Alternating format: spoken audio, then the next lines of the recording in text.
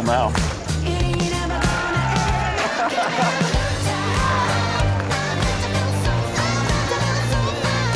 No pictures, please. Good luck. Big value.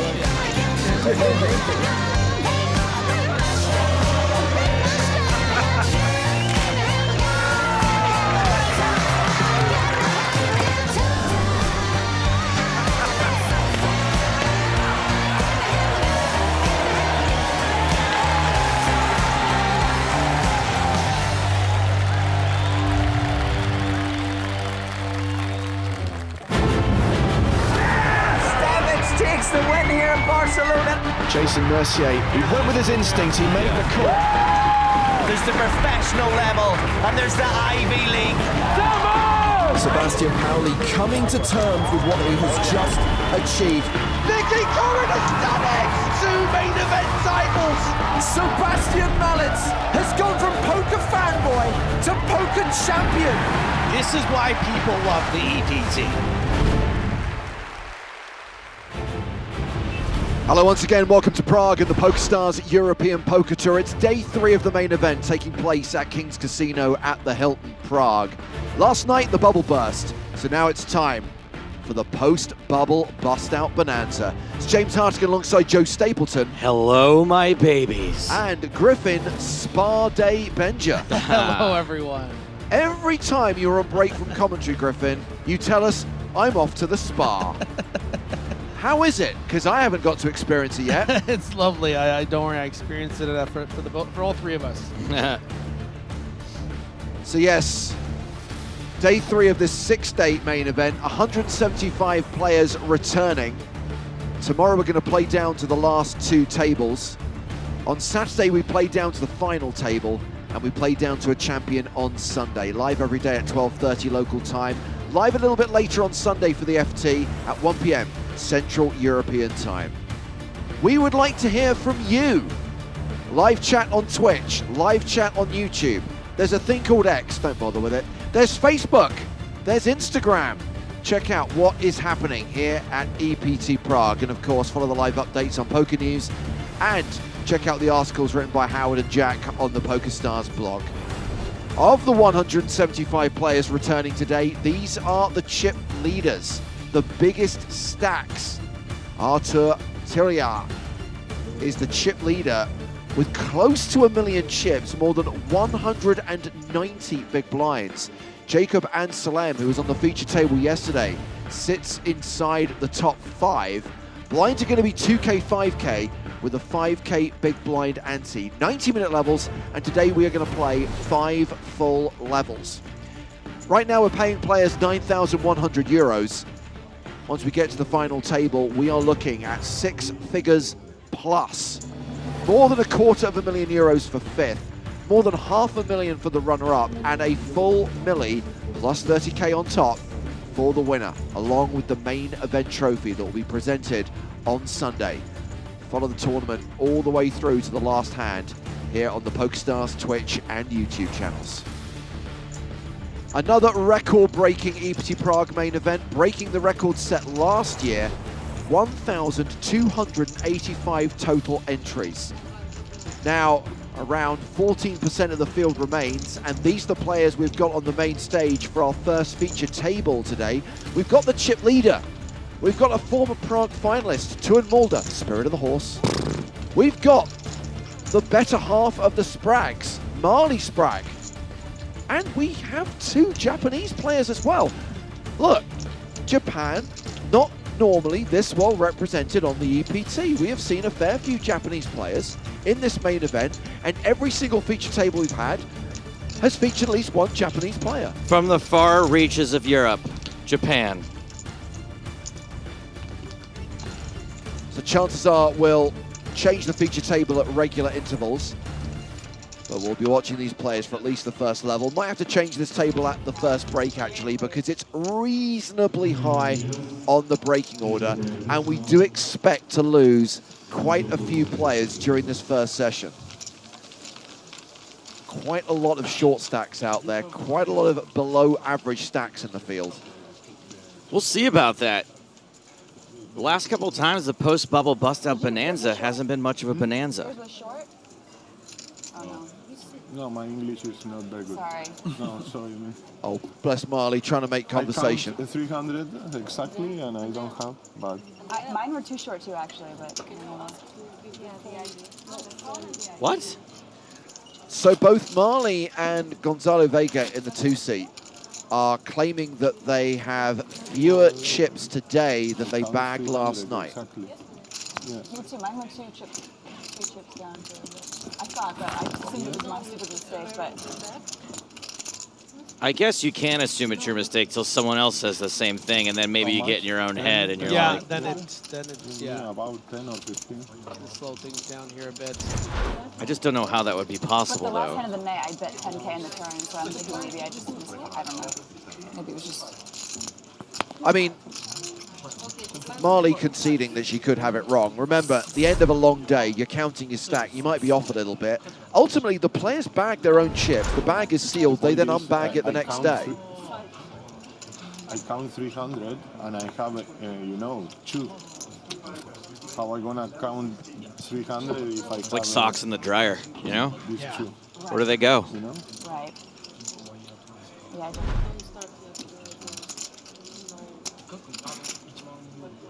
The floor has been called to the feature table to listen to their concerns.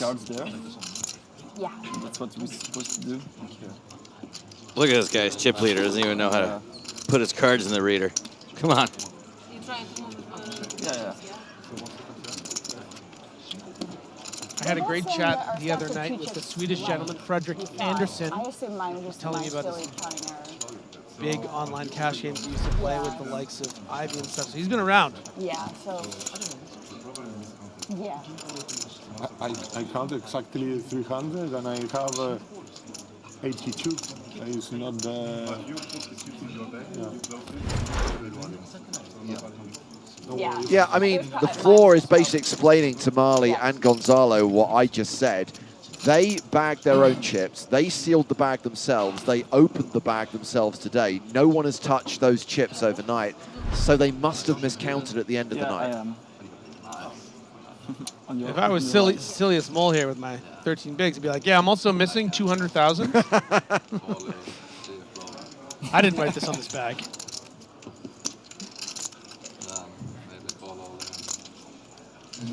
Well, looks like we are now ready to get the action started. We kick things off with level 16. Blinds are 2,000, 5,000 with a 5,000 big blind ante. We are underway with the first hand of day 3 of the EPT Prague main event. Good luck.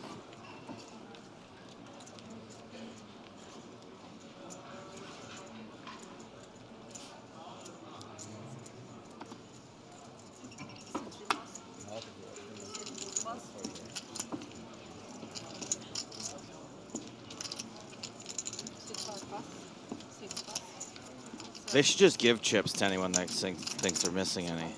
Yeah, that's what I was thinking. That's I what I didn't would want to do. say it. But Yeah.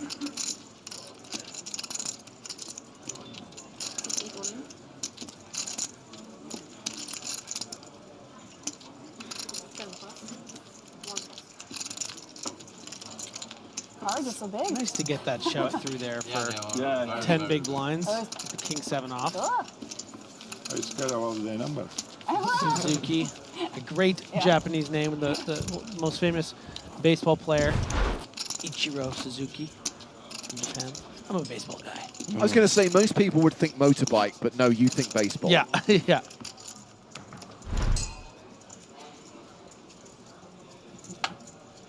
So hand 1 of the day.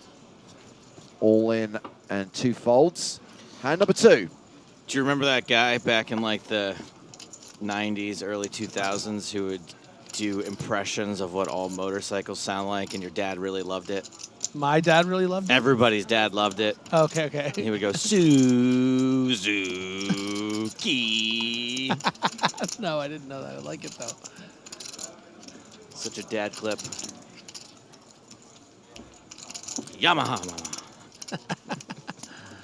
And would you look at this with minimal fold equity at about 12.5 big blinds. Get a shove here. And really going to hope that Mulder has something like this or a little worse that might fold for. How much? It's going to be kind of right on the line. Ace-8 suited, I think. Ace-9 suited, you probably side call. You know, maybe your King-Queen suited, your Ace-Jack and Ace-10 os, but he just goes for it. Love it. Spirit of the horse. An unconventional coin flip. But we are off to the races. Suzuki with the small pocket pair. Mulder with the overcards. Like giving versus receiving. One of these two things has a slight mathematical advantage. Nice Christmas reference. We're doing all Christmas. Or holiday, I'll say. 9-9-7, so now there are counterfeit opportunities. Aces, 8s, and 7s working for the spirit of the horse.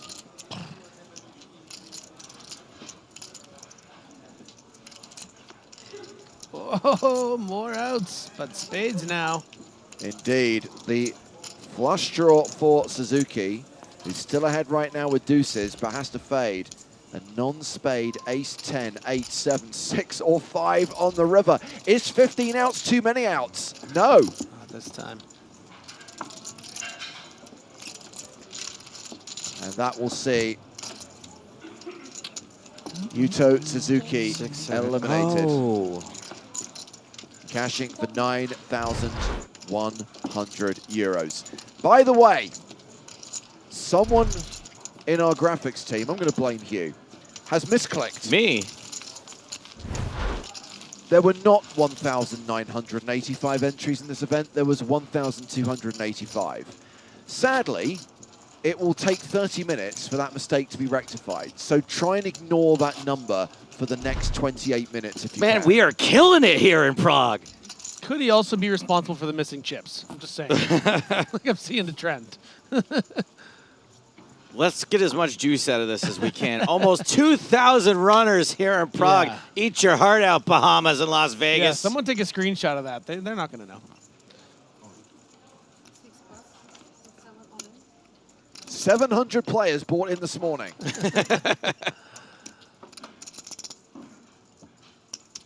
Another all-in. Nemoto is shoved with ace-6. It's all into call for Silius Moll, who's got ace-9 of hearts. Yeah, it's pretty tough because, yeah, Nemoto happens to have the ace-6 suited, but that's really the bottom of Nemoto's shove range here. And you still have 3 people to worry about behind. So do you want this to be your last stand? Probably not. Easier said than done throwing in those chips. You just got here, you just sat down, you know. I mean, not being funny, guys, we're going to make it up. Why don't we make it a field of 10,985? Takayoshi Nemoto playing 89k, 17 big blinds. Moll's still the shortest stack at the table with 12 big blinds. And we are 5 minutes into play and already down to 170 players. 5 eliminations so far, including 1 KO at the feature table. But the post-bubble bust-out bonanza is real so far. Indeed. Oh, there's another one, down to 169.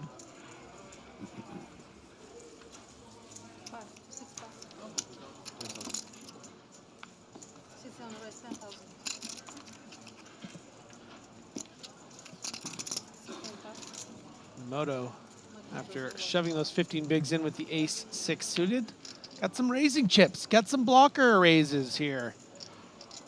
He's made it 10,000. Marley has folded. Gonzalo Vega, queen 10 on the button.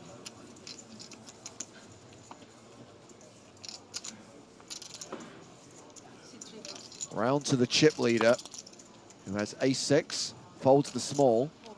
Frederick Anderson. 10-3 off.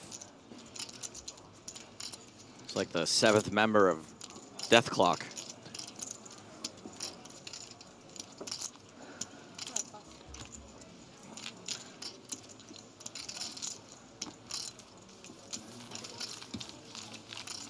Well, well, well, Mr. Nemoto. 2 hands in a row. Kill pot.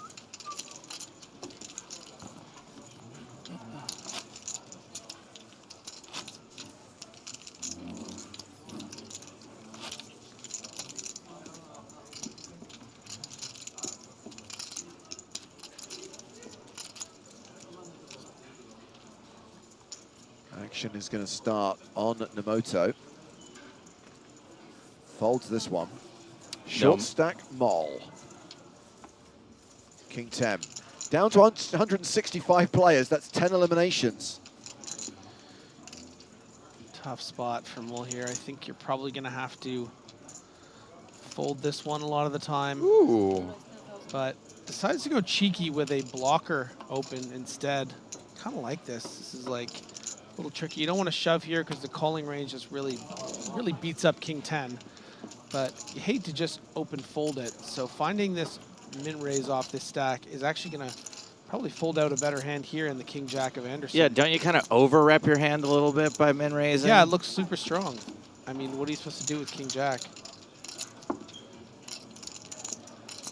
Nice one. You like that one? Huh? Yeah.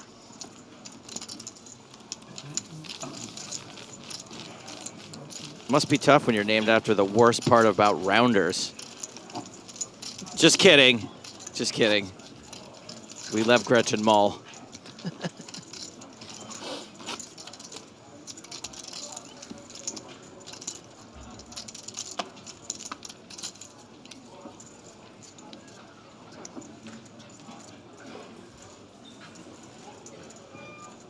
Mole now playing 15 big blinds. First to act here. Folds. Marley passes. Vega's out. Round to Anderson on the button. Blind v blind, 2 and Mulder in the small. Pocket sevens, and his opponent has an 18 big blind stack. A lot of different options here for Mulder. You could just open shove, but I feel like Mulder is going to lean more getting max value from a hand like this when it is so strong blind on blind.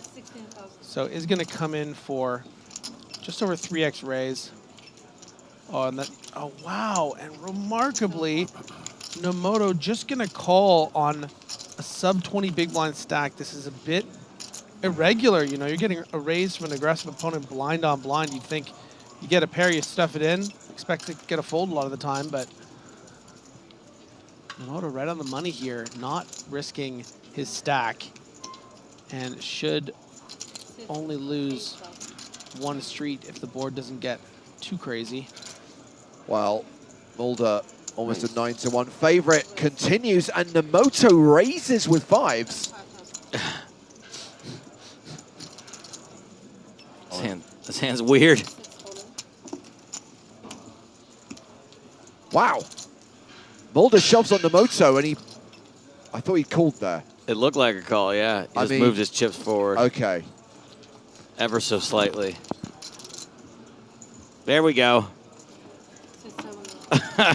Somehow. Well, this is a domination situation, and it is not looking good for Nomoto. 11% equity. He needs a 5 on the turn or river.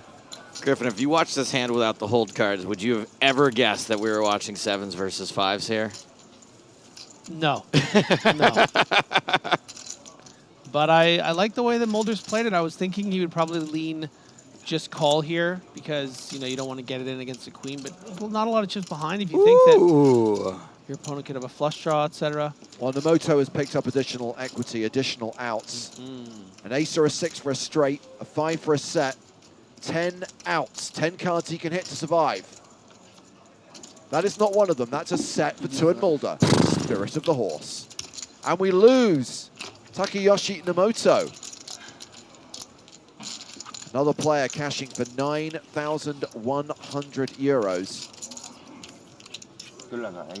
As a new player arrives on the main stage, Nomoto departing and heading for the payout window. Marcello Miniucci taking a seat at the feature table. Don't take it seriously. I play? Do you think that charter jet back to Japan is leaving today, and that's why Mulder's busting all of the Japanese players? Mulder up to 611,000, 122 big blinds. This is mine. Mulder taking out both Japanese players to start the day. Long time in Spain. There's Miniucci. In Mallorca. Girl! What a look. His #1 girl. Big vibe. Not sure if I like it, but big vibe.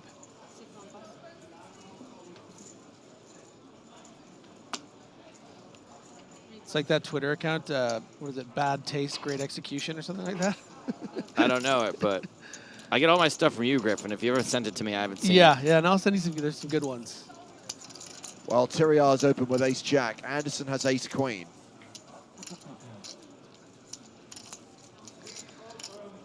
And at this stack depth, you can really justify shoving or inducing here with ace-queen. Because it's the chip leader, and you expect him to be opening so wide, you probably want to give him a little rope here. And I would expect to see a three-bet around 30,000. Hope for that. Yeah, just 25 here from Anderson. Hoping to get that shove. And I'll tell you what, Artur, the chip leader here, might oblige. Pretty strong hand ace-jack. There are going to be some bluff raises here from Anderson on this stack size. This could be a really huge pot for the Swede. I mentioned talking to Frederick the other day. Yeah. He told me that he never plays tournaments because he doesn't have the patience for them. So it's nice to see he jumped in the main event and having a little run here and could have a decent chance at a double up.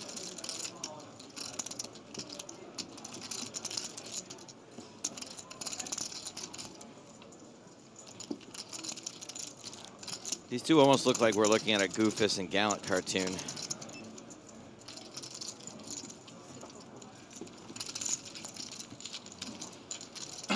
And wisely, Artur just calls with the ace-jack, and unfortunately for Anderson. Oh, wow. The rotation has occurred in favor of the chip leader, who's now an 87% favorite.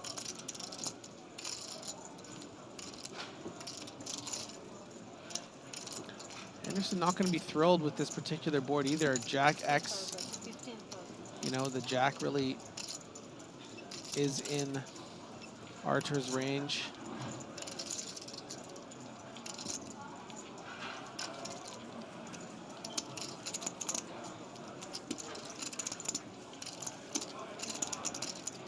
Continuation that of 15,000. We have dropped down to 160 players. That's 15 eliminations in the first 15 minutes of the day as we see the check raise from the chip leader, 35,000 total. Just a little bloop.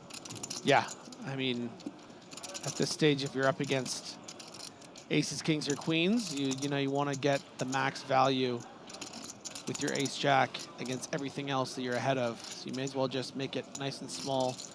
Give Anderson a reason to continue with worse hands. And does. That's you know, like I said, Anderson, it's going to be sticky. A lot of history as a heads-up cash player. And this is heads up, not going anywhere. Well, opportunities emerge on the turn. Both have the wheel draw now. But Anderson just 5% to win the pot outright. Need a queen on the river. All of it. Oh, wow. And forced to fold the turn after getting shoved on. And that will see Artur move over the million mark. The chip leader now has 1,020,000, is playing more than 200 big blinds.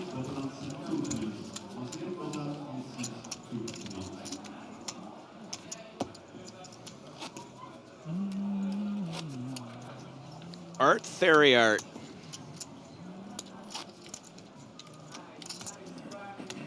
Little theory sandwich.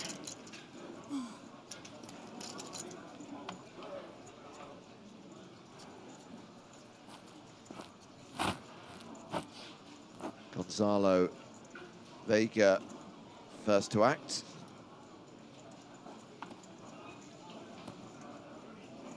Folds. Round to Anderson.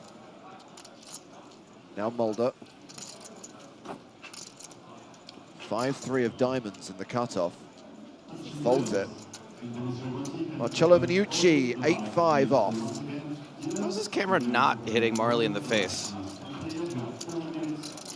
Because we got the best in the business. Blind v blind. Silius Mall with just 12 bigs. Ace 8.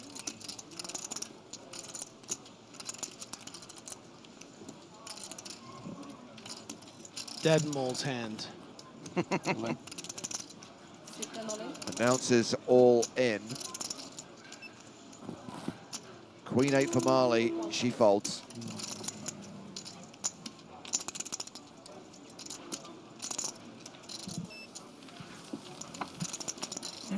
And there is another new player coming to the feature table. The empty seat is going to be occupied by Daniel Erlandson. After each day? Yes. Yeah. Every day you're gonna get 6 additional. Hello. Hello. Hi, how are you? Of course, with it being day 3, the shot clock was introduced at the start of play today, so everyone was given 6 time bank cards, and players just clarifying they get 6 additional cards at the start of each day moving forward. Levels or What? if you don't use it, you can keep it for other levels. Yeah. This comment from Bragg Balla. Why does Marley have 2 chips stuck between the felt and the armrest? Really? No, I don't think so. I think they're playing on the bit from earlier. The missing chips. Sure, but I'm saying if she does have 2 chips stuck between the table and the armrest, that would explain where they went. I think this person's putting you on. That's how you get to a table. You get pocket 10s. Man, I hate getting to the table, getting pocket 10s, pocket jacks. You don't know how anybody else has been playing. You got no reads on anybody. You have no sense of the flow, the dynamic. 32. Nobody wants to believe you because you're new. It's like when you go to prison and you pick a fight on the first day. That's how I did it. So Erlandson, playing 40 big blinds, is prepared, I believe, to play for them all. Cutoff versus Mulder's. Actually, I guess it's hijack against +2 here, so sometimes you would see some calls mixed in with 10s here, but instead Erlandson is going to play it aggressively and prepared to go to the felt. I would say Mulder's going to lean, call, not going to want to risk 40 big blinds with little to no information on this new player. King Jack 8 with 3 clubs. Mulder with the 6 high flush draw. Erlandson favorite for now with the pair of 10s. Yeah, just a great start for Mulder and catching up to Erlandson here. I think Erlandson, you know, could certainly bet here, but might mix in some checks as well, which gives Mulder a free card at that flush or 6. Check, check. Ace on the turn. Erlandson now a 3-1 favorite, has the gut shot straight draw to go with his pair of 10s. Mulder still with the flush draw.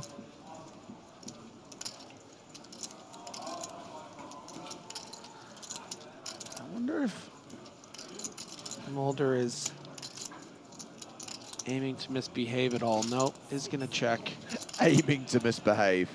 Well, you know, you're thinking maybe my opponent could have something like 2 10s, 2 queens here. What if they don't have a club? Yeah. Could I just bet here?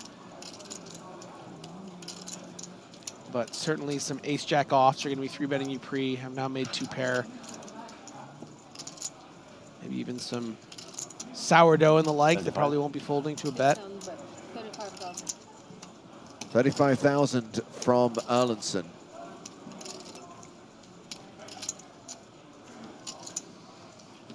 Effectively turning these 10s into a bluff. Even though it is the best hand right now. Erlandson doesn't know that. Doesn't want to lose its showdown to something like Queen Jack of Diamonds. Wouldn't that be brutal?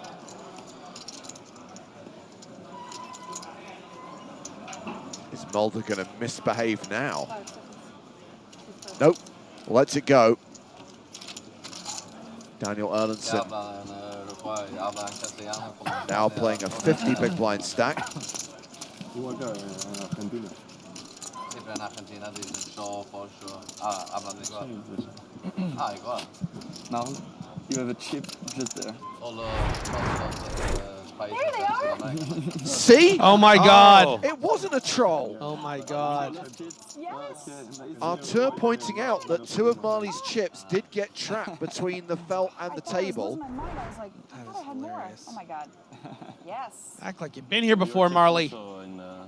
And the person in chat noticed it also. Mine were stuck in here. Yeah, First time chatter, Bragg Balla. I definitely count badly. Do we have any Good eye. prizes? Yeah, do we have I one think of I those was like, oh, gold I pat? don't One of think those things that we Not a have? gold No? pass. Do we have a Sharky or something? Yes. Yeah. Gold pass. Get out of here, Griffin. Come on. What do we do with the shark I'll cage? I'll gift him a sub. Can we give him the cage? Honestly. I'll gift him a subscription to the channel.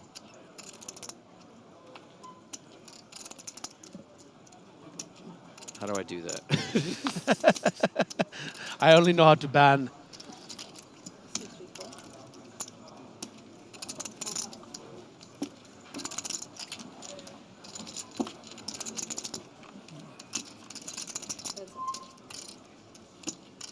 Woo! Marley, you came to the wrong party. I mean, it's a pretty solid flop for King 10. Yeah, and Marley going to be well aware that this range schmacks Gonzalo Vega's range. Just a great name. Love a great name. By the way, there is someone posting in the YouTube chat right now under the name Albert Einstein, displaying none of the intelligence or wisdom of their namesake.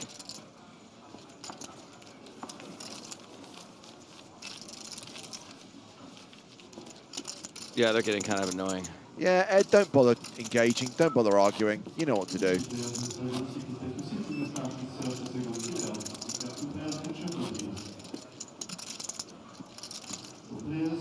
All right, Einstein.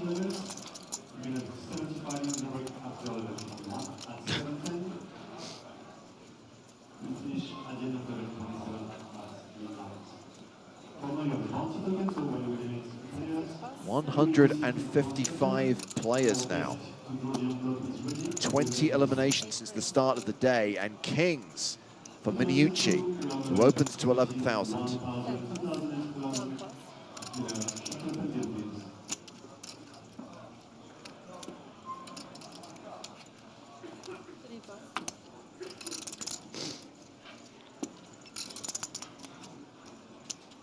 Girl.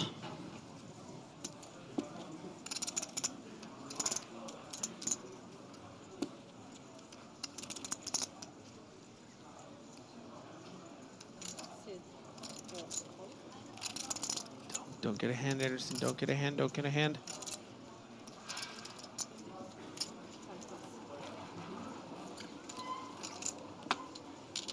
We're going to see a flop. Can't get much more dominated than this, but our chip leader is not going to get a flop. He's going to be thrilled with not even a heart in hand. No. Should be able to get away.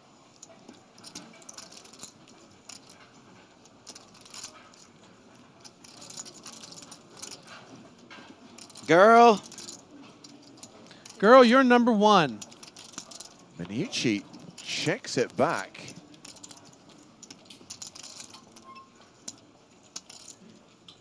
Tyria is now drawing dead.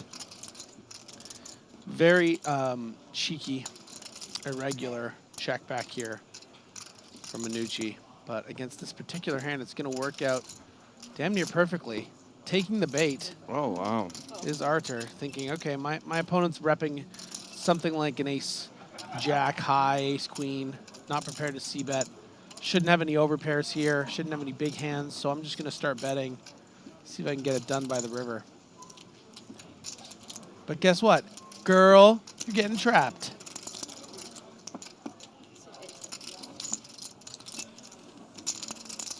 Trapped, you say? Oh. Ace of hearts on the river. And if Tyriar bets big here, Griffin, is there any chance that Minucci folds kings? Definitely a chance. I don't know if he's really going to have this gear to be betting here. You know, you're expecting your opponent to have a lot of hands like we talked about ace-jack, maybe with jack of hearts on the turn here. Maybe, you know, 2 7s, 2 6s with a heart would be checking back the flop and calling. So I think this is just fine as played. Marcello chipping up, playing 43 big blinds. 2 shorties at the table, Celia Small with 15 big blinds, Frederick Anderson with 11 big blinds. Still an hour to play at this level. We are down to 153 players. A recent elimination, Dario Sammartino.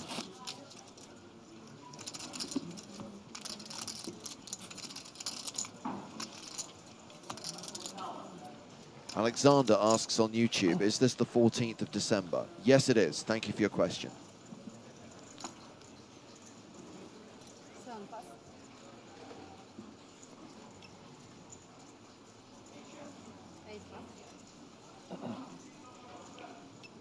Queen 8 for Mole.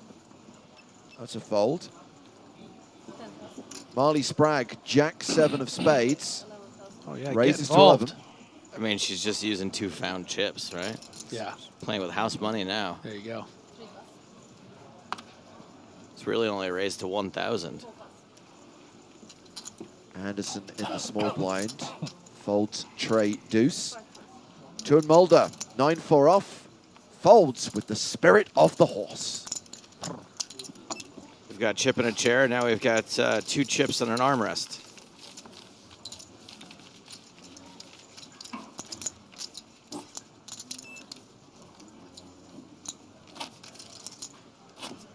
Marley, of course, one of the many reasons famous for her great videos that she does on Twitter. Very funny. I've really enjoyed the last couple she's put out. Yeah.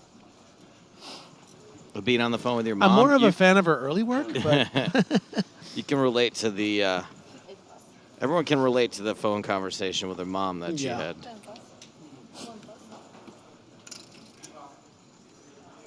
You didn't go all in with 10s again, did you?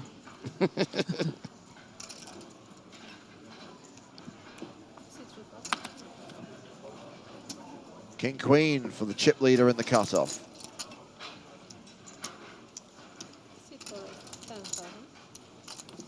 Raises to 10K.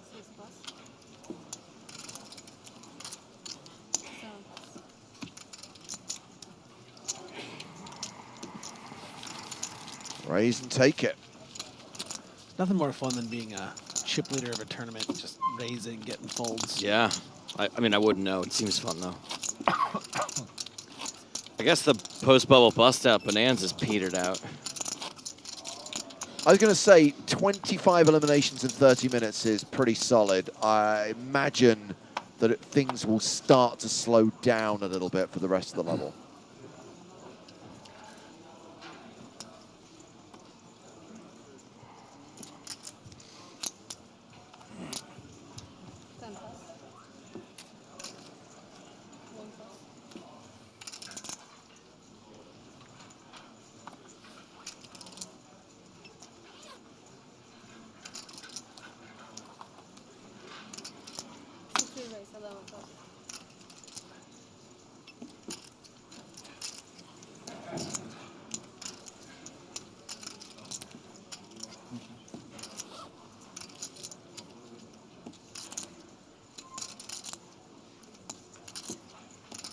So Vega opening with ace-9, Tyriar with king-10.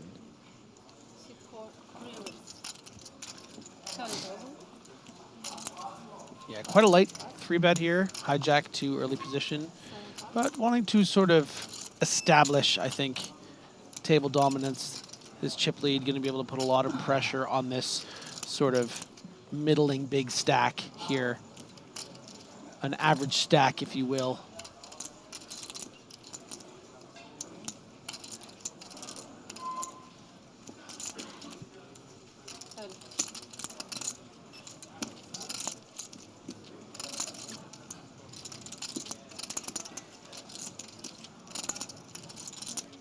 And yes, pause for concern for sure. And this is the great thing too, though, about, you know, when you do take these light 3-bets in early positions, sometimes you can get quite better hands to fold behind. Ace Queen is going to be right on the line there, but you know what? Minucci says, girl, this ain't my first rodeo.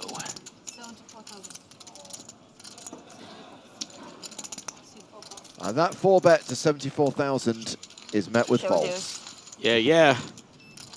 Show deuce. In 30 minutes you can see it. Okay. You'll see it on TV. Marl's TV.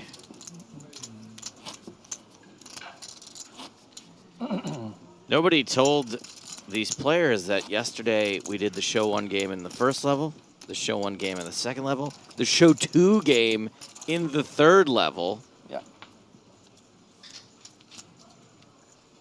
Stanislav Grodek gets in touch on YouTube. Stanislav introduced himself to me in the poker room earlier this week. Hi guys, it was great to play the main event. Pleasure to meet you in person, James. My friend Alex is still in.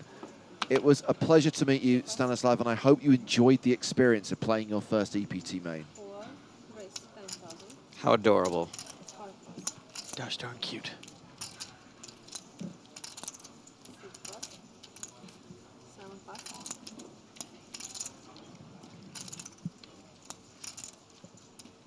Do it again. Do it again, girl.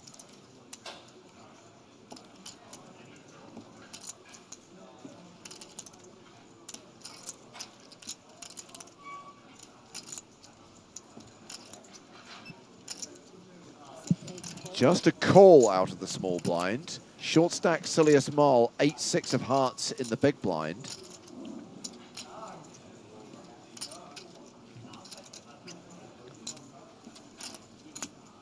Yeah, I think we're going to want to see 3 here with a hand like 8-6 of hearts, try to flop some equity. And then get her in. Has hit a 6 on the flop. That is some equity. Action check to him. Checks to the pre-flop aggressor. Chip leader Artur Toyar with top 2, a 3-1 favorite in this 3-way pot. Yeah, you almost feel like you flopped too well here, and you should expect to see a lot of folds. So size is down, I think, because he wants Minucci to get in there with hands like this. I think Minucci's going to be more inclined to do it with something like, you know, King, Queen, Queen 10 of spades, clubs, or hearts because of the 1 out there. So it's not going to work against the Queen 10 of diamonds, but I think that's the intentional sizing by design, is to get those hands to pay a little.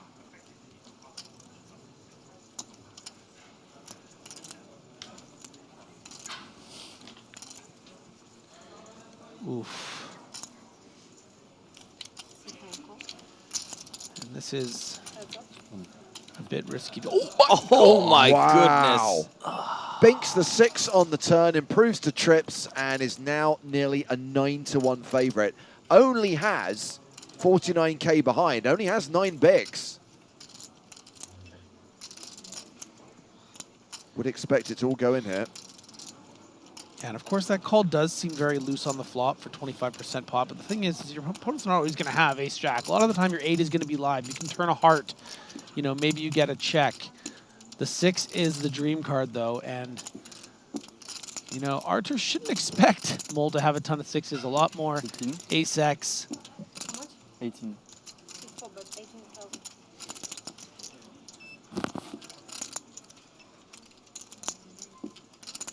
Well, I guess I call. Well, you know, Mole might want to consider shoving. Let's just say, you know, Artur has something like an ace-9. No reason to bet again on the river because you're going to be chopping, you know, with that jack playing on the board. So you want to get all the money from an ace here. You don't want to allow the check back. So I think that's why we're seeing some consideration here. Do I really want to just call and have an ace check back? Do I want to shove here and get it all? Is he ever going to 3-barrel without an ace? Ah, position. I forget about it every time.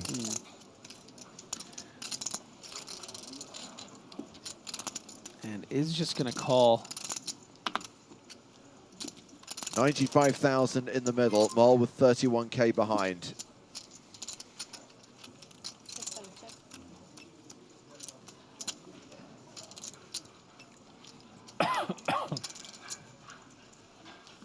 You're dying for a check back here, aren't you, Griff? 0% chance. You're dying for it, though.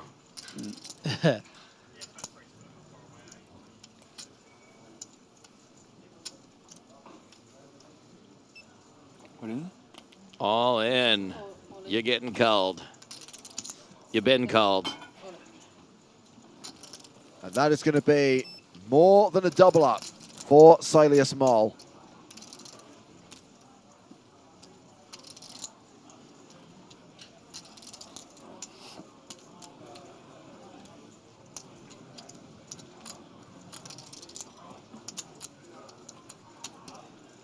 Not too much of a dent in Tyriar's stack. Mole now playing 157,000. Around 30 bigs. Frederick Anderson now the only short stack at the table with 11 bigs. Griffin, would you call that a hat, a beanie, or a toque? That's a good question. Toque, probably. Toque? Yeah. The outer tables. 150 players remaining from that record-breaking starting field of 1,285. Love how those clocks are built into the wall. So cool. The future is now. Back to the main stage. It's true. There are some great TVs at this venue. Big TVs.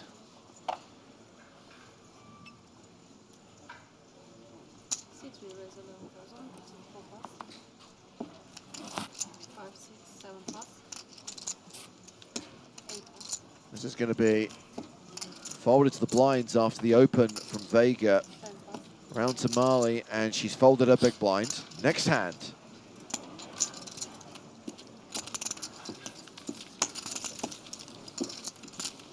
So Stanislav didn't make it beyond the start of day 2, ran queens into aces, but says, I'm not tilted at all, had a blast, played the best I could.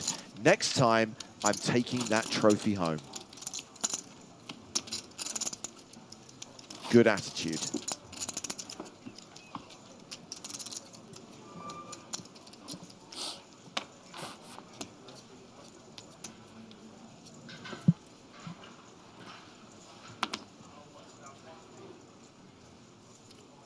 King, queen suited.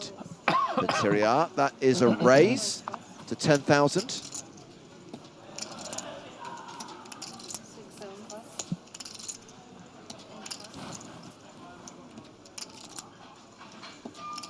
Marley Sprague in the small blind has pocket fours. Ooh.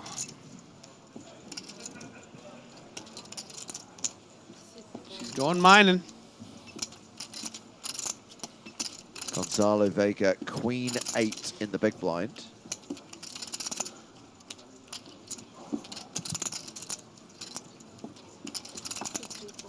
Calls as well, 3-way to the flop.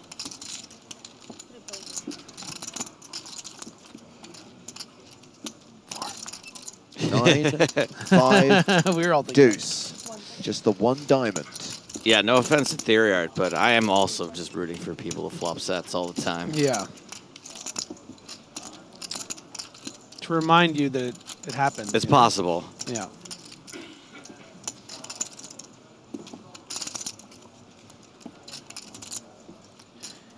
And with the range advantage and the potential of some decent turn cards to barrel, that should just get through both opponents here. And it's tough when you're Marley in that spot, right? Of course, we can see the cards and we know that she folded the best hand, but it's difficult with a player behind with that range advantage as we discussed. I mean, Terriard could just come barreling out there on a brick turn, and you're kind of frozen up with 4. So I quite like the fold, even though we do know it was the best hand. Yeah. Roughly halfway through the level, about 45 minutes on the clock until the first break of the day. 149 players remaining. And chances are we are going to have a new featured table. The post-bubble bust-out bonanza was dramatic enough to ensure that this table will probably break during the second session of the day.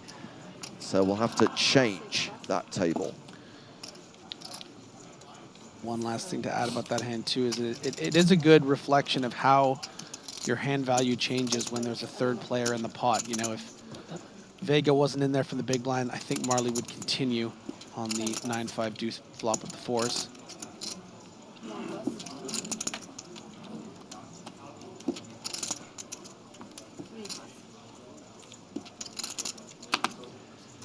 Good sweater for our chip leader.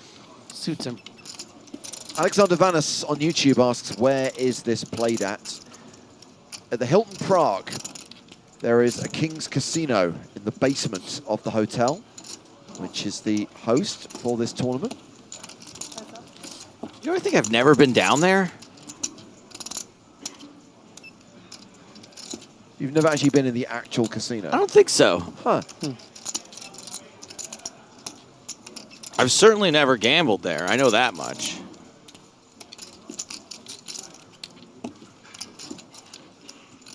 I kind of want to check it out now. It sounds, basement, sounds sexy. It's like, what's going on? I believe the posh term for it is lower level. Okay, there it is.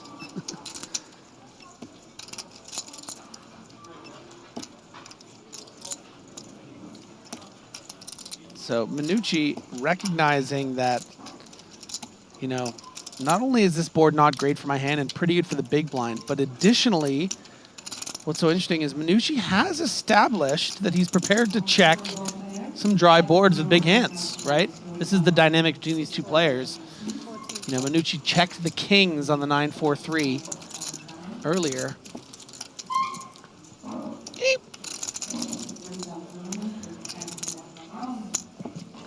But still with that kind of equity, also recognizing he's not always going to just have pocket kings. Our chip leader is going to bet out.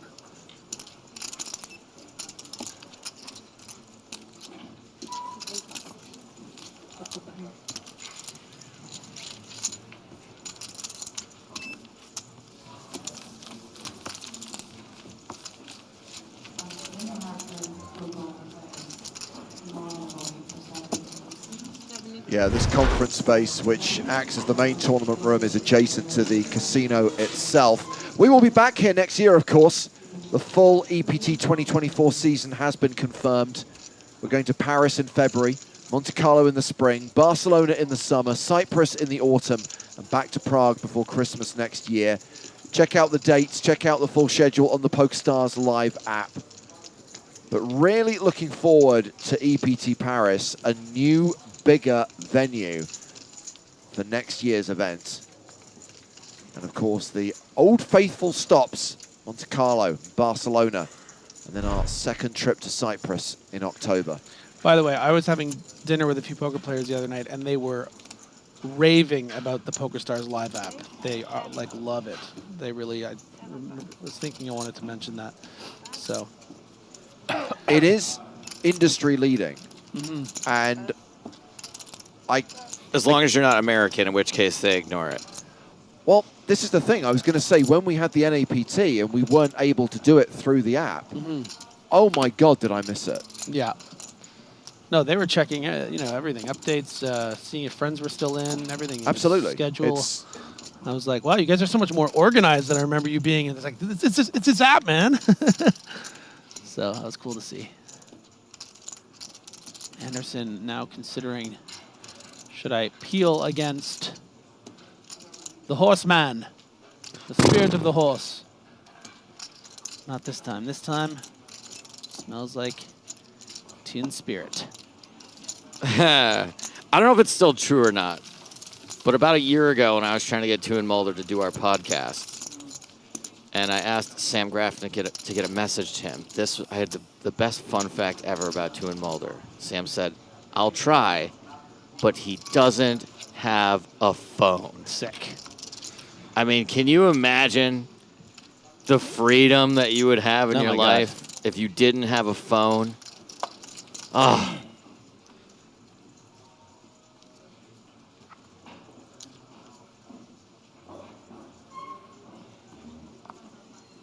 What a dream. You know what? We lived that dream once when we were kids. That's true. Want to go see your buddy? You go to his house. Well, knock on the door. For the benefit of people like Tu and Mulder, PokerStarsLive.com is still a URL you can use in a traditional web browser. So if he wants to fire up Netscape Navigator and type that in, he'll be able to get information on next year's EPT season. You're right, though, Joe. We're just so buried in our phones. We are. I know some of those website names better than I know my own grandma's. I have so much stuff on my phone. Anderson, great spot to just shove, big blind fold, pick up a little chips, move on to the next hand, you know. Speaking of, what's your high score on feed eggs right now? Ooh. Ooh. He's going to call the 10 big blind shove. Anderson at risk. Mulder with live cards.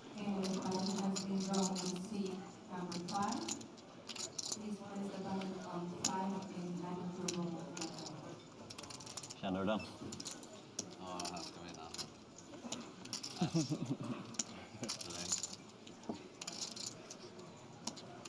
Ace on the flop. Wow, look at those numbers, eh? 52-48. He hoped. He hoped. Guess folded cards. Yeah. Bumping up Mulder's queen-jack percentage. There is a queen and a jack. Ooh. And heart's not a factor. That's bad. Anderson drawing very thin now. I'd love to see a king or 10 of hearts here. Give yourself a chance at a chop. Ace 5 deuce. Could be drawing dead on the turn. Hearts, hearts. Yep. Oh, no. No. No, it's the 5. It's the 5. So aces and 5s.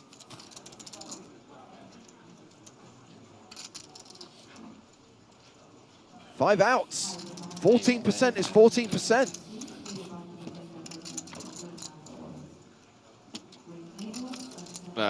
There's the 10. So, Frederick Anderson KO'd by Tu and Mulder, Spirit of the Horse. And A5 Cubing and More asks on YouTube, do you have a video of the NAPT Mohegan Sun final table from 2012? Huh? Impossible to have a video for an event that never took place. Ooh. Trick question. He's got Hardigan. Trick question. He's got Hardigan.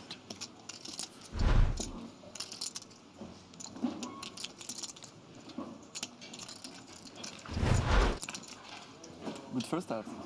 Their plan is tuing.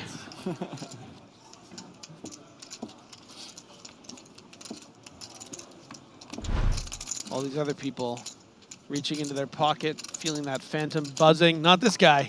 Of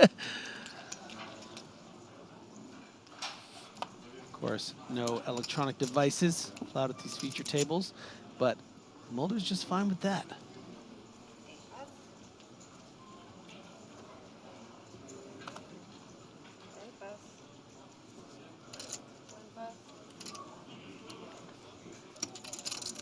AC King on Twitch says it's actually so funny because 2 days ago, Tu and Mulder wanted to go to the toilet and I was staring at my phone and stood in his way accidentally. And he was looking at me slightly weirded out like, man, these kids nowadays. I can't tell if it's a bet, but I like this.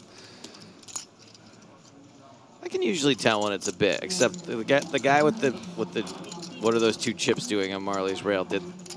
Yeah, that threw off your whole radar. Now Yeah. you're not even sure what, you know?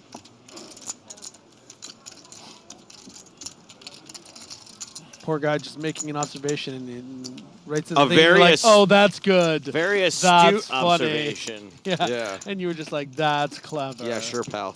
Well, taking a look around the room, we're checking on some former champions playing on day 3, including Robin Ulatalo, who took down EPT London back in 2013. That same year, the Monte Carlo main event was won by Steve O'Dwyer.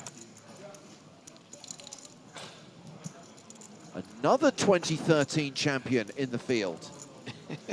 Look at Tuking. It's Tuking good. Dimitar Danchev, who won the PCA that year. The Scimitar.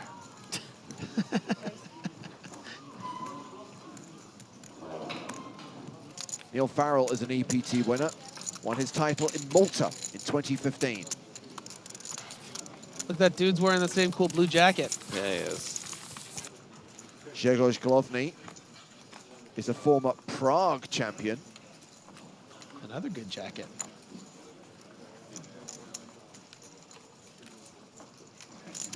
And there is another former PCA winner, Maria Lampropoulou, took down the PokerStars Caribbean Adventure in 2018. Absolute legend. Back to the feature table.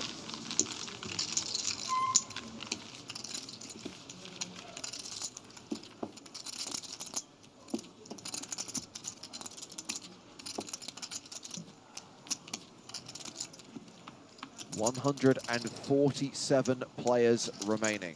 Maximum break. Talking of the break, it's 36 minutes away.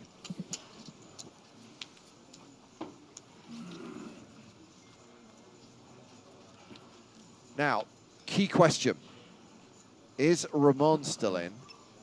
And is he still wearing his Christmas jumper?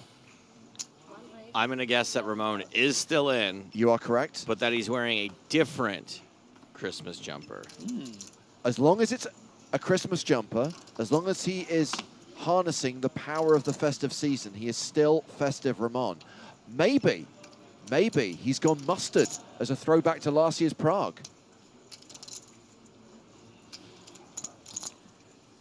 Couple medium premiums, we'll call them. Pocket nines and ace jack off here. 29. AC King, I made a reference to a different game. I'm not sure I'd class snooker as a sport. Yeah, come on. It's as much of a sport as poker is. No way. Snooker? You got to physically do the thing. That's a sport. Physically knock a ball? Yes. How's that any different than golf? Touche. At least you're walking in golf. Not always. I'm with you. I'm not a poker as a sport guy, but yeah, snooker is a sport. Doesn't mean doesn't have to be physically exhausting to be a sport. Need some physical acuity. So quite a dynamic now being established between Minucci and the chip leader. This is the second time now we've seen similar size 4-bets from Minucci following a 3-bet. And again, gonna fold. Now show the deuce.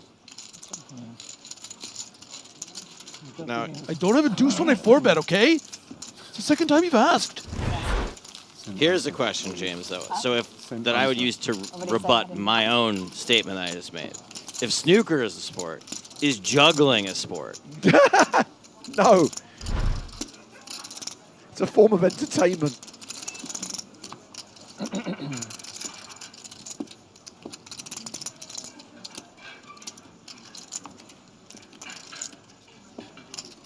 Okay, I have to follow up. Is yo-yo a sport? Because you can like actually be in competitions with that where you're... Yeah, you can be in a juggling competition.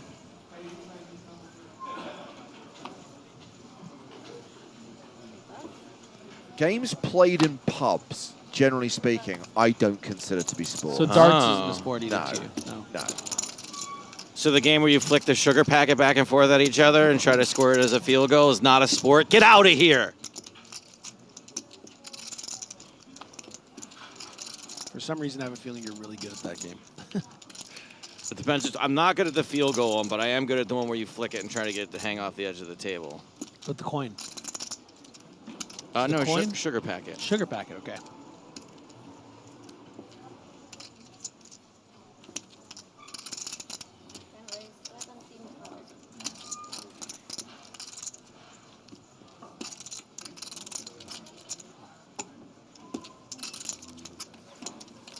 Brag in Prague.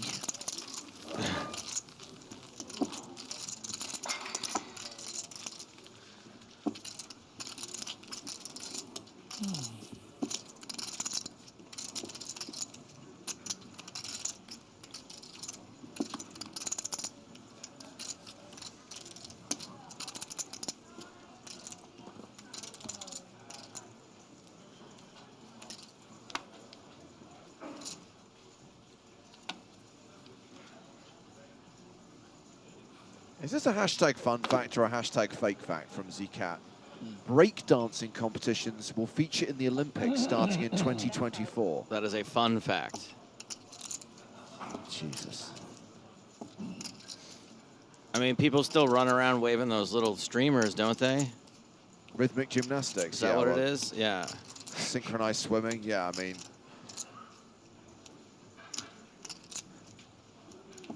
I don't know if you know this, but everything is everything now. All at once. That's right. Everything is everywhere all at once.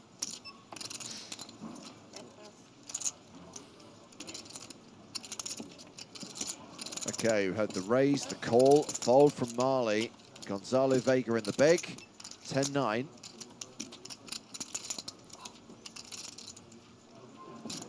Expect Vega to complete here. And we got Battle of the Mid cards.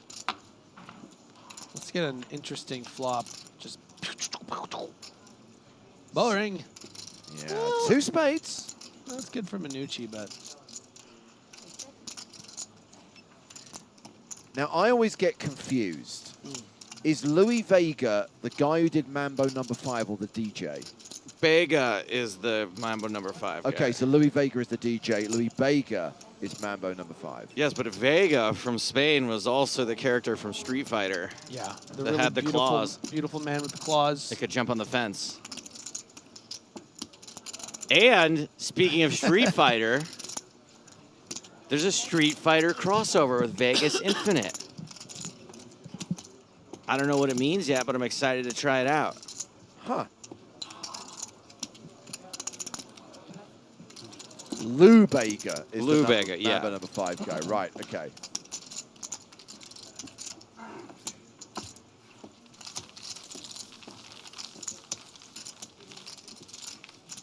Did he, like, have any other songs? Yeah, Mambo #4, Mambo #3, Yeah. Mambo #2. Just out of interest, what other tracks were on his album? Remixes of that song? I'm pretty sure that there are a lot of Mambo #5 remixes on the Right. album, yeah.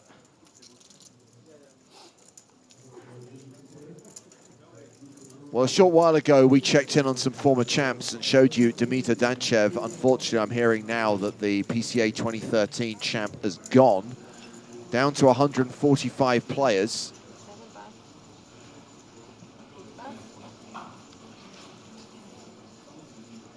Thank you, Alex. I Got a Girl, number 78 in the UK charts. I'm going to call that not a hit.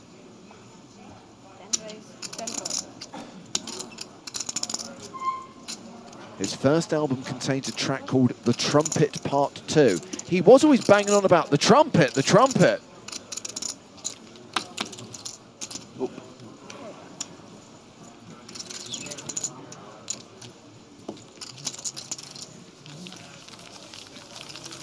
What a great level for Silius Mull. Started as one of our chip-deficient players. Yep. And now all the way up to 167. Yeah, I mean, 1,000 still for 33 bigs. the shortest stack at the table, Griff, but 33 big blinds. Nothing to be too worried about at He's this point. buzzing right now, Yeah. James. He's buzzing. He's loving it. He was down to 50K calling bets with bottom pair against top 2 pair, and now suddenly he's in contention here with 145 left.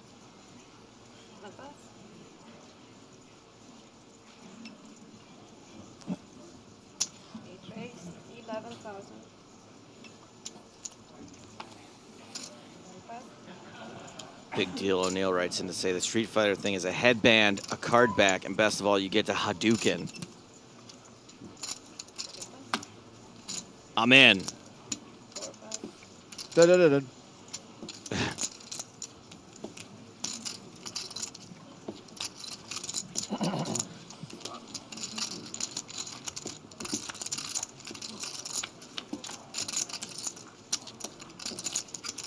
Ooh, that is not a bad flop for 8-4. Pair and a flush draw. It's a post-flop flip. I can't have him making the flush here because then it's going to justify people saying that you have to call with any 2 suited cards in the big blind for like the next year, and that's annoying.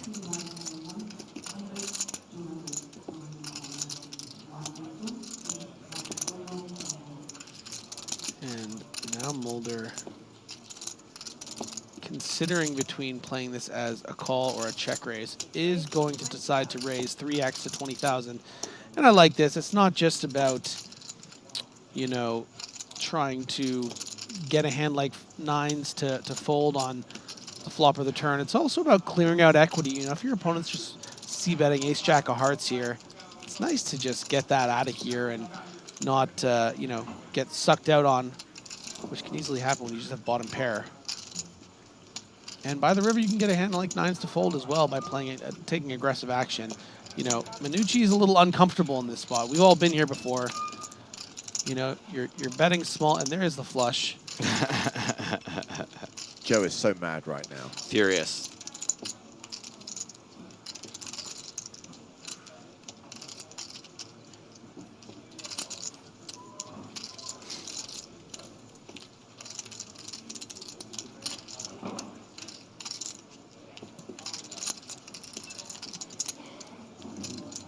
If you're in Mulder's shoes, you're more focused on getting max value than potentially getting a better hand to fold.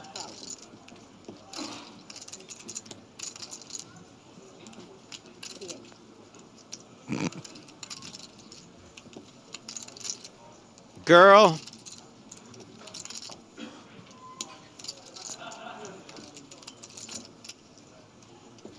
This is that guy who plays online.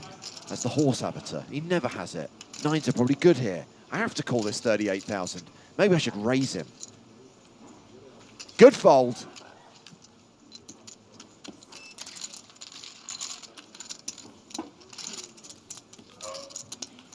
You guys heard his inner monologue there, right? That was crazy.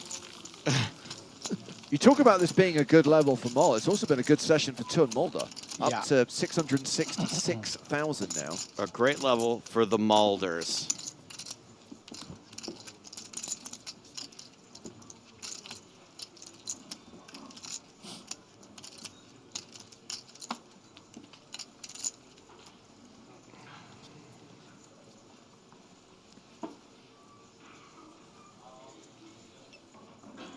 Okay, I gotta ask, what is T and Mulder doing on his break? He's not going on his phone. What are you supposed to do?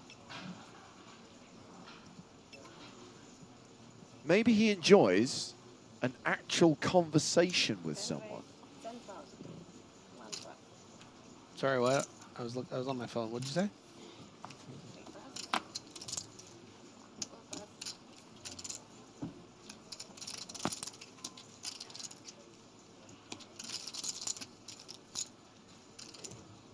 And about 33 big blinds effective here with the pocket threes for Mulder.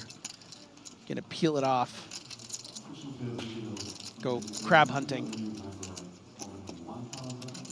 I do enjoy it when we get sidetracked and the conversation takes some weird turns, but the fact that we're now debating which sports people have emphysema really tells you that something's gone too far.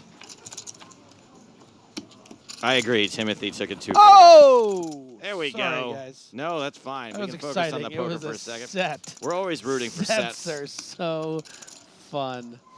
Oh, man. Spirit of the horse. And Mole, not a lot of chips to work with. Obviously has the range advantage with the early position open, but against two opponents. Oh, any value from the ace-6, maybe? I really got to work on my horse thing.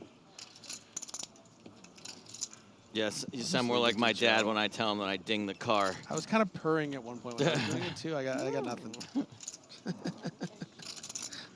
You gotta get the the nose involved Okay. as well as the mouth. Okay. It's like, We'll practice it on break. That's probably what Tuin's doing. Wow. Since he's not on his phone. Touche. And now Mole's thinking, do I want some protection here? No, I don't want to get check raised here. And can you see how under-repped Mulder is here? Just expecting so many folds on the turn, so was hoping to find a check raise maybe against the big blind, betting out. And checks again now that, you know, 5s and 10s have made straights. I think once you've checked twice here, there's no reason to bet the river. You should just be bluff catching.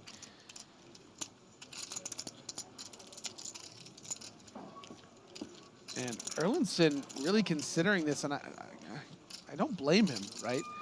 We, of course, can see that Mulder does have that set. So you're thinking, why would you bet here? Well, the big blind, this is all over the big blind's range here. You're going to have a ton of 10s and 5s. But with that sizing, I don't think Mulder's going anywhere. Could also, it's not a particularly large bet, so it could also be, you know, a two-pair block as well, but it's just a bluff. And max value right there for Team Mulder with that check on the turn. Mulder wins another pot, moves over 700,000, has more than 140 big blinds, although blinds will be going up in 20 minutes' time. 145 players remain in this EPT Prague main event.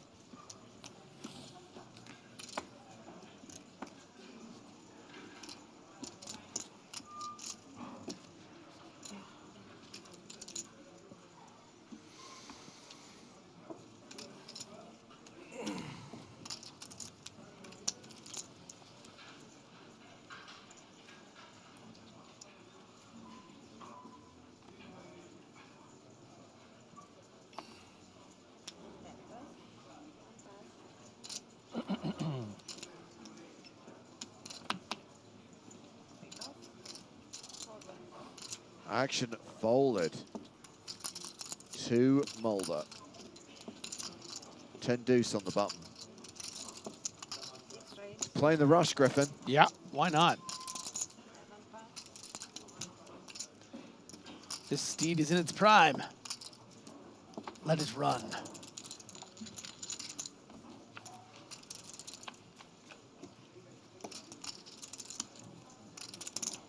Ace, Jack, 7. So King High still ahead, but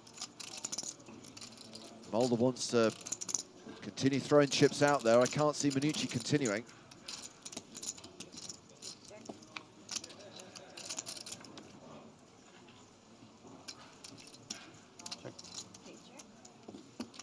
Delayed C-bet maybe?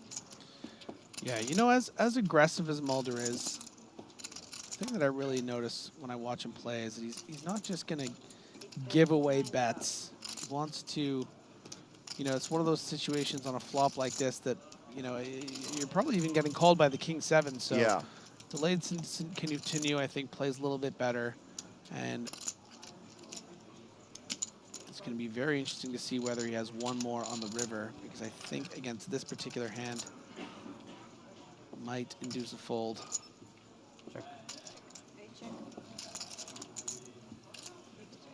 Good discipline, because, you know, Minucci looks ready to pick someone off, doesn't he?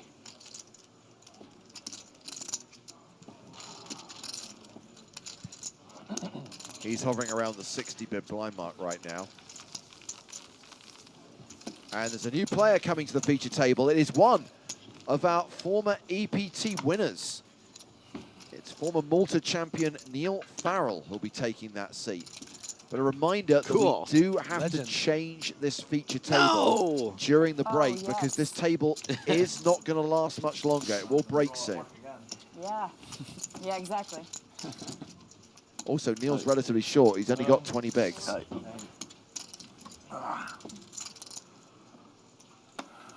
Neil Farrell. Ah.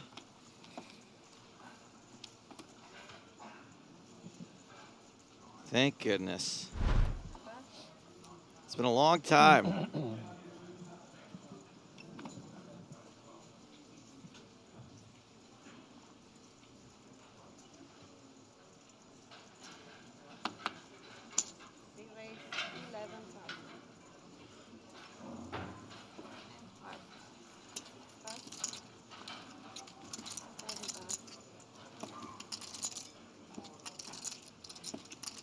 Vega opening king 10 offsuit. Miniyuki. Queen jack in the small blind. Offsuit. But he likes to play. And the big blind. What say you, the brother from Get Out?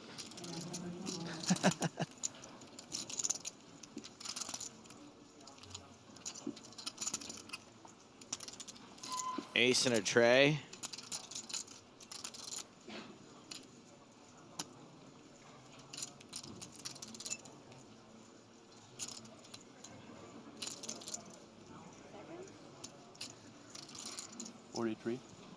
Nice. 43? Nice. Yeah, effectively a 4x raise. Yaddy, yaddy, yaddy. Yeah, gonna put Vega in a coffin. Minucci can have such a capped range here from the small blind. He is suspicious, but doesn't have much of a leg to stand on.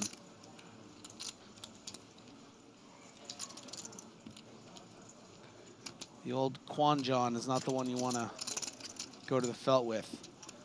You know, sometimes if you had pocket sevens here and you didn't believe them all, maybe you shove it in. But Queen Jack, you just give him a stare. Maybe waste a time bank card. Think about what you want for lunch. How's it go? Pretty well so far. And you? I'm still. Miniyuki. I was up against some interesting things this morning. While we wait on this decision from Miniyuki, Did you want Varath asks, We did, yeah. hey, any rankings available for now? Absolutely. So, 2 pair beats a pair, 3 of a kind beats 2 pair, a straight beats 3 of a kind, flush beats a straight. Are you sure? Where are we at with 3 pair? Have we adjusted that? 3 pair not possible. Wait. Are Yeah. you sure that it's not a straight beats a flush? No, a flush beats a straight. Sorry to Okay. think about it for a second. But anyway, Okay. there are your rankings for now. You're welcome, Varath. Thank you for your question. I'm gonna mostly sleep. No word table. Yeah, I'm mostly gonna sleep. It should be fine. Yeah. I have a sleepy stack anyway, you know. It's all good. So it's okay. You're lucky.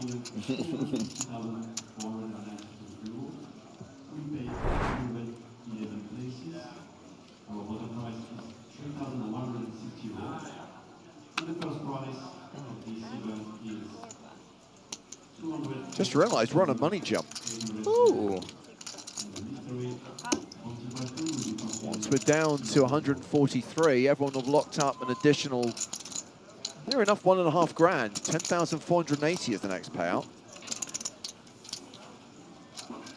Still a long way to go till you get to that real money. Yeah.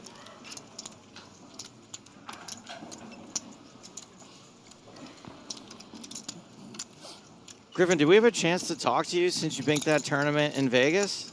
Not on the stream, I don't think. Yeah, No. buddy. Congratulations. Thank you so much. What was it, a hyper turbo? It was a super hyper turbo. Super hyper turbo. 10-minute levels. Although the hyper turbos out here are 10-minute levels too, so you know, it's just a really fast turbo. Over in 4 hours. It's great.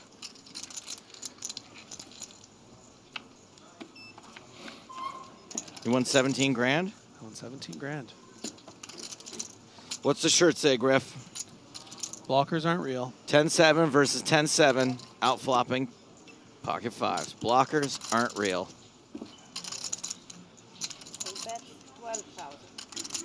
But you know what is real and what everybody loves, Oh, I hope we get there. right? I hope we get there. By the way, we have ticked down to 143. That means we have hit the money jump. Everyone's now locked up more than 10K.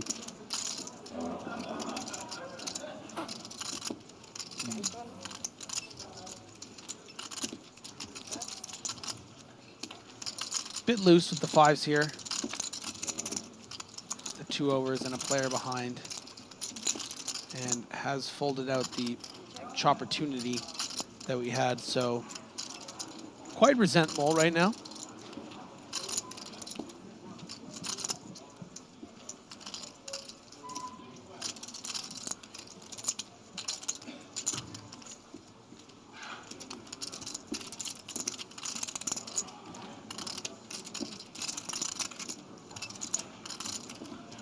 38. 38. Yeah, I didn't hear him either. That's 38,005. Nice. We do not get to showdown. We do not get to celebrate a chop pot. Actually, he's bragging. Marley folded, actually, so wouldn't have. Couldn't have been a chop. Whatever, man. Semantics. Don't harsh our buzz. Sure, we all wanted the chop. That was actually one of my highlights from yesterday, when you came in from the rafters to join us for the chop pot song.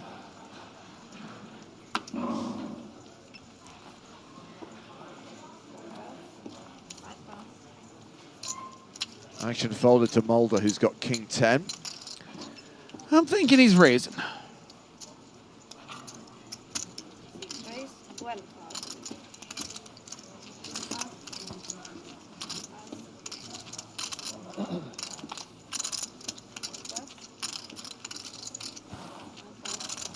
Gonzalo Vega in the big blind. Jack 8 of diamonds. Hell yeah. Vega's kind of gotten the short end of the stick here in this level so far. Not any premium hands really. A lot of raises and then getting sort of 3 bets and 4 bets, having the worst of it. So hopefully fortunes can turn here against one of the best players in the world where you're out of position. Okay, well, pair of 8s, 1 diamond. And all red. It could be worse. Yes. Decent flop here.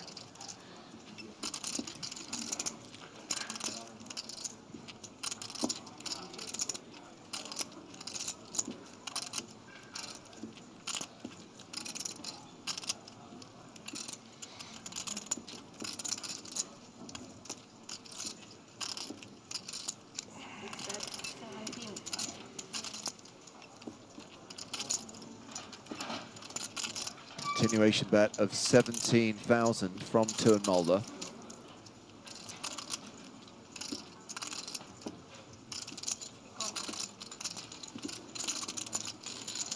Called by Vega.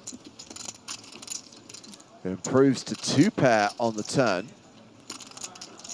Straight draw for Mulder.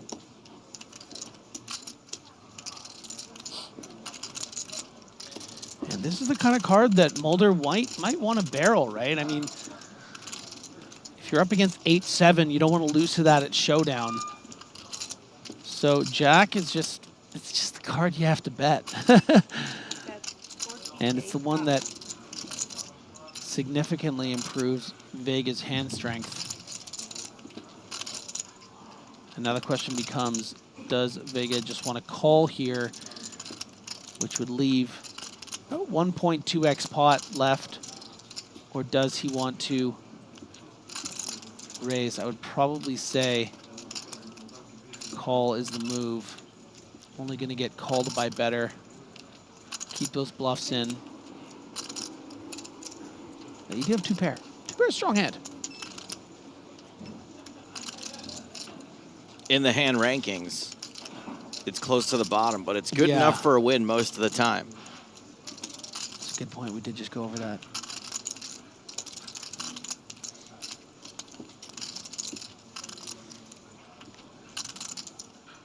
Oli. Okay.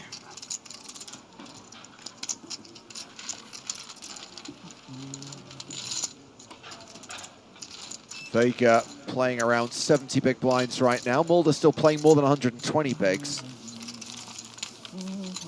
As we enter the last 10 minutes of level 16, less than 10 minutes to go till we hit the first break of the day. And we're going to the outer tables where we're going to check on Team Pro Ramon Callias. Gone to the flop against Henrik Veldholm.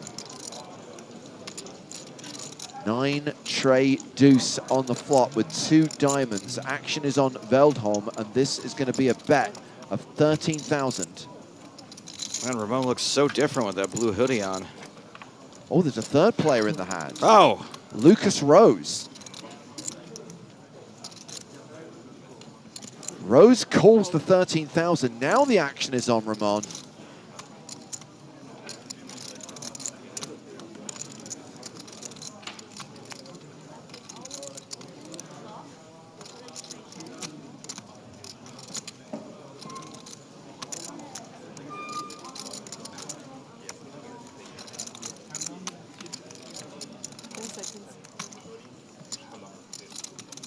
you're thinking, Ramon. He's thinking of raising. That's a fistful of blue. And Ramon makes it 45,000 total. Yikes.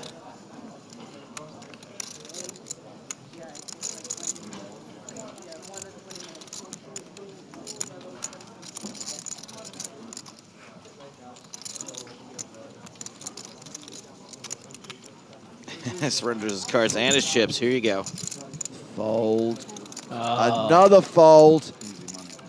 And the PSPC 2019 champion is now playing a stack of 600,000, which means we continue to follow Ramon. Follow Ramon. Follow Ramon. On a Monday, on a Tuesday, following Ramon. Hey! Griffin, you don't know the melody, clearly. I'm pretty sure he called him Marone. I did call him Marone at the end. Did you notice that? Jesus, Griffin. Jesus. Classic MacGruber.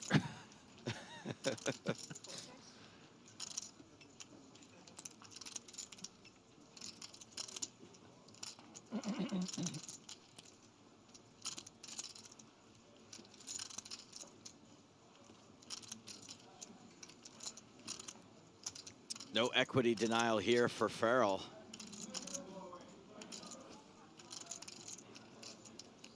He's gonna get to see the river for whatever price he wants, and that price is free 99. Always make a pair when you're open-ended. Yeah, Farrell's gonna hate to see this result if he decides to check back the river, which is certainly a possibility. You know, the reason Farrell doesn't barrel this turn, I mean, we have to assume this is a raise under the gun, a call from the big blind, and a check call. You figure it's hard to get people to fold nines and the like, but a 4 would have folded the turn, and that's why you can see a little frustration from Neil. Oh, if I'd bet something on the turn, he would have folded. Why didn't I do that? Well, because you don't know what your opponent has. It is weird how much harder it is when you can't When see you can't see? when you can't see the Yeah. hold cards. I guess the weirder part is that it's still somewhat difficult for me, and I can see the cards. Yeah. Like, I'm still not 100% sure what these players should be doing, even with all the information.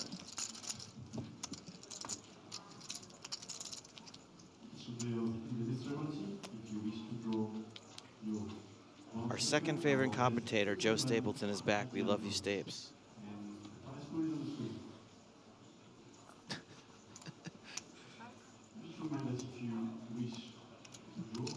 I could have just had the second part. Yeah, just I didn't need so to good know to the first part. Yeah. Yeah.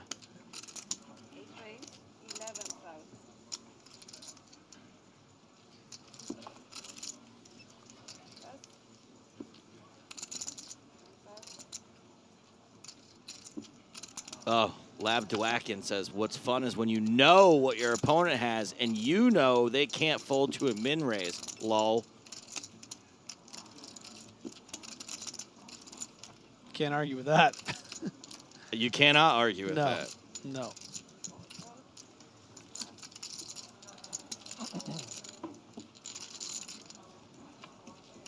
Girl. Girl, you #1. Well, Ace Queen was ahead before the flop, way ahead post flop.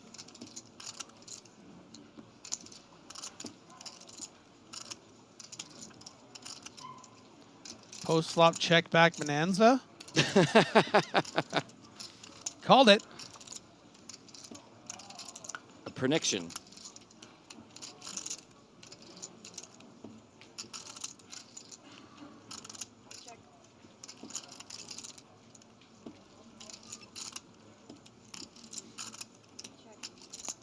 Check, check again.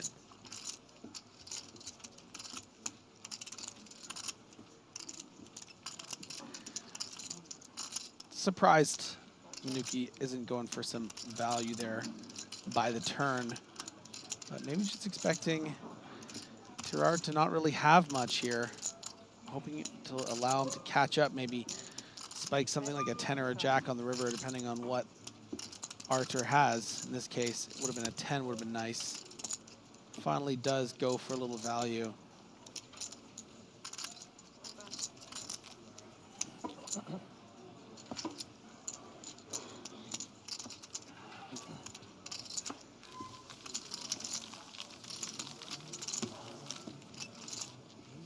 We've referenced a few times that we're going to be changing feature table for the second session of the day. Would you like to see our new feature table post-break? Not really. Well, you're gonna. Got two former EPT champions at it, Robin Ulatalo and Steve O'Dwyer. No, allow it. Both Robin and Steve won their EPTs in 2013.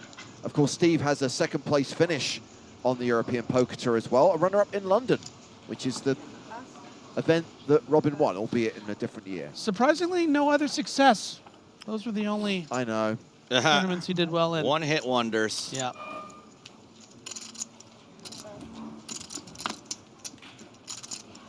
Dwyer looks like those graybeards from Skyrim. Pretty funny. Nice one, Safa.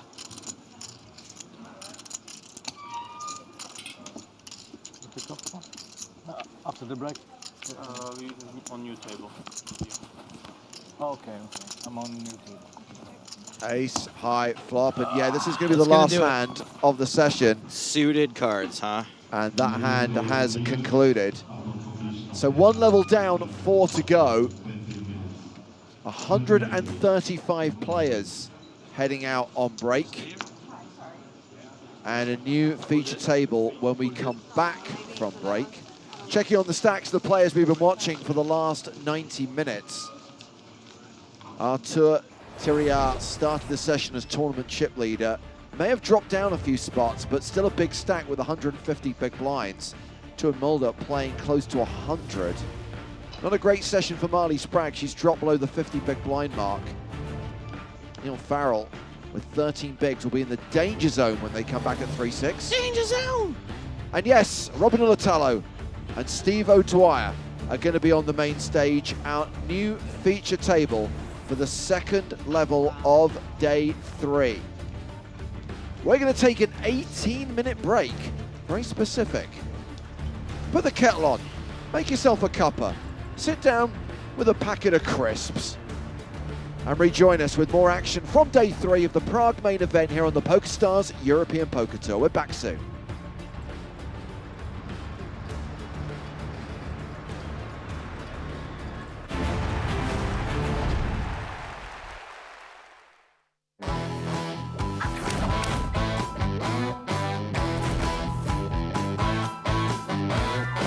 Peter Jorgner, welcome to the podcast. Thank you very much. How are you guys doing?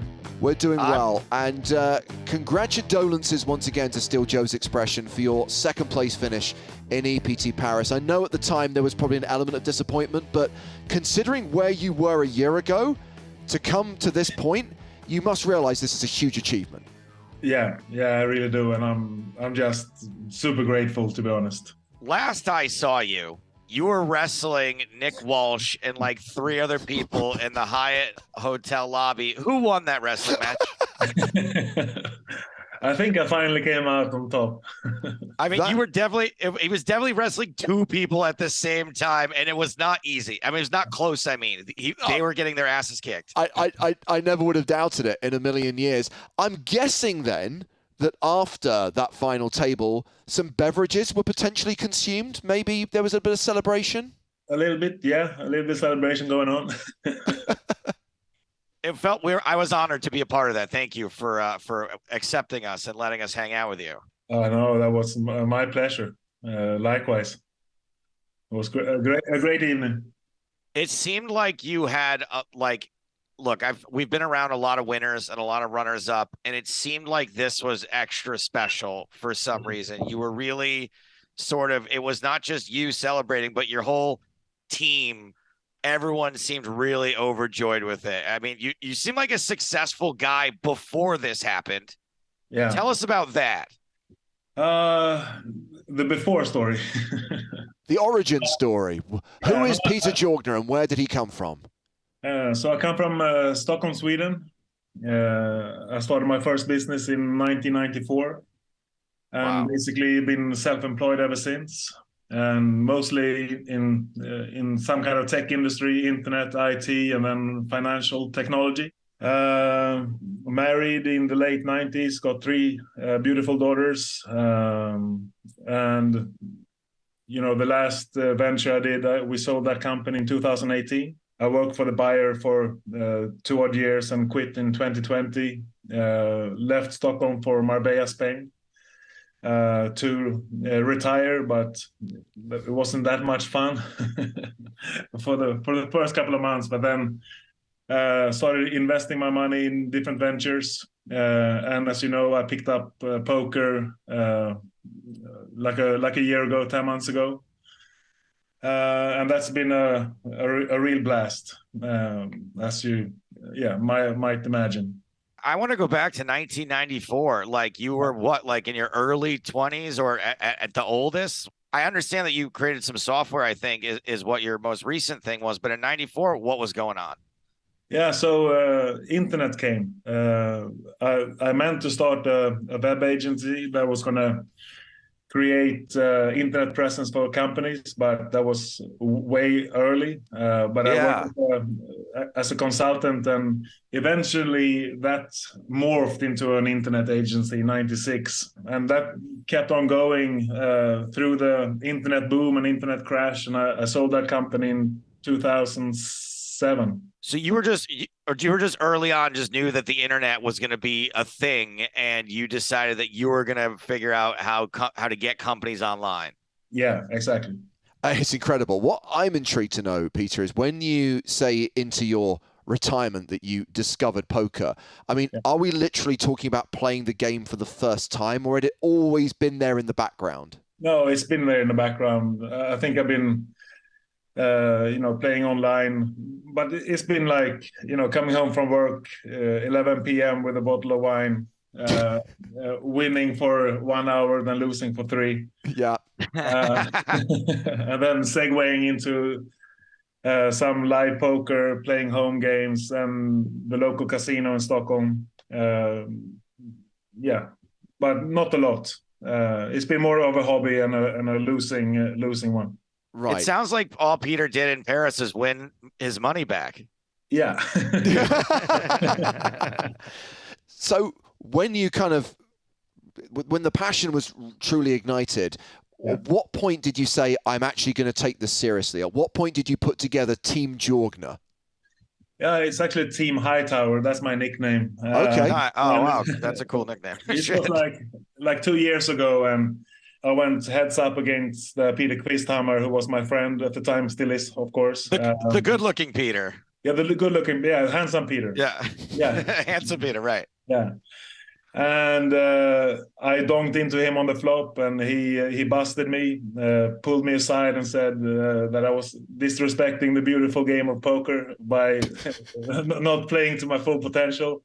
And so that kind of sparked the initial discussion. So it's now known as my most profitable hand that I ever played. And 10 months ago, we kind of stipulated that into a contract where they would coach me, I would stake them. And we started with EPT Barcelona. With the goal with me, my goal was, reaching a final table in one of the bigger tournaments, EPT or WSOP.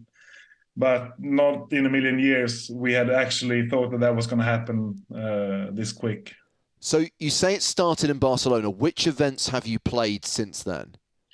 So I played Master Classics, right, and EPT Prague. Okay, so this is your 4th event, Paris? Yeah.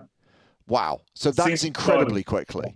Yeah. And this happened to be, as we said on the stream and just said again a few minutes ago, one of the biggest fields we've ever seen. 1,600 total entries. What was it like navigating your way through the early days? Well, for the first time, I was actually quite comfortable because I was over average, like pretty much every day. I came out over average and played like 100 big blinds. And for the first time, I knew enough of the game that I started learning by looking at these really great players and how they acted at the table and the moves that they made. And I kind of picked up on what they were doing, and a few levels later, I could implement it. So that was I think the big difference in Paris versus other times when I was just outplayed and had no clue as to why I got outplayed. But now I realize it's with the ranges, positions, and stack sizes, all the bits and pieces that go into it. What sort of, I know that you have your poker coaches. What sort of training did they put you through? What was their approach? Yeah, so basically they put together a deck, a PowerPoint deck, and basically the first slide was demystifying poker. So they kind of broke it down into bits and pieces and then built it up again ahead of Barcelona. I think we did 5 sessions before that. And then 1 session during Barcelona, and we've done 6 sessions since, 1 today actually.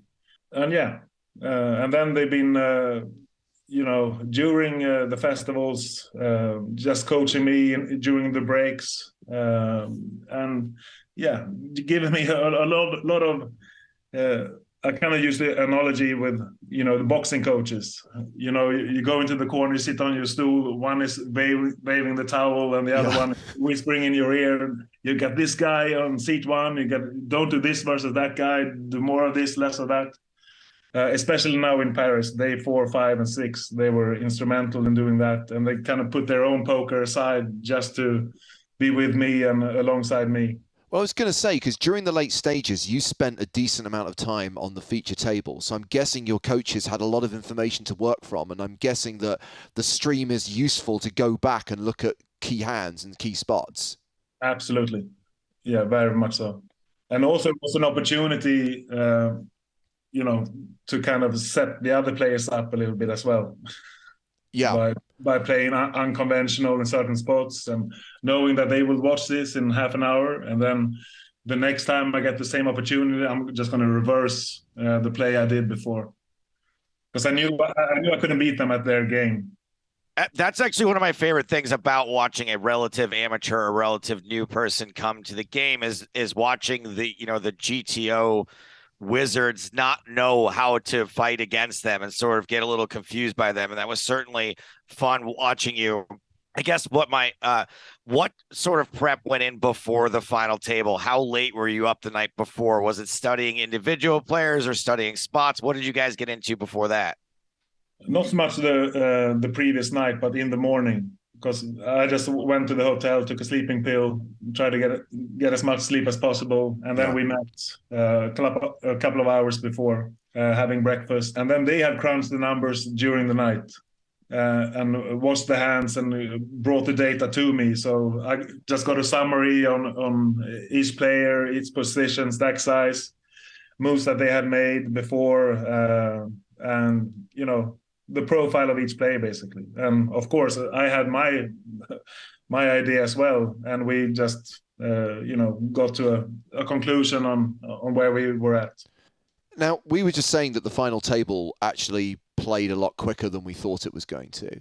And there were a lot of chips still in play, but of course, when there is one player at the table who has all the chips, it does change the dynamic. You must have known that when you got three-handed, when you got heads up, that it was a big, big mountain to climb and potentially overcome. Razvan was just like, clearly had a massive advantage. Yeah, absolutely. Yeah, it was a bit tough, and also for me not being used to playing 6 days straight, 12 hours a day. Also a bit, I wouldn't say fatigued, but that was the day before when I fell asleep at the table. But No, but it was definitely an uphill battle. It's one of the highlights of the Paris live stream. You completely checked out for like a minute, and the dealer having to take a time bank card from you because you didn't know the action was on you. Yeah, that was interesting. So you seem to me like a guy that's used to winning, right? Like you've been a winner for a long time, whatever it is, from that first business back in 1994 up and through, early retirement. Yeah. How difficult was not winning for you? Or are you able to look at this as a win also? This is definitely a win, huge win. I also think that the correct player won. He had been, consistent throughout the final days. I think I had the right approach. I spoke to him during the breaks. A really nice guy, newly married, and this is his thing. So at the time, I didn't feel sorry at all. I saw it as a win for me, definitely. Actually, a few days later, I started thinking, oh, I got really close. But I wanted to win. Don't get me wrong. I really wanted that trophy. But Sousa made me a small one, if you saw the green. Yeah, I mean, I didn't realize how badly you just wanted some kind of memento of the experience, just to take something away that you could have to mark the occasion. But, there are multiple events at every EPT stop, and there are other live poker events.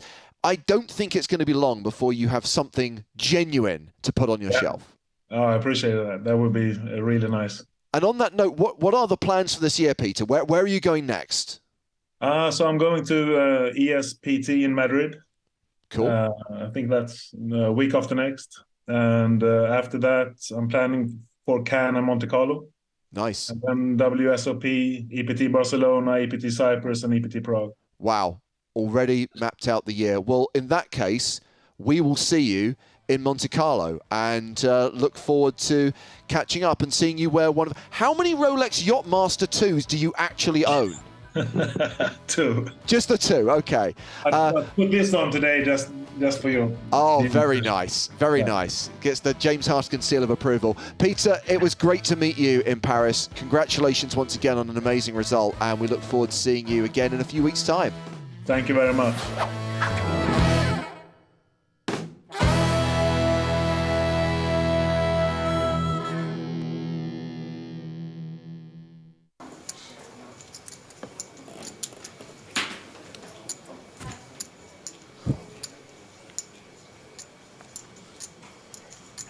Joey! Out of the gun, folds 5 high. Sailboats for Nicholas Usted, opening under the gun +1 to 125,000.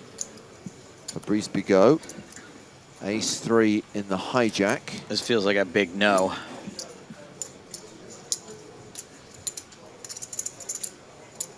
Bigot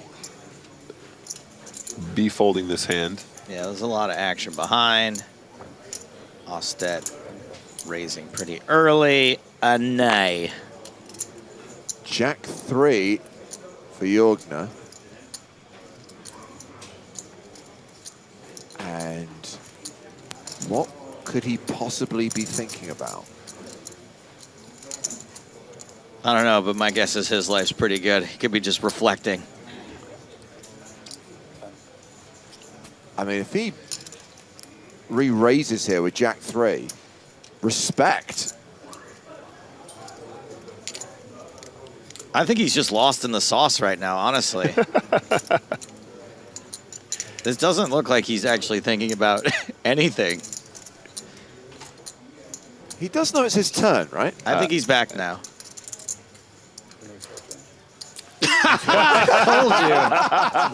told you. My live reads are dead on. Sorry. That's going to cost him a time bank card. It's okay. I need a coffee. Sorry, I'm just thinking about how great my life is. The live reads. Nice work, Joe.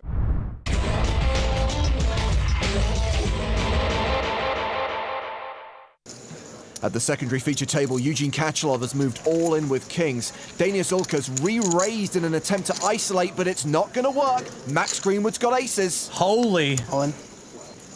The last time I saw a deck this cold, Kate Winslet and Leonardo DiCaprio were sliding off it into the ocean. Action back on Ulk. He calls. He puts 2 players at risk, but he is way behind. So Greenwood's tournament life is on the line, but he's got 85% equity. Kachalov is at risk. He's drawing to 1 card. Everyone pretty much flopped dead. No one has a spade. That'll do it. A huge pot for Greenwood, and Kachalov is busto. Pretty nice spot to pick up aces. Meanwhile, Max Greenwood is about to double up through Sergei Chanchev. Kings against jacks with just 1 card to come. And it's a jack! Oh boy. A brutal beat for Greenwood. Kidding me? Oh. Maximum Greenwood, maximum tiltage. Don't worry, Sergey. He's not yelling about you. He'll see you at home.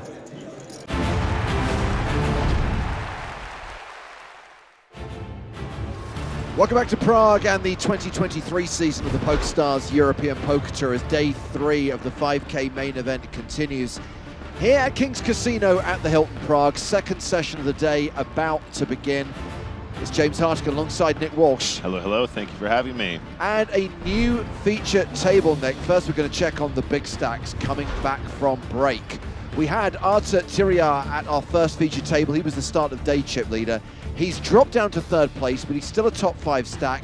It is former chip leader Omar Eljak, who's #1 on the leaderboard right now with 1.1 million. Blinds are going to be 3,000, 6,000 with a 6K big blind ante. We're about to kick off level 17 of the main event.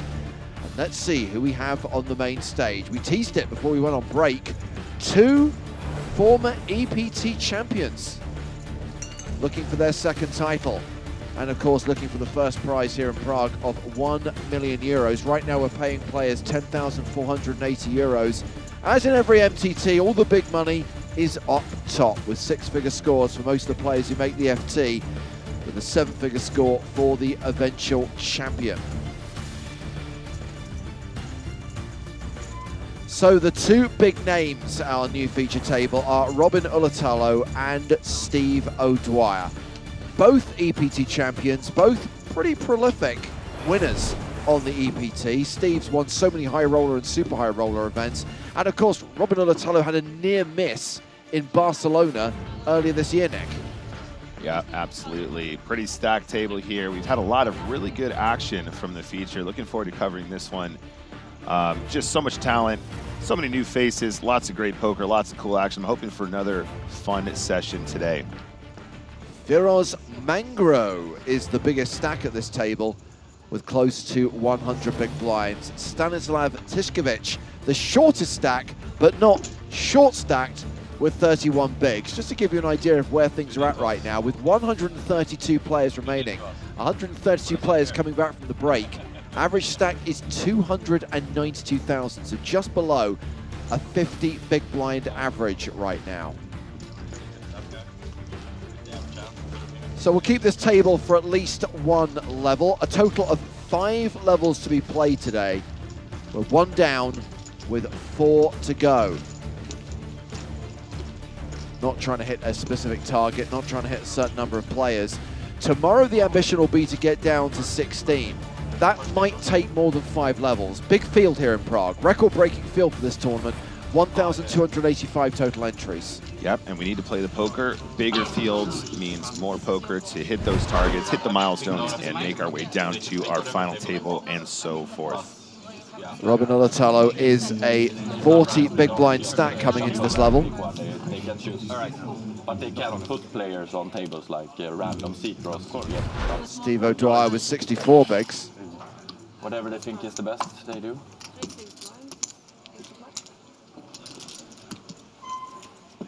Steve's so happy that the squeaky chairs are back for 2023. Hashtag embrace the squeak.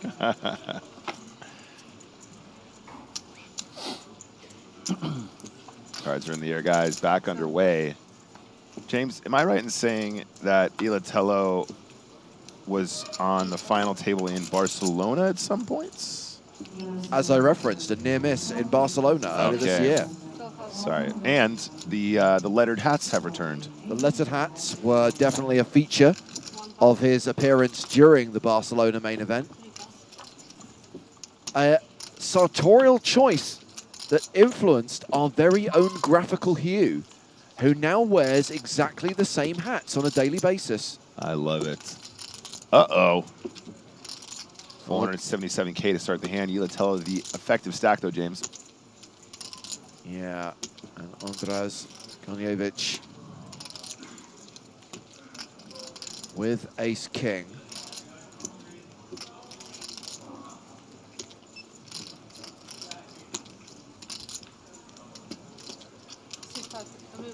Re-raises. Makes it 45,000, and the action is back on Yelatello.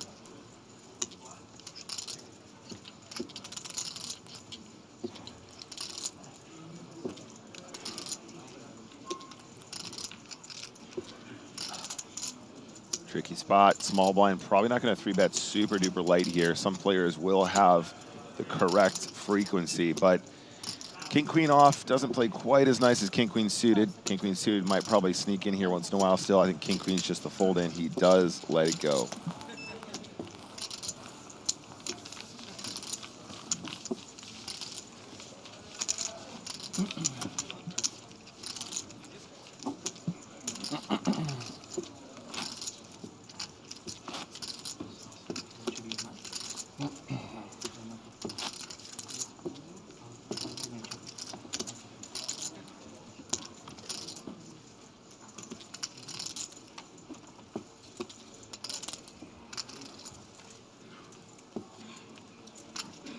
Twitch chat.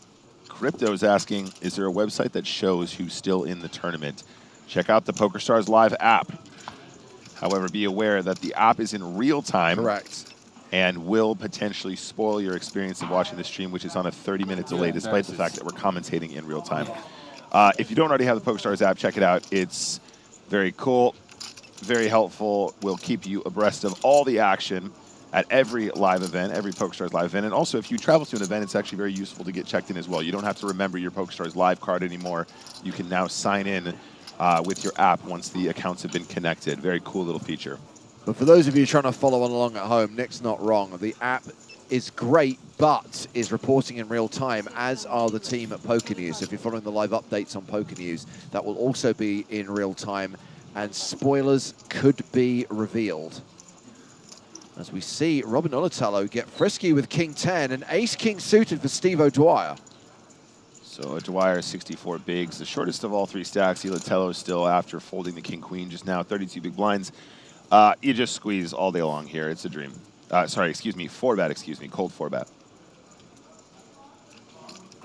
So 6,000, 7,000, 8. 108. I think he said 108. Yeah. 108,000. Yeah, nice and chunky here. Still got the button and blinds to act. Well, that's the button gone. Shonikov in the small. Zenis in the big with ace-queen. Ugh. Yeah. Raise, re-raise, re-raise. Nah. Yeah, easy fold now. Pocket 10's got to be hitting the cold 4-bet here. Wouldn't be surprised to see a fold from Mangro. And James, I got to say, I feel like O'Dwyer's size here is designed, you know, to mostly inspire folds, right? He's quite happy just to take down that take it down pre-flop there, and quite happy just to make a statement like, I got a premium, but guys, it's okay. Yep. We don't have to gamble. Just give me the chips and nobody gets hurt. I'm small. Yeah, you're big blind, yeah. Sorry.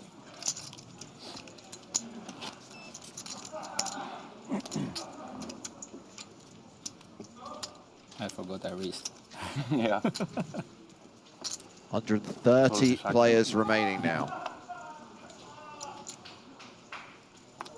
I'm pretty sure I didn't open to 35K. Dance man. Stanislav Tishkovich, Jack 8 of spades, folds. Round to Steve O'Dwyer, who opens with Queen 8 of diamonds. Ace-10 for Adria Diaz. So Diaz 77 bigs, slightly covering O'Dwyer. Might be tempted to have a little 3-bet here once in a while.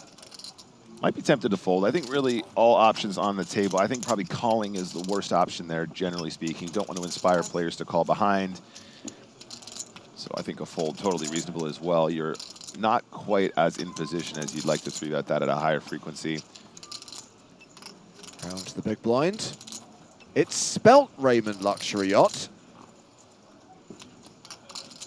That's a fold.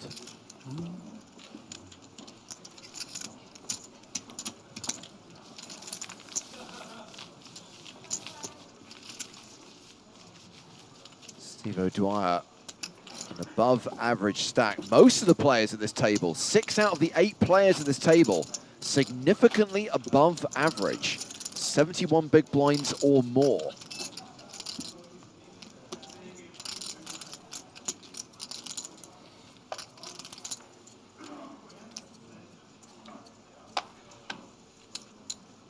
Tiskovic first to act.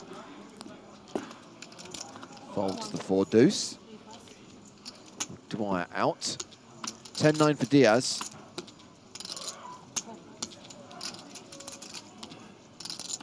Eight, 7 off. Nope. Round to Dennis with ace-6. On the button, feels like an open to me. Dennis about 71 big blinds deep. Small blind, 548K, so covering, probably just a fold. And then Robin Nolitalo in the big blind with 4-deuce. Wow. He folds as well. Yeah, right at the very bottom of the range there, guys. 4-deuce off. Still, even in this modern game, defending a very wide range. Still going to have some folds there, and should be fairly obvious. The absolute bottom of the offsuit range seems good. Coming up on 2:40 local time, which means just over half an hour to go until the first mini EPT tournament of the day. The mini EPT Prague series running online alongside our live coverage from EPT Prague. 3 low buy-in MTTs every single day of the series. 3:15, 6:15, 8:15. That's Central European time. The series concludes on Sunday with 2 mini main events.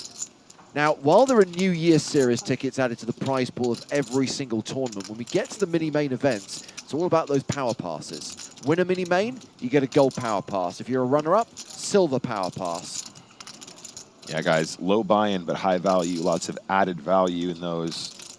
Maybe you play higher. Maybe you got an average buy-in of 40 bucks, 50 bucks, 100 bucks, whatever. It's still probably worth taking a look, especially if you're just chilling with us, watching the stream. Nice to have a little game going on the side. Nice wide open here from Mangro. Nolitalo weighing up the options. 29 big blinds to start the hand. I think it's going to be a 3-bet or fold, I imagine. Yeah, there's the 3-bet. 40-something would make sense here, I think. That makes sense to me. 40K to go. Yeah, takes it down. Nice work there.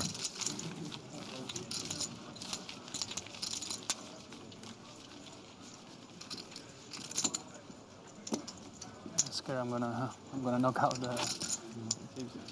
Apologies to the frisky clicker on YouTube, who sadly can't take part in the mini EPT series.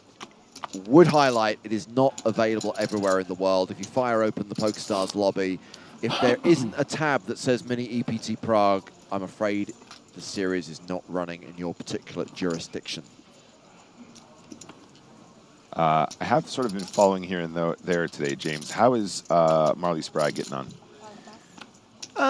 Kind of about where she started the day, around 300,000 chips. Wasn't a great opening session for her, so now playing a sub 50 big blind stack, just below tournament average. Oh man, still chunks though. Great to see Marley doing well. Very healthy looking stack at this stage in the tournament. Shonikov has opened here with pocket threes. Mangro with king jack. Might sneak in some flatting here. Again, probably not the craziest through that ever. I think folding is also pretty reasonable. I think all options on the table there, depending on the opponent and the stack depth, etc. Mr. O'Dwyer has a beautiful hand to defend the big blind here. 5-4 suited, great little call. Nice and cheap, additional added value from the big blind ante, of course. So great price going to the flop. 7-6-4. That is a pair for O'Dwyer, who's taken the lead.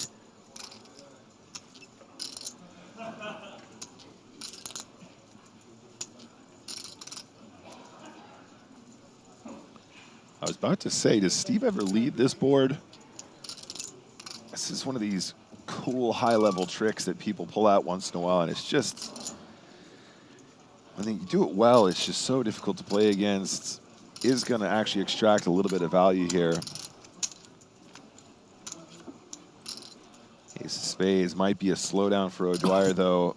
The intention of those bets is actually to try and keep some of the high card combos in. You see the size that he uses there. The intention is to control the size of the pot, get to a turn for relatively cheap, get value from weaker hands.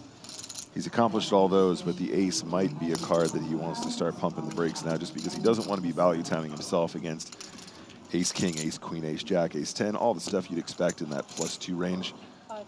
But looks like he might prove me wrong.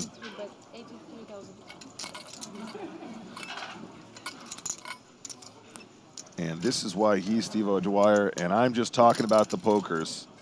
83,000 over bet turn.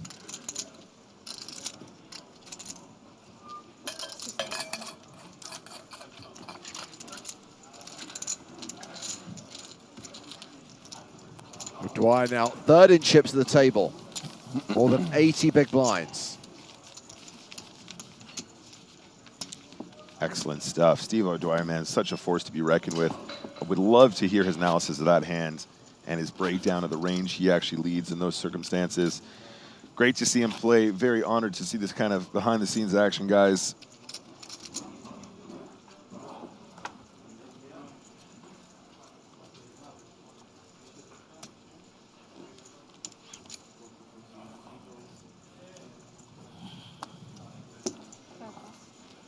Down to 126 players.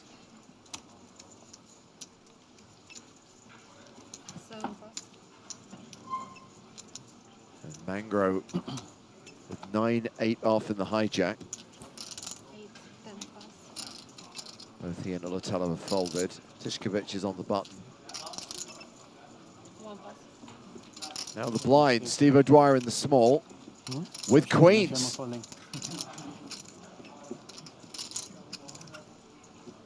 So, blind action, guys. Both players similarly stacked.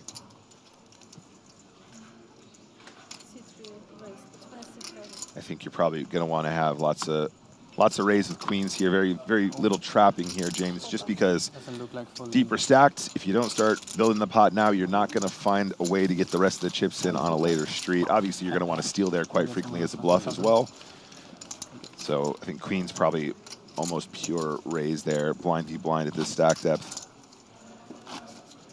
I know it's way too early with 125 plus players remaining in this tournament to start making predictions of who's going to make the final table. But if Steve O'Dwyer makes the final table, if Steve O'Dwyer finishes 5th or better in this tournament, his lifetime earnings will move past $40 million. $40 million.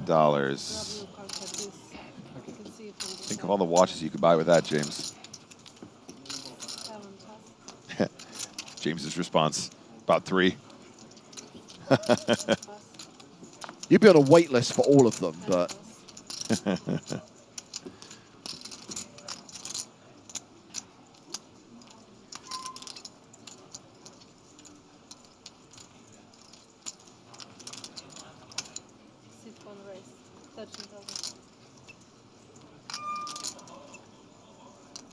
Tishkovich opening with ace-queen. O'Dwyer with 10-8 suited on the button.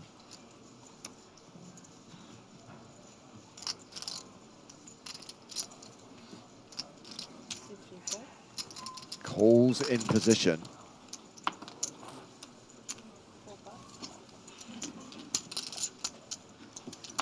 Forwarded to the big blind. He gives up the 4 deuce. Heads up to the flop.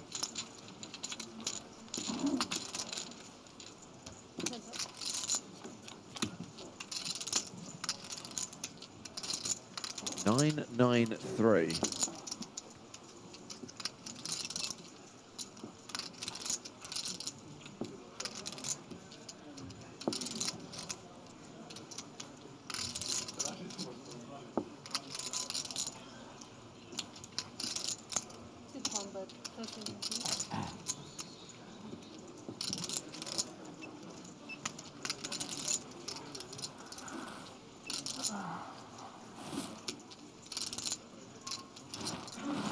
Dwyer folds the continuation bet. Yep, I'd imagine if there was a club on board, backdoor clubs, potentially what might be 2 live cards to hit to give him the better 2 pair, or a 2 pair that is beating a high card. Might be tempted to call there. Maybe even some weird raising as well, James. Sometimes with the backdoor flush draw, we see those.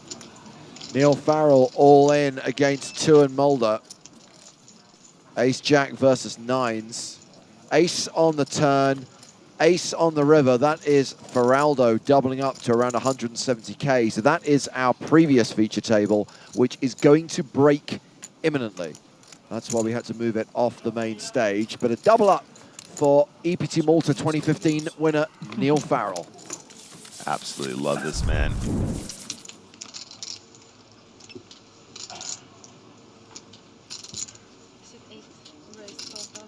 Mangro opening with Queen Jack.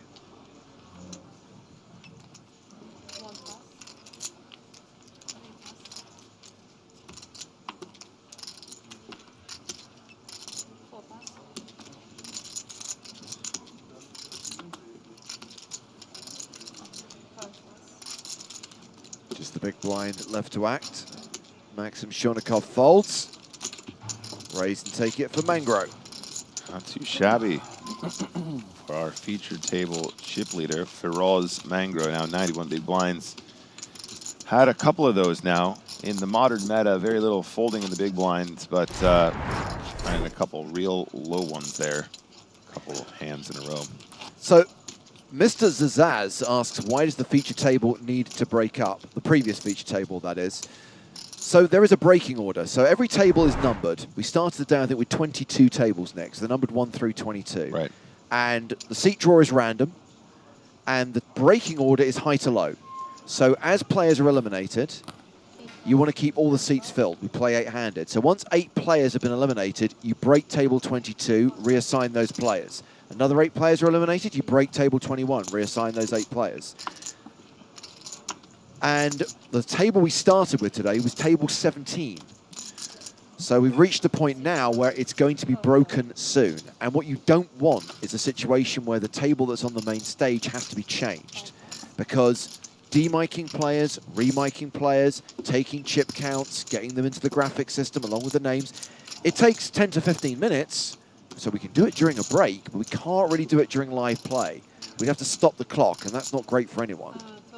Yeah, and I think the takeaway from that, James, if there's any confusion, is the feature table is not an invention for us to create. We don't. Oh no. We don't put together the feature table and think, oh, this is going to be interesting. Let's do this. It's a live table just the same as any other. They're sat there because they would be sat at another table altogether just the same. And therefore, you know, the only control that we have, excuse me, is to select tables that are not going to break for the reasons that James highlights.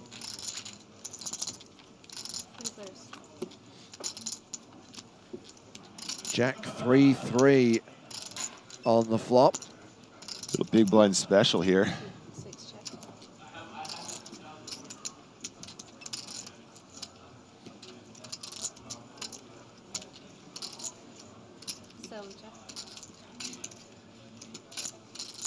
Check to Diaz, who was the pre-flop aggressor. He continues for 15,000. 12,000 he announced. Yeah. My apologies. Only That's right, Ouija. Players on the feature table aren't selected. It is a random table. Yeah. What happened there?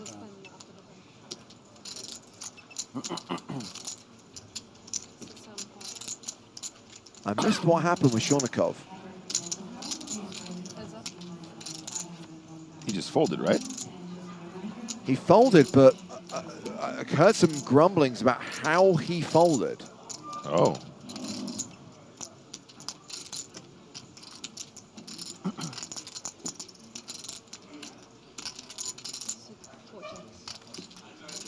Check is good, did improve.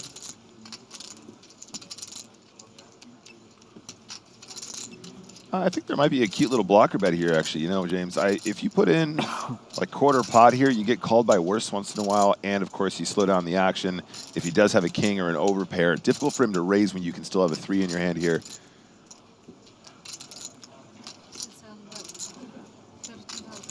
Wow, really big. Was not expecting this. I say really big. It's about half pot, but still probably the same effect as a blocker bet, just going to cost him a little bit more to find out about the king.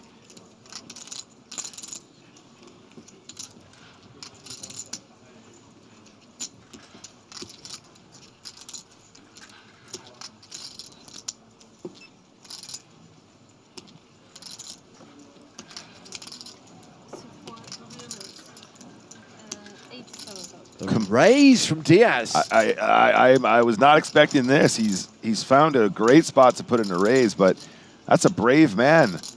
Our friend in the big blind has all the trays. Diaz, very few of them. I mean, in a weird way, Jack Trey gives Zenas kind of a weird range advantage. I'm not sure if that's exactly the right term, but he's going to have plenty of 3x, maybe getting a bit of a live tell here, maybe getting a sizing tell here. Perhaps, James, he's expecting a 3 to have gone bigger on the river. Yeah. Maybe he's expecting the 3 to use a larger size here. And reading into that, figures, yep, he's going to have a bluff, or he's going to have a jack, or maybe he has a weaker king. I mean, just great poker anyway. Finds the right spot regardless. I would certainly be a little bit concerned about the 3 under these circumstances. Gets called by Jack, gets paid off. Man, poker today, fire. Absolutely loving this action. Love to be surprised in the booth, especially when it's good poker. Diaz, table chip leader.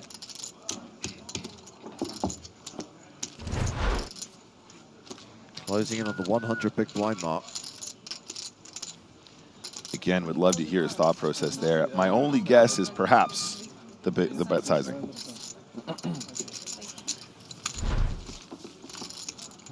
Okay, so Shonikov being told to slide his cards forward. I think the concern was he was folding too high and potentially revealing his cards when he folded. Sure. So he has been warned. Irish community traveling here for EPTs? There's a decent amount. Decent? Yeah. I think a lot of them are in Vegas. So. Oh, Vegas, huh? Yeah, a lot of them went to Vegas. So. Do you think it's bigger than the Spanish community? More or less? Yeah. A lot more Spanish. I mean, Ireland's a very small country. Yeah. Only 4 million people. 1 pass. 3 pass. 4 pass. I feel like I see more Irish flags. 5 pass. Yeah, I mean, there's... Shonikov like with king, 3 of hearts. 6, 6, raise. 13,000. The Irish Open's broken records 2 years in a row. Well, here's the solution. So if you don't want to screw up folding your cards, play the hand and raise instead.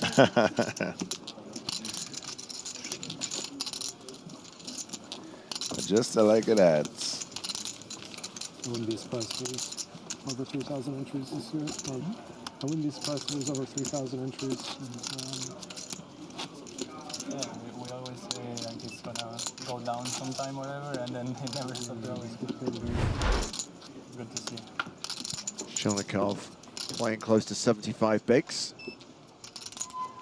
118 players remaining now. That means the average stack is around 325,000 and still 65 minutes to play on this level.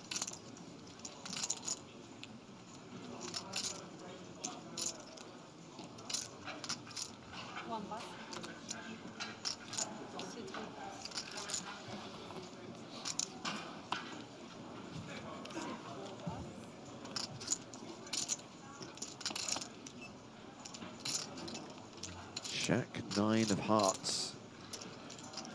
I really like this hand, James. Beautiful, beautiful combo.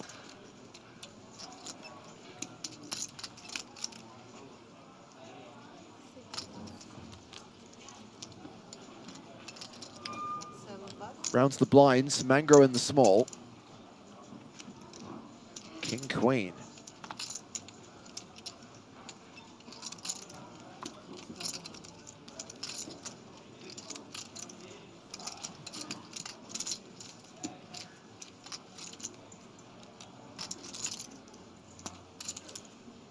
These guys about 79 big blinds effective.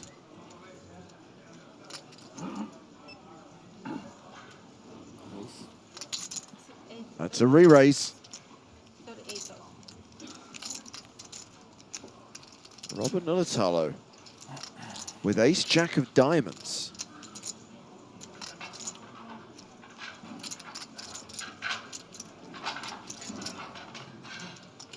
An opportunity for a cold 4-bet potentially.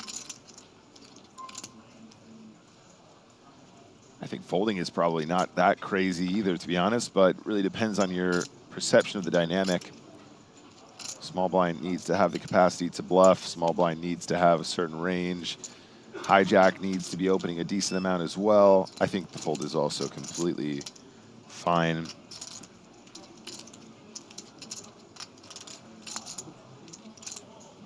If you haven't seen Mangro 3-betting at a decent frequency, you probably give him a lot more strong hands. Therefore, the cold 4-bet just becomes a little bit more reckless, but defended now. Jack-9 suited playing from the hijack in position against Mangro in the small.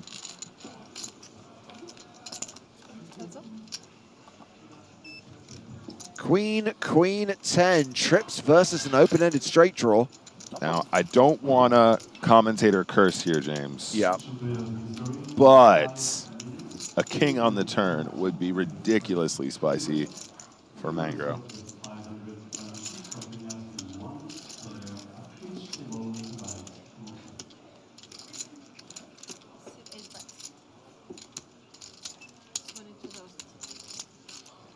What?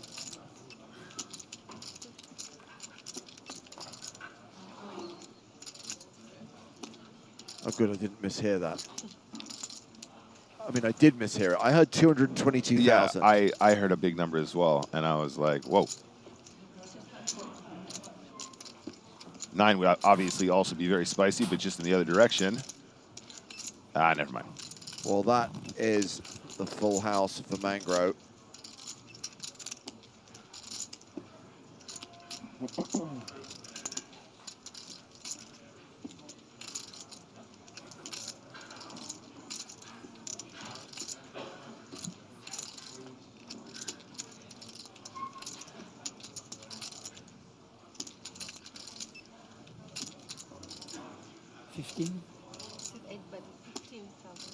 Size is down on the turn.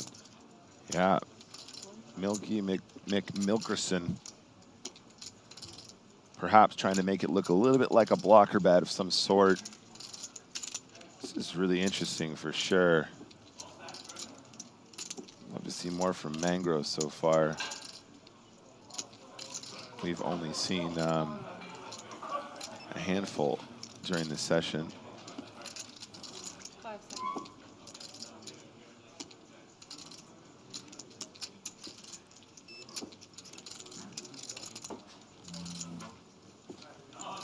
Each time bank card is worth 30 seconds. You know, if Jack-9 thinks maybe he's blocker betting with, you know, ace-king, ace-jack, ace-9, something like that, might be tempted to call because he can still improve in a way which is meaningful, and he can also, of course, maybe hit a jack once in a while.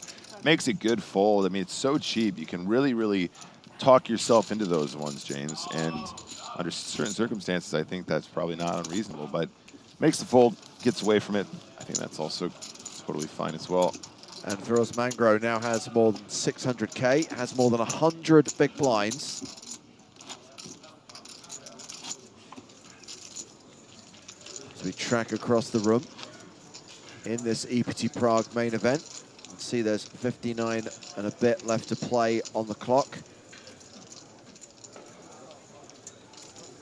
Level 17, 116 players remaining.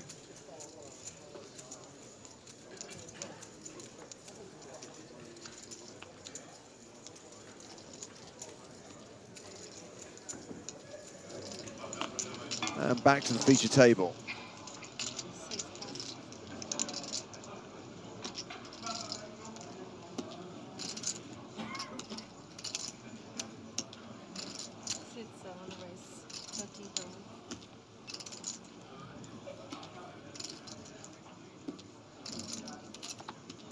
Well, Zenis has opened with ace-queen. Mangro with ace-7 suited on the button.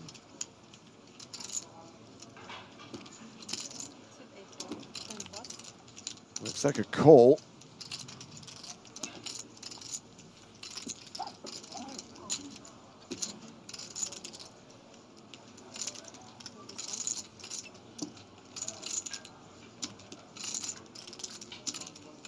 Tishkovich, the big blind with King Jack. 31 big blinds. I like a call here. And yeah, just one more big blind to make that call or thereabouts. Queen, Jack, 10. Top pair versus second pair. Straight draws as well.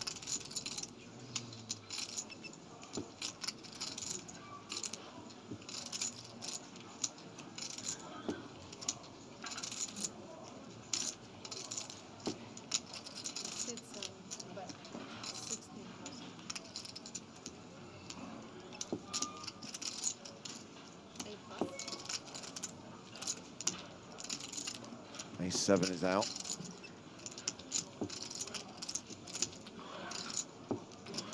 Tishkovich with that pair, with that draw, with a diamond. Can't fold this. Nah, especially not for this price. Quite a small continue here. Great price just to try and turn the nuts even if you're not winning with the jack, and of course you will be some of the time. 4 of diamonds does pick up the flush draw. Mad equity now. Bonkers. Bonkers equity.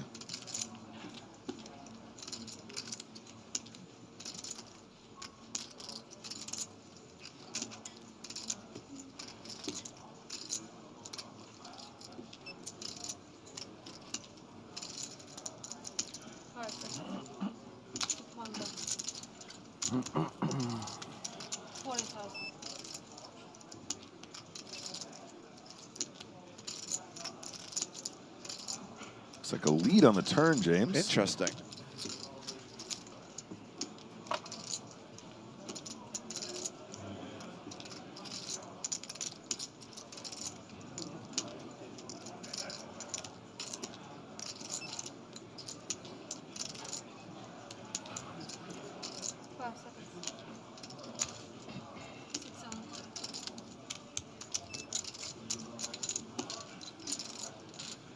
Called by the best hand, and a king on the river.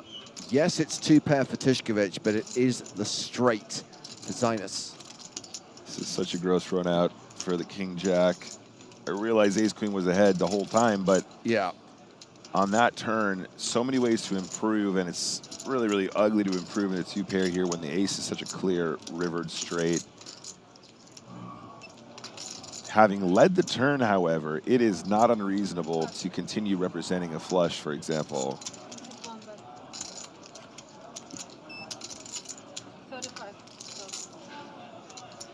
I mean, pretty trivial call for 35K, right? Yeah, absolutely.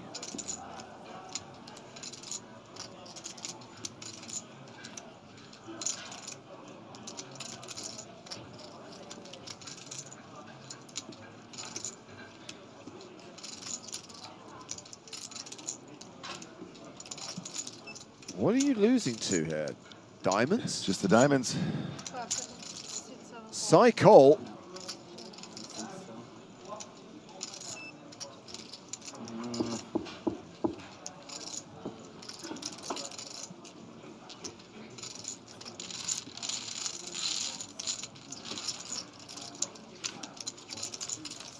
A decent pot for Konstantinos. Now playing 75 big blinds. Fourth in chips at the table behind Steve O'Dwyer, Adria Diaz, and Firoz Mangro, who has the table chip lead right now with close to 100 bigs. Tishkovic has now become a short stack after that hand. He's playing 14 bigs. Yeah, a bit of a weird one there, James. I think also the flush would never use that smaller size on that river, but there we go. On to the next one.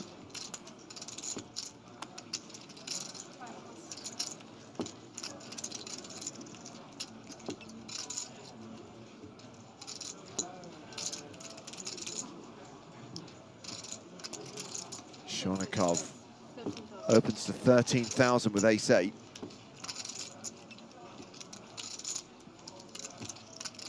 Pocket jacks for Zinus. ACDC Bon asking what nationality is he? That is the flag of Greece.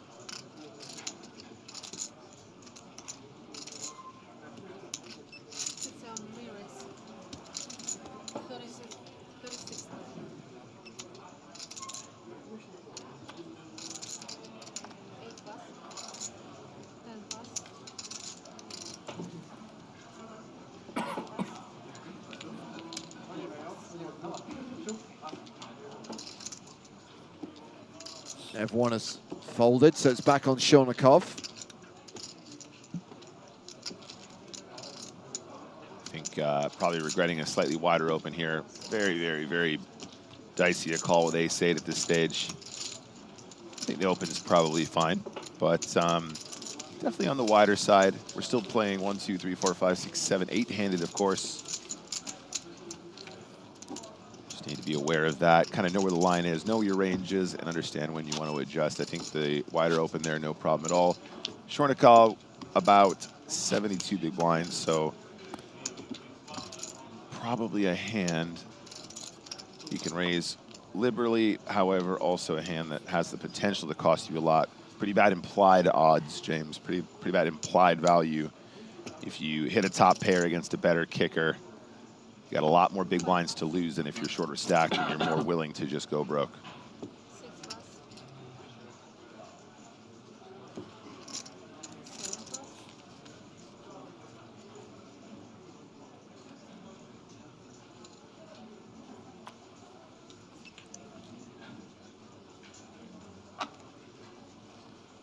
Queen 10 of clubs for Mangro. Raises.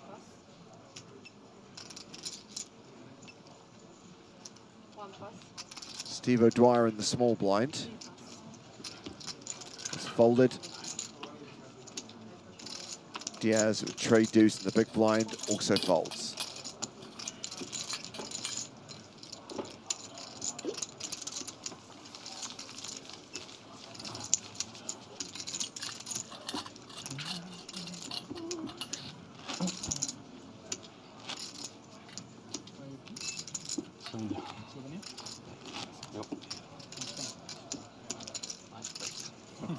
You ever been there? You ever been? Yeah. Sometimes, not so long. And for playing or also enjoying? Vacation. Okay. I support Barcelona football. You support them?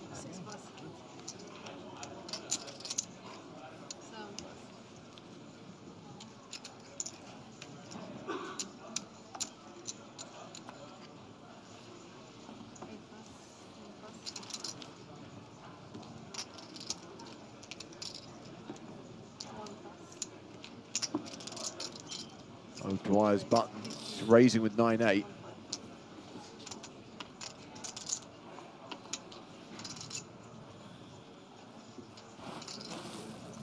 Kings for Diaz in the small. I think you just 3-bet 100% here. We are super duper deep still.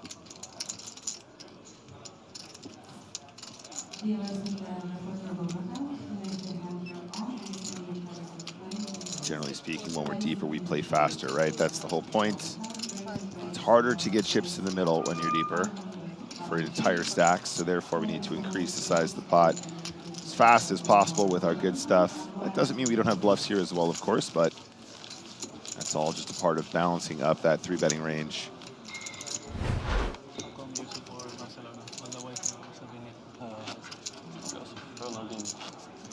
Because of Ronaldinho. Of Ronaldinho, okay, good. I started when yeah, that's good. He came to Barcelona. Yeah, it was like a great change, right? Yeah. Like Change a different player, yeah. Change of an era. Yeah, yeah. That's when I got into working. What are the biggest clubs? Ace King. I probably don't know, but Maribor. Yeah, they play Champions like qualifiers. That is an under the gun raise. Oh, Europe. 13,000. Maybe some players. Round to Tishkovic. Who folds. Action now on Diaz on the button.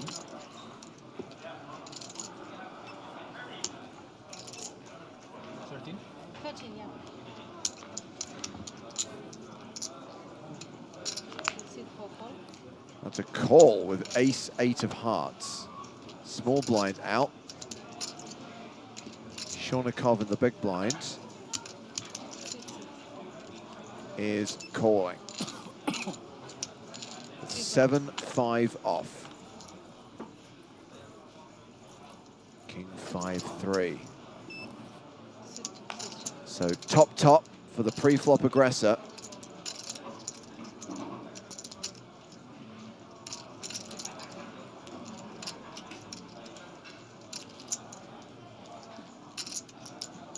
Just a normal continuation bet here seems reasonable.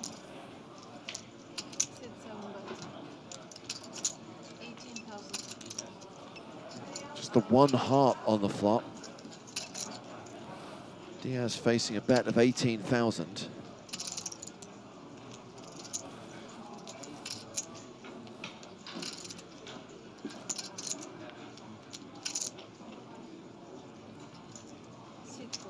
Interesting. Makes the call. Shornikov folds the 7-5. And, oh, I think Shornikov's cards went over the reader in the middle of the table. The turn card is actually the Jack of Spades.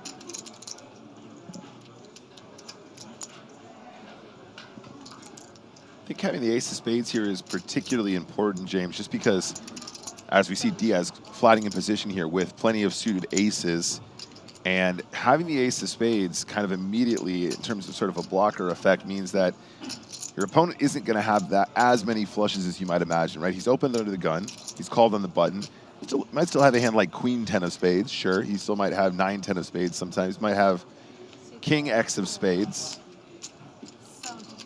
But it's interesting just to sort of, as a thought experiment, imagine the range and then remove a lot of the suited ace combos that might call here still that are going to complete on the turn.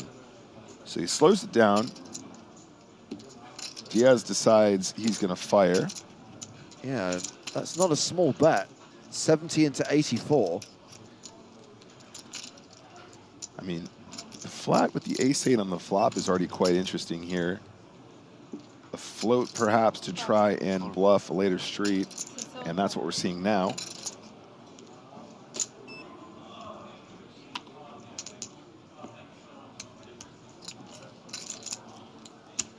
Well, that means we're going to get to see a river card. Yeah, ace-king going nowhere, especially with the nut flush draw. Jack of clubs pairs the board.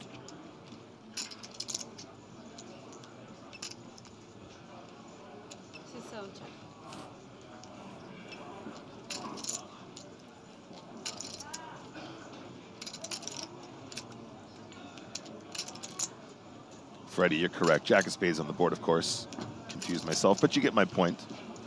Conceptually, you understand what I'm saying.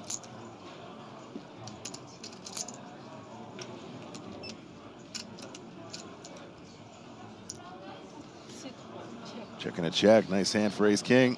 Absolutely. What do you think? Looked a little bit shocked to see ace-8 of hearts there.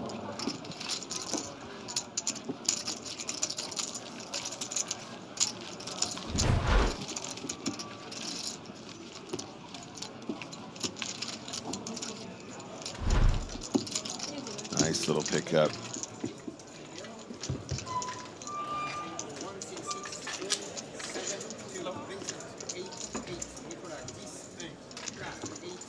Well, a reminder that when we get to Sunday, we're going to have gold power passes up for grabs in our mini main events as part of the mini EPT Prague online series. Nick, I actually had a question. You might not know the answer. Yeah. In Power Path, if you play that first step, the 50-cent spin and go, I think I'm right in saying that the spinner could award a power pass right at the start. Yeah. I mean, statistically, it's unlikely, but has anyone won a gold power pass from a 50-cent spin? That is a fantastic question. I'm not sure if anyone's hit the Ultimo jackpot, but you are correct in saying that you can spin up to a gold pass, yes. So I imagine there might have been the odd bronze pass, maybe even a silver pass, but I think we would have heard about it if someone had spun a 10K gold pass from a 50-cent spin. Yeah, I would be very surprised if we had not been informed of that, because it would be really, really cool for that promotion. It's going to be similarly frequent as the sort of jackpots that we see in other actual paid spins or for, you know, higher stake spins where we play for cash as opposed to tickets.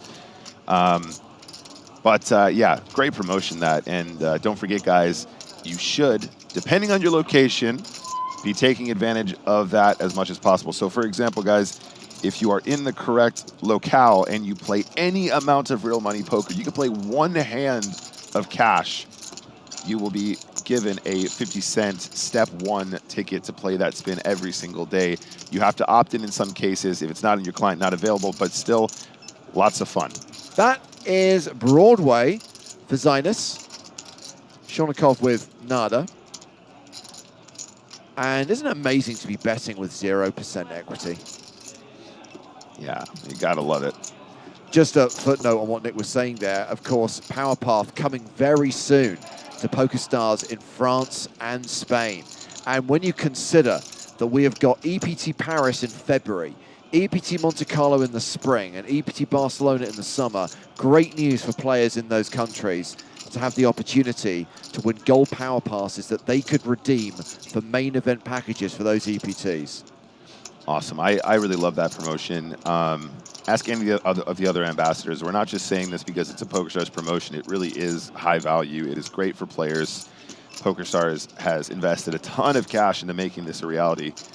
And just, it's great to have stories as well, James. It's great to see people attending live events when they haven't had a chance to play before, going and playing for life-changing money. Yeah. I mean, it's just fun. Dance Music on YouTube asked a very fair question. What is Shonikov trying to do? 12,000 on the flop, 50,000 on the turn. And I don't blame Sinus for trying to get more value here. I mean, Shonikov is representing something, and I guess Zinus thinks he can get more value.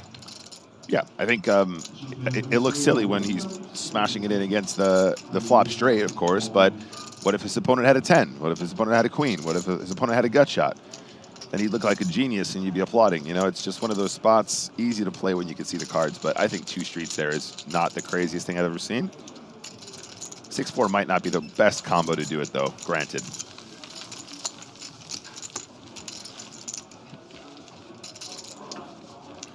Dakota's asking, when did the passes become a thing? Is it new? It is very new, yes. It's only been a few months, hasn't it? You say very new. I mean, it launched in the summer, so we've had gold pass winners in Barcelona, Cyprus, Vegas, you're right. and here in Prague. It's a few events now. It's this year has flown by. 2023 was a mad year for us, especially those of us traveling for EPT and UKIPT and all of the above, including, of course, NAPT this year as well. We did commentary from Vegas. Yeah. It's flown by. But it feels new to me, James, because I still have the key on my what's the box that you can sync with OBS? Stream Deck. Stream Deck. I've still got a little picture of you on my Stream Deck that I press whenever I want to take a break. Right. Welcome to Power Path. You know the little bit that you put together, a little 2-minute segment. Yeah. I still play that from time to time. God damn it! I wish I got residuals. So, yes, the man at PokerStars I like to call Mr. Powerpath, aka Willie Elliott, it tells us that one person has won a silver pass via the step 1 spin and go. The odds of winning a silver pass, by the way, are 1 in 100,000. No one has won a gold pass yet. The odds are 1 in 1,000,000 Right, of that so- gold pass coming up. So the same as the ultimate jackpot on pretty much every other stake, apart from the 5s where we have the million from a 5. But yeah, I mean, that's fair too, right? That sounds like an extremely low percentage chance, and of course it is, but you are buying in for 50 cents and or in many cases completely for free. Ace deuce versus ace deuce.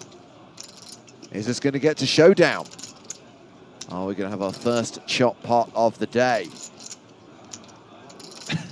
Safa in the chat saying, Mangrove looks like he got lost from his mountain climbing party and said, I'll just go play poker.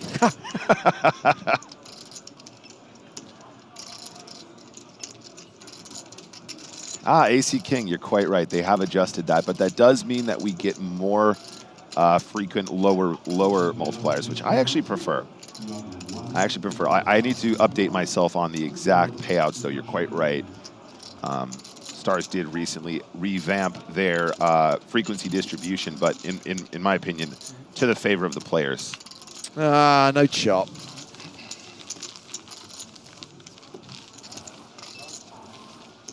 Disappointing. You just double check that before I go misinforming people. Feroz Mangrove still playing around 100 big blinds.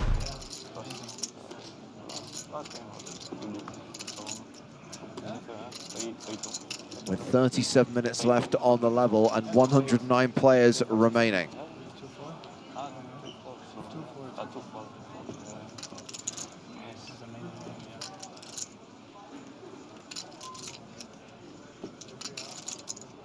Seven, 6 of clubs for Tishkovich. Folds.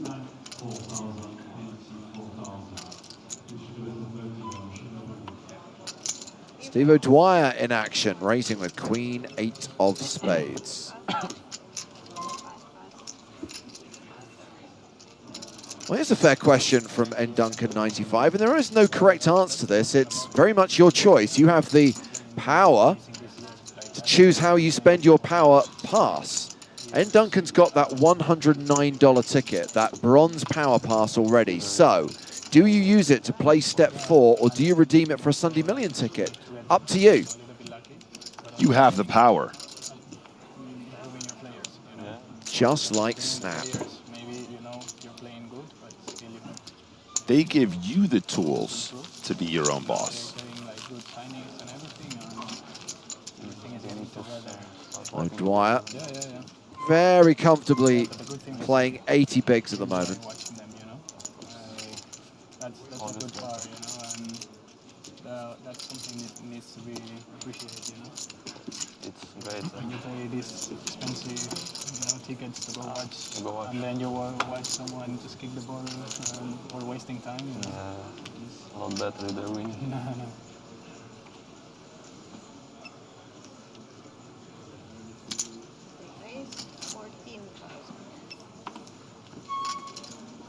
9s for O'Dwyer, raising to 14,000. Jack 9 suited for Shornikov. That's a call.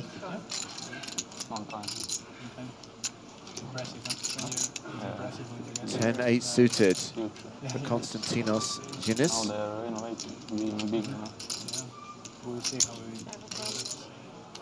He calls as well. Kind of multi-way action here, unless someone gets a bit squeezy. Mangrove's got king-queen on the button. This is a pretty good candidate for exactly that, James. A lot of those flats are going to be speculative hands that just can't really stand up to a 3-bet. Dwyer probably not loving playing under the gun with the 9s multi-way as a call. Just do it. Mangrove, show us who's the boss. The real J-Man asks, why is the quality so bad? I think O'Dwyer's playing really well. Thank you for your question. We've got some first-class players at this table. Absolutely. Top class. Mangrove, do it.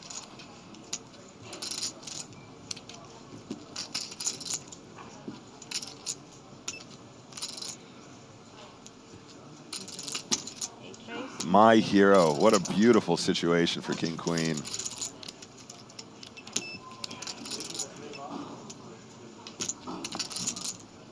All right, I really want to see what O'Dwyer does in this situation, guys, because my perception is the flat invites the other two behind.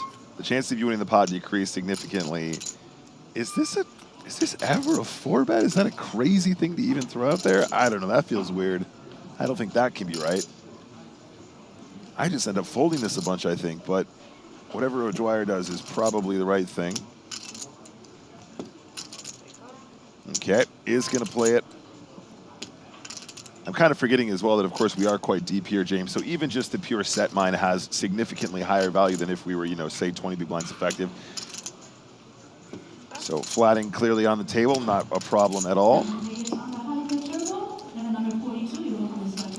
I think I just have a phobia of playing 3 players out of position. And we're going heads up. It's a pre-flop flip.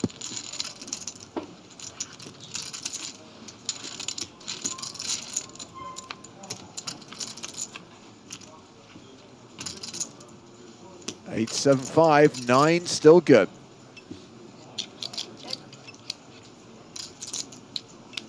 Yeah, they ended up heads up regardless. So again, obviously, if you know you're going to be heads up against the 3-bet of the 9s, becomes a lot easier to call.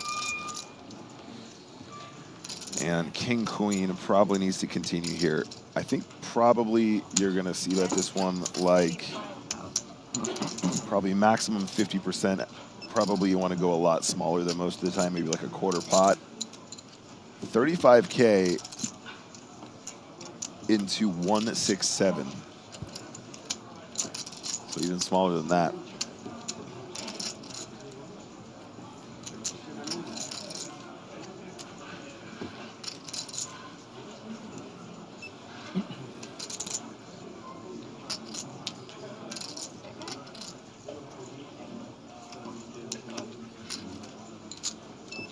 O'Dwyer calls.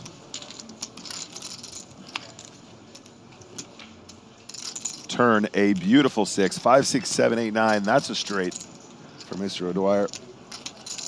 We've got the Fosse on the board. 5, 6, 7, 8.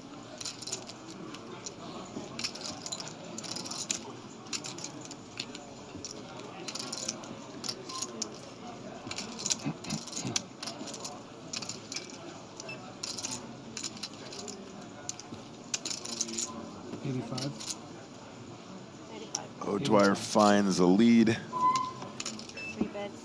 And I wonder if Mangro can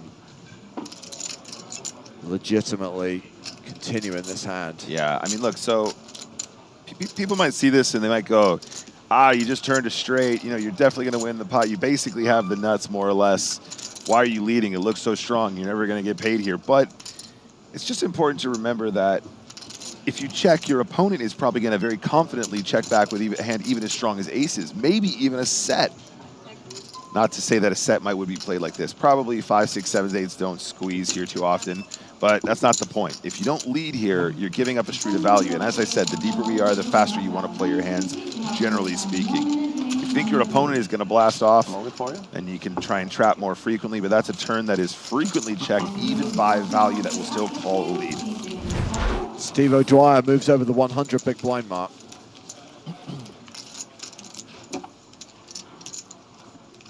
Tough one, man. So it's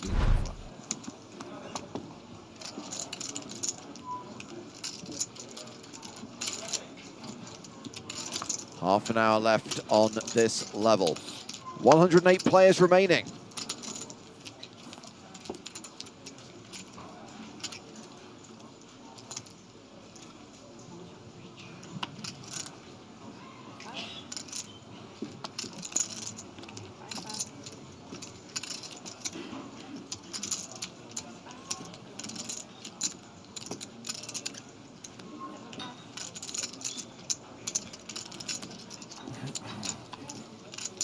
Whole lot of napkins folding around.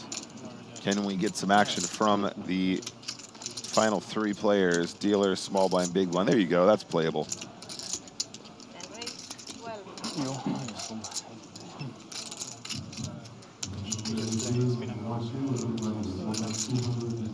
Tournaments are nice sometimes. Maybe not every day, but Sunday.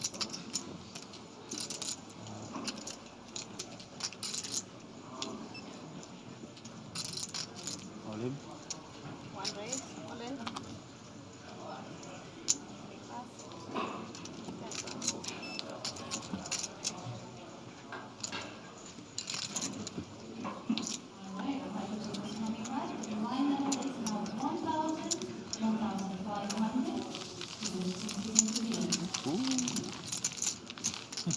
Tiskovic remains a short stack, playing 16 bigs.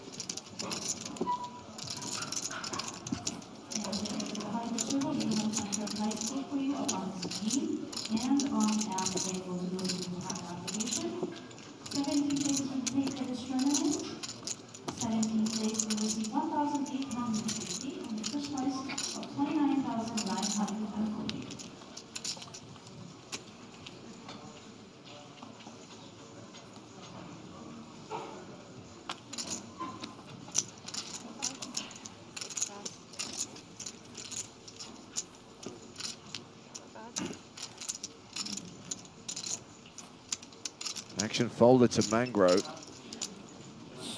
Now on Robin Ulatalo, who's been relatively quiet this level. Ace-5 suited in the cutoff.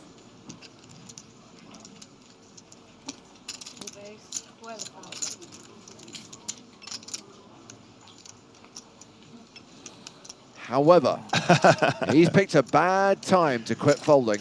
Immediately punished. I knew I should have stayed tighter. I knew it.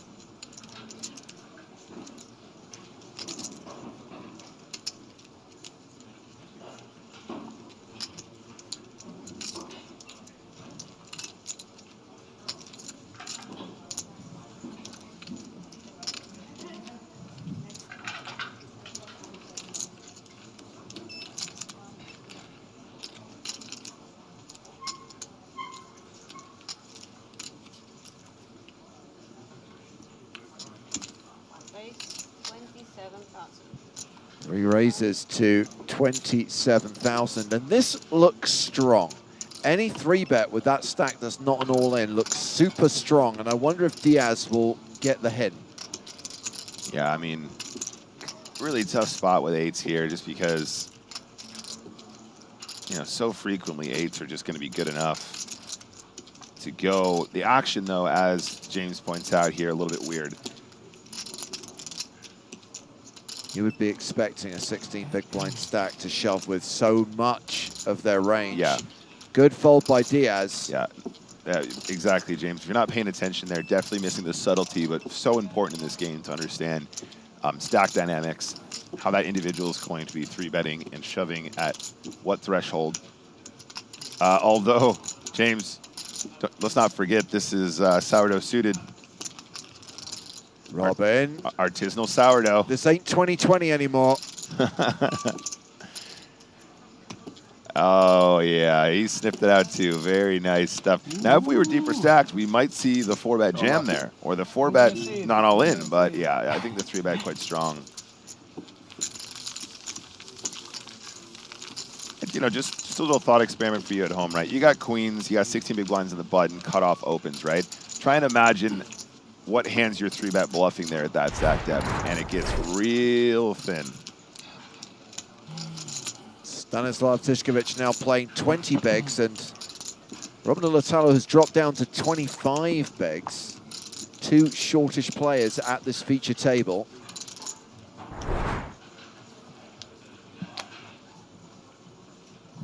Yeah, now sitting on about 20 bigs.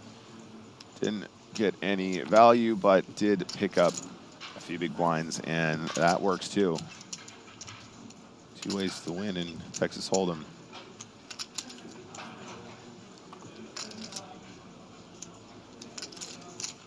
Genus with ace jack is raising to 13,000.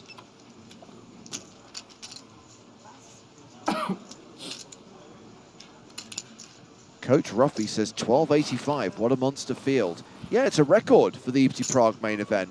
But someone saw that number earlier and told me that the EPT is dead. Yeah, poker is dead, you guys. We saw Ace King folded yesterday pre-flop, but poker's dead. Sure. Yeah.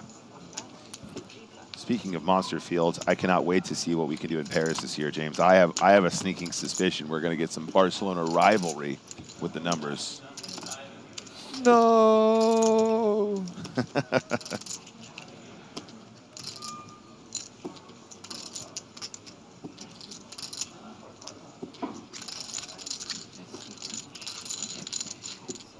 All right, set miming, big blinds. Great spot to have deuces, can call a ton of the time. And it's a boat. Wow.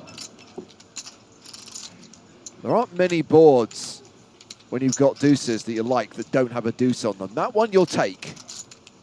2 ducks and 3 trays.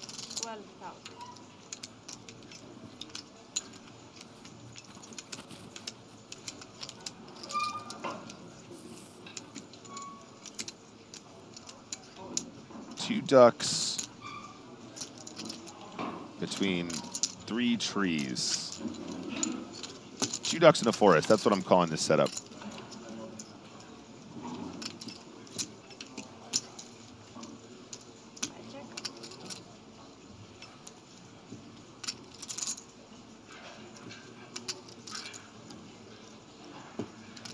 I think Ace-Jack is quite a decent check-back candidate here. Like they're gonna float on the flop here with hands that you have beat. You could argue maybe some ace-highs that are worse still call. You could argue that you're getting some protection by turning bet without giving free cards.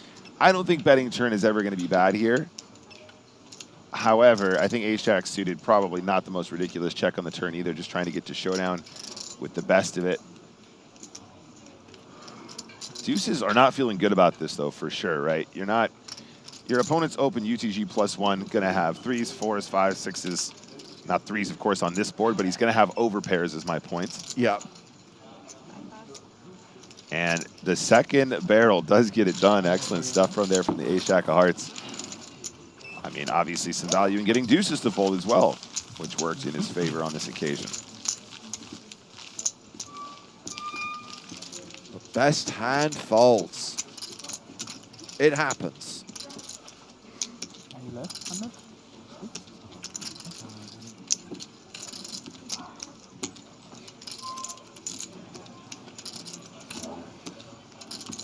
A couple of people in chat saying maybe he should have raised the flop with the 2s.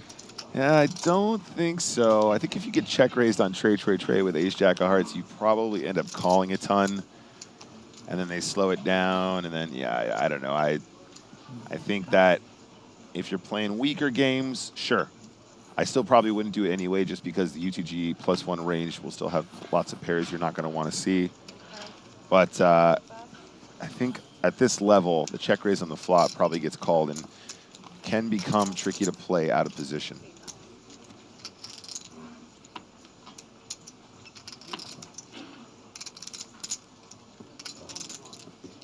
Great question from J-Lo. Is the guy who said to the camera that he loved his wife yesterday still in? Great question. Well, first of all, I have to remember the name of that player. That was truly heartwarming. I still like the narrative that he told his wife he wasn't going to go play EPT and got totally busted on day 2. And he had to say I love you on camera.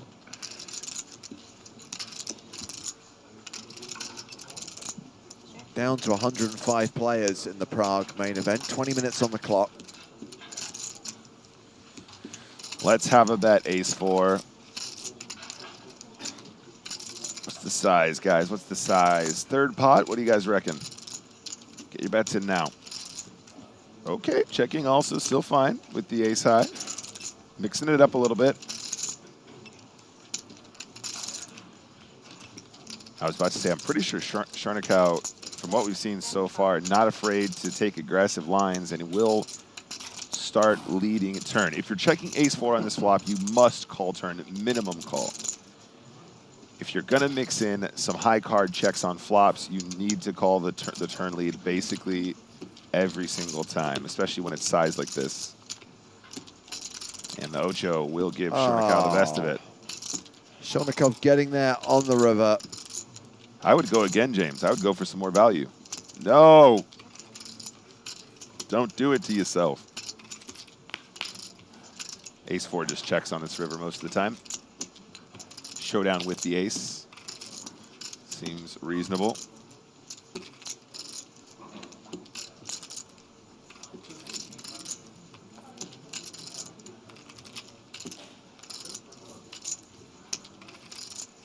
Diaz has other plans. Diaz was the player that found that really cool river raise earlier. Maybe he's thinking he wants to try and get a deuce or a tray to fold that might have led the turn. Oh, he's gone full pot, Nick, 55,000. And Shonikov does not like it. And he's almost thinking, I wish I hadn't rivered that 8, because now I've got a tough decision. I mean, look, Diaz trying to say maybe he's got backdoor hearts, maybe he has a hand like ace-4 of hearts, for example. That would be a reasonable check on the flop, too. He might be trying to say I have Jack-10, but I think Jack-10 just bets flop. I think you semi-bluff with 2 overcards and a gutter. Yeah, and a call. Nice work there. Shonikov actually gets more value by checking the river here, and pretty fancy stuff there. Love to see it.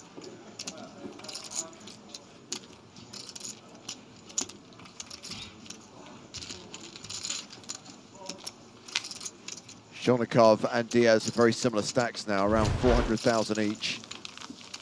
Playing 67 big blinds, at least for the next 17 minutes. The blinds are going to go up on the other side of the break.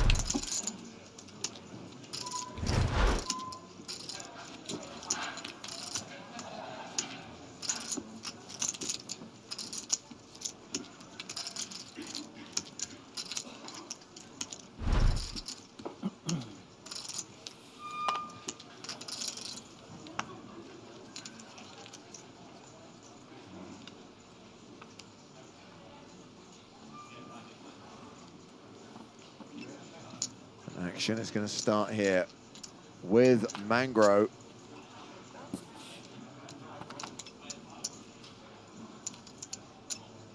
Now Robin Ulatello, King 7 of clubs, raises to 12,000.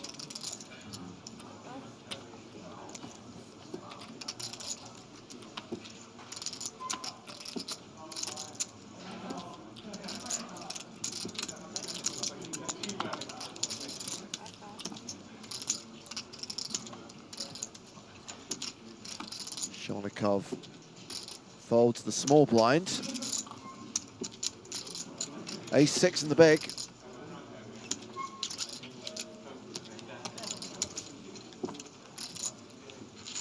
Yay!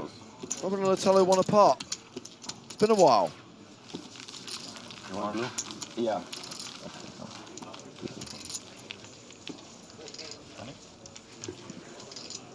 Down to 104 players now. Should highlight the main event tables, the ones against the far wall. These green numbered tables are one of the many side events being played as part of the EPT Prague Festival.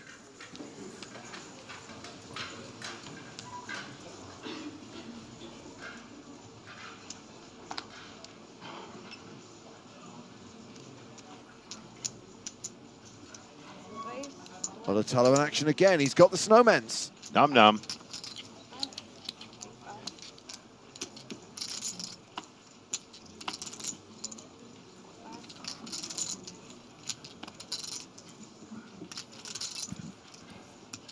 Healy Williams asking, has there ever been a female EPT winner? Excuse me.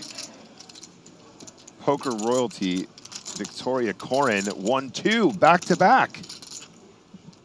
We've got Gognievich here with the James and Joe, the JH and the JS. You are right to highlight, Nick, that our first ever 2-time EPT winner was a woman. There have also been 3 other female winners. Liv Brie. That's 1. 3 other. Yep. Honestly, my EPT trivia isn't that good, regardless. Help me out here, James. So, Maria Lampropoulou. course. The PCA was part of the EPT when she won that in 2018. Wait a second. Vanessa Selbst. Did not win an EPT. She won an NAPT twice. Close. The other player was a former member of Team Pro, and interestingly, was one of the few players to be a member of Team Pro before they won an EPT. Huh.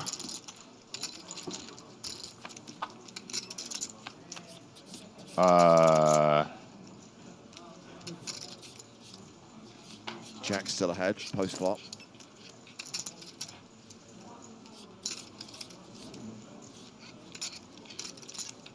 Do you want me to put you out your misery? Wait a sec. Did Fatima win an EPT?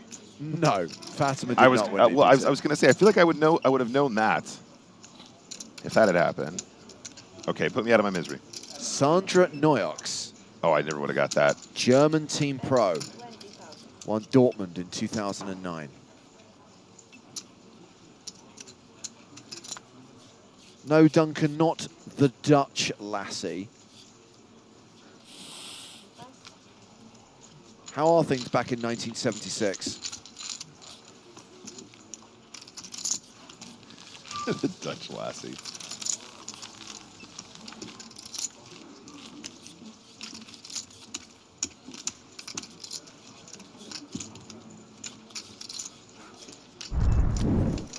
Action on the outer tables. Tuan Mulder against Patrick Jarosz.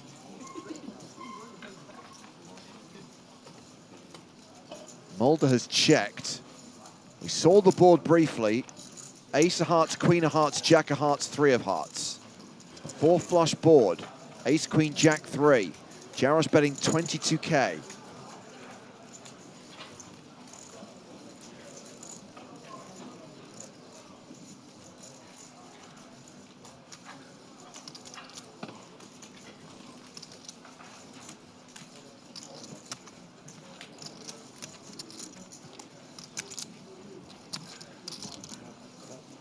So with Mulder calling, we are going to see a river card. Nine of hearts. Mulder checks, Jarosz checks. Mulder actually flopped a straight.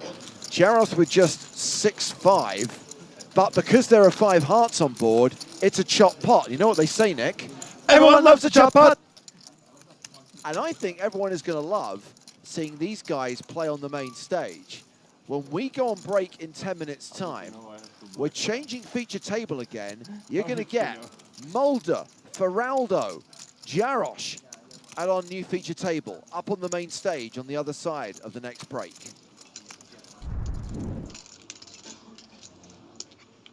So Elkanuts actually asked a question that I want to know the answer to as well, James. Do we actually know the identity of What If God?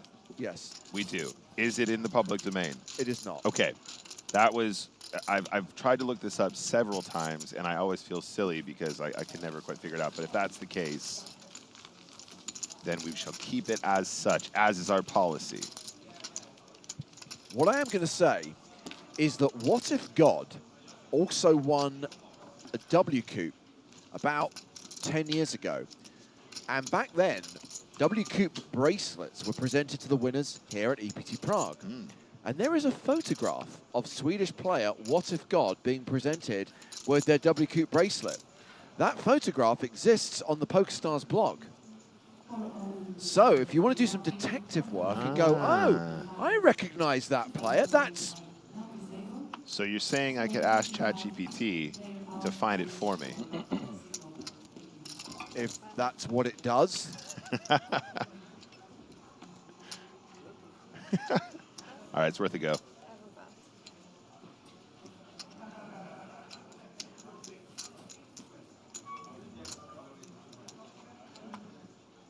Nine tray on the button, not looking so hot. Robin Olatalo, queen 10 in the small blind. It's been folded to him. Like 100? 110-ish, 20-ish. How much he plays? Same. Not ashamed to fold. Sorry? Not ashamed to fold. No, not at all. Ja. Nobody likes. I have a bad hand, I fold.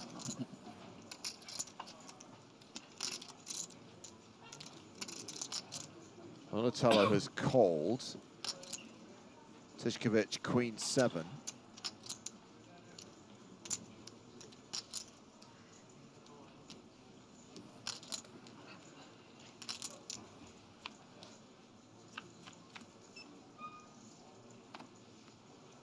And queen 10 still ahead, post flop.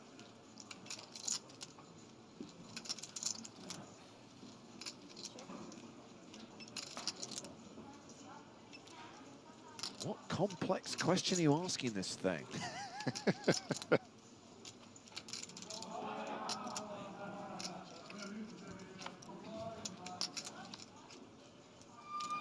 Nine on the turn. Queen 10 still the best hand.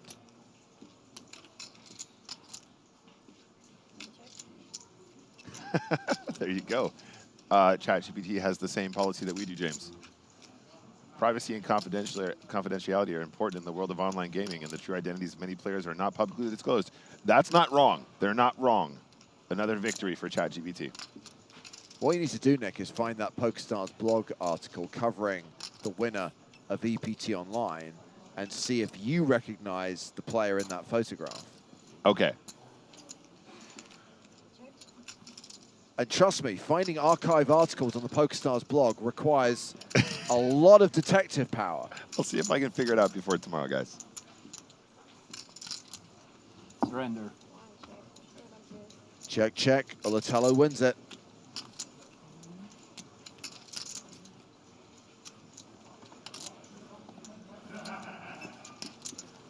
Good enough hand, right?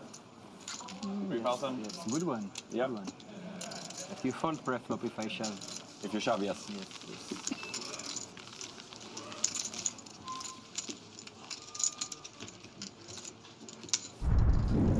This chap here is the current tournament chip leader. Cesar Garcia from Spain has 1.5 million. Garcia is tourney boss with 103 players remaining as we come towards the end of level 17. And a reminder that there will be a new feature table for level 18. You're going to get to see Toon Mulder, Spirit of the Horse, Neil Farrell, and Patrick Jarosz. Spirit of the Horse, indeed.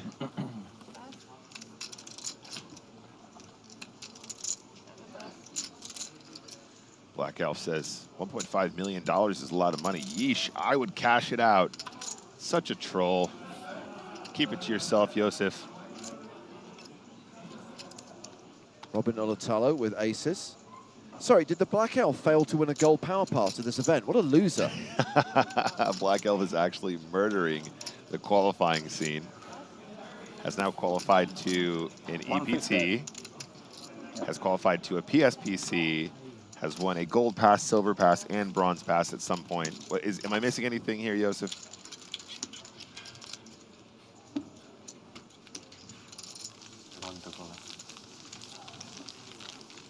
The best time. The best time you can have.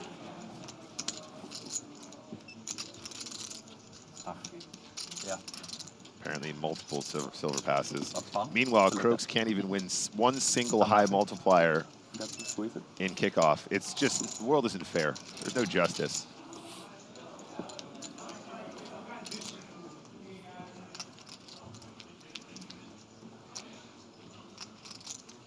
Hand number 66 underway.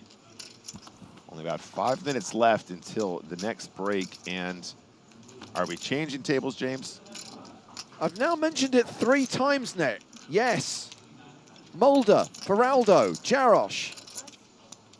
So that's a yes. Yes. Okay, I see. Thanks for that.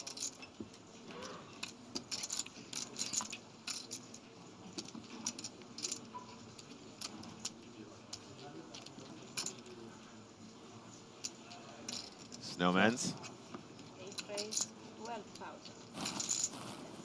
Throat Wobbler Mangro. O'Dwyer, 5-4 of spades in the small.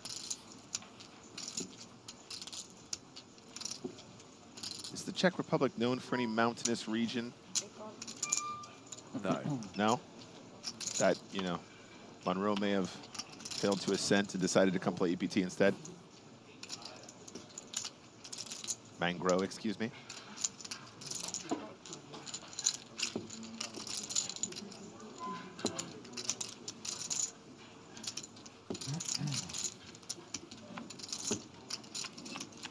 Both blinds have called.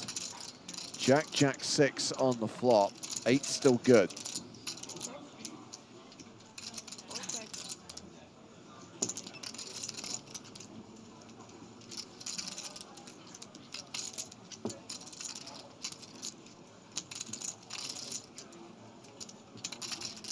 An opportunity to c-bet. 18,000 announced.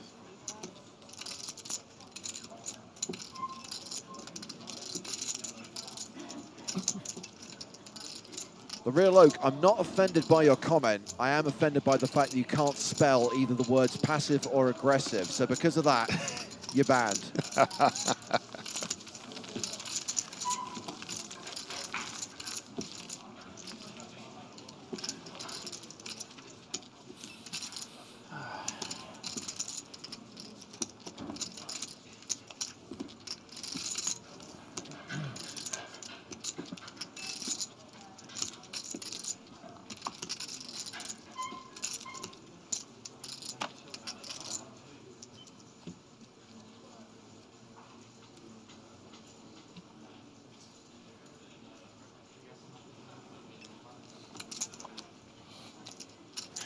Curly Master says James has been subjected to chat pros for several years now. Him being sane is the greatest testament to his infinite temper. I mean, it hasn't been that long he's been working on Twitch, right? How many years has it been now? We've been streaming on Twitch since Prague 2014. 20, that long? Yeah. Whew. Take it back. Infinite temper confirmed. To be fair, we pretty much ignored chat for the first year until we decided, you know what, this needs to be moderated. I gave you a chance, guys. This is why we can't have nice things. Leave James alone. All right, small blind action now. Diaz, so far, very impressed with the play. Ace-Jack suiting. Just going to flat here. ETG +1, obviously, slightly tighter range. Then perhaps a cutoff or button open.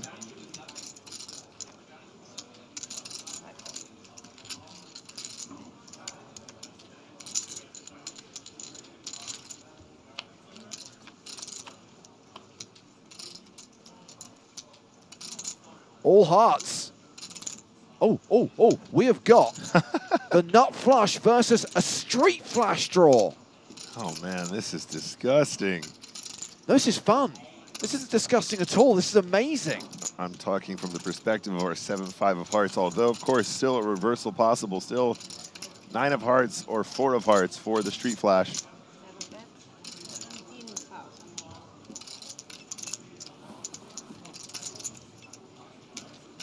Sinus like, see, this is why you have wider opens. When you connect, you always get paid. Uh-oh.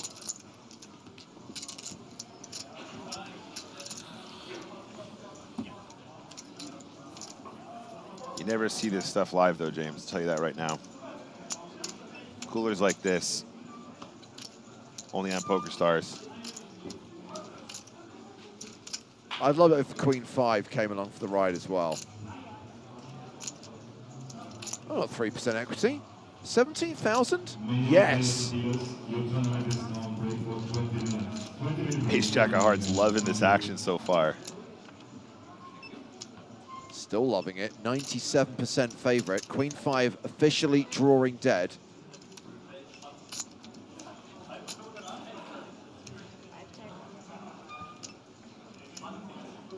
Five of spades would have been hilarious.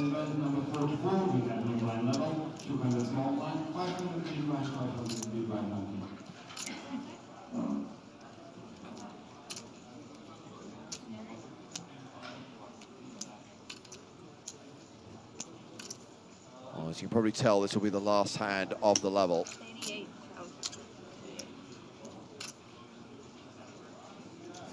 88? 38. Yeah, I was going to say the chips look like 38, but I thought she said 88. I don't know if maybe there's a bigger size in this turn, James, because obviously when you got two customers, they're going to have sets, they're going to have ace of hearts, they're going to have king of hearts, they're going to have king of hearts with a pair that they're not going to want to ever fold. I think you can just get more on the turn here, basically. There's a lot to punish for more than 38, but 38 it is.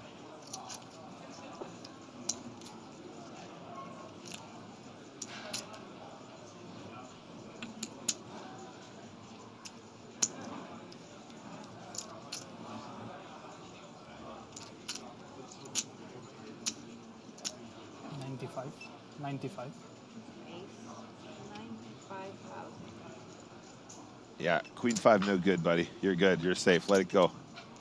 Easiest fold of all time. This action is terrifying for queen 5. Yeah. I'm done with this hand. I'm going to go on break. Thanks. You guys fight it out. How much do you get behind? Diaz, the effective stack. 220. This is really tough, James, because of course Diaz could be doing this with like 6s, 8s, set of 6s, set of 8s.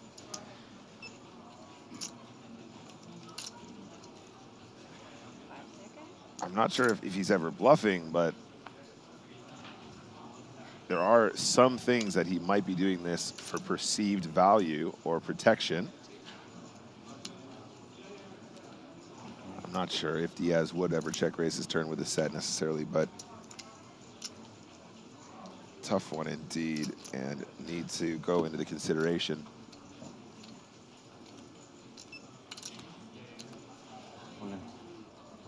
All in. And the call from Diaz, who has the nuts right now, and just has to fade the 4 of hearts on the river to survive. Oh man, can you imagine? On the main stage as well. I wish them both luck, but that would be ridiculously spicy for the TV. Don't want to see a bad beat, but equally we do love Street Flash Poker. We do. Only the 4 of hearts would eliminate Adria Diaz here. It's the 5 of diamonds. It was red. So that is going to be a big double up for the Spanish player on the last hand of this level. He'll be coming back from break with 769,000 chips.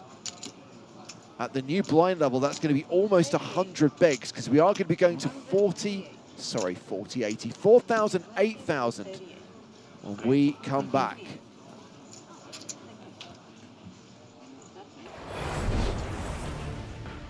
Robin Ulatalo, Stanislav Tishkovich, both on the short side. Steve O'Dwyer, still a big stack. So yes, new feature table lineup coming up. Another former EPT champion, that player being Neil Farrell. A former EPT Prague finalist and an online beast, Tuan Mulder. And another EPT finalist and local player, Patrick Jarosz. So new feature table for the 3rd level of the day, level 18 of this record-breaking EPT Prague main event, coming up in 17 minutes time. So we'll take a short break, we'll get the table changed out, and then join us for more live action from day 3 of the EPT Prague main event.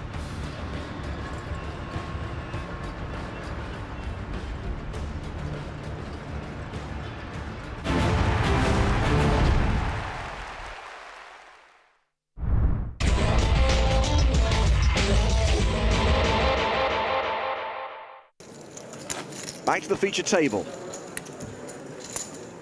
Actions on Steven Silverman. Queens under the gun. Silverman was on the American Poker reality show 2 months, 2 million. It was the highest rated poker reality show in its time slot, starring Steve Silverman. He's raised to 15,000. Dan Smith has Queen Jack suited. Dan's in rough shape, but he's got the exact kind of hand you can sometimes crack bigger hands with. He calls. Negranu's out. As are Bakar and Siva. Ravensbeck will fold the big blind, so we're heads up to the flop. And that flop is Jack, Jack 5, trips for Smith. Hi-ya! Steve's almost always going to bet this because he's almost always going to have the best hand. He does continue for 27,000. I don't think he's folding. Nope. He calls. Dan opts to just calls. There are plenty of hands he could peel a turn with that aren't nearly as strong. 6 of spades on the turn. Smith with a virtual lock on the hand, 98% equity. None of these cards are really saving Silverman. Bets again, 65,000. Now, does Dan raise or just call and go for all his value on the river?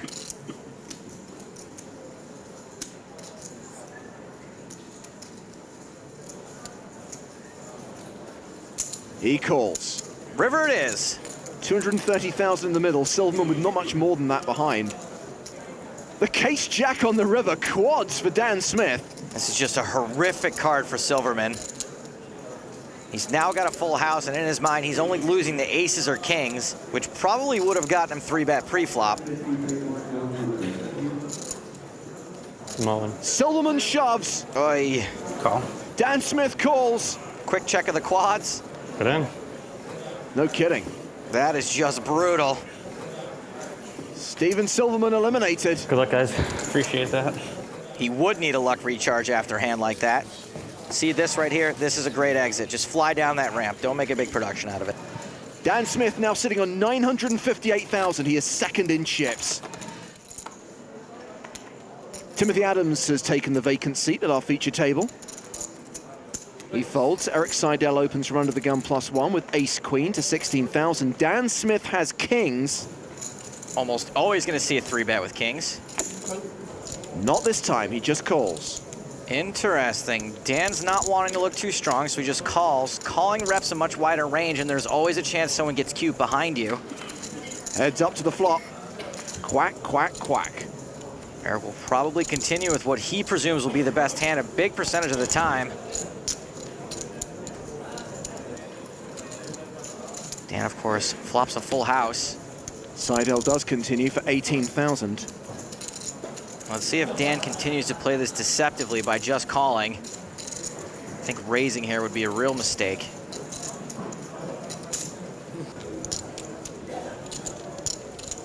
He does call. Don't want to chase away that action. The turn is a queen. Seidel now has a full house. Really terrible card for Eric. He's now going to have the best hand almost all of the time.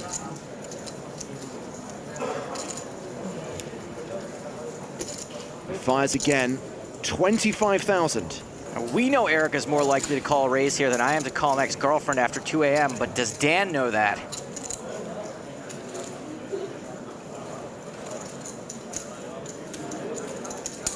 Dan does raise, makes it 75,000 total.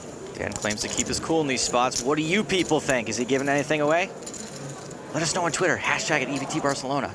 Now, don't get me wrong, this raise looks extremely strong, but A, Dan's had quads once already. What are the odds? Am I right, people? B, B, and C closing. Always be closing.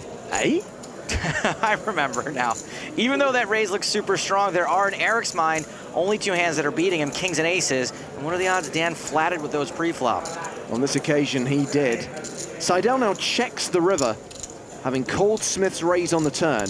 Would have been really sick if a deuce had hit. Dan obviously has to bet again, but he can't be like me when a girl lets me buy her a drink in a bar all eager. That's how you scare him off. 234,000 in the pot. He bets 200,000. This is just a gross spot for Eric, you can tell, because all the liquid just drained from his body. You can't fault him for thinking about this, and you can't fault him if he eventually calls either. You can, however, throw him a parade if he somehow manages to lay this down. This is your run-of-the-mill / incredibly rare cooler crying call. He can't get away from it. He calls, and Smith gets maximum value. Eric Seidel's been getting brutalized by Dan Smith today. Seidel loses 310,000 there. Dan, don't say anything. Don't look at him. He is a legend. I like the way he played that. And all things considered, I think it was really, really good way to play it.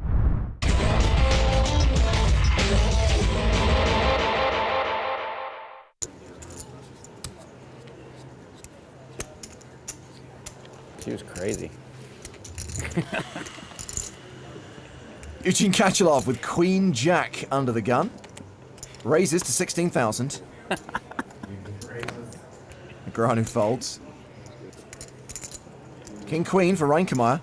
Reinkemeyer's got Kachelov dominated. It's a strong hand. It's connected and makes a very good top pair. Tobias 3 bets to 34,000. Getting rid of Ivy, Duhamel, and Seidel. Obviously, we know Eugene's dominated, but Queen Jack suited can make for some pretty big combo draws. He calls. He'll have to play the flop out of position. Well, that flop is pretty kind to Eugene, gives him top pair. He's paired his live card. He jumps way out in front. Reinkemeyer now reverse dominated. Don't get all excited. It's not as fun as it sounds. Kachelov is checked. Checking to the razor. Let's see if Reinkemeyer continues. He does. Betting 33,000. He's going to meet some resistance.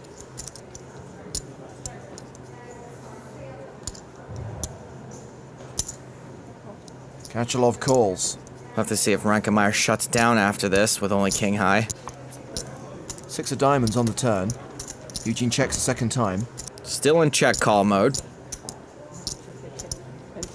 Reinkemeyer with just 7% equity will check behind. Interesting river card, the ace of diamonds. Eugene probably still just wants to get to a cheap showdown. Good card for Reinkemeyer to represent. Not only is it a tempting card to bluff at, it's almost obligatory. 152,000 in the middle. Reinkemeyer bets 125,000. It's a pretty good shot. Eugene picks up on what a great spot to bluff this is and just snaps him off. You can't tell, but there's a huge leveling war going on between these two. It will cost Eugene most of his stack to make this call. Now, some players may have shoved top pair on the flop. In Eugene's case, he decided to let Reinkemeyer try to barrel off on future streets. However, this ace has thrown a monkey wrench into things. Right now, this just comes down to reads. Let's see if Eugene's ever read the book Chicken Soup for the Soul read. He lets it go. Turns out the book Eugene's been reading is Eat, Pray, Check, Call, Fold. So Reinkemeyer adds another 84,000 chips to his stack. Eugene now playing fewer than 20 big blinds. Looking a little bit frustrated. Probably wishing he had shoved the flop now, but that's playing results, and we don't do that, James. Reinkemeyer closing in on the 1 million chip mark.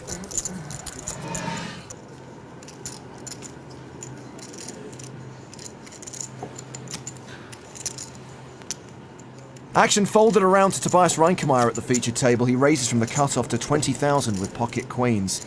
Jack 9 suited for Jonathan Duhamel in the small blind. Usually if you're going to play hands like this out of position, you want to do it with the betting lead. He 3 bets to 62,000, gets rid of Seidel in the big blind, so we're back on Reinkemeyer. Tobias could easily put in another bet here. He doesn't, he elects to call. It's a trap! Heads up to the flop, 141,000 in the middle. A jack high flop. Jonathan makes top pair. Oh man, Jonathan is in real trouble here. The Death Star is fully operational. He continues for 63,000.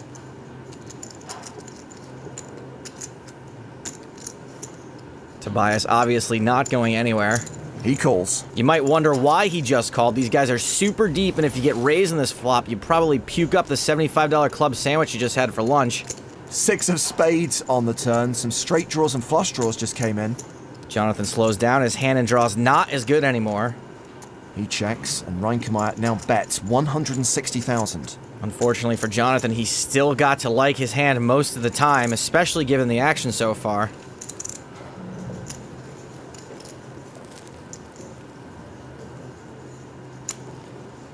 Duhamel makes the call. We're off to the river with nearly 600,000 in the middle. You think Phil wants him to speed things along? That river card sees Duhamel take the lead. He rivers a straight. Did I say Jonathan was in trouble? I meant to say he's winning. If he wants any value, he's got to try to bet here. Plenty of hands Tobias would just check back.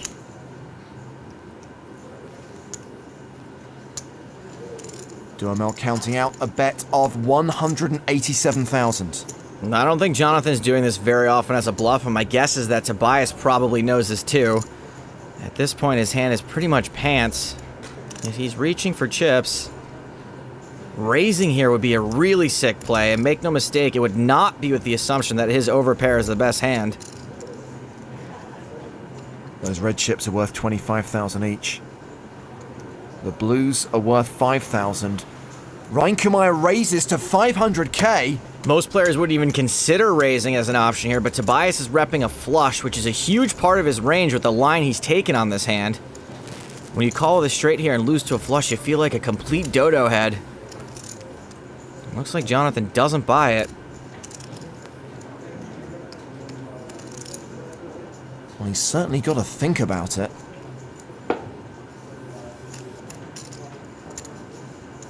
These are two of the biggest stacks in the tournament. Duhamel gives it up. Reinkemeyer turned his queens into a bluff, and that bluff worked.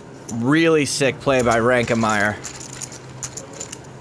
Sick fold by Jonathan, too. Would have been slightly better if he was right. Reinkemeyer up to nearly 1.5 million. He's taken the tournament chip lead.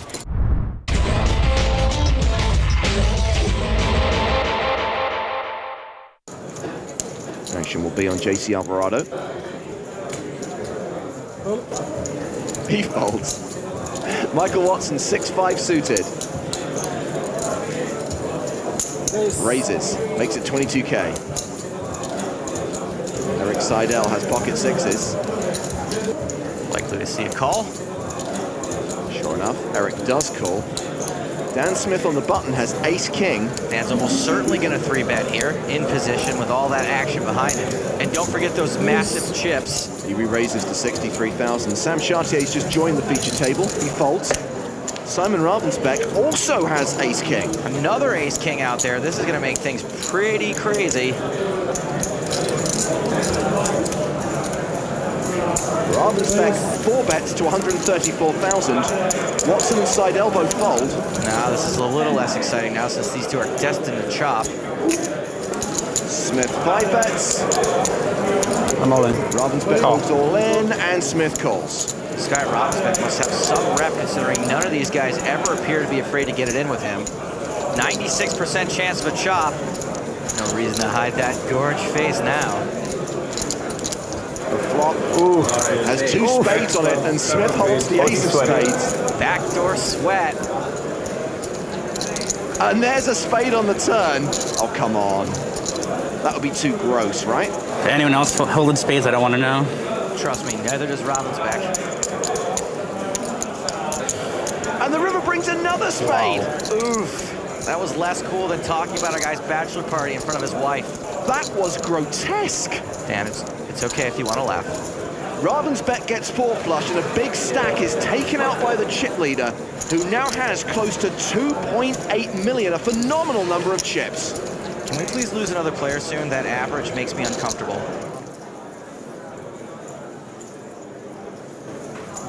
Pocket sixes for JC Alvarado as we return to the main feature table. Well, JC's on a bit of a heater. He raises, makes it 45,000. Speaking of heaters, this is the one guy at the table running hotter than JC. This kid makes more hands than a mannequin factory. Dan Smith has king-jack off. Calls from the cutoff. Speaking of, have you ever seen Mannequin 2 on the move? It's really underrated. You may be the only person on the planet who's seen that movie. Tobias Reinkemeyer has Jack-9 suited in the big blind. It's a decent hand, and he's getting ridiculous pot odds. He calls as well. Even though we know he's dominated by Dan. 3-way to the flop. And Tobias Reinkemeyer flops a full house. Dan Smith flops trips.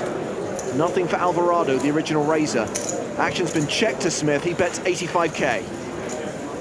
Dan Smith has made another huge hand. This time it's not the biggest, though. Reinkemeyer calls.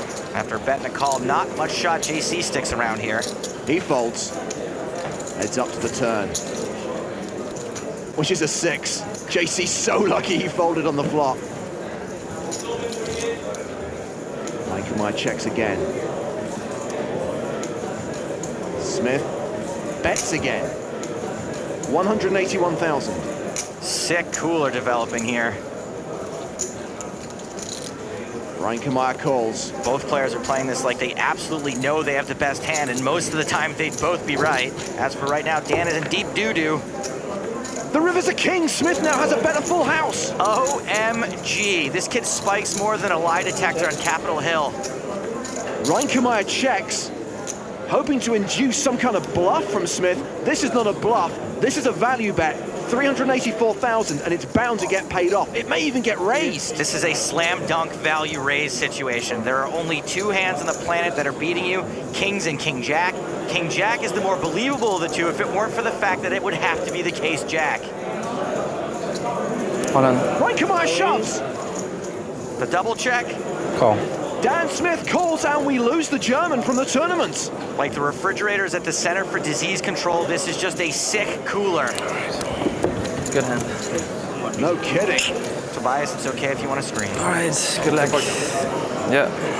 Somebody go ask Dan Smith if it's uncomfortable having that horseshoe up there. Looks uncomfortable. What? I mean under his hat. 14 players remain, and Dan Smith now has close to 5.3 million.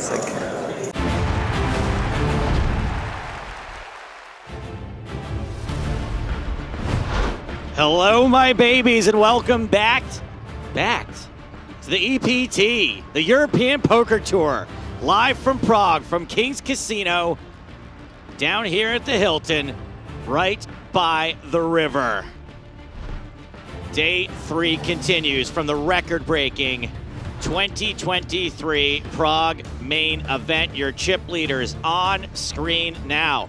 Omar Eljak was chip leader yesterday. For him to be holding on to the #2 spot, quite impressive.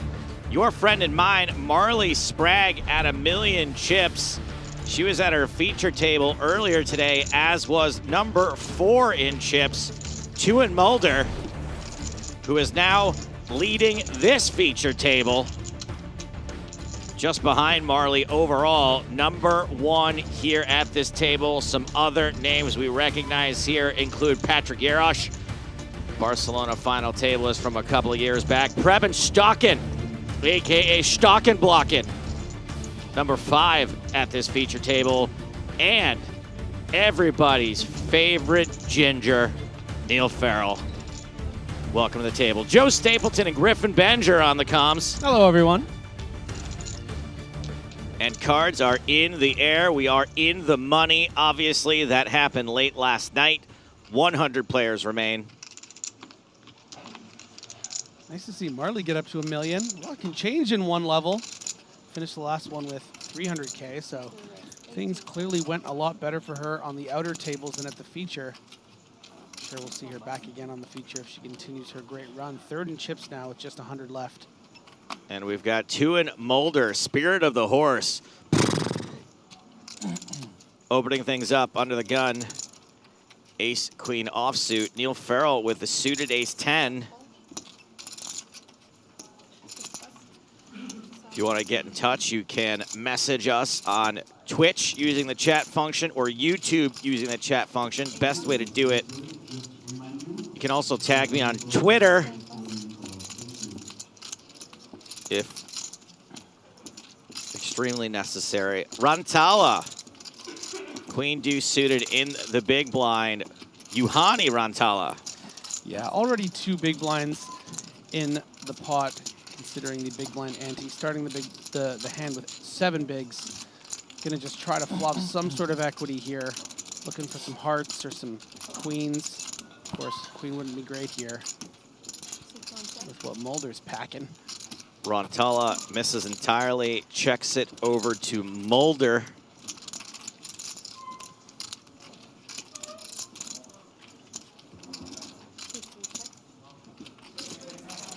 Who checks it over to Farrell.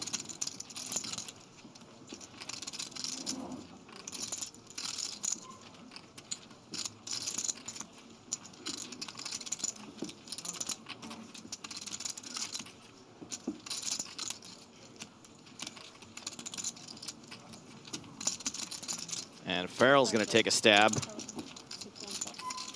Yeah, it looks like he's just trying to clear out some equity here. And perhaps to be prepared to do something creative on future streets. Never really know what Neil's up to. Very crafty player, and Molderchek calling the better ace-queen. Spirit of the horse. Turn card is an ace. Yikes. Could be big trouble for Neil Farrell. The truth is out there, Griffin.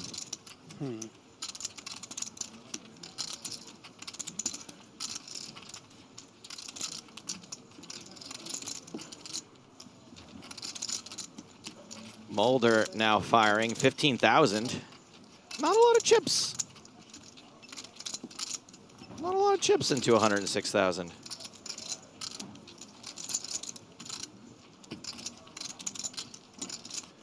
Two very experienced, tricky players. Mulder against the grain here with the lead out after the third club peels off.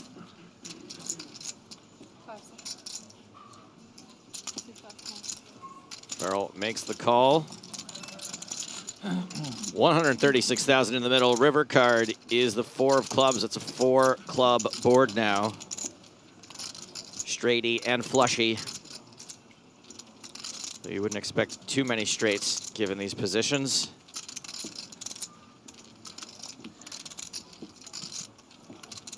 Yeah, it's quite an interesting small turn lead for Mulder. I guess I would suggest that he's targeting the pairs portion of Farrell's range that also include a club, trying to get a little value instead of that check back, and then probably no value on the river. But it's going to work out because Farrell had the ace-10 too. Check, check will work out for Mulder, at least at Showdown. Going to add 83,000 to his stack. Speaking of, how did you describe these players? Experienced? We've got another experienced player ready to give his opinion on this hand, used him last hand. that Yeah, hand. used him there. He's here watching. What's happening, guys? Sam Grafton, everybody. Here he is. Experienced, by the way. Wow, that feels like one of those backhanded We've got superstar Tian Mulder, Triple Crown winner Farrell, and experienced pro Sam Grafton. Here he is. Griff Graff together again. Here they are. He's on percussion and I'm on rhythm section. Great to see our boy Neil Farrell in the mix. 79 big blinds. And, you know, long-term fans of PokerStars coverage. Whether he's represented by a horse or represented by those slightly 90s curtains that he's rocking, Tian Mulder. In the driver's, never arrive with him on the short stack though. I don't think I've ever covered him at 11. We don't even know if he can play 11 big blinds correctly. He does remind me of the guy that every girl has a crush on in 8th grade. If there's any 8th graders watching, please comment in the chat. Please do not. Please stop watching. There was a little anecdote actually. There was a little anecdote from Joe 2 levels ago about asking you for Tian Mulder's number, and you said, well, it might be tough to track him down. Your man doesn't even have a phone. By the way, this is the thing about Joe. Anything you tell him in private, it may come up on air. That's not true. Get out of here. We do say that about you. That's something we say. It's plus, if someone tells, I mean, how's he ever going to find out if he doesn't have a phone? Good point. Yeah, that is a very good point. I have dirt on everyone, just to be clear. Everyone. And yeah, here we go, Tian. Here we go. Just to emphasize how aggressive you are. We've got a gut shot. We've got a backdoor flush draw. Exactly, you know, if people are c-betting all these type of hands. Go on, Tian. There we go. Bump it up. Yeah, Tian Mulder's not about to flat here, and the 10 of diamonds comes on the turn. He check folds. That's not the horse way. Yeah, and wow. It's just exactly the offsuit portion of your opponent's c-betting range that you put in trouble. Perfectly executed. You know, it looks so looks so simple. Why are you saying the offsuit portion? Because all the suited portions, three of them have a backdoor flush draw? Yeah, 9-10 of clubs continues, queen jack of whatever was out there, spades. It's just those offsuit king jacks, queen jacks, which are forced into pretty much indifference. I forgot. But it's, you can say We'll trust you. We'll trust you. Four 7 of hearts. Oh, it looks like they're playing. Yeah. I, for one, believe him. Oh, they're sharing. Yeah, well, of like the 8 or 9 levels we've broadcast, I'd say like a solid 5 or 6 of them have shown one or shown both. Every hand. Every single hand. The table's agreed to it, and it's made things pretty fun. Yeah. Oh, that's fun. But I am surprised to see it happen within the final 100 players. Like, it was like one of those things, you know. Right, early 100, on. 200 from the money. We're all having a laugh, you know. We're on TV. But to do it now is, I'm surprised. Wow, what a name. Diogo Coelho. Probably the most Portuguese name of all time. So many good names at the EPT. It's the only reason I come, really.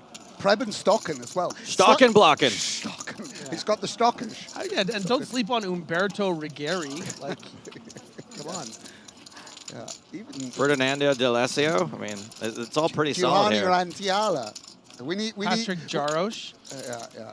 It's just great. Like, everyone got an exactly. Yeah, and here we go. Heads up to this flop top pair, top kicker for Neil Farrell. Backdoor diamonds also. Very exciting board for Aldo. Obviously, there's just some worse 10x as well that Tian can have. The jack 10s, queen 10s, 10 9s. Small blind flatting range, very sort of specific range. And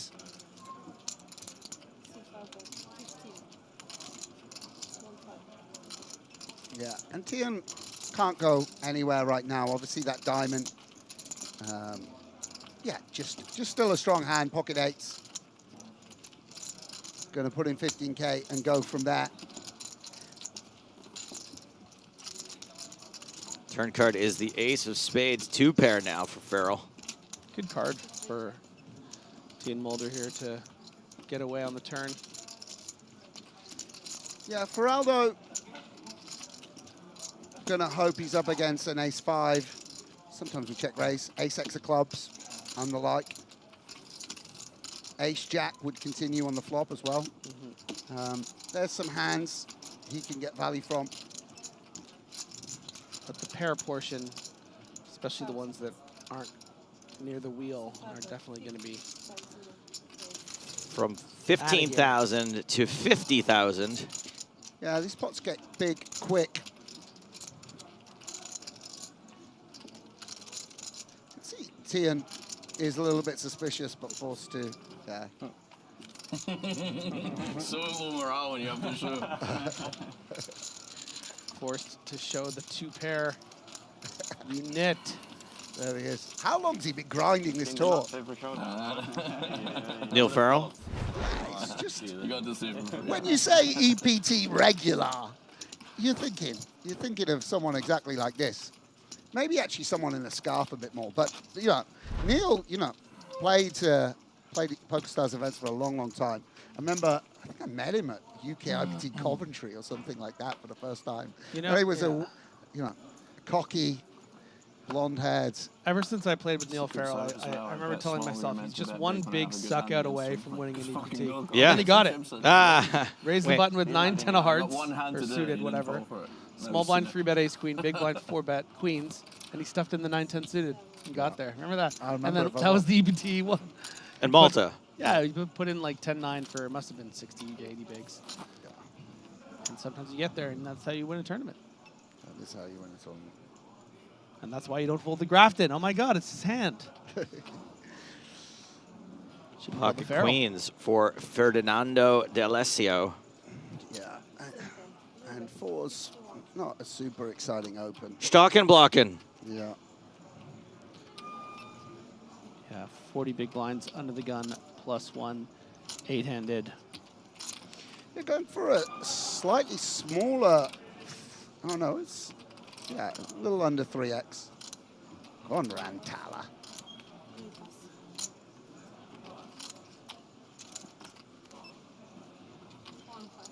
Juhani Rantala sounds like a weird board game you'd find in a cabin that you rent somewhere.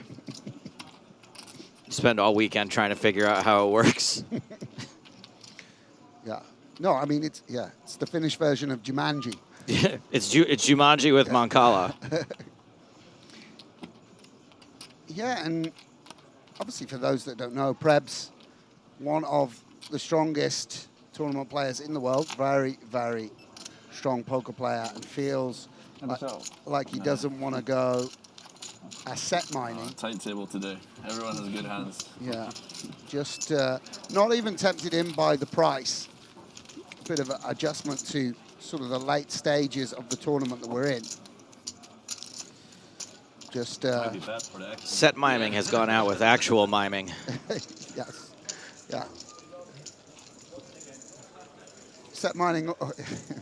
I feel like okay, so we have gone down to 97 players, and I'm being told that one of the most recent eliminations, this is going to make you sad, Sam, Robin Ulatalo. Oh, sad to see. Eliminated. I really wanted him to make more money. One of the most famous beards in poker. Is this the table? Like they clear? Are we seeing like the what used to be? What used to be Robin Ulatalo? Yeah. The chair that he was in. Time is a flat circle. He's still there. In the corner here, we can see people waiting. They're queuing to pay their respects, like after the death of the Queen. Yeah. He's laying in state. Yes. I'll show what I lose. Oh, looks like we had a walk here in the big blind for Yarosh. Yet it's Neil Farrell who shows, and Yarosh who does not. How many I have until I need 200 again?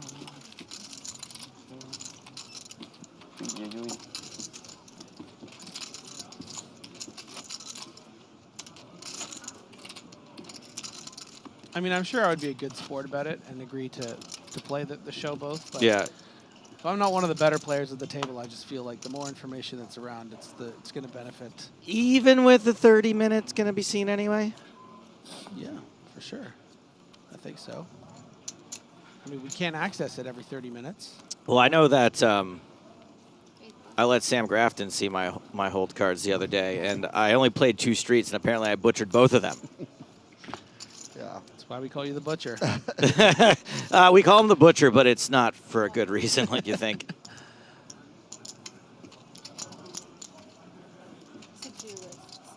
Here we go. A little on the looser side here from Mulder. Hijack, 10-6 of hearts into Preb's big blind. Preben Stockin taking some time off from being a character from the Tintin comic books. Yeah. 17. Thank you, Wistern, for your raid on Twitch. Welcome, Wistern listeners. Queen Trade Deuce. Wow. Heart.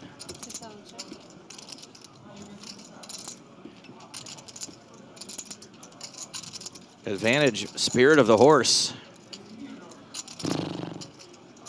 Getting better, yeah. Nice. Saw that hay you ate on break. Yeah, you saw that, huh? Character actor. Yeah, and Preb's just deciding how to proceed. I think this flush draw probably don't want to check raise at a very high frequency, but just going to take an assessment of where he is. Take the temperature. Yeah. Getting a very nice price to continue. Can maybe get creative on a 5 or 6 turn, something like this. What about a King of Hearts turn? Oh, dearie me. Dear, oh dear. And this is a very advantageous situation. Mulder with the 10 high flush. I haven't seen a cooler this 6 since the one they're keeping Walt Disney's head in. Yeah, and sizing sort of, I would imagine, goes down here. Both players, you want to continue betting a king, right? Not just a flush. Both players have flushes in their range. And yeah, you see this as sort of down bet. And now again, Preb's back with the decision. Does he want to put in more money against a king-queen, an ace-king holding, a king-10 with the 10 of hearts, right? So this is also then designed to induce some check raise bluffs from like ace-4 with the ace of hearts or something like that to attack the... Well, no, I mean, you design your sizing around value. It's just that you have some weaker hands that you... The nuts evens out on a flush. Both players have almost an equal amount of flushes. And that is a very unfortunate river for Prebz. But this isn't necessarily a hand he's going to go broken, right? If Mulder sizes up to near 100K. Well, let's see. I mean, yeah, let's see what Tian wants to do to go for now. You want to get your value on the river.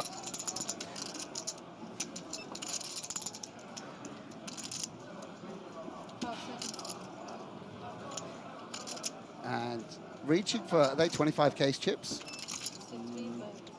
135. Yes, and the slight 140 over bet from Tian. And perhaps you noticed doesn't immediately snap. He's thinking, I mean, one imagines that you do beat a little bit of value here. I don't know. No, I don't know whether he's thinking about raising all in. Only 5-6 of hearts, right? Is an ace-10 ever yeah, sizing? of course. I think so, yeah. Just decides to call. And very unfortunate for Prebz. Oh. Tables his hand. I don't know whether that's part of the game. And yeah, the table a little quiet because that's a big swing. Tian Mulder going up to 160 big blinds. And Prebz reduced to a mere 14 big blinds. He's phlegmatic about it, but it does definitely hurt a little at this stage of the tournament. Yeah. He's an experienced guy, you know? Phlegmatic? Yeah. Like, that's... Magnanimous? Magnanimous. Yeah, magnanimous. Similar? Similar. I don't know phlegmatic. Yeah, it's philosophical about it, you okay. know? Reflective? Yeah. Okay.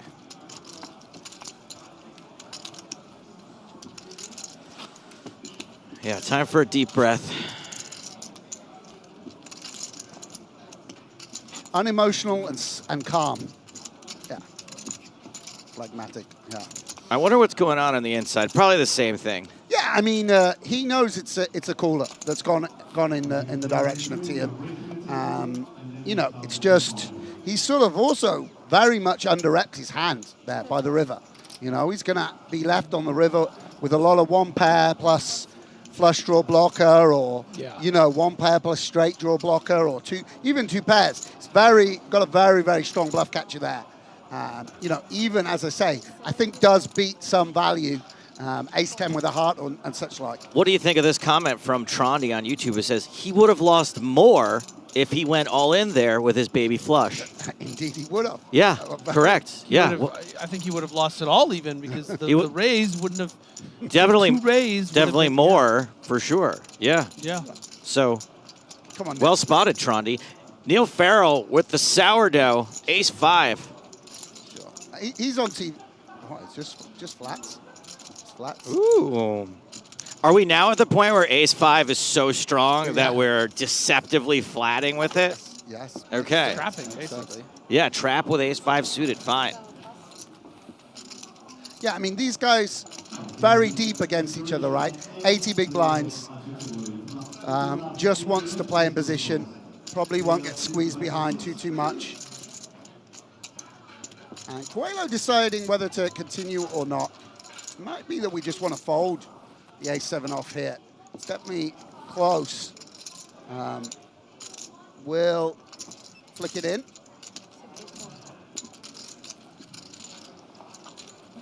The Spraggy. Speaking of Sprag, you see Marley's third in chips. Oh, love that. Yeah. Sprag by marriage. Coelho coming along for the ride in the big blind with ace-7, pairs the 7. Neil also hits the 5.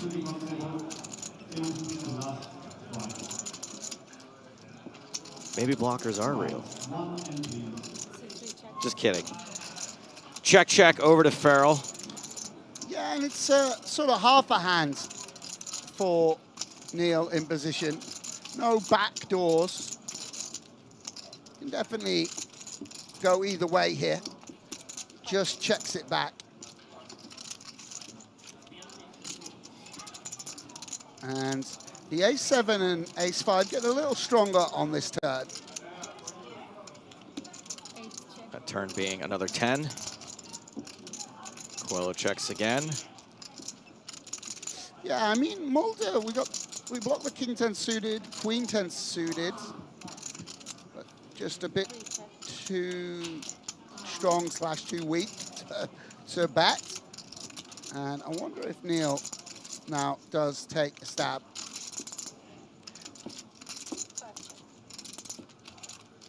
No stabs. River is finally a diamond. Anything else? Yeah, and Coelho can think about a value bet here. Occasionally, Mulder has something better than you, but doesn't seem ridiculous to go for value.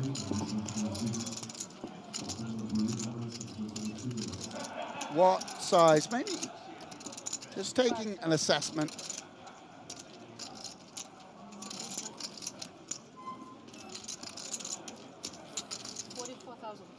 Two-thirds pot, and it leaves Neil with a decision.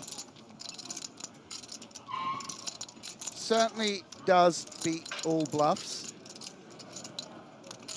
Unblocks the sort of jack-8s, jack-9s, queen 4 suited type hands, which would bluff.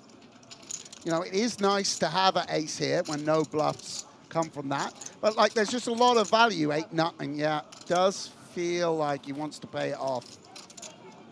44. Yeah, you may want to ask that before you make the call next time, but.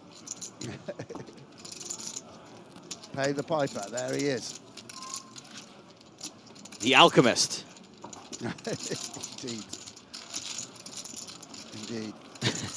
Veronica wants to die. Read a book. Read a book, audience.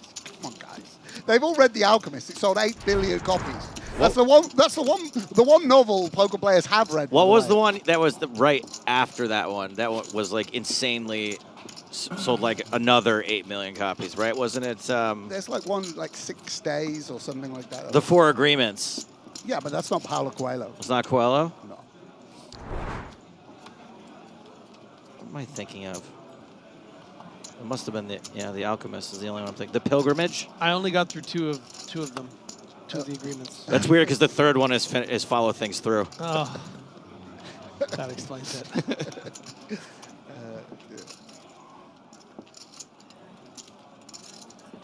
Here he goes. He's agreed to play 80% of the hands of the hands.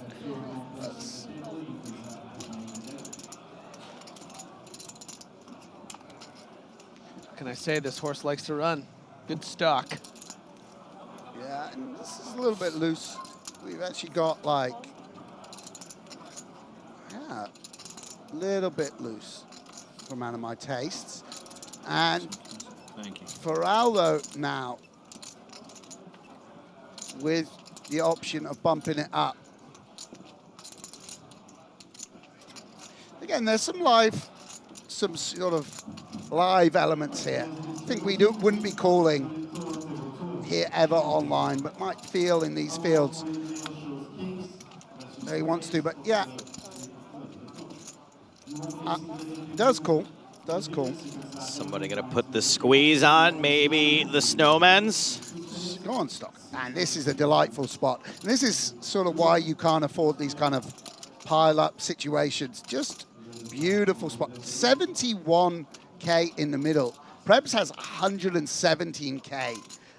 That's a lot of chips in terms of your stack. He can almost double up just from getting his chips in here if everyone folds. Yes, it's just a beautiful situation. And let's see if anyone wakes up with a hand. Ace 10 of hearts can be forced out behind. Not great news for the ace-8 or the jack-10. Yeah, and I think Tian with the under the gun 2 caller is also going to be fortunate enough to get out the way. And this is what happens. I mean, again, I don't want to. I love that. What is this? How much? What is those? Ruggieri. What is this ridiculous action here? It's just quite unappealing spot here with the 3s. Ruggieri about to rug us all of precious moments in our life. Does Farrell call the 14 bigs with that dead money? I mean, by the way, it's worked out. I mean, Prebz couldn't have asked to be up against 3. I was hoping you would do it. Right, how much? Ah, boy. Can I get a second count, please? We're going to have to do it. I'm really good at these, though. So. Yeah, and this is going to be unfortunate for Prebz. Obviously, there's a lot of hands that he's got that dominate the jack-10. These two are flipping like hot diehard takes versus hot love actually takes. One of these two things has a slight mathematical advantage.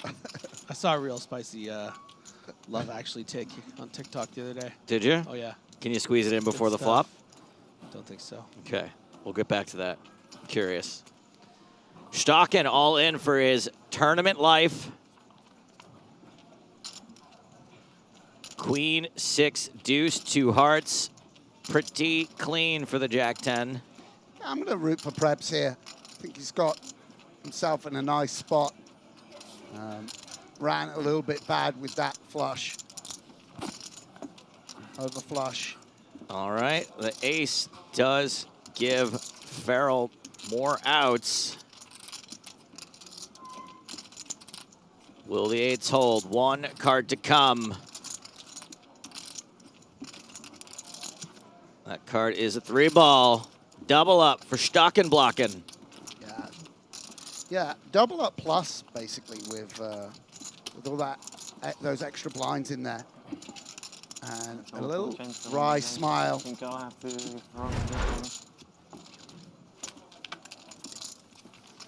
All the people in chat, by the way, who are giving us a hard time about the way they're pronouncing these names, like you, Francesco Sanino, who just wrote, it's not Ruggieri, it's Ruggieri.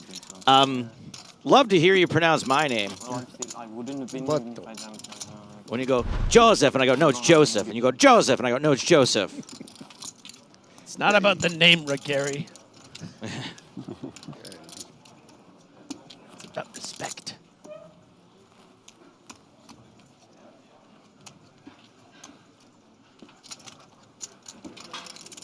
Roberto asks why he folded the 3s.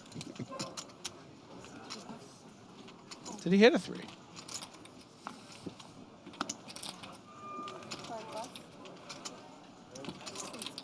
Is it weird that I can't remember what the board was?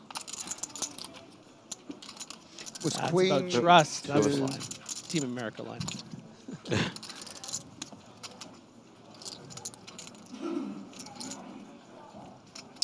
Okay. Pocket 10s for the Stocken.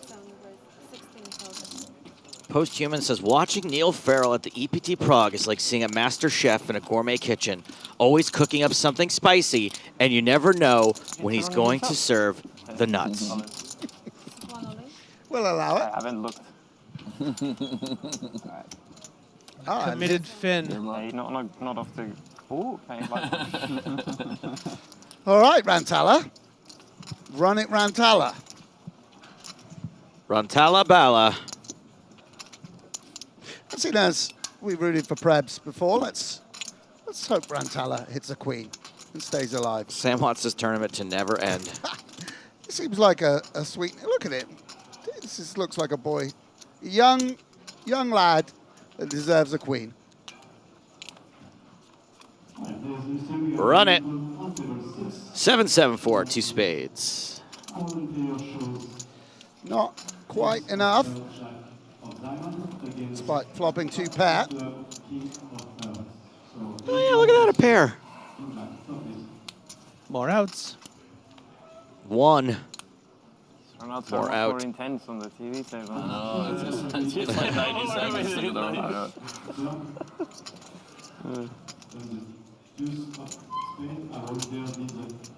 Rantala needs to hit the river. Misses. I would say it was fun. Rantala showered. Really was it today?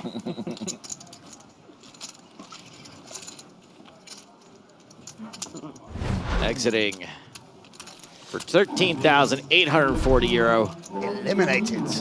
And that'll be the payout until we get to 71st place. So no immediate pay jumps on the horizon. And Preben Stocken, 2 hands ago, had what, 14 big blinds, and now has 40? Right back in it. As I said, a very, very experienced online player. And a very, very experienced longshoreman in a Wes Anderson movie. He looks like he's doing the Daniel Defoe before and after. If he's here, who's taking care of Curious George? I'll give it to you. It's not the yellow hat. Yeah, but he wears it's a cowboy hat. Ah, come on. It's like the Nordic version of Curious You really George. gotta lower your standards for me, man. This is what happens when you work with a professional comedian. You could let my joke breathe for like a second before immediately changing the narrative. Come on, bro. He's right. Play the game. He's right. You're working with a professional in the I booth know, he's right. That's the problem.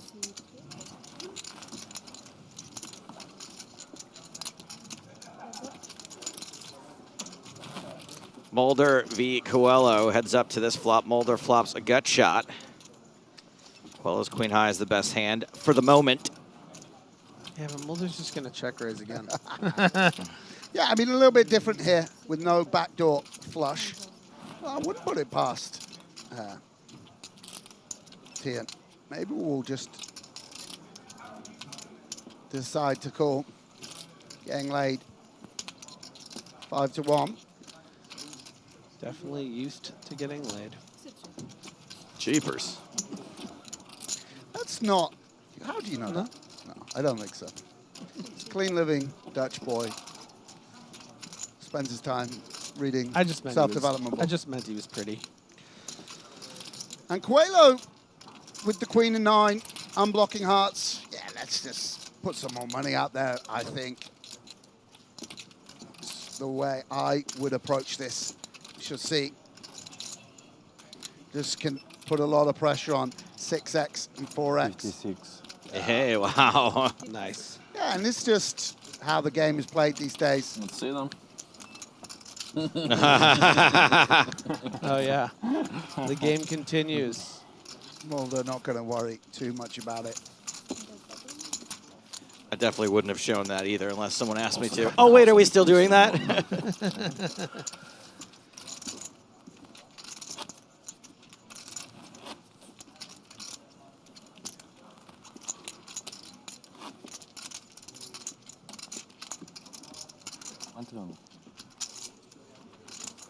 I'm small blind. Small. No, you're big blind. He's small blind. Okay.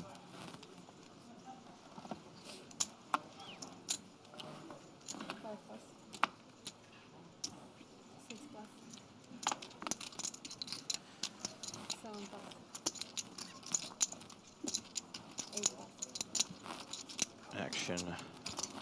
Folding around 2. Little blind war. 2-in. In the SB. Queen 8 suited. It's like he's the star of the feature table and everyone's just featuring. The Tia Mulder show featuring FT. Neil Farrell. Diogo Coelho. Oh, sorry, I got that wrong. Excuse me. Ruggieri. Umberto Ruggieri.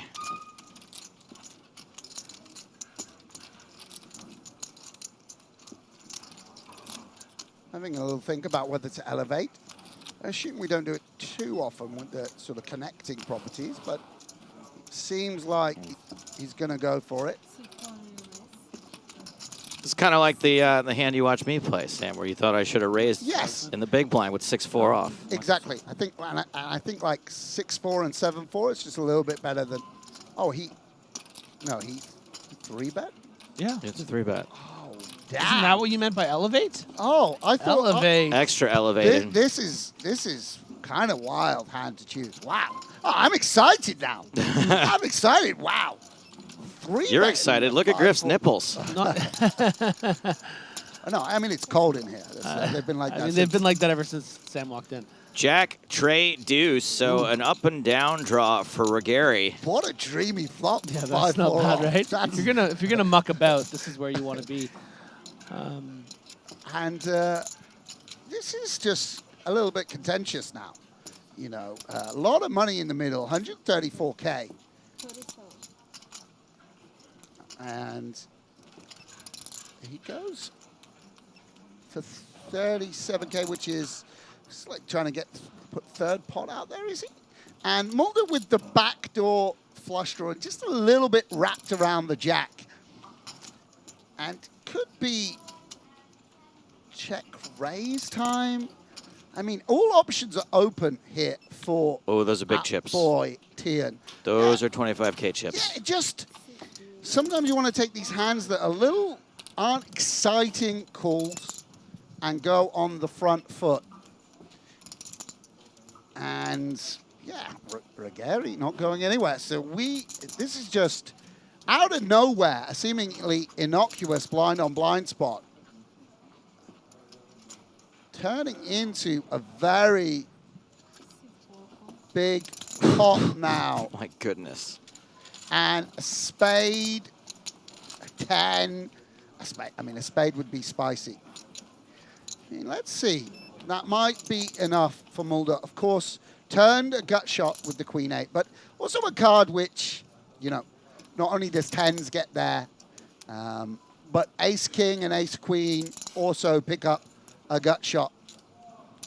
You know, if we start betting the turn, are we just committing to going 3 streets? Also, the SPR a little bit weird now, 404K. But reaching for chips. Spirit of the horse. I mean, he doesn't slow down, by the way. 60 by 113. Third pot. And Regari in dangerous territory now.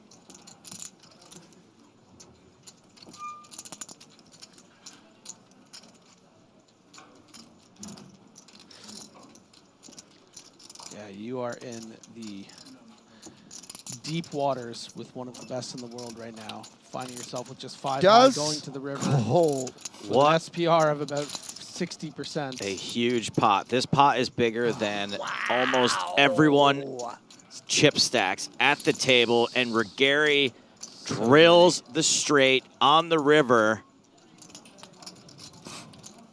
Disguised hand, is that still? Yeah, a term. Mulder shoves, and Regari makes the call.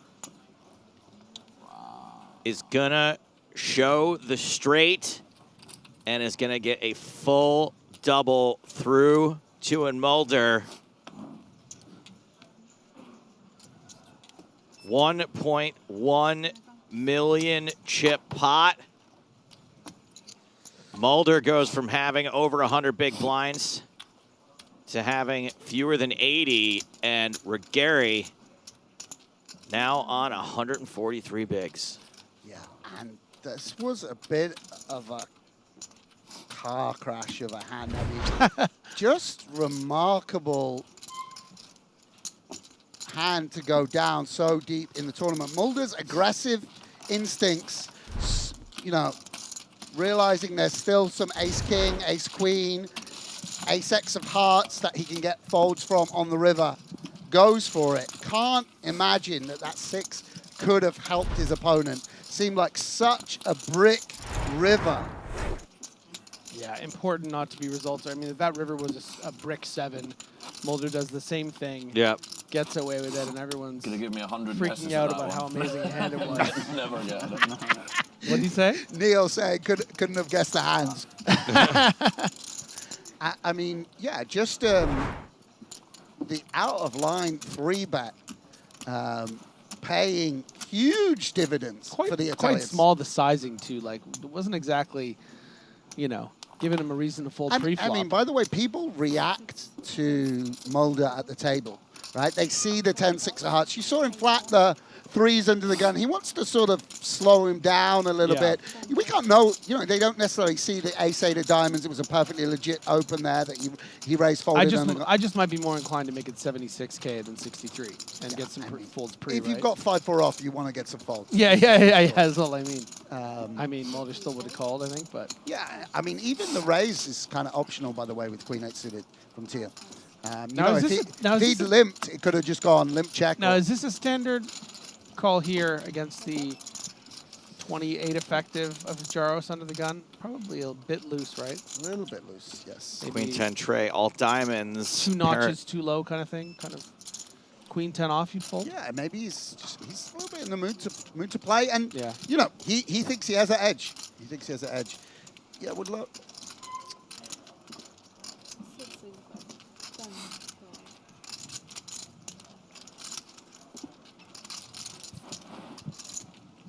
Rush betting relatively small. 20% pot.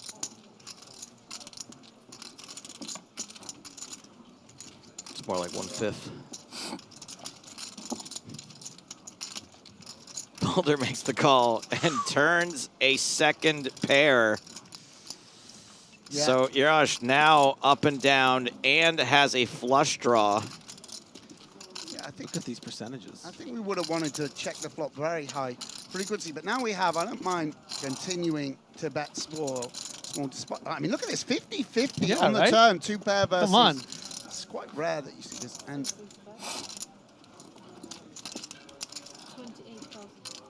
yeah, and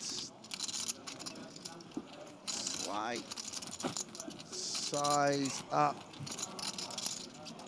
Tian not gonna go anywhere, but can't raise, you would imagine. But I really think Mulder in these hands, he's one tabling here, right? A guy that normally playing 6 or 8, he's really dialed in.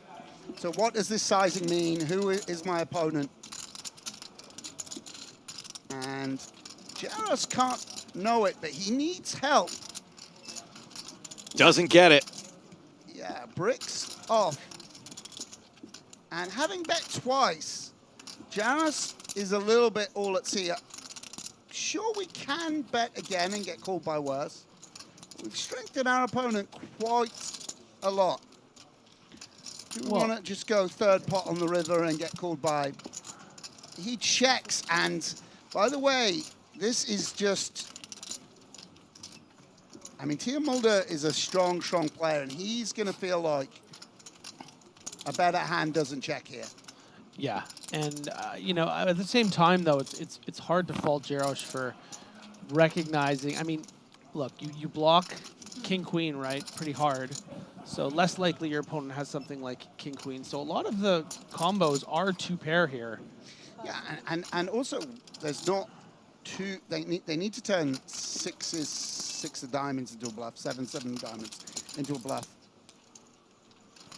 And Tian having a think here, because it's not clear what the sizing should actually be in this line.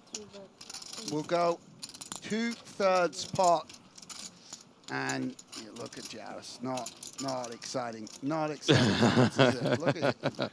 Yeah, and by design, leaving Jaros almost the shrug call with 10 big blinds if he's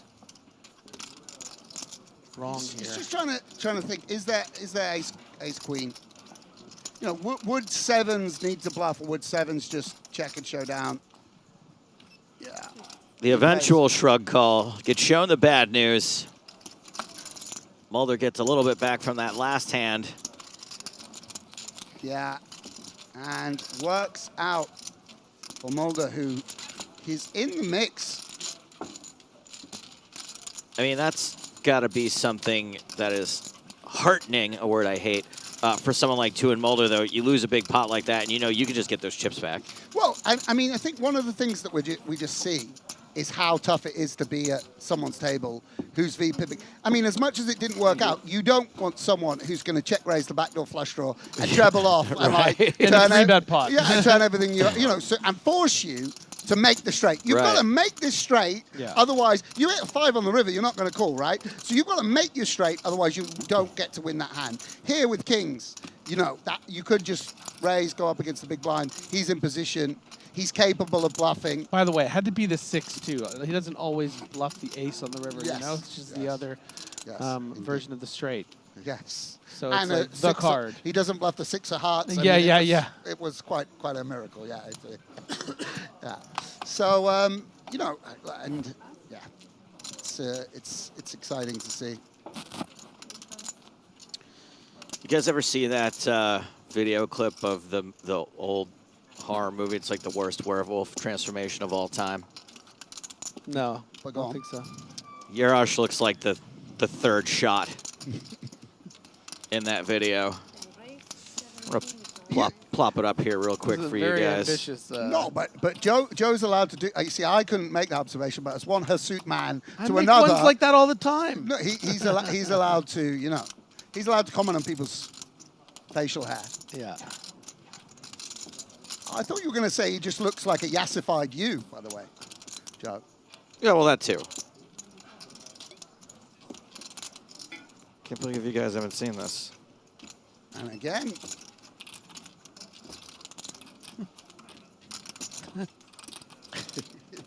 You got it right, by the way, third shot. And Yaros here with the opportunity to shove. Not so exciting against a hijack open, but we can see actually in a great spot against these two particular hands. Little to no fold equity, but some dead money out there. And just elects to call off the 10 bigs. A little surprised at this. Let's see if it works out for him. 10, 7, 4, pair of fours for D'Alessio. Yeah, just a little hard to navigate. 59,000 in the middle. And Alessio, with the backdoor flush draw and the strongest range, might want to, we'll check back. And Neil turning a gut shot on a very dynamic board. Yaros with the best hand, but with very little visibility. A lot of bad cards to come, but will put some money out there. I mean, there is a scenario where this could work out for him. Very, very small bet of about 12 to 15%-ish. Yeah, I mean, this is just quite transparent as him betting his hand. Yeah, I like this. I mean, you're playing an EPT here, bro. You can't just be mucking about with these min bets. Yeah. I think like no 10 wants to bet this size, right? Not like even if you had a set on this board, why would you bet small? Three-way, yeah, and he's going to actually force a fold from the better hand here. And I really like this aggression from, maybe I'm being resulted. Resulted, yeah. or I'm being resulted here. Results oriented, but by the way, it's also a very small raise. Again, might just be, you know, both players sort of telegraphing their hands a little bit. See if Patrick Yaros can work it out, because if he can't call, it will go check on some rivers, and it's a very significant pot in terms of Patrick's tournament and his stack. So this is calling is an option here with 57K behind. Sure. Oh wow, he put it in. All in. Damn. Seemed to make more sense to me, an idiot. No, I mean maybe that's the play. He sensed that it can be just a flush draw and overs. Wow. And who am I to argue? The slow play of the fives working out here, although 30% of the time Patrick will be eliminated.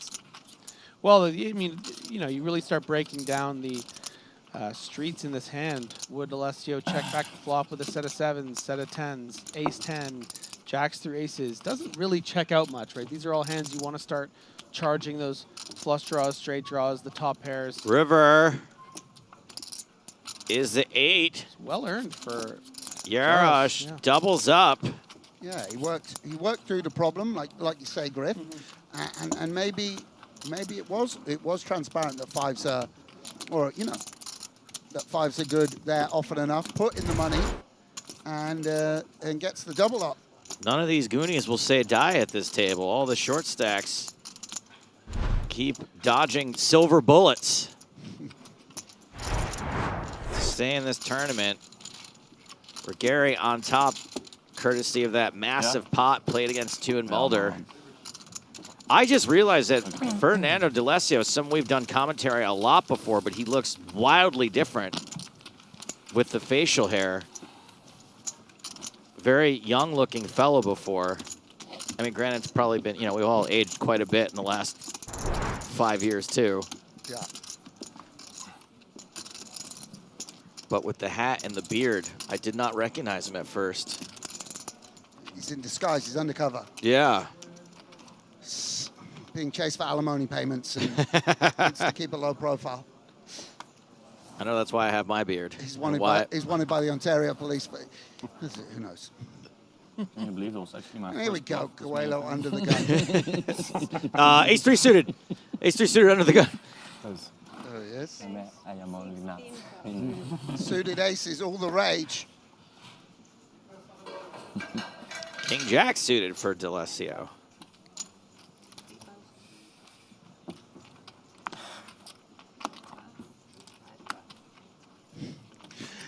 I feel like it's Umberto's just happy now. He's like, no need to do anything. He's not going to do anything crazy till tomorrow.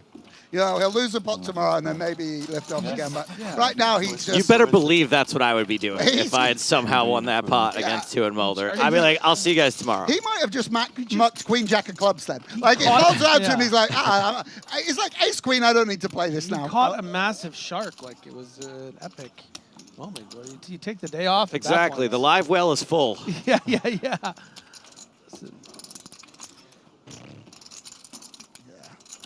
So Coelho with 1 spade and a gut shot to Broadway.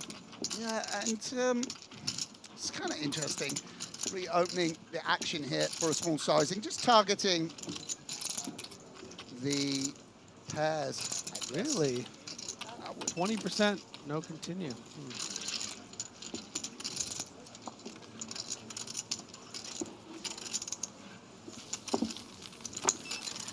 I mean, I'm just a big fan of backdoor flushes myself.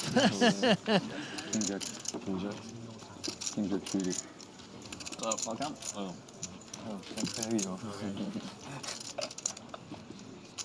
Let's pump around. Molli un cazzo, bro, eh? Non molla un cazzo. Beltinelli con un buio ha vinto. Lo so. I know. This is a new player emerging at the table. Wow, wearing a Sampdoria hoodie. Love this. Luca Guglielmoni. Come on, Griff. No, no good? I mean, I would just say Luca. Because if I was going to mispronounce it, yeah. If I was going to mangle it, you know James Hartigan, right? You've not picked up those skills have not transferred.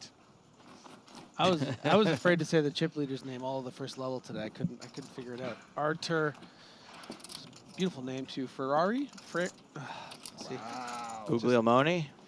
Wow, Ace-7 suited under the gun into the muck.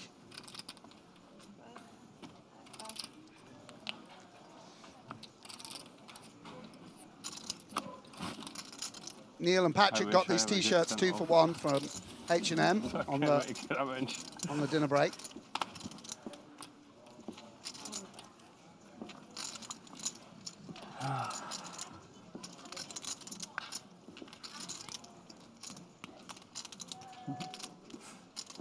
The Kitchens suited.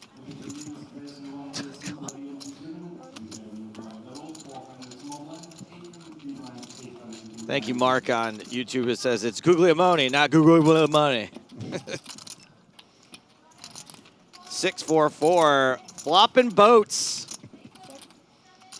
Boat drinks. Which, by the way, I feel like I do follow Tuin on Instagram, and I feel like almost all of them are pictures of him on boats. We used to joke about it about Dario Sammartino. We used to say, he's on a boat all the time. Yeah, of course. Casual bet. Out it goes. Yeah. You have to show? Yeah. No more. I feel it when you ask, I know it's something like this. You know? 6 plus. Un bel bluff, da grande buio. Even the blasters make a hand from time to time. Wow, blaster. If you win the hand here, you have to show, so we don't have to think about it. Can you explain to him? No. Here we are. We are going to take a moment to talk about the mini EPT. 3 tournaments every single day. When you see that little thing that says, "Oh, you can get in for a discounted price," this is what we're talking about. Every day of the EPT from Prague, we're running mini EPTs online, mimicking whatever events are happening that day. And there are New Year's Series tickets added to the prize pool of every tournament, plus the mini mains. There's 2 mini mains on the final day, a $5 and a $55. There is a gold power pass added to each of those mini main events, which is good for an EPT Paris package. Total free roll for EPT Paris main event should you take down either of the mini mains. That's a lot of added value.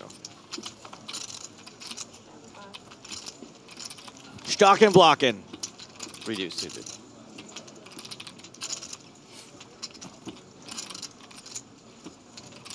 Blind or blind. Maybe it's going to go raise, 3-bet, check raise. Are you bet. sure I can't just check 6-4 offsuit when someone limps to me in the big blind? No, you can check it, of course. Okay. But the bet afterward was bad. Yeah, it's like... Can I know the hand? No, he just checked 6-4 in blind on blind. And then it came A7-4. They checked him and he snapped that. Okay. That was Yeah, fine. all right, but- Griffin's holding back right now. Yeah. No, it's fine. It's fine. You bet bottom pair sometimes, but Yeah. just felt a bit like, well, you don't have a... He was like he was doing it for the wrong reasons and chastising. Yeah. No, it's just... No, I learned a lot more from Sam telling me I mean, better ways to play it. It's just a good hand to raise the 6-4 because you fold out Queen 4, Jack 6, 10-4. You wanna these are hand you, and if you get limp raised, easy. That I can fold, like sure. a polarized thing. Even 5-4 is just a little bit better. You just make a straight or straight draw a bit more easier. This 6-4 you want to be raising kind of often. Okay. And then you just have to control yourself a little bit, given that you don't have an ace on. Ace. You just mean timing-wise. Yeah, I mean, you've got not a lot of good hands and a lot of bottom pairs, and if you bet them too much, you need to be just checking this flop a lot. You know what I mean? You don't have many good hands. Sure. So I just want to ask follow-up questions, and I'm not arguing. Okay, I want to make that clear. So I'm gonna hate almost every turn card, right? Well, with your actual hand, but it doesn't matter. It can pair the ace. Now your hands are way stronger. Yeah. It was ace 8-4 or whatever. It can pair the 8. Your hand's way stronger. Can come a deuce. Your hand is stronger. 5, straight draw. Yeah, whatever it might be. I'm not used to the turn card making my hand stronger. I guess that's part of it. Yeah, or even if it doesn't, it's just like you can just get check raised on the flop. I mean, I would just check raise you all day, every day there, because you never have anything good. Right? Oh, okay, all right. That I can understand. That I can relate to.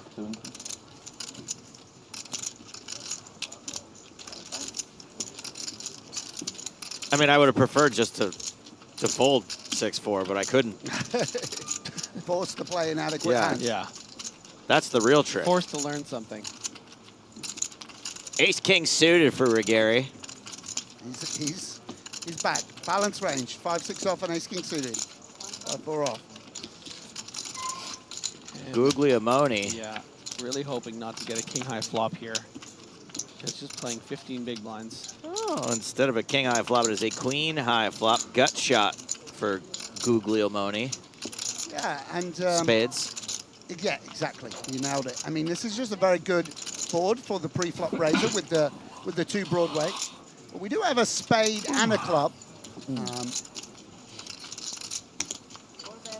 And we do actually, you know, given how early our opponent opened, we don't even necessarily, you know, we don't 3-bet king, queen. No, it's just out there. Just not interested. Yeah. Happy to show. All right, well, we found out where Gary's range is now. Polarized. Post double up.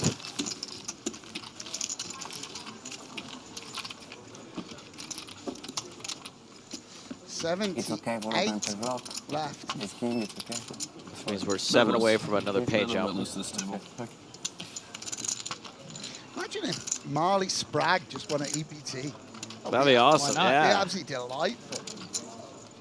That would be really cool. Embarrassing one, yeah. I'm excited for the first one. There's got to be one soon.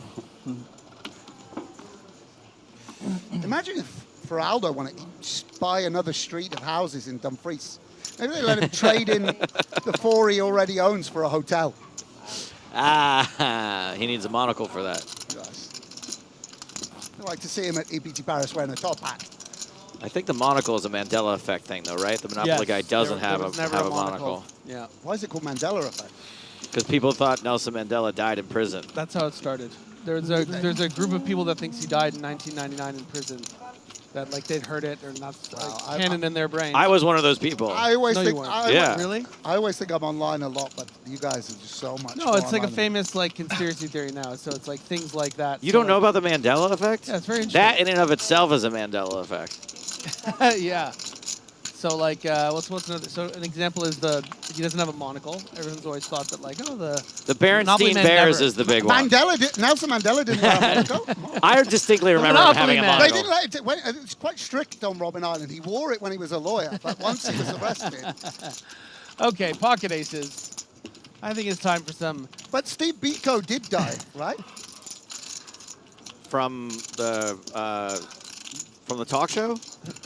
Well, that's Steve Wilco. You got to brush up on your South African history. My dad's South African, so I know it. So you wait. So it's the Berenstain Bears is the big one. The Berenstain Bears is the big Mandela effect. Yes. So way low here, just into the mark. This may be the first dodgy one.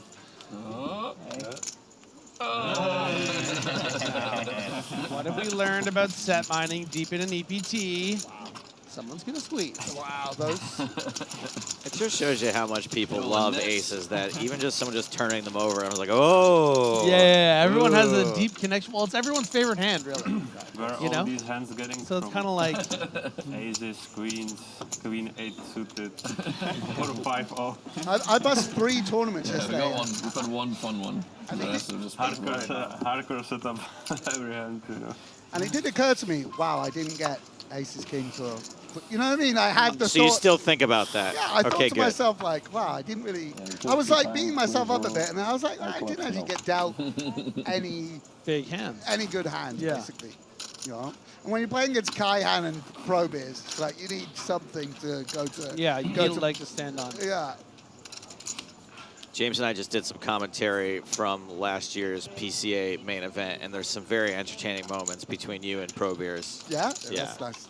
Actually, we were having a little heart-to-heart because we haven't seen each other in a while, and we redrew for 2 tables in the 25K, and it was Kaihan, me, and Pro Beers in a row, and we were like having a lot of fun. Little flashback. Yeah, yeah.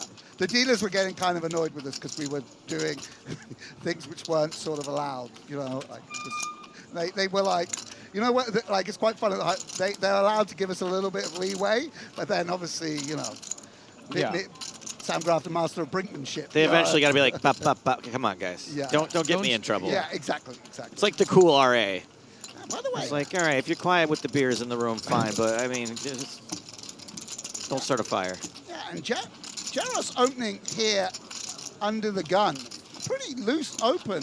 If I'm seeing the stack sizes correctly. +1. And somehow Mulder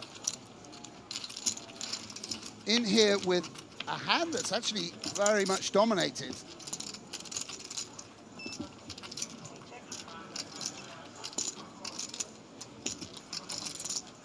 And it's a board that's very good for Mulder's range, but when Jaros just has nothing, gonna be tempted to just bet.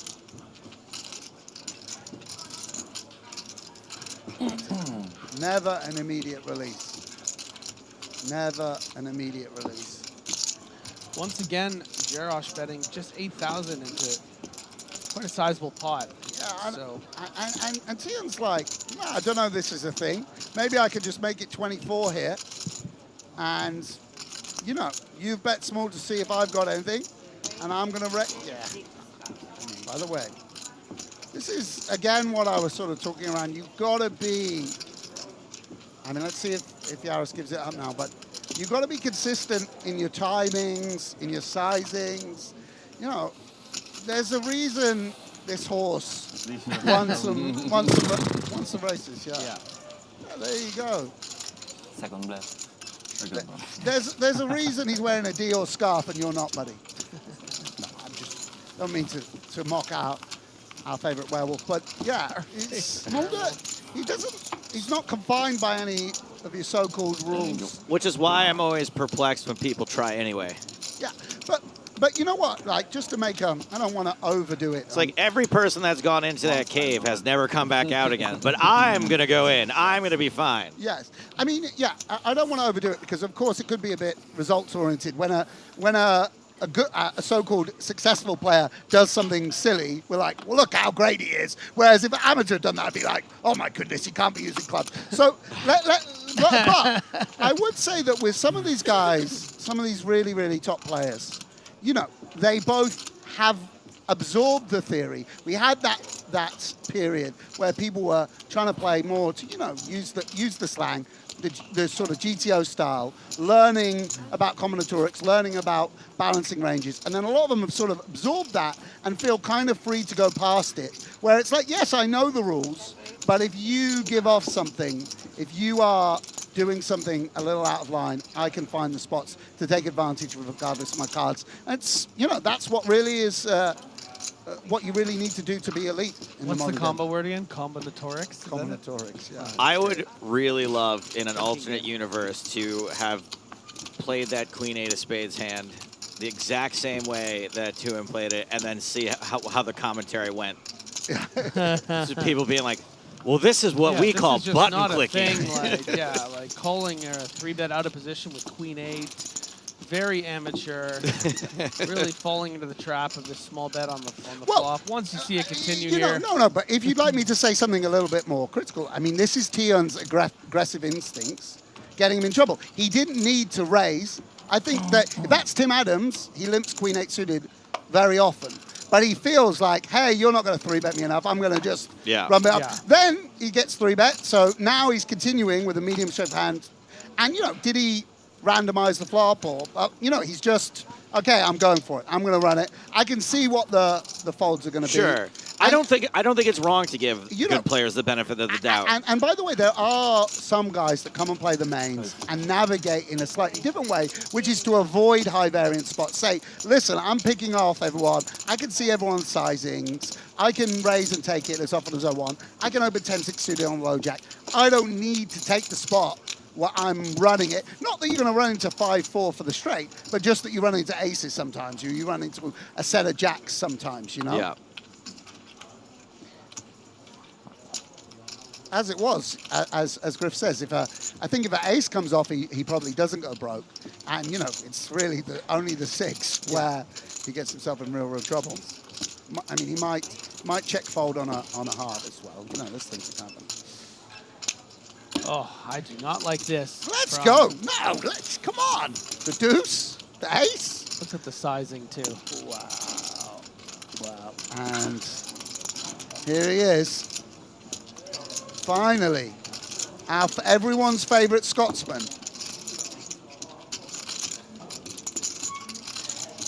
I really like seeing hands like this from Ruggeri because it kind of puts a face to some of the players that you play online when you see these kind of like small size 3-bets with the ace deuce. You're like, I wonder what this guy looks like.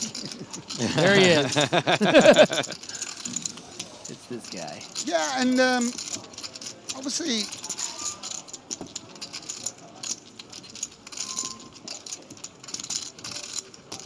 Neil playing 53 big blinds. Certainly has a little room to put in another bet. Doesn't need to just shove, especially with a very 96. small sizing. Yeah. So 96? Yeah, and we would expect Coelho to get out of the way. And now what does Ruggeri want to do? And, you know, just, yeah. Fold. Oh, yeah. I mean, by the way, one of the reasons that you want to use a suited ace is perhaps if you do have ace-5 suited, you're getting this amazing price in position. Yeah. You can take advantage of that amazing price. Ace-2's off. We are a little bit all at sea here. Yeah. Really hard to flop something to continue with. I don't know whether this is just a little bit of saving face or if he's... I think it's a face save. Yeah, also knowing that you're going to be able to see the hand probably helps. So boring. So boring. I'm not bored. Never bad hand, always good hand. There he is. What a specimen. I'm not ecstatic, but I ain't fucking going anywhere. Nobody really does anything with bad hands I'm not sitting there anymore. going, please go all in. It's not 2016 anymore. Exactly. If only it were. Yeah, I mean... You know what's annoying as well? It's like, when you 3-bet, I'm like, I think you're full of shit, and I was going to go quite light. And then I get queens, and I'm like, Maybe he would have done it with a bad hand. Go a couple of notches lower. And then I like, just fuck want you to every know, round. it would have been me either way. It's like, come on.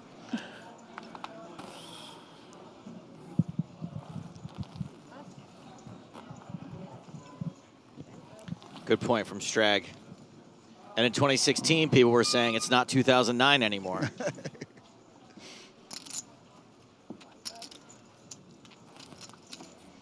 What year's the Benny Spindler Paul Fulton hand? That's oh my God. What, 2012? 2012. Yeah, I played that EPT. And here we go with the more legitimate 5-4. Yeah, this is classic MTT player. 3-bet the ace-2 soft, flat the ace-queen.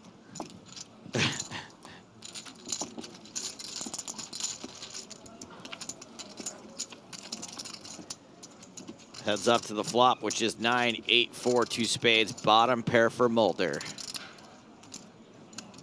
Yeah, Mulder going to recognize that this is quite a decently strong and specific range. Going to be forced to check this board pretty often with range.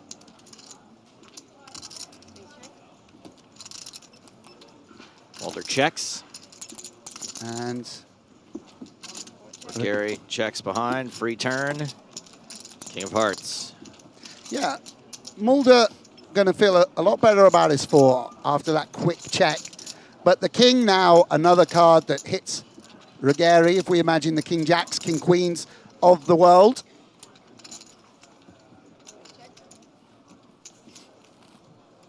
And Ruggeri, I think, conscious that he got in such an adventure last hand out, maybe going to force him to play a little bit more in line.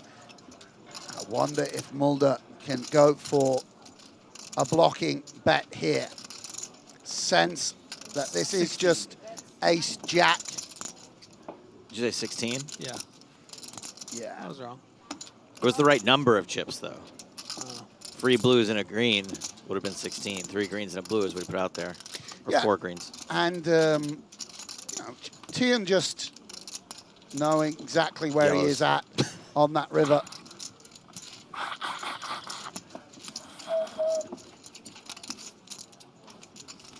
Yellow, green. It's all the same.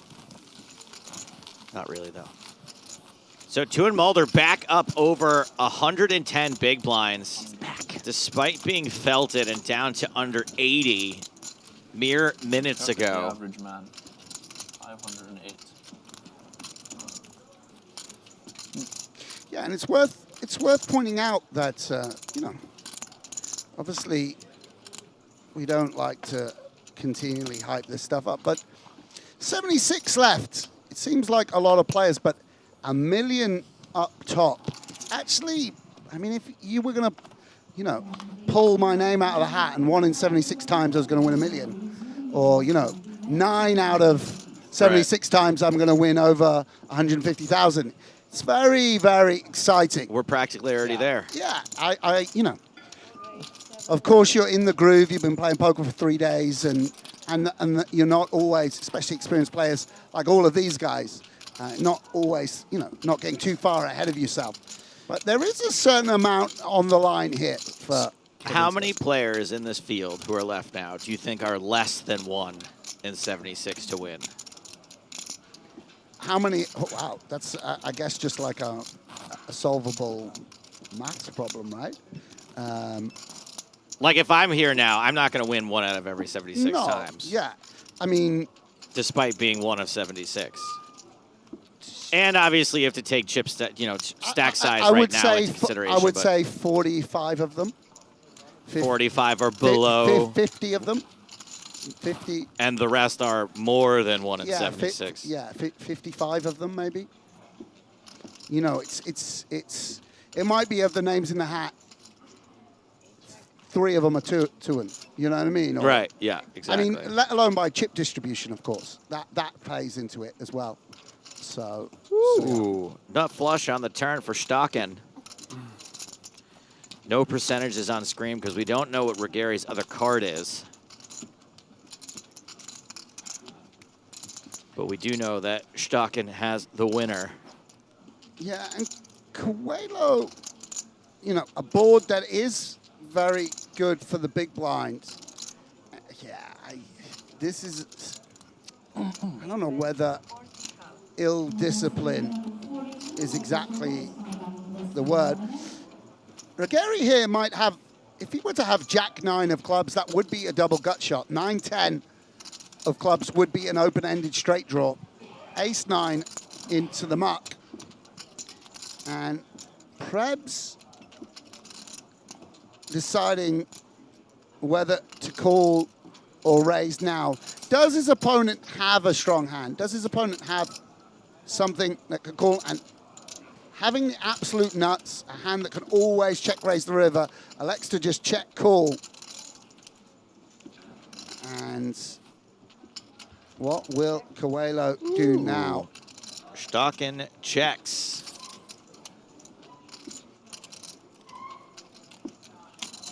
Oh dear, Coelho.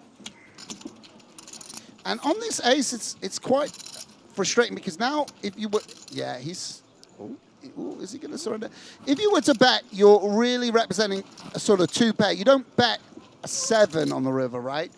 You need, yeah, he's waved the right flag. He waved the white flag, and nice from Coelho. Nice assessment. No interference with the strongest parts of Preb's range. Preben Stocken also back up this level after being nearly eliminated. Yeah. Stocken blocking. Fewer than 10 minutes left on the level.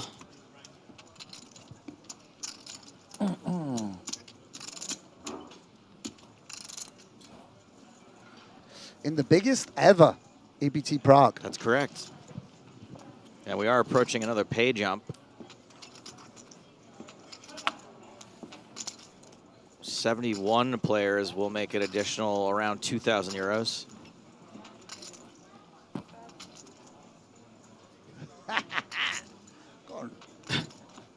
Into the mouth.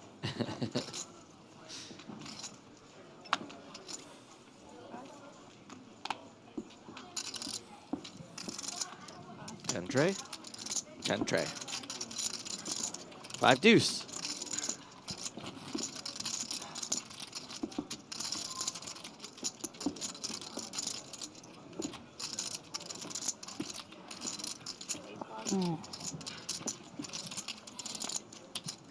Coelho limps in with 5 deuce and is dominated.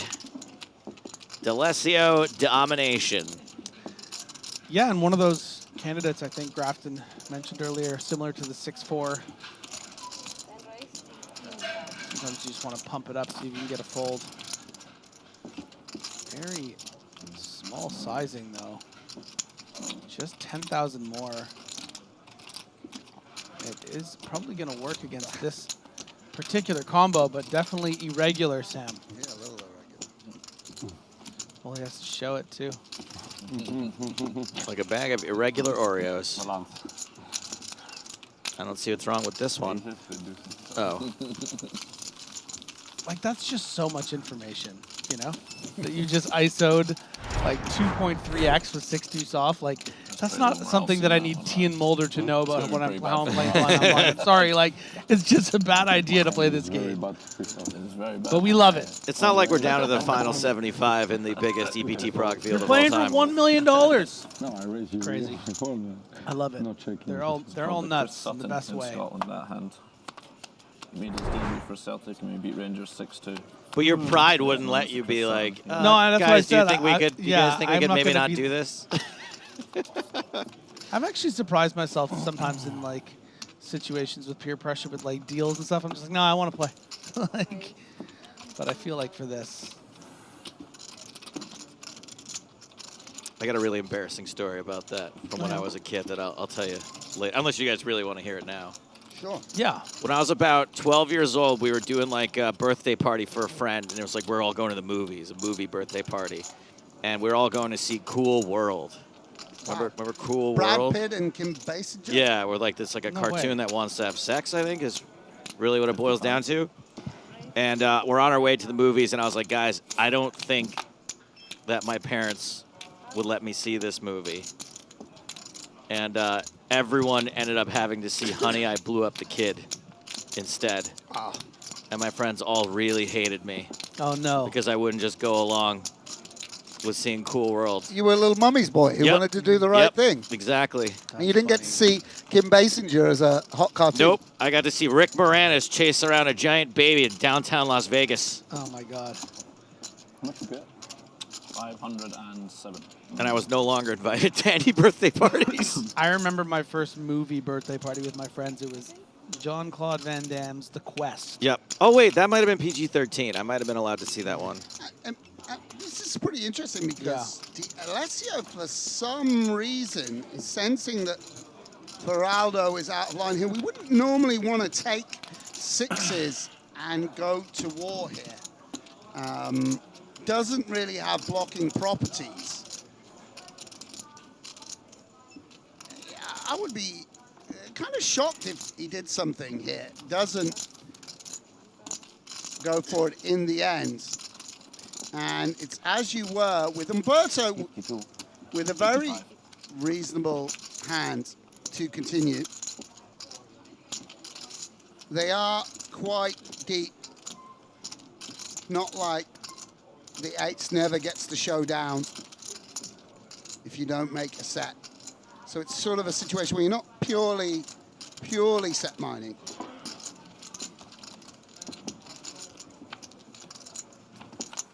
Queen. 6. Ace 10-4. Yeah. And not a good flop for the pocket eights. Obviously no spade in hand. Geraldo's value comes with a lot of aces, ace king and ace queen, and of course the bluffs come from a lot of suited aces. So very favorable board for the three-better, even though of course we can see Geraldo with no pair, no spade. Just a board where you can pretty much... Sizing, 45 over under.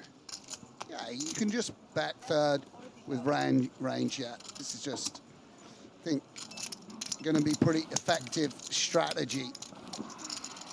Very hard to combat. And Ruggeri sort of mourning his holding a little bit. But would surprise me if he continued. So you can see you're getting a good price, but... Oh my God, is he putting out raisin chips now?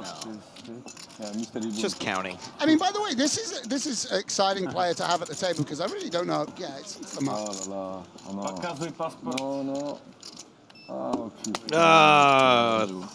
That's as wild as it gets. Tilt, bing, bing, bing, bing, bing, ding, dong, ding, dong, ding, ding, ding, ding, ding, ding, tilt, tilt, tilt. Wow, tilt. Gary's pissed about that. It's like, that was like a pretty, like one of his bluffs is huge equity against you. You can't continue, like, relax. But he's like, you got one over on me?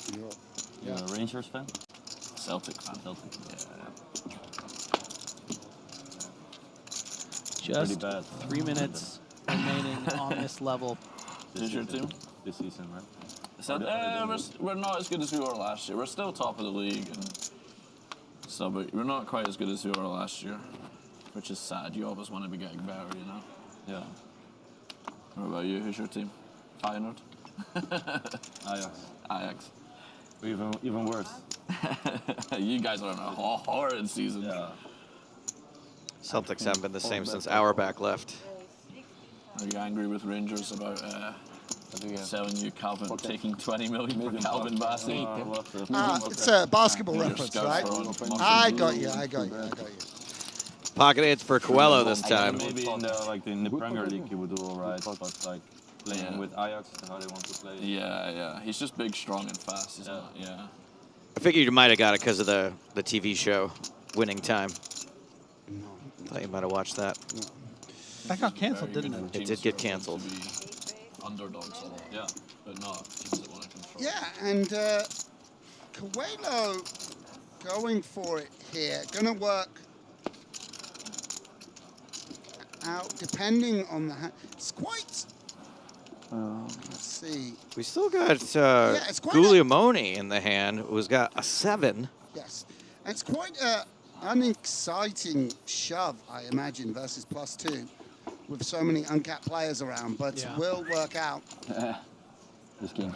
So do you think in that spot you're playing that as a pure call or most of the time call? Like it's a bit awkward there with that. It's very, very 19, 20 big blind. The keeper was up in the You want flat? No, or for battle. That's a hard spot. Folding is okay there. Yeah, nice spot for... I'm going to get one more hand in. Like they were in third, right? Who will get pocket 8s this time? That's right. Yeah, like we were they were always thirds, but they were really... Football conversations broken out at the table. I didn't know if there was some kind of other like points reason or coefficient reason or something. I don't think so, no. They were going for it. The last hand? Just their goalkeeper came up to attack a corner in the last minute and shit, you know, it was proper like cup final stuff. I was pretty surprised. I mean, they've been shit for like for years. I think, they're just very happy that they're playing in the Champions League now. Yeah. I wonder if Jarvis has got a good hand. It looks a little bit I went to final. unhappy here before raising for some reason. In Holland, this one? Yeah, in the No, he just didn't like his hand. There's a 6 in it. Yeah, he just we weren't dominating, but we were in the game, and then we got the 2 red cards. As we go to the break. Like 2 red cards, hearts or diamonds. Netherlands, I think. In Rotterdam, yeah. This is nice for viewers. Get a bit more Regari action. A defend with 7-6 off. Yarosh with the one-eyed poker. Could be 7-6 of spades. Could be ace-6 of spades. I think the last broken card was, we guessed was maybe an ace. We've got ace-10, 8 here, 2 hearts. Yeah. Good board for Jarvis. We've seen C-bet with a pretty high frequency. And I mean, this is just a great board to be betting versus the big blind. Seems like a pretty small C-bet, but it's going to get the job done. Werewolves of Prague. Patrick Yarosh taking down the last hand of the level. Let's have a look at these feature table chip counts. We will be sticking with this table after the break. All those plus 100 big blind stacks are under 100 big blinds now because the blinds are going up. 5,000, 10,000 with a 10,000 big blind ante when we get back from this break. Tua Mulder doing just fine after running into the nuts and doubling up Umberto Regari. Neil Farrell, more than 50 big blinds. Things get a little steeper from there. Stocken with 36, under 20 for the rest of the table, but we'll be seeing more from those players after the break. Sticking around with this featured table, maybe some more Celtic talk. Maybe we'll see more of the Tuin Mulder show. But for now, the players are going on an 18-minute break. More from the record-breaking EPT Prague in 18 minutes' time. Back after this.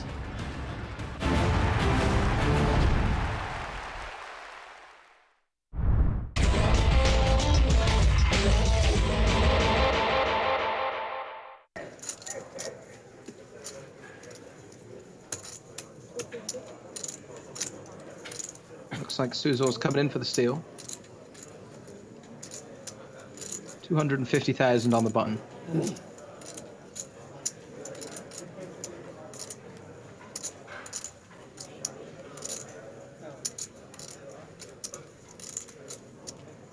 And Jack 9 in the big blind, good for a defend, off to a flop.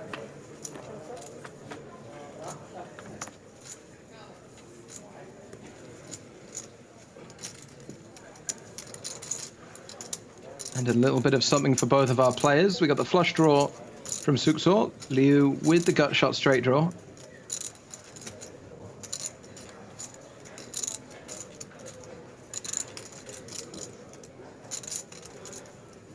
Up against a very wide range calling in the big blind. We spoke earlier about good bluffs, situations where your opponent can do lots of folding. This is certainly one of those because the big blind's calling a lot of hands. He's going to miss very often. And also it's good to have hands that can improve on later streets. This one, of course, the flush draw. So a nice continuation bet spot for Suksor to take. He does, 175,000.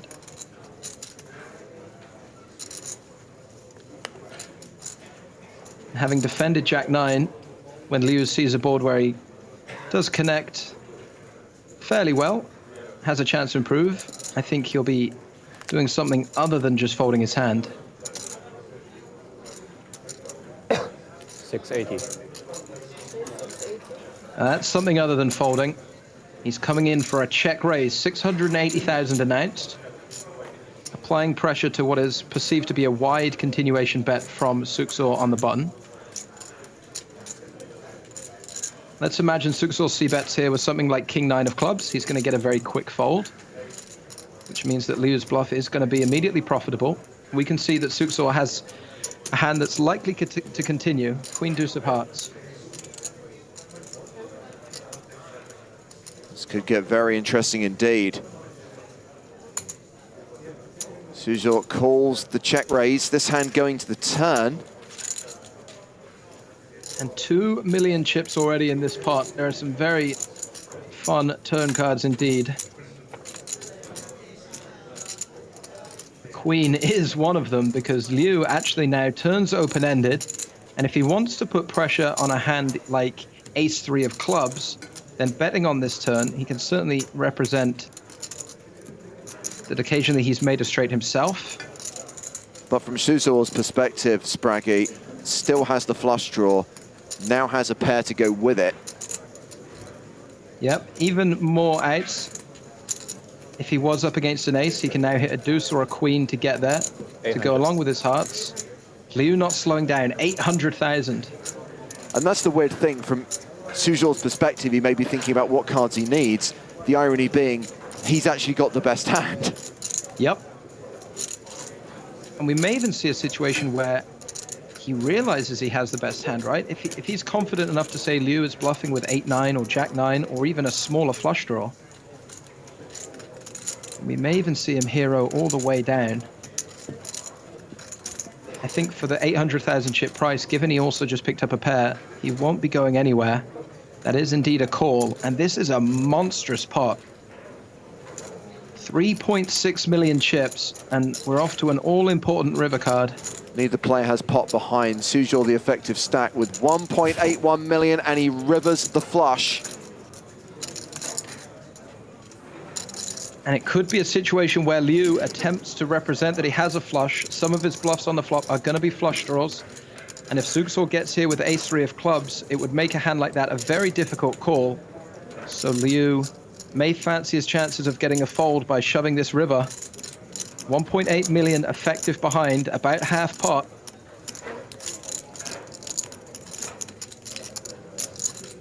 I'm all in. He's all in.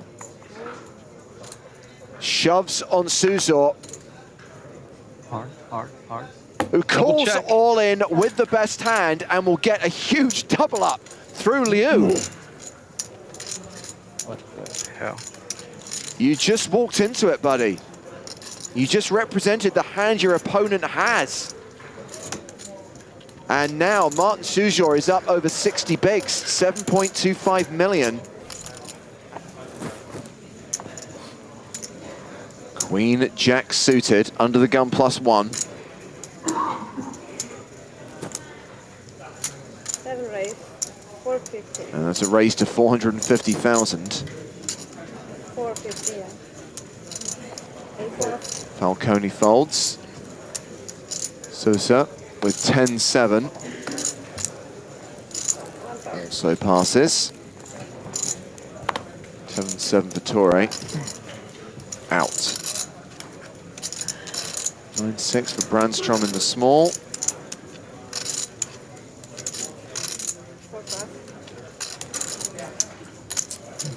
Lou, there's the same hand, Queen Jack, but unsuited. Calls.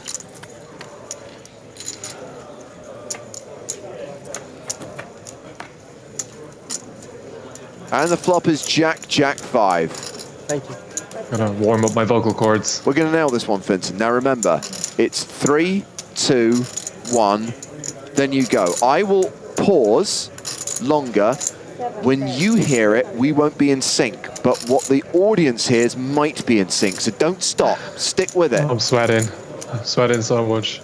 Also, just to put additional pressure on you, Spraggy nailed it earlier on. No, I failed all week long.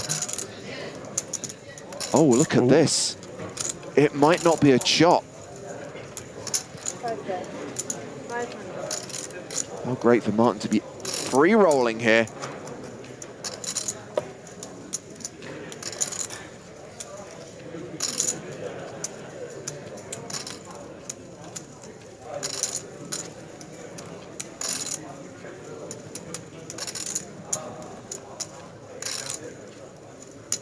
$500,000, the bet from Lou.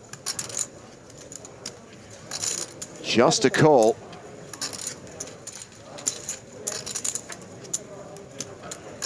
And the river card is a spade. We jinxed him, James.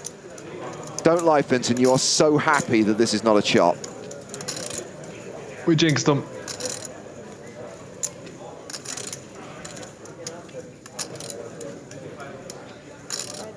And Lou's going to bet big. 2.8 million in the middle. And he goes for $1 million. Nearly half his stack. Now the question is, does Martin raise and try and get the rest? Or is he worried about 5s, 10s or 9s?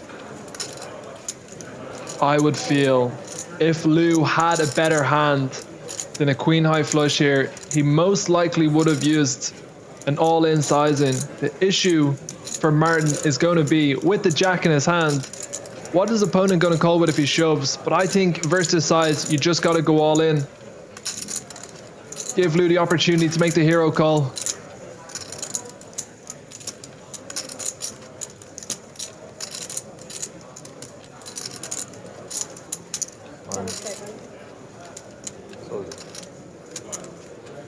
Yeah, raises enough to put Lou all in. And what a horrible spot for Lou.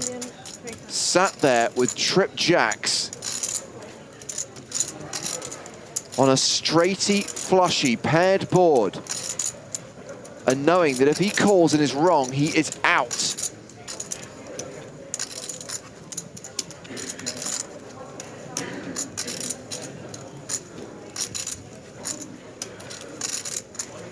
Will he make the big fold and be correct? It's so hard to imagine what your opponent is bluffing with here. So little left to play for. It's just so unlikely that someone pulls a trigger, but you've got this far. The pot is this big and you've got trips. It's not a fun spot at all.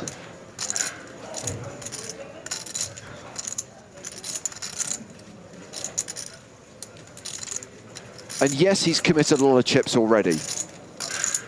But the chips you still have, the chips you have left, have more value. He'd still have 6 big blinds. A horrible spot to be in, and I don't know how many time bank cards he still has. I don't know how much thinking time he can use here. Just a horrendous river card. King Queen gets there, 7-8 gets there, all the flushes get there. What can your opponent call with on the turn and then bluff raise you all in with on the river?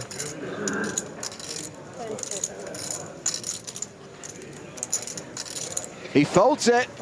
He gets away from the trips, and he still has 1.2 million. Yunye Liu still playing 6 big blinds.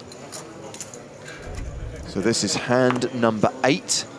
We've already had 2 eliminations. You see Alexander Iversen in the background there. Did you know that Iversen and Brandstrom are sharing a hotel room here in Barcelona, and both almost made the final table? It's very cute. Sutso opens under the gun with 8s. Falcone with ace-queen on the button. 20 big blinds, the more important thing he's holding.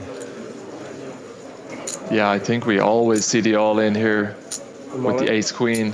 And I think we probably always see the call with the 8s. Well, there is the shove from Falcone. Let's see if Brandstrom wakes up with a hand in the big blind. Nope. Back on Sutso.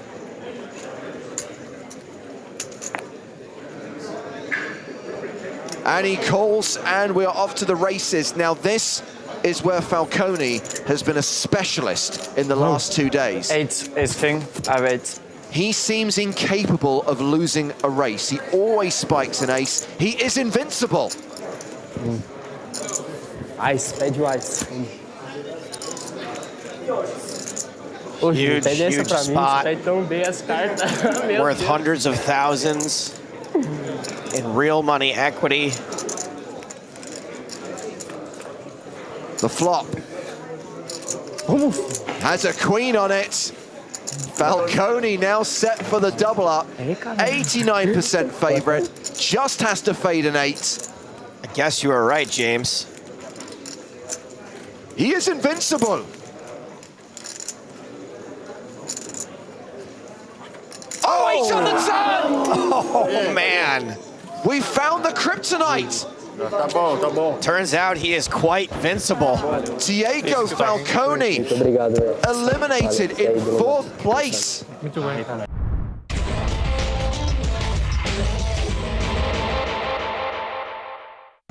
So we get a raise here from Sutso to 900,000 with 6-3 suited. King 3 for Brandstrom.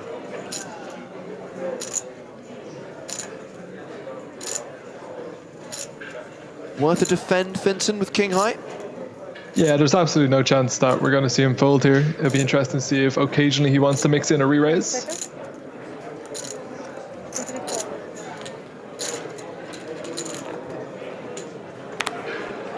He does not mix in the re-raise, just a call. Hello, Nurse, OMG. Full house for Brandstrom. Trip 3s for Sutso. Brandstrom with such a lock on the board, he might be tempted not to check raise here, but we can see if he plays it quick, all of the chips are going to be going into the middle. Here comes the C-bet. 700,000 into 2.2 million. We're almost certainly going to see a complete stack reversal here.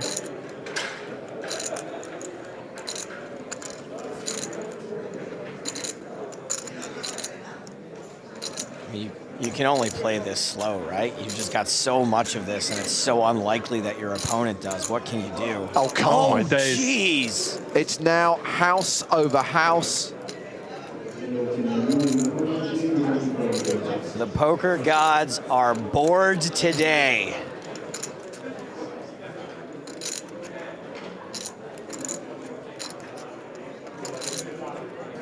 And look at this from Sutso's perspective. He's just turned a boat and he's thinking, this is it. I'm going to close it out here. this is the moment that I'm going to win an EPT.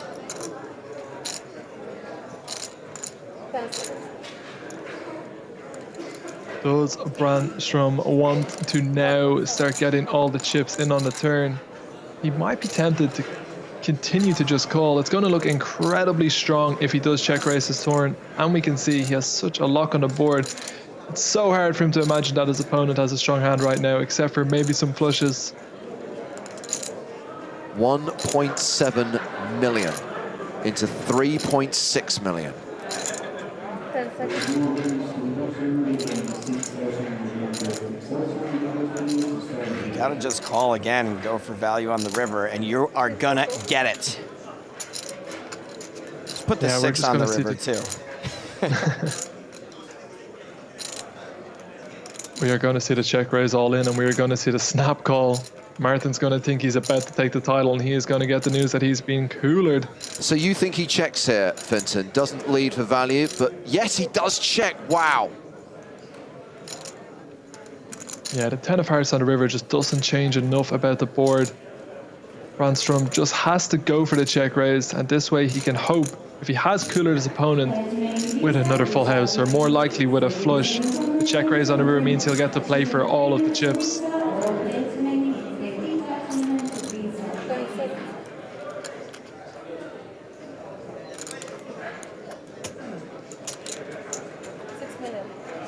The nonchalant 6 million bet. Into a pot of 7 million.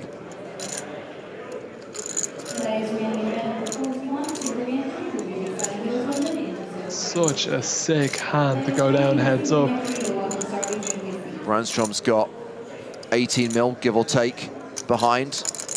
He could simply check raise all in here. We know he's going to get snap called, and we know he's going to get the full double up. Yeah, he's about to have 40 million chips.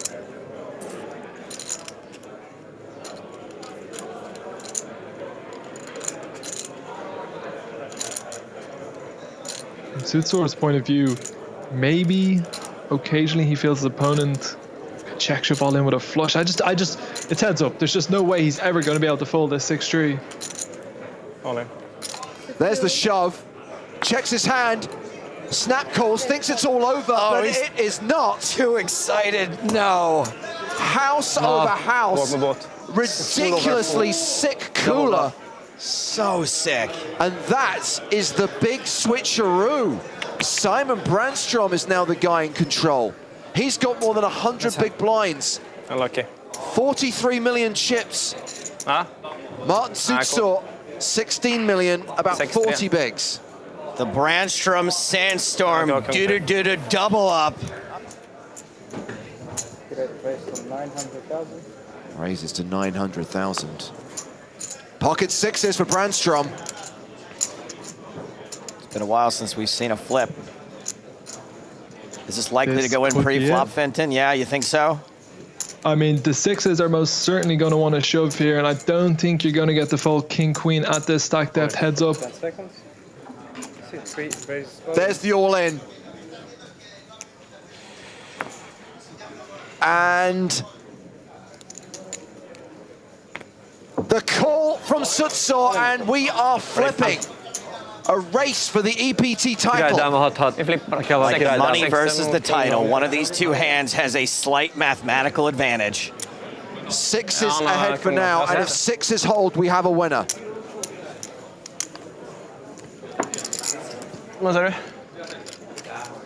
I feel like Martin deserves a little bit of run good in this flip, given how the last 45 minutes has gone. Well, if he does hit a king or a queen or some kind of straight combo, Finton, he'll still be at a significant disadvantage. It'll still be a better than 2-1 chip lead for Brandstrom.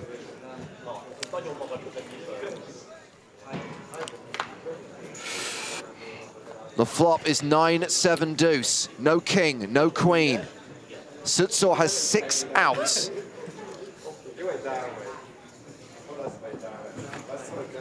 The turn card is an ace, and Simon Brandstrom is on the verge of victory. Unless there is a king or a queen on the river, he will have won the biggest EPT main event of all time. The river card is a 5, and Brandstrom has done it. The Swede takes down the title here in Barcelona. And once again, for the second time in his poker career, Martin Sutsor is a runner-up on the European Poker Tour.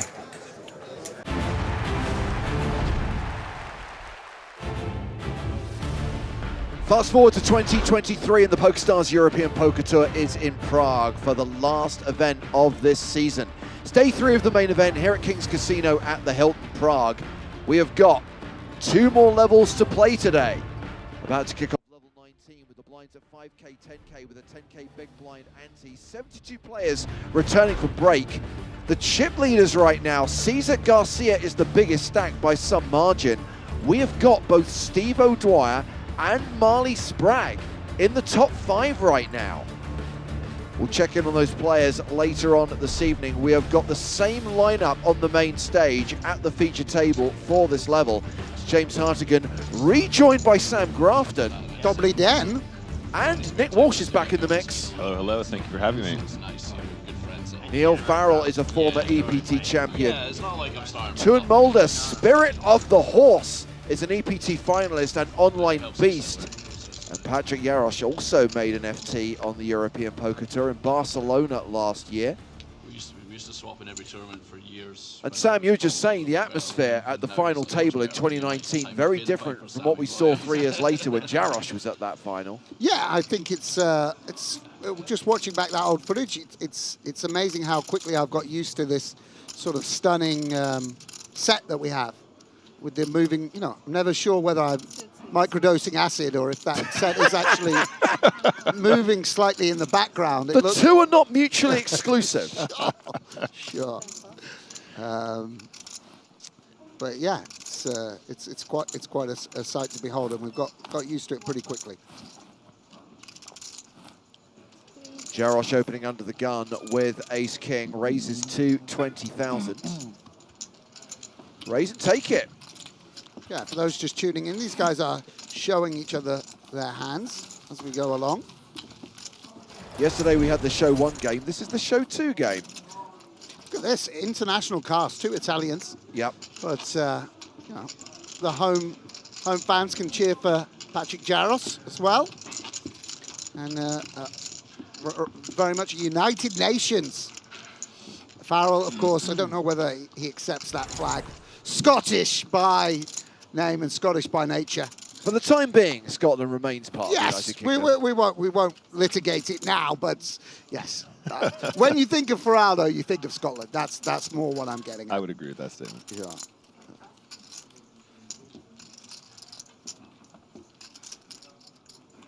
King Jack for Ferdinando D'Alessio.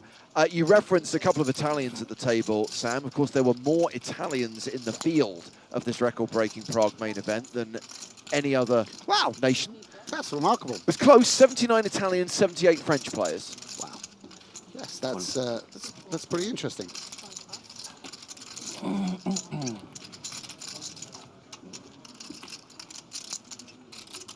Roberto Ruggieri has called the 20K. Patrick deciding what to do with Jack 7 in the big. Yeah, I think we maybe want to get out the way here. Just the button flat is kind of annoying.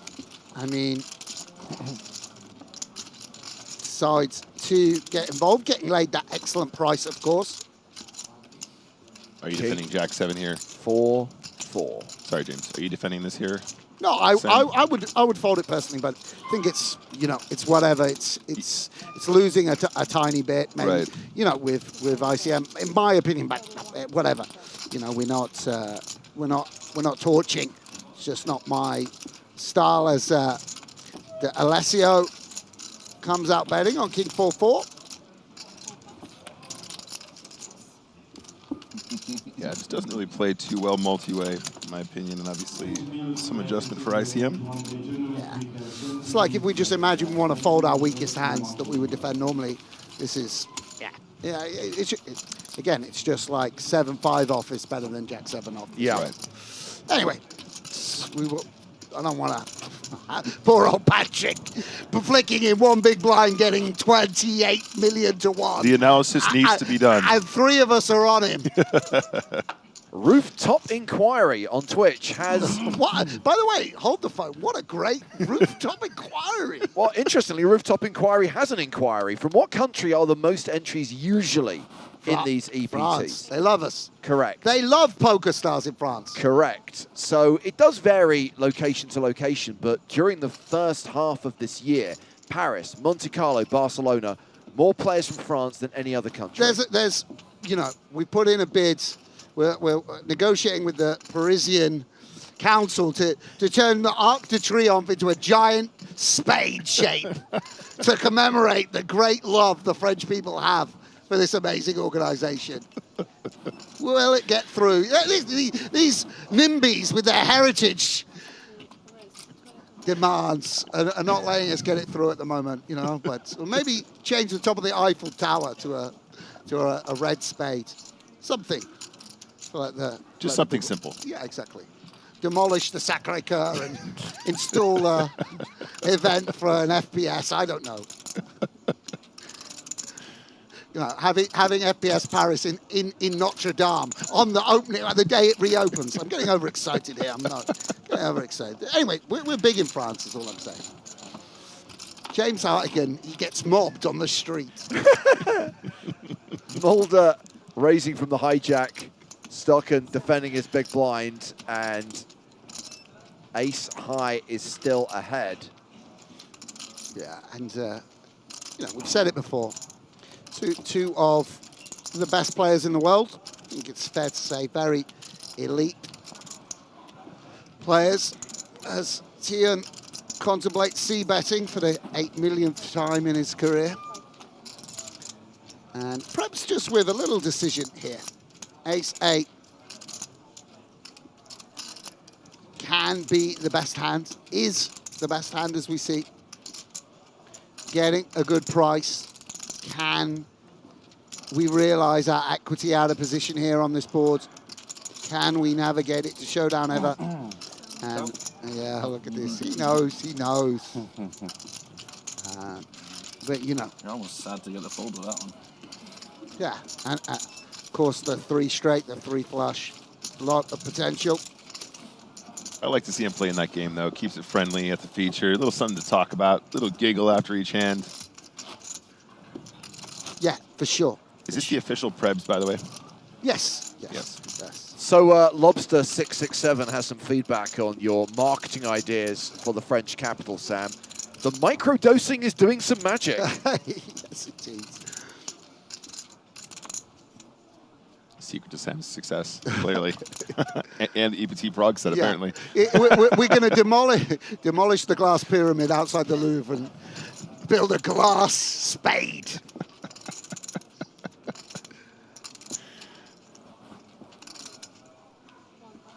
Oh my God, I remember when we announced we were going to run a poker tournament in a glass box.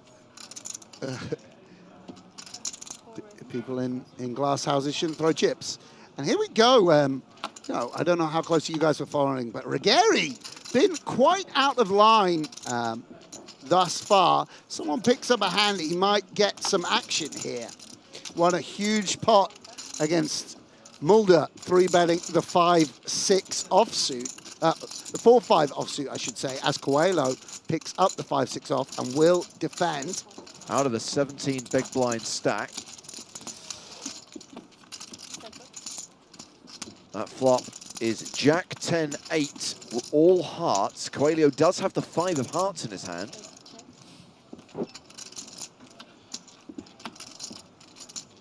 Action goes check, check. A pair of 5s for Coelho now to go with that small flush draw. Regeri near enough a 4-1 favourite.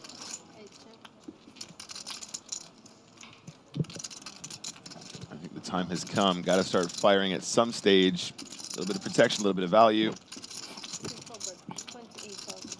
Yeah, and pretty awkward for Coelho. You know, you can say, hey, pair and a flush draw, but is that flush draw good? Yeah, it doesn't feel so confident when the cards are down, of course. Yeah. Little unsure how to proceed here.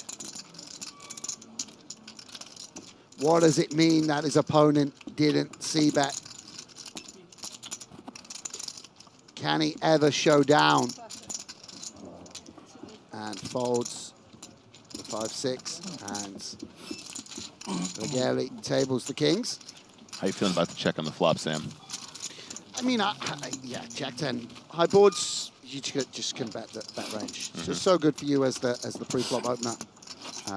But it's fine. Yeah, it's fun. The three heart board as well. Was it 3 hearts? It was 3 hearts, wasn't it? Yeah, the 3 heart board also obviously one you're going to want to bluff a ton, right? So I think it's pretty easy to just bet range and keep it simple rather than cleave off a few hands that you want to check. But yeah, I tend to agree. Yeah, and our Italian friend under the gun getting pretty short now. 88k, just under 9 bigs, and we'll be putting 2 of those bigs in next hand. Need to pick up a hand at some point. Action is on Ruggieri, who has Jack 10 offsuit. He's raised to 20,000. Neil Farrell with 9s. Yeah, and Ferraro can go either way here between flat and 3-bet. That is a flat. By the way, we've just ticked down to 71 players. Artur Tiria is a player who was on the feature table earlier and was chip leader at one point. He's just been eliminated in 72nd place. So we're down to 71. We've hit a pay jump. All remaining players now guaranteed 15,900 euros. And one of the short stacks of the table, Diogo Coelho, has jacks in the small. Yeah, a very easy shove, right? Advantageous situation here with the jacks off the short stack. Lot of money in the middle. Yes, and Ruggieri with the offsuit Jack 10 gonna very likely fold after. It's a player that just likes to take his time a little bit, not tip off what he opened, and Feraldo's just going to be forced to call here. It's very unfortunate to run into the bigger pair as the man from Polarized Poker reveals the jacks. The ladles. And hoping they hold because he is the at-risk player. Yeah, a slightly resigned look on the great man's face. Of course, does have 22%. Don't think we saw any 9s folded, so no extra information for us. 8-7 tray. See more starts. Yeah. Feels like more than 16%, right? 3 to the straight, 3 to the flush. Of course, Jack interferes with that a little bit. Does not pick up any additional outs on the turn.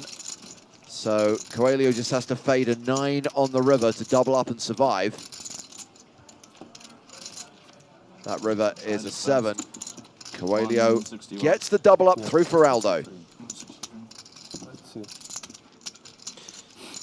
Yeah, and it's quite a dent in Feraldo's stack.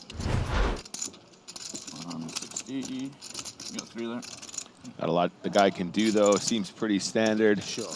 Even if he plays the hand differently pre-flop, you know, after the initial raise, probably always going to get the chips in there no matter what. Yeah, absolutely, absolutely. Still healthy, though. Still healthy. Just shy of 40 big blinds for Neil Farrell. Just a drop in the ocean, no problem.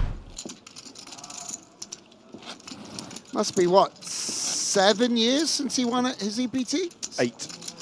Oh.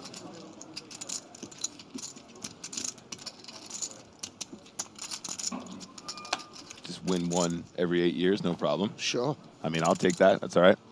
Absolutely, yeah. 1 a decade. It's hard to do better than that, for sure.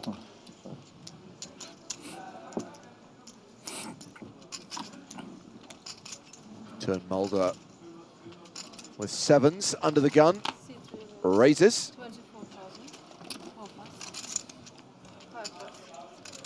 Round to Patrick Jarosz, who's got ace-king.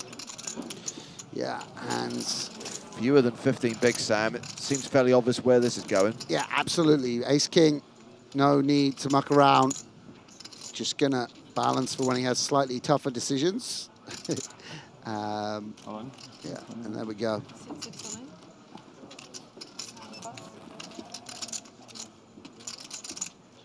Ace-5 suited for Coelho. Folds. Round to the blinds. Nines for D'Alessio. Yeah, and it may be that the concern really here is Mulder's under the gun open. It makes this hijack shove so much stronger. Yeah. And also you just don't get to close the action. So sometimes you call here and are forced out by a back shove from Mulder. So tricky situation with the nines. Wow. Wow, was not expecting that. Does make the call, and it's going to save Mulder from getting involved. Well, I mean, Mulder would have had a tough decision. He's getting a very nice price, but we'll just get out of there. So we're off to the races. It's not ace-king against sevens. It's ace-king against nines. Jarosz behind. Yeah, and Jarosz is going to feel a bit frustrated here that he's got called by nines. He may well shove eights, but there's not a whole host of hands D'Alessio has dominated. Ace-king very, very strong with 15 big blinds, but we shall see what happens. Of course, not out of it yet. Will win 42% of the time. Ace, queen, deuce. Jarosz takes the lead. Not so frustrated now. Yes. Can he hold? I mean, a little bit. I'm not imagining that, right, Nick? Seems that was, you know, not to sort of criticize him when he's getting punished here, but it wasn't a very quick and confident call there with the nines. Yeah, it was so quick and confident. I wonder if he saw the initial raise, in fact, because, I mean, you know, because an open shove is a very different range from a 3-bet versus under the gun open, as you said, right? Yeah, yeah.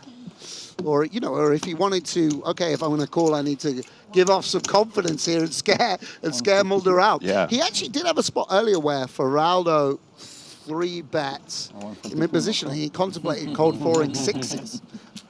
You know, use the time bank, indeed. Spicy. So, yeah, it's quite nice to have an action. Let's tag him as an action player. 96 big blinds, and it's in the mood to play. Well, Jarosz has doubled up to 32 big blinds. D'Alessio now playing 77 bigs. Yeah, we've not seen too many eliminations over the last 2 hours on this table, given how many people have fallen in the tournament more generally. The short stack has tended to double up. Preb's got short and doubled, and Coelho, and now Jarosz, as our friend Luca falls to 6 big blinds. With 70 players remaining in the EPT Prague main event. Going to play out this level, going to take a 30-minute dinner break and then play one more level tonight. All the surviving players will bag and tag and come back tomorrow when we will play down to the final 2 tables. Quite old school feel to have a Steve-O Dwyer in the mix with the big stack. I know. Loving that. Him and Feraldo, very EPT retro. Do we have, you know, Vicky Corrin and, you know, what's his name? Johnny Lodden. I tell you who did make his first trip to EPT Prague this year, Barney Boatman. Yes, I saw that, lovely. Arno Matan, maybe? Luca all in here with pocket 4s. And Tia with 10-8 off. Contemplating, would be flipping. Get Luca Pagano on the table. And then you can do the rap again, James, for Christmas. Luca Pagano, huge Big bucks, Broncos.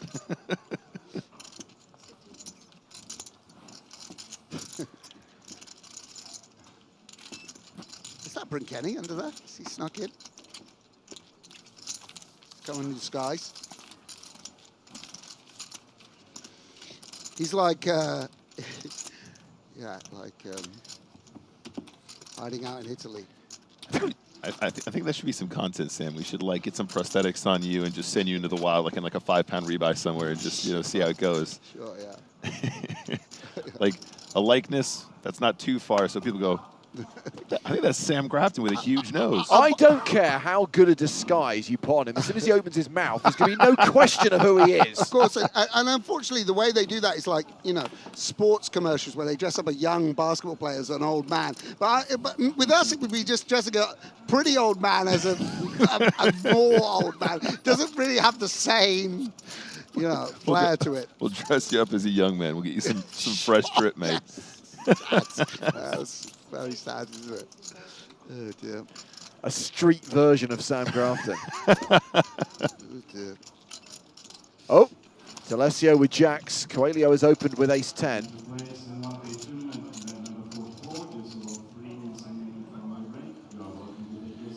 Computer says 3-bet. Just lots of bet.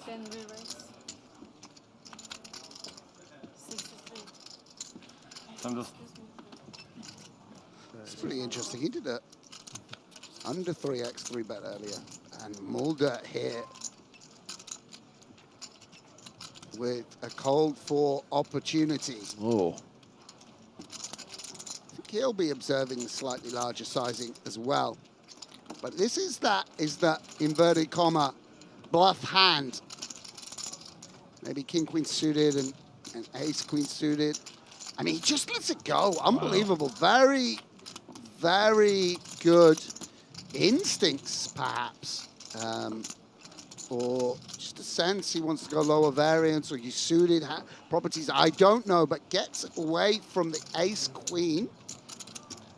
It's action back on Coelho now. Yeah, and this is pretty cuspy. Not an exciting continue. Might be that we just want to have suited hands.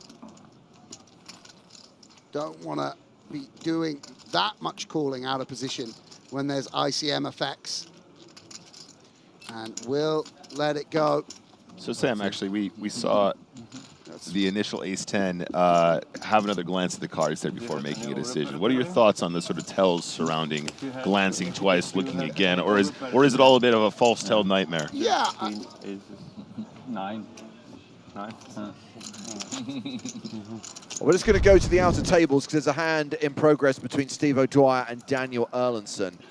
We joined the hand on the flop, and we've just seen Erlandson bet 18,000. That flop, queen, queen, jack, rainbow.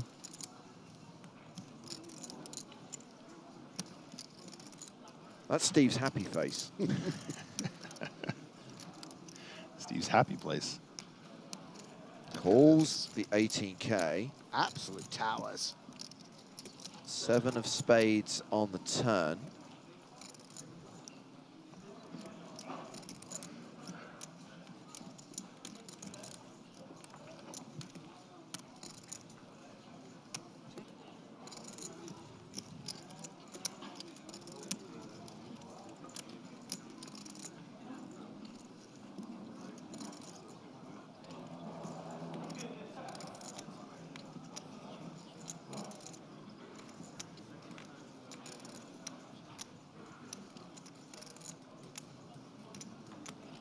Erlandson must have checked because Steve is betting.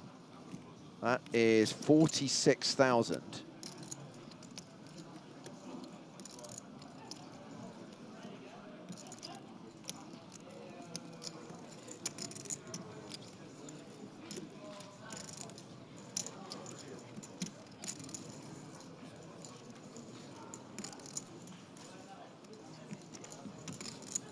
And Erlandson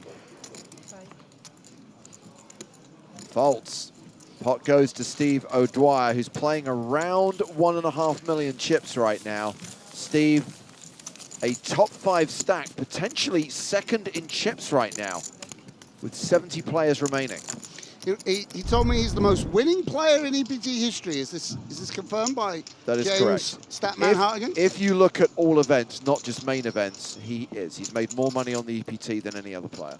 There we go. And we had that hashtag fun fact earlier on, that if he makes the final table, if he finishes 5th or better in this tournament, his career earnings will cross the 40 million mark.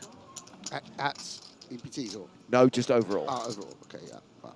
Who's the least winning player in EPT history? Do we have them? Do we have the opposite stat? Can we name them on air? There's a lot of I'm right here, Sam, all right? God. There's a lot of people tied in last place with a big fat 0. Okay. Sorry, Sam. Going back, I am interested to hear your thoughts on the looking at the cards twice, glancing at cards mid-hand. Is this a tell that you look out for, or is it just kind of... I'm sure, and by the way, I'm sure that Steve O'Dwyer and such alkaloids can pick up things from that, but I mean, it's, for sure it gives off some information, but I mean, good players will try and be balanced, and it's tricky waters to navigate. Right. As we see, Faraldo picking this spot to squeeze.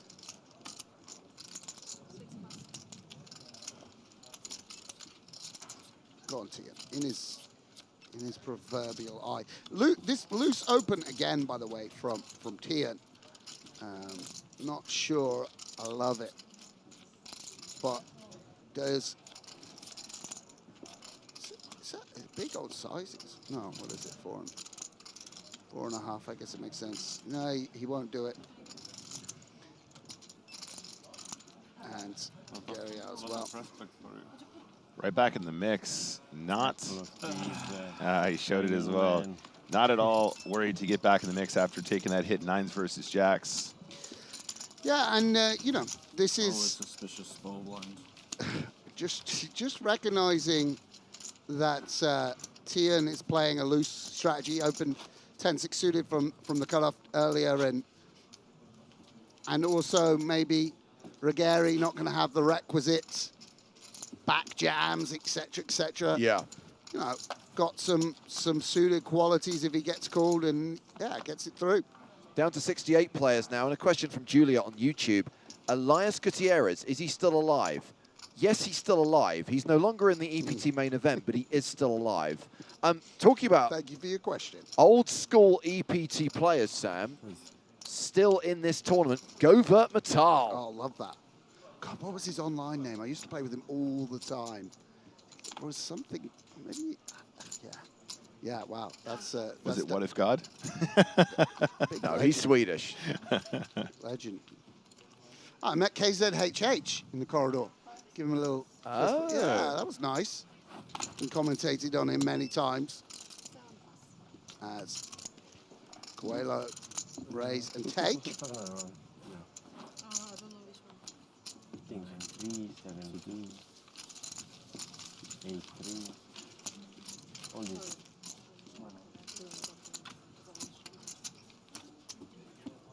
The rules on the table. So show the hand to him. So Regari remains table chip leader with over 90 big blinds. Luca remains the short stack with 88 big blinds. Sorry, 8 big blinds, 88,000 overall. We've still got an hour to play at the 5K, 10K blind level.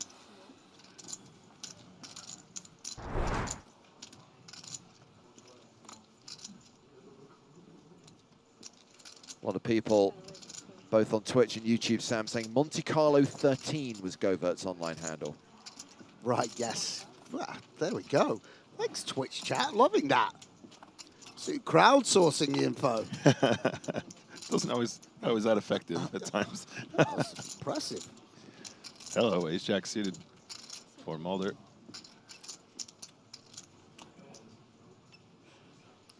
Oh, king queen for Regari as well. Ace. Wow. Squeezy does it. Yeah, and a lot to digest here. Yaros with 2 clubs. Folds.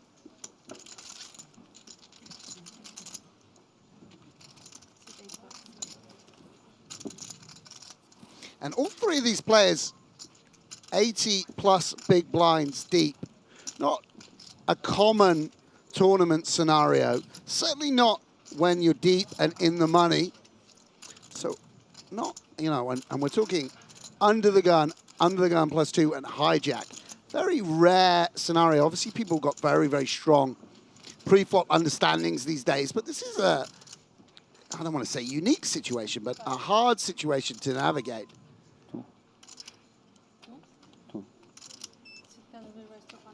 Yes, and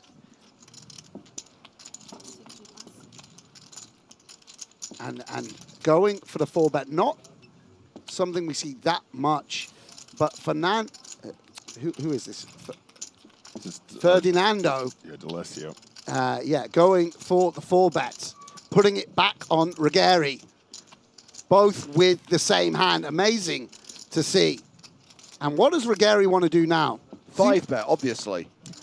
Does he Come on, old school stack swinging contest. No. Wow. As you say, Sam, the initial 3-bet is already on the tighter side right against those positions. Then the 4-bet there, the ranges start to get really, really narrow, but yeah, maybe picking up on some table dynamics, or I'm not sure. Yeah, Ruggeri there got to be aware of, you know, and we're seeing some action now, right? Feraldo showing the king-8, the 4-bet there with the king-queen suited. And I think that's where Ruggeri's image has sort of played against him. He 3-bet earlier an ace-deuce off, which will have got back to the players and induced some action. Man down. That is Ricardo de Andrade. We saw him on the feature table earlier on today. He's just been eliminated by chip leader Cesar Garcia.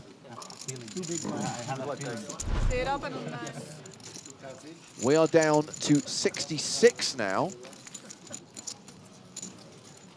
Of course, everyone is in the money. Everyone is now cashing out for 15,900 euros. And going back to Govert Metal, this is his 14th EPT main event cash. Wow, unbelievable. Incredible. Such a memorable, it's like more memorable than his screen name. Do you know what I mean? Or it's so, you know what I mean? It's more absurd. It sounds like a name from the future. Like in 2223. You know, or something that Elon Musk would call one of his children. And wow, Ruggeri now sort of setting a trap by flatting the ace-king. This is turning into a very exciting and slightly unorthodox table. And it looks like it might have worked, Sam. But he's put in 80K of 223 of 8 of 30 big blinds. Yeah.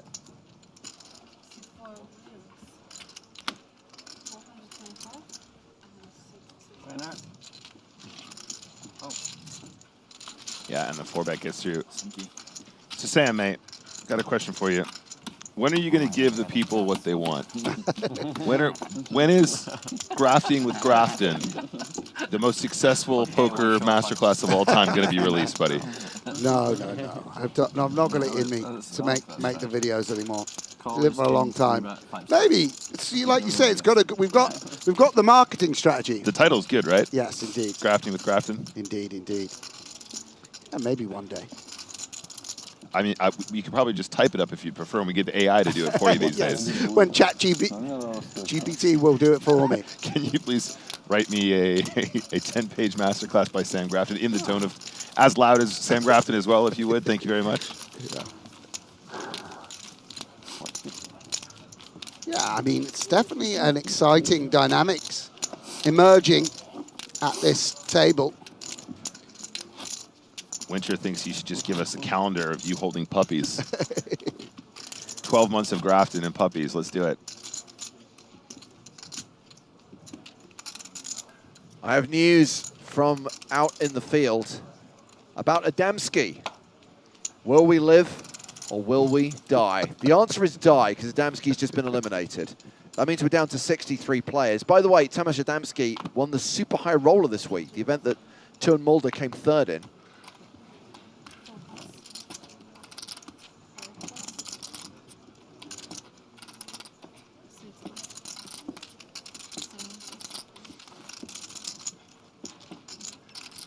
Queen Jack for Coelho on the button.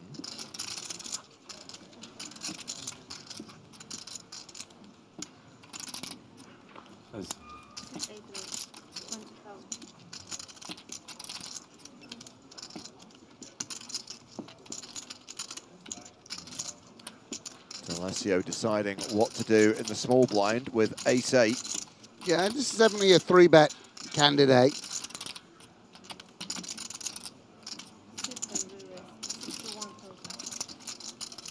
hands. This is just, this is a little bit of a tell. Obviously, incentivized to 3-bet a lot here because you don't want to flat and then get squeezed out of the pot if the big blind goes all in, etc.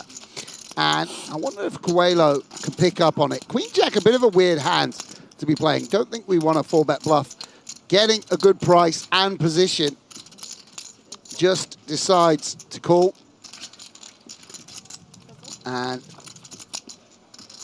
most players probably reasonably happy with this outcome. Coelho is very happy with this outcome. This is my full house face.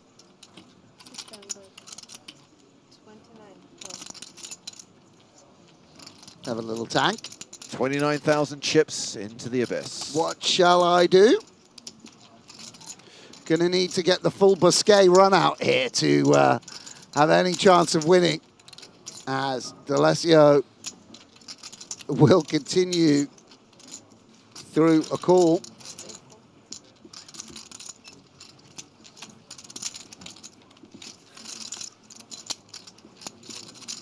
Well, D'Alessio now drawing dead. Yeah, it does have that ace of spades. King, obviously, a card that will hit him some of the time. But what does his opponent have? King 10 isn't going to fold. 10-9's made a straight. Often the Queen X has some kind of straight draw to go with it.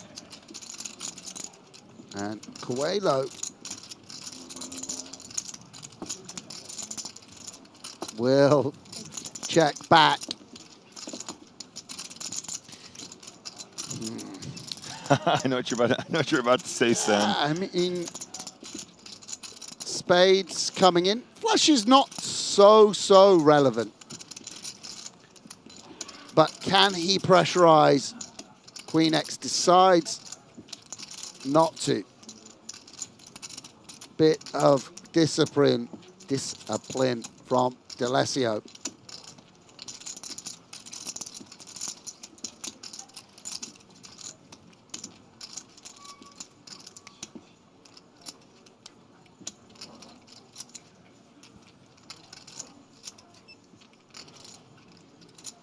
One time.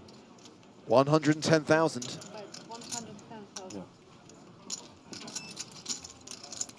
Yeah.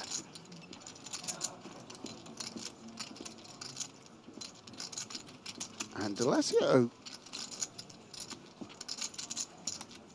doesn't immediately release. Could he force a fold from a king if he were to check raise?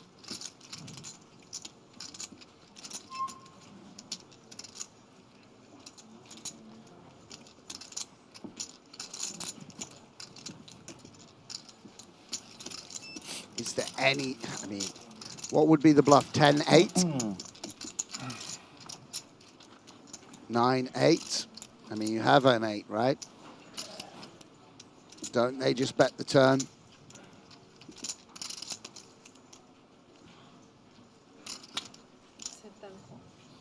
Whoa, dude. Oh, nice. Whoa. Did he just make an ace-high hero call? Wow. Wow. Very... I never thought that bet was getting paid in a million years. Yeah, and very sticky river call there from Ferdinando. And Diogo Coelho, who was short stack not that long ago, is now playing more than 50 bigs. Yeah. He's closing in on an average stack. Yeah. I mean, Sam, don't you imagine if there was a bluff, Coelho probably would have just stabbed turn when he slowed down? I mean, it seems like a weird line to have a bluff, right? Well, yeah, I mean, his opponent should try and find bluffs from somewhere. Right. You know, and so let's just presume there is, but like, I mean, don't those bluffs revolve around an ace high or an 8 or whatever? I mean, it's not going to be the ace of spades, of course. When it's in hand. Yeah. So I mean, I just don't know. It definitely does seem, you know. It seems like your tag was correct. Confirmed. Yeah. Confirmed action player. Yeah. This is a lot of action. A lot of action. Neil Farrell has opened here with King 10. And it is Tuan Mulder's big blind. He's defending. We've only caught one of his cards, which is the 3 of hearts. Oh, there's the other one. It's the 3 of spades. Oh, this side. This side? 9-4 deuce. 3's still ahead. Yeah, come on, Bravo. Let's go. Let's go big. A little bit. Maybe we don't need to.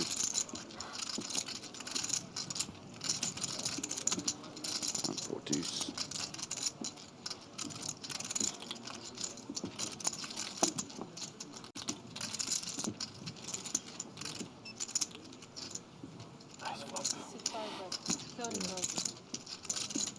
Geraldo continuing for 30,000. Yeah, and Tian, 3 straight, a pair. Out is, 2 of the outs going to be very, very pure. Seems like we might be forced to stick around. Sure. I mean, we got a call with a deuce, right? So Trey's seems like it's going to be in there for show. Yeah, and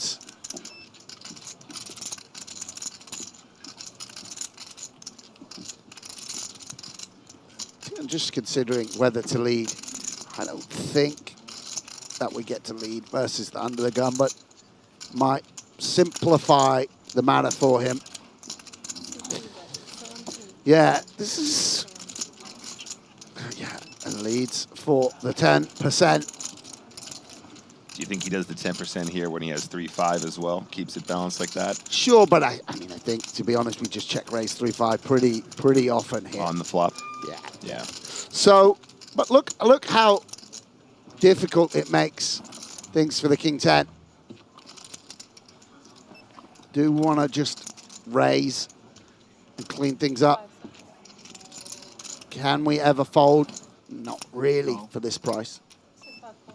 Yep, call too good.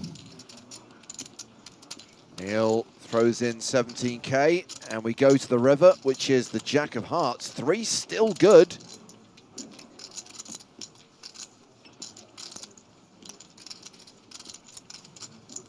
So I'm not going to be excited to see that card come off. See, we can see exactly the type of hand that Feraldo has. Going to have hit the Jack occasionally.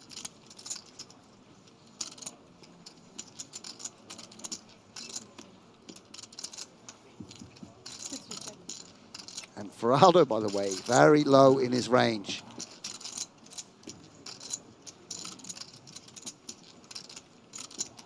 Can he get a bluff through versus a 4-5 type holding? Versus a Queen 2 of diamonds. What worse hands does he have than this?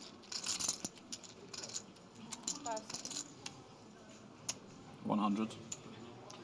Goes for 2/3 pot, 100,000. And are we going to see a hero call from Mulder with the 3s? 3 of hearts, not irrelevant here, right, Sam? Slightly less likely to have the flush, but 3 of hearts maybe not the best blocker in terms of hearts. Yeah, I mean, it's just whether, where's the value coming from? Doesn't a 9 raise the turn? Doesn't ace 3 bet the flop? Or in fact, there was a bet on the flop, excuse me. Ferraro has to have hit the Jack or just called aces or kings on the turn. I mean, the way Feraldo just announced call on the river field, this is just 2 strong, live poker players going to work. The thing is ace-king probably doesn't bluff. Ace-queen probably doesn't bluff. Right. So, if Feraldo's controlled and does check down some unpaired hands, then there's not a huge amount of these. Yeah, and he gets it through. And brave, bold play from Feraldo. And he has to show because they're playing the game. Love it. Yes. And that's just, it's almost some old school poker there. A sort of a squaring off of 2 live players. I don't have a fucking heart, all right, and I want to win the pot. Question from Killbunker, which I'm going to put to you, Sam. What does it feel like to play for the first time on a TV/feature table? Do you remember the last time you played on a TV table? The first time, rather? No, no, definitely not. But I'm certain that it does make people anxious, even very experienced players, just because, you know, poker is a game that is quite often played by people who are a little bit self-conscious. We are, you know, as a community, a bit more on the quieter, more self-conscious side, and getting really good at poker can lead you to feel like that. So suddenly being on the live stream with anyone in the world able to tune in and comment on you can be certainly intimidating, and it does affect players. It does affect them for sure. I feel very certain about that. I actually used to think it was a big disadvantage to me that I was always on the feature table. Now I actually tend to think it's quite advantageous. You know, that often it's a situation that I've been in more times than other people, and I feel like it's going to affect me less than it's going to affect them. So weird. I don't remember asking that question. Welcome back to the booth, Joe Stapleton. How you doing, buddy?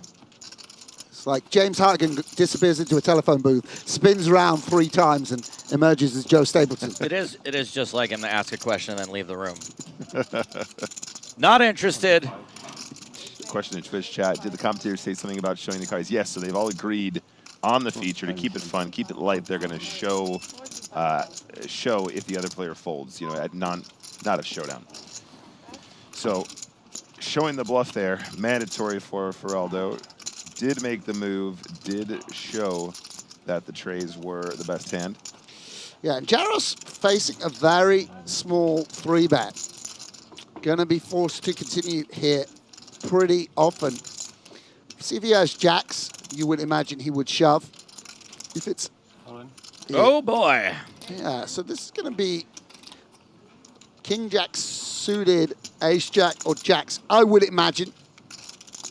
And Coelho not happy about the situation. Wow, just decided to use it, Ace Jack as a bluff. King Jack, I think. No, it looks like Jack and Jack. Oh, it is Jack and Jack. Yeah. JD, JH. Yeah, and this just shows the sort of evolving nature of this tournament. You know, as you get deeper, stronger hands become a bluff. You wouldn't be necessarily 3-bet folding Ace Jack versus 20 bigs. Level 1 of the tournament, but now sort of your value gets narrower and therefore can pull bluffs from slightly stronger hands. Yeah. Ace-5 suited. Can we talk about the psychology then of going broke earlier in the poker tournament then, Sam? Because it seems for us mortals, like it's shameful to go out early in the poker tournament. Yeah, there's no shame in, you know, we're playing poker at the end of the day. There's definitely no shame in going out. You got to play your cards and you bust when you're supposed to bust. But you know what I'm sort of referring to there is, yeah, you're supposed to play a little bit more cautiously about putting those last chips in the middle. The deeper you get, because it begins to benefit your opponents, right? They move up and make real dollars when there's a confrontation. Man. It's always funny.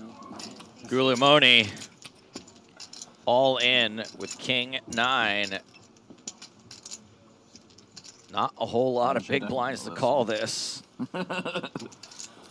It's funny, it's something I often feel where the hardest decisions are when you're up against 5 big blinds or 7 big blinds. It's not stack sizes you study. I would imagine that's just a call, but obviously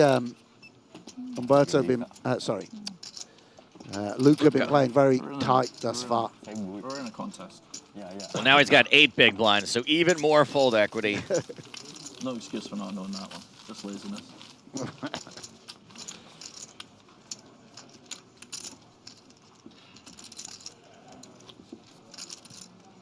First big hand, eh? For me.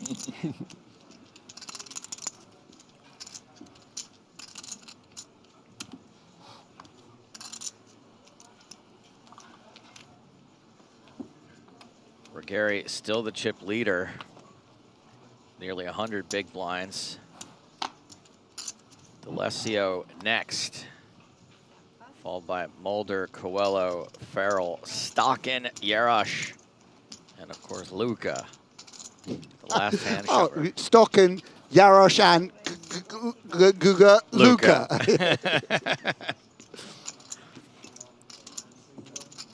D'Alessio opening this hand, King 8 suited.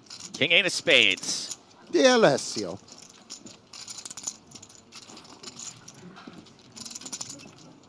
Geese on YouTube asks, what game are they playing that they need to show the winning hand? They're playing poker. Thank you for your question. Pocket fives for Mulder in the cutoff. It's just a gentleman's agreement, guys. Sometimes we just have fun with it, you know? In the cutty. And Yaros getting involved from the big blind.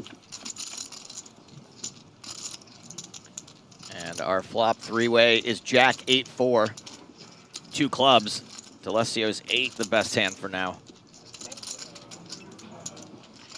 Yeah, and Mulder again with a pretty strong range, positional advantage, deep stacks. You would imagine we want to check a lot, but D'Alessio, this has been his style, going third into Mulder. Not that many ways to improve. Does have a club, which means both the 5 will be quite clean. Won't bring a flush when he makes a set on, if he were to make a set on the turn and come back into a flush. And he just goes for raise. And this is, I don't know, I mean, I would never, ever do this. But this just also shows what a tough opponent you're up against and why you need to be. Now you're calling with second pair, no way of improving. And now, of course, D'Alessio does have the best hand, and it could be that Mulder will wave the white flag, but see where we end up. Ace of diamonds on the turn. So, Sam, talk to me about this turn card. Well, is your opponent ever bluffing you with an ace? Was that one of the hands you think you were ahead of? A lot of ace X's? Well, I mean, ace jack might raise, 8s, 4s. I mean, there just shouldn't be much raising. Here, I mean, I don't want to. Let's just observe Mulder here. Okay. Let's observe him pile on the pressure. It's like we are 70 big blinds deep. You can't just c-bet willy-nilly into me and expect to, you know, you're not. Look at this. Yeah, see you later, buddy. See you later. You know, I mean, I would. Normally, I would have imagined you want like an 8-7 to do that, right? You know, you want the 5 outs, you want the set blocker. Yeah, a gentleman's bluff. And by the way, it's both Mulder's confidence, right? To I don't care what anyone's going to say about me or think about me, blah blah blah. And also, there's a little bit of live techers in there. If you just c-bet in a manner which says, hey. I mean, Joe Stapleton, I criticized you for A7-4. I was just going to bring that up. And you just, I'm betting 6-4. I'm going to bet my bottom pair. It's like, anyone's going to, I would just look at you and be like, well, you don't have an ace, mate, so let's put some pressure on. And Mulder's just gone like, yeah, like, I'm sorry, like, you can't, if you've bet 9s and 10s and king 8 and 8-7 and ace queen once in a while, then I'm just going to raise you and make you fight for this pot. That's what the top players do. It really makes me not want to play.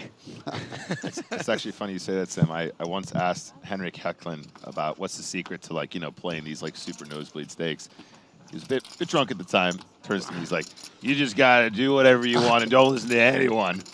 And I was like, and in a weird way, that was actual advice. Yeah, of course. So my real mistake in that hand is caring what Sam thinks of how I played it. If you cared less, you wouldn't have a tell. I mean, actually, it's pretty funny. I played the 50K in Cyprus and was sat next to Tian the whole of day 2 or whatever.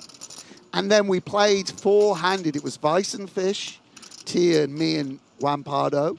And these guys, they were battling. I mean, Juan Pardo called Tian down with like ace high. It's some gigantic pot, and they're playing like 4-bet pot. I mean, it's super fun sometimes to just, you know, of course I'm focused and trying to battle, but some moments I'm like, wow, I got just a front row seat here to see this sickness. Very enjoyable.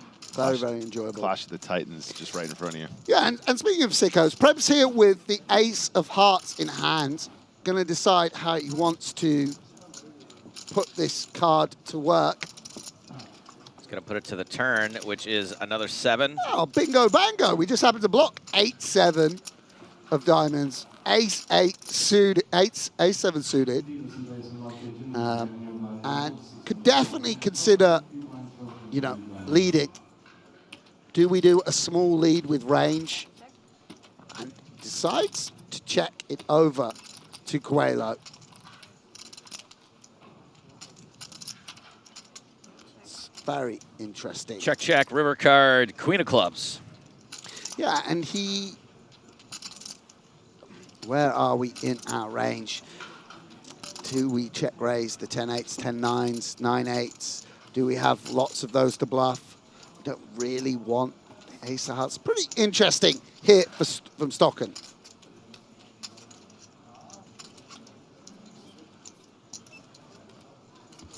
No Stocken blocking.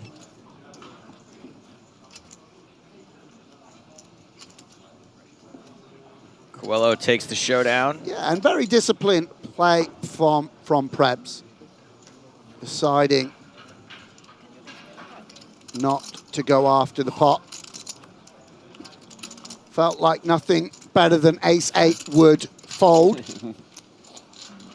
on the turn or river.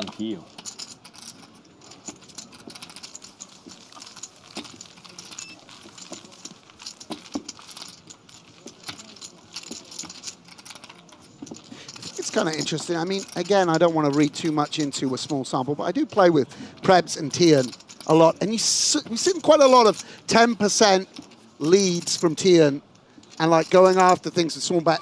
And, you know, Prebz having a bit more of a curtailed strategy, a bit less sizings and, you know, a bit less clicking around. It's just my perception. I don't think Prebz would ever have raised those pocket fives in position. A bit more a man after my own approach. Very interesting to see two elite players approaching things slightly differently. Speaking of pocket fives. Get to see how D'Alessio is going to handle them. Looks like Rigeri is also going to come along with a jack. It was the jack of diamonds last time. Now, probably not calling that often with 2 jacks, so I'm not sure what this busted card is. Yarosh with king queen also calls on the button. Coelho is going to be out. Yeah, and D'Alessio picked up some traffic, run into some traffic, I should say. And we're going to take a look at a flop of 10 for deuce 2 hearts. Yeah, and Rigeri, there's, you know, queen jack of hearts, king jack of hearts do seem like, you know, not a mind reader to suggest that that might be the other card. You know, not a clairvoyant or whatever you might want to call it. Seems pretty reasonable. Jaros, not much you can do. Uncapped pre-flop raising. We'll check aces on occasion and such like. Seems annoying, but might be that we have to fold in position. That's what he's thinking about. And going into the time bank here. I wonder if he's going to come up with a Mulder-inspired raise in position. Remember, he started this hand pretty short.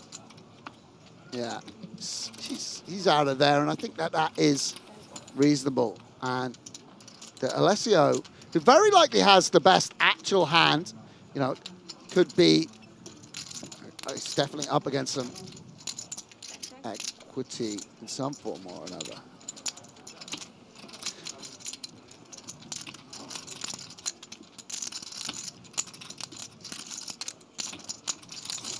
Gary gonna go for it here, it looks like.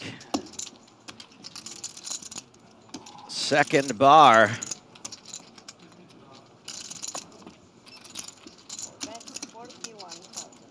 Yes, and this is a card where really you should be sort of polarized and going big. Like, I've turned an ace, great. or I've got a set, or I've made 2 pair with ace-10. Instead has picked this smaller sizing. Not sure whether that's because he's got ace-jack of hearts and just wants his opponent to continue, or if he's got queen-jack of hearts, he's setting his own price. Big river incoming. Oh my days. I mean, Ruggeri must have the best hand now. Like, what is it? I mean, unless he's got Jack-9 offsuit, it's pretty. Come on, D'Alessio, do something wild here now, mate, because 5s doesn't show down for anything. He's blocking the straights and the flushes. He's all in. Boom, send it. Yeah, by the way, I mean, we don't get to lead here, by the way, D'Alessio. Yeah, he realizes. He realizes 5s doesn't win anything. Ruggeri, here's my, I've got a royal flush almost face. I wonder if he just, he's going to size it. He's going to go like once. He's going to go big here. He's like, mate, we've got there. Small on the turn to juice the pot, and it's come in. Bingo, bango. Oh, no. Ooh, checks it back. So not as nutted as we might have guessed. What's he got? Jack 10 off. It must be Jack 10. Jack. It is the Jack of Diamonds. Did not 3-bet pre-flop with the other Jack. Wow. And I think we're going to be changing this deck out now that we've had a couple of instances of the Jack of Diamonds not showing up. Wow, that's really interesting. Makes sense, the flat. I mean, the bet on the turn now it makes sense. Just a little like, I'd like to bet this much a to bet show. and a prayer, yeah. So given the action, I was thinking this feels like it's going to be handled like Jack 10. Jacks are basically the same thing, right? But you just have a couple more combos of 10x that can pay you there, right? Yeah. That makes more sense, absolutely. Really interesting, really interesting. Ruggeri, top of the heap at this table.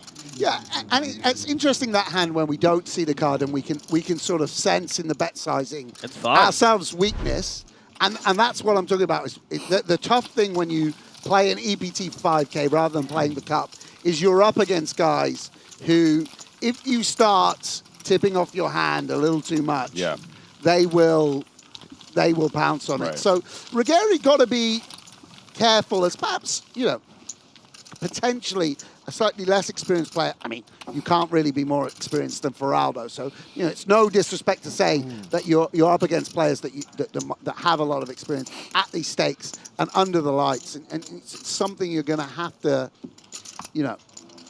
be cognizant of, let's say. Wow, thank you. All right, new deck in action. Luca kicking things off with the Rings of Power. I mean, let's give him some credit. He's played a tight strategy, but he's navigated well. I don't think he's even been all in. Managed to get it through these 6 and 8 big blind shoves. Gary going to raise the King 10. Going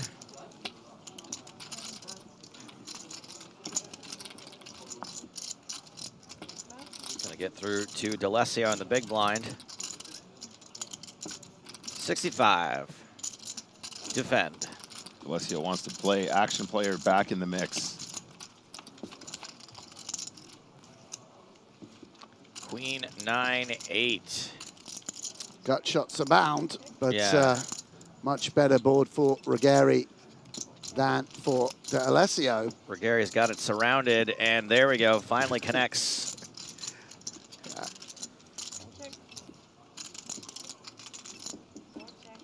Checks back the top pair on the turn. River, another 9er. Yeah, no, again, nice control from D'Alessio. Not tempted into feeling, okay, I got 6 high, I got a, I got a gut shot, I got a fire here. I think the check on the flop here is a little bit suspicious against him. I would expect King 10 to continue most of the time here, right? Yeah, I mean, this is, it's fine. Umberto's approaching things a little bit differently to how you or me would, and sure. This is how he's going to navigate. Navigate. Yeah, absolutely. And another pot for Umberto Ruggeri. And by the way, look, you can look at how, this is a guy with 110 big blinds with 65 left in the EPT. This is a big moment for him. Big moment for anyone. Yeah, absolutely. You can see the 60 excitement. players left. Wowee. Okay, I see. You gotta fix the tower. Yeah, and he's seeing Mulder raise people in position and put pressure on, and he's going to sort of take out some streets, flat the jacks, flat the ace-king, and make sure, you know, he's well protected in terms of the hands he has, the strength of the hands he has.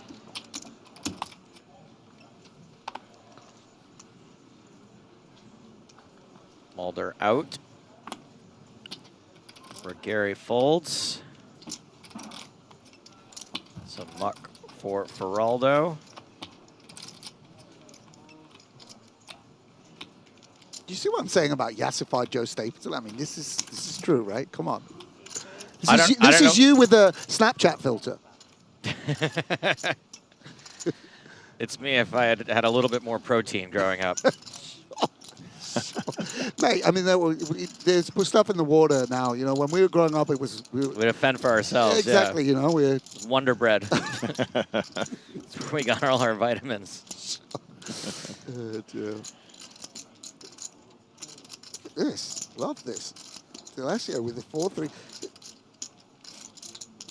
If only he knew. Yeah, maybe we can even peel that off 7 big blinds, I don't know. And away we go to the flop. Ace, Queen, 7, all hearts. Pair of 7s for Yarosh. Yeah. You're thinking, I'm going to sneak in. This is my moment. Sneaking in with 4-3, so I'm going to flop a straight flush against the nut flush with this hand. I never see it coming on King 3-3. You just get Ace, Queen, 7, all hearts. I'd rather save those hands for Ultimate Texas Hold'em. Yeah. Never works out. I do it as well sometimes. Oh, maybe I'll just... I love those stories where you're still a human being. I'll just play 5-2 suited. Who knows? Who knows? 3, 4, 6? 2 diamonds? Yeah, never see it coming, but yeah. Just crushed.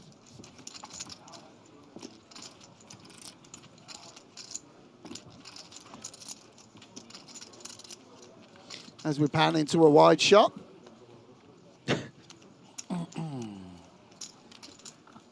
25K each out there, each and every hand. One soul, almost That's a good point, an yeah. EPT soul in play. Almost a whole starting stack out there at the start of every hand. Yeah.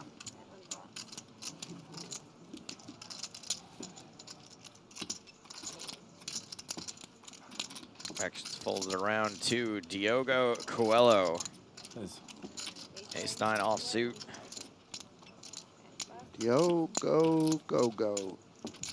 Yeah, Ace-9 off, just making it into the raid. Never super exciting. Raising 2 in Mulder's big blind. Oh, yeah, here we go. Looking forward to getting check raised. Yeah. He'll somehow find a way to check raise you pre-flop. I think Tuin's going to call this pretty much all the time. Here we go. Yep, seems good. 8-7. Good price. Makes the call. Going to a flop. I'll come back. And that flop is King, Jack, Trey. Heart. Yeah. Pretty good board for the pre-flop raiser.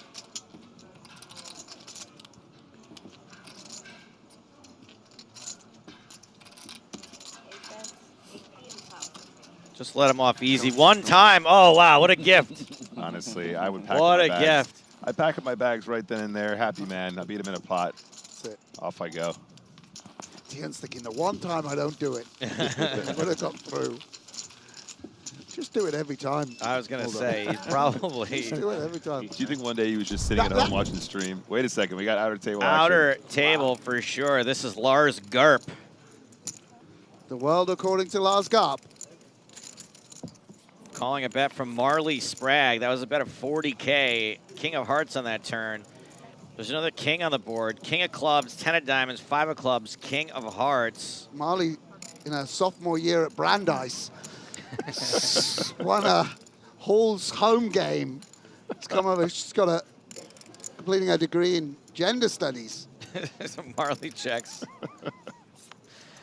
Check. That board pairs again, so it's kings and 5s out there with a 10.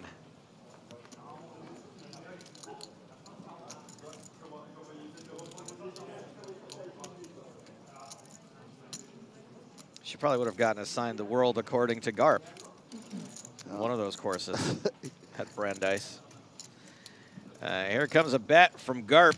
85K. It's a big old bet. Oh, we're snappity snapping. Oh, no. Call. Showdown. No showdown. Yeah, let's go, Marley. Marley. Got him. Oh, little smile. Let's go. All right. Marley up to 1.6 million in chips. I feel like that has got to be pretty close to the overall chip lead. Love that. I feel like we're in a comedic reel, and she's just doing a bit where it's like, this is what chip leaders look like in EPT. When they just call you and you have to muck. She's doing a mockery of Steve O'Dwyer This to is the gain longest heart. skit she's ever posted. Yeah, exactly. Well, that table is going to become our feature table after the break. And we've got some pre-flop mayhem, a little Mulder mayhem here. Yeah, and Coelho. 2 and 3 betting Coelho's sixes out of the small blind with ace-10. Yeah, it looks like it's a genuine decision for Coelho whether to proceed or not. Decides to give it up. I think I'd want to stop the show game. I'd want to stop being shown the cards. Yeah. Like, look, guys, I'll keep showing mine. I don't want to see anymore what you have. I want the pain. I don't want to know. The world according to Mulder. It's the same reason my girlfriend leaves her phone unlocked around me. I don't look. I don't want to know. I don't need to know what's in there. What Joe doesn't know won't hurt him. Exactly. I'm good. Exactly. I'm fine. She keeps trying to show me. No, I don't want to see that. At this point, I think T and Mulder just watched like EPT from the past and was like, nobody ever has a hand. I think I'm just going to check raise every flop. And it's been working out ever since. That's the secret sauce. Yeah, I mean, to be honest, he did check raise the treble off and ran into the nuts on the river, which was that was one time, Sam. You got unlucky. By You the got to way, play the odds. I mean, shouldn't you be eliminated? Isn't that when you're like, it's a 3-bet pot, you check raise, bet all in, you have queen eye. That's when I exit the tournament. He's got 86 big blinds somehow. That's what happens when you start the hand with 180 big blinds. Yeah, That's because it worked the other 50 times, Sam. Yeah, Exactly. yeah. Yeah, poor old Luca, he's out.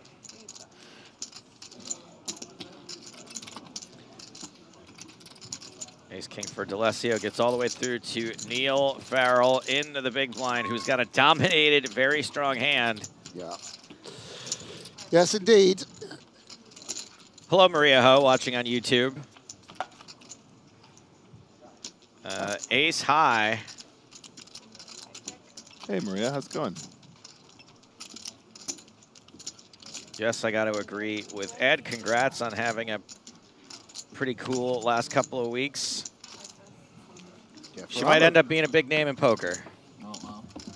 Ho's such a short name. It's true. Ironically. We'll have to extend that first and foremost. The greatest recreational player I know, Joe. No. That's right. Sorry, Maria. I love you.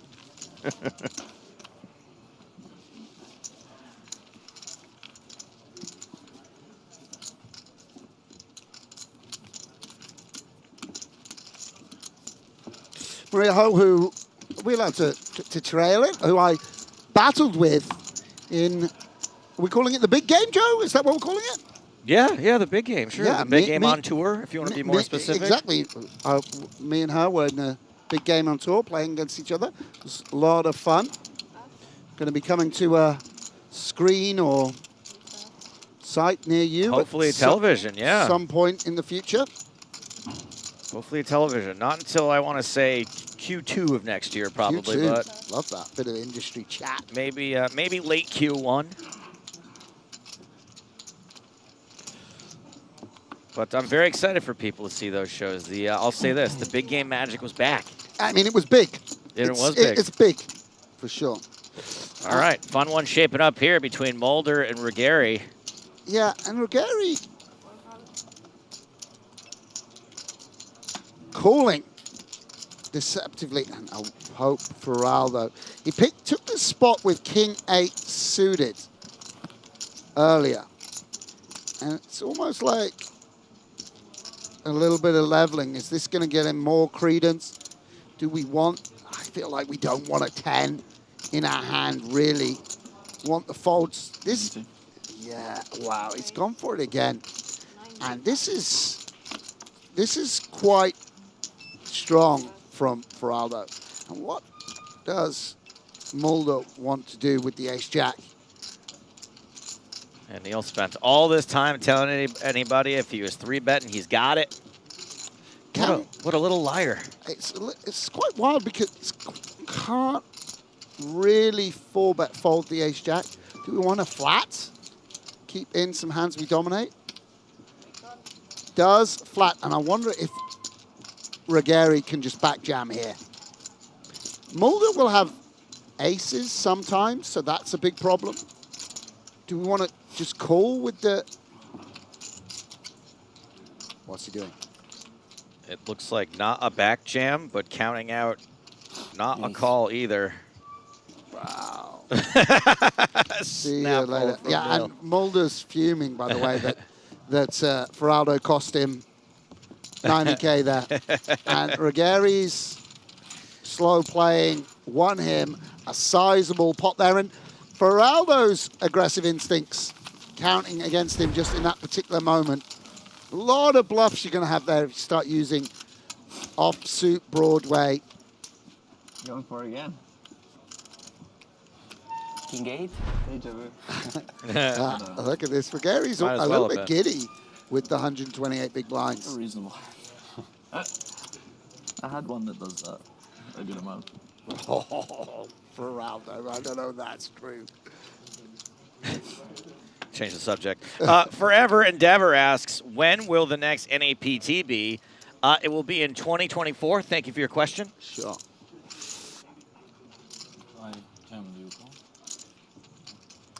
800. 80 big blind. I can't. Squeak. Maria Coelho. Only call, yes. Could be like Hangman. She can just add a letter to her name each. Or Boggle. Whatever. It's possible, yeah. I mean, yeah, I mean, this is great. People are just getting after it now. People are just, it's a long day, we're on TV, there's a million up top, let's just start. Do you ever do this, though? Someone says King 8, and then you have King 8, and then you're like, I gotta raise it. It's a universe. Yeah, and this is, you know, this is just a bit out of line, is what I would say about it.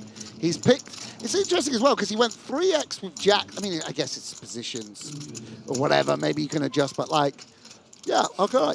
All right, let's just see a flop here with King Queen suited. I will call that.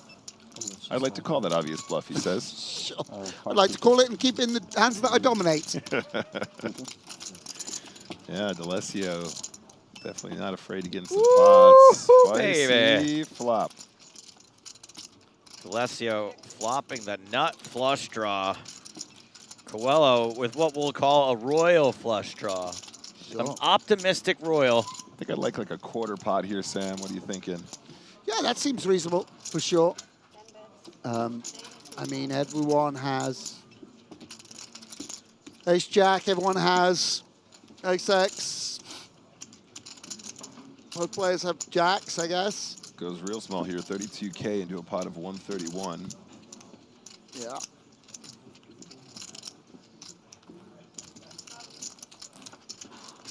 Could even raise the king, queen of clubs. Queen on the turn with a pair of queens for Coelho. Yeah, and no more royal draw. It might be that we're hypothetically supposed to just check this back. Yeah, I was about to say, I didn't think he'd be able to resist that. Yeah, I mean, if you get check jammed on the turn when you got the monster combo draw, it feels terrible here. Yeah, yeah. And if Coelho... He's thinking, do I want to put out 25% rather than, you know, can I get called by King Jack, Jack 10, Jack 9, etc., etc. You know, at Queen 9, let's say. Elects to check And it's going to mean that D'Alessio probably... No, wow, very, very interesting that he's been so controlled post-flop. Pretty loosey-goosey pre, Yeah. but then very sort of disciplined. A man after my own heart. Disciplined is not what I would call it, but not what I'm doing it, at least. I call it. And Diogo there stacking up again. 64 big blinds now, as Joe pointed out, was the shorter stack for a little while, but putting some work here on our feature table. Discipline and punish, of course, Michel Foucault's famous manifesto on poker. I don't know it. Yeah, his poker book. Oh well, I'll have to check it out of the library. Sure, yeah, of course. It's like. You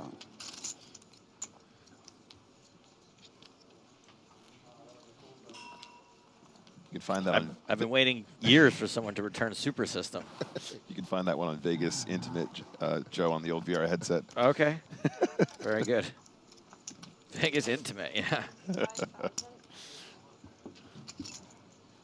New product. Luca with 3D suit, thinking, what have I done? What, you know, what? Did I walk under a ladder and break a mirror and spill salt to get dealt these hands? What am I going to do? Just showing Umberto, just showing down tens and ace king and jacks. He's thinking, what have I got to do? Oh, Feraldo, don't, bro. Come on, you can't. Come on, bruv. Oh my days. He's. Yeah, there we go. All right, wow. Finally, a little bit. He's driven his image into the dirt and dust. He was randomizing Sam. He was trying to find somebody wearing a wristwatch so he could find the randomizer. Yeah, exactly. Garrosh also folds. Oh. Stocking blocking. Out. Yeah, let's see. He's going for the 2.5x. I mean, just a very nice hand to find in the big blind when you're 45 big blinds deep with someone. Yeah. Nice. Very easy set, man. Yes. You can show down, you can make a set. All sorts of good things can happen. 9-6 deuce, sevens holding for now. Oh, yes. 2 diamonds though, yikes. Exciting flop, really. A flop that accomplished nothing.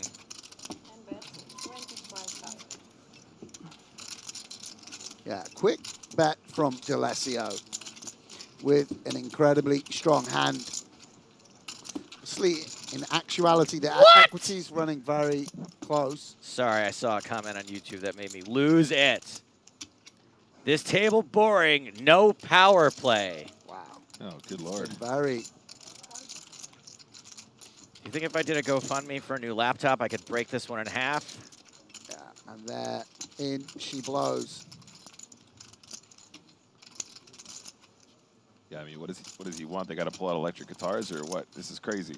Yeah, Coelho thinking about whether he gets to lead on a low card. I don't think that's the case. Yeah, I mean, people like to do this. Don't know. Yeah, just wanting to sort of set his price. Quarter pot seems like a lot to me. Would you prefer this if it was sevens with the 7 of diamonds, Sam? Yeah, but it's just not a thing, I don't think, versus under the gun. Well, that might help. 4 diamonds on the board. Yeah, and you just sort of strengthen your opponent's range now as well to where your hand can't be good now. Basically, you created a situation where you beat exactly ace-6 of spades, and even that might bluff you. So it's just, yeah. That B25, I wonder what Coelho will do. Yeah, he's something of a white flag.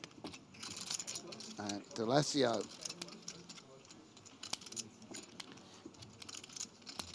We'll be considering the fact that he has the queen of diamonds as well. Whether you want what's our sizing, what's the worst diamond we're betting.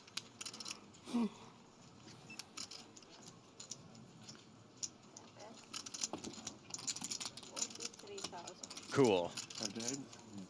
43K. Wow. Yeah, Wow, very interesting. 48. I know. 43. 43, 43, 43, 43. Goes for quarter pot.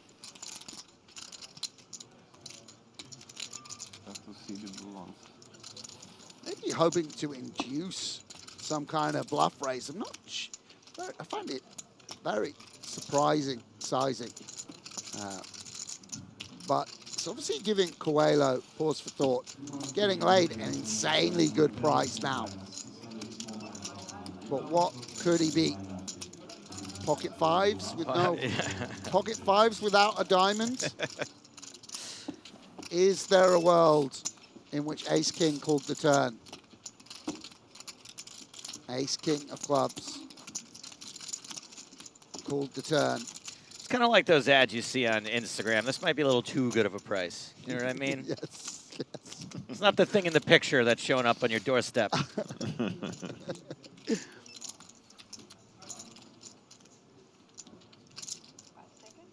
Yeah. A little bit of he's reluctant to show, yeah. All of it. Wow. Pocket sevens from Wish.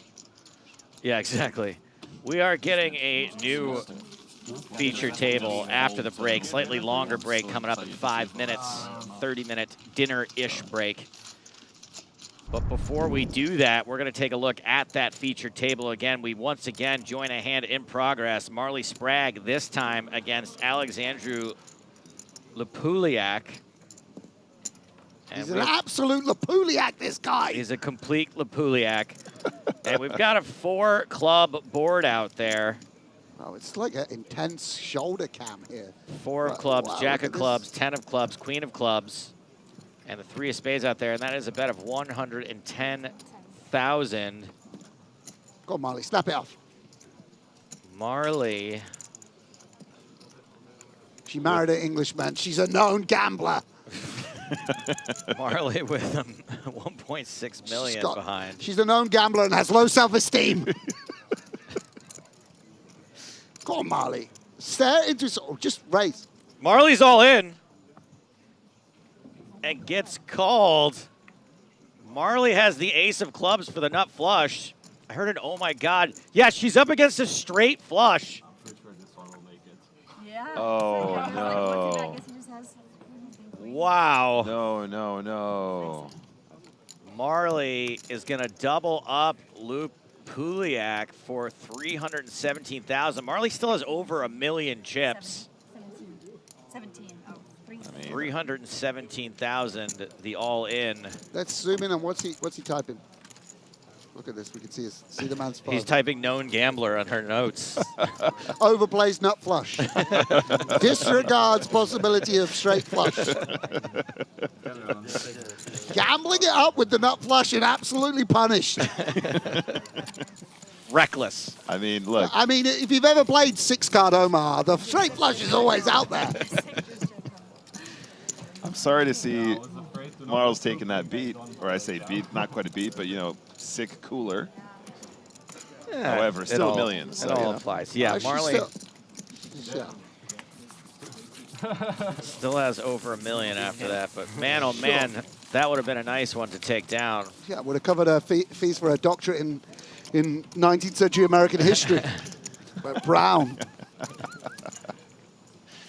National Lepuliak, love and life. Is this the Lepuliak himself? That is Lepuliak. That's he's a child. That's the face. Look at this. He's not even. He's applying for Brown this coming summer. Definitely of legal age.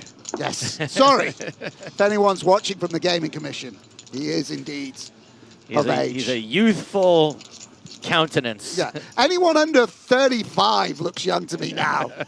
Looking at guys who are 28, if they've got a full head of hair, they're basically a teenager to me. Go on, Mulder. Mulder making life. Look at this.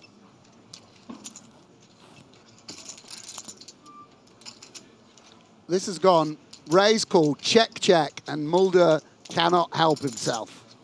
No, he can't help himself. He's been helping himself a little bit. Maybe he's hungry. I mean, Ruggeri's just winning every hand, by the way, that he plays. Look at that. He's like, I thought these guys were supposed to be good. He's like, wait. Yeah, look at it. He's loving it. Regari. Come on, Regari. Climbing the ladder. Up over 130 big blinds. Regari's actually doing gender studies at the University of Padua, so if him and Marley get on the same table, there'll be a lot to talk about. They're going to debate.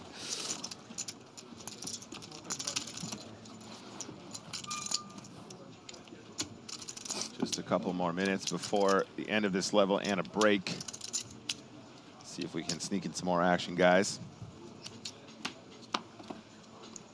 Probably going to be the last hand of the level here at the feature table. So great to see this guy play. As Sam alluded to, just makes everyone's life real hard, right? Just putting people in tough spots all the time. That's what poker is really about. Love it. Oh, that's how he got his exclusivity deal with Deal. Signed him up. He's not allowed to wear Balenciaga any longer. Stocking. Forward Usov hasn't had much to work with. Neither has Luca. Alessio in the small line. Alessio. He loves it. I'm loving D'Alessio. He loves the game. Yeah, he just likes to see the cards. He's absolutely discounted the big blind. Oh, well, check this out for Luca. Finally. This looks like the absolute nut. He can't believe he's been dealt such a good hand. We moving? You will be moving. Yeah. They will move us, right? No more. And Mulder might just want to call here. Probably just smooth this off, right? Yeah, just because the pot's dead, it shouldn't be like D'Alessio. Occasionally, D'Alessio might have nines and just back raise you out, but it should be, it's almost a cooperative dynamic at work. And by that, I just mean it's in the interest of both players to just take, to take the price and then proceed from there. It's a situation where there shouldn't be too much bluffing or battling post-flop unnecessarily. The price has been taken. Indeed. And let's root for our boy Luca here. Straight out of, where's Sampdoria again? Genoa? As long as I don't have to say his name anymore, I'm fine with it. Here we go. King 9-6, 2 clubs. Mulder with the nut flush draw. It's a lot of outs to fade. Yeah, Luca is fading so far. Yeah, a 10, a queen, a jack, a club, or a 5. Yeah. Ooh, yeah. That's a tough one. Mulder found a way. That is so 2 in Mulder. Couldn't bluff him out of the pot. Just had to do it the old-fashioned way. No. A good old-fashioned suck out. Bryn Kenny playing his third bullet disguised as, it's like Michael Corleone. He's hiding in Italy. He's been hiding out in Italy. Don't start the car. Yes. He's eliminated. Luca. He'll do anything to beat Bonomo on the all-time money list.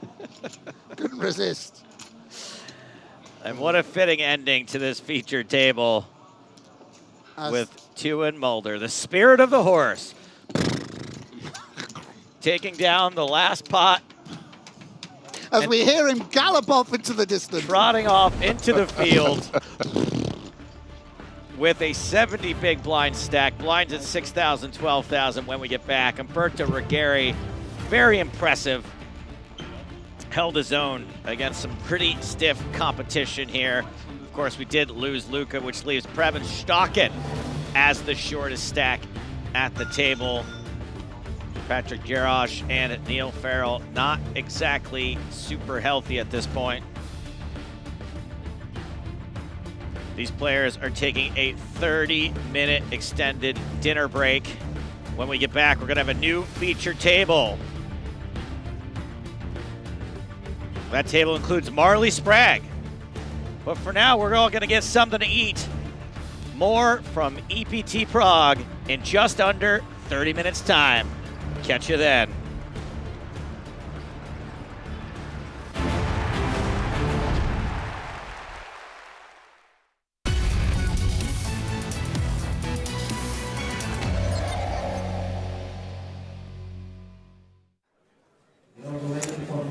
So we've still got Ruthenberg on the feature table. We've got the chip leader, Frederick Newgard. I'm ace-king hersuited. We've got Jonathan! Fresh-faced Jonathan Duhamel. Bienvenue. And he's going to raise here with King 8 to 21,000. Pocket queens for Salvatore Bonavena. Salvatore Bonaquena. Salvatore is going to make the call for 21,000.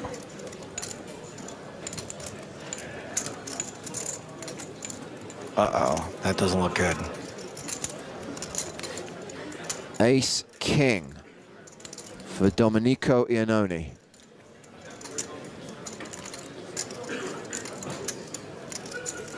Well, we know he has one fewer king he can hit. Domingo's made a re-raise. Crack these queens. 85 to 85,000. That's going to get the blinds to fold. Back over to John. So action back on Duhamel. The 3-bet is to 85,000.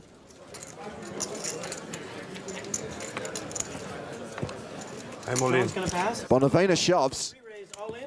How much? Iannone wants a count.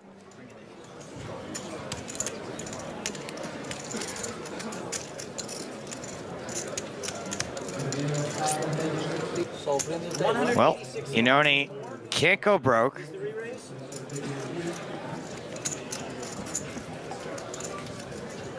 Is it ever correct to get away from ace-king? That's the question. Solo perché sei tu, se no te lo dicevo. Guys, are you sure? A te sì. No problem. English only, please. You sure? I sure. Solo per te. I fold.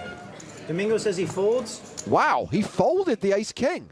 Salvatore showed 2 queens. It would have been a coin. I fold you ace-king too. Yeah, I mean, look, given that exact scenario, fine, right? Salvatore takes the pot with his queens. It would have been a coin flip. It's a coin flip. It's a coin flip. Salvatore. I'm not sure speaking to a guy in Italian, getting him to fold ace-king to you, and then calling him your friend afterwards is the best overall You can look. fold one ace, you ace king, my out yeah, I know. 3, 4 maybe. Do you want a deal?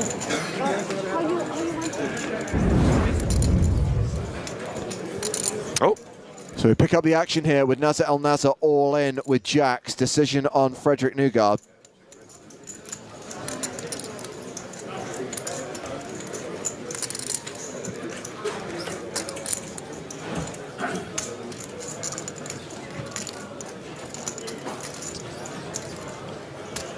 Nugard has 1,000,000 chips. Could easily call this off and not even feel it. But this is not a good hand. Sometimes you get what's known as positive tilt, James.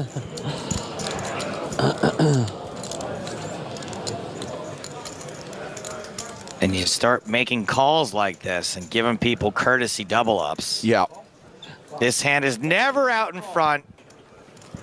You're praying for a flip. You're praying to be up against 8s. Nasser has 2 black jacks. Nasser is the all-in player. Let's see the flop, please. Flop. And it is a jack-high flop. Jack of diamonds. Nasser El Nasser now a huge favorite, 97%.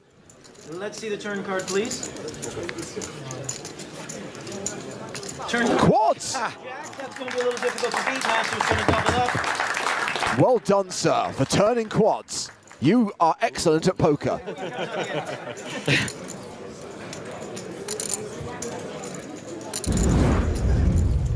Sebastian under the gun.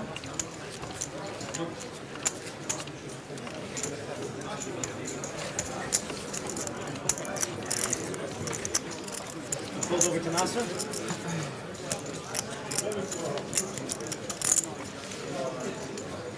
Keep folding around to Salvatore. Jacks deserve to win there. Salvatore Bonavena with another big pocket pair.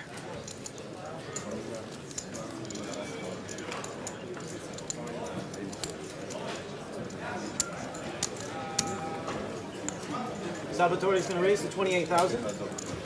Domingo's going to fold the button. Over to refile on the small.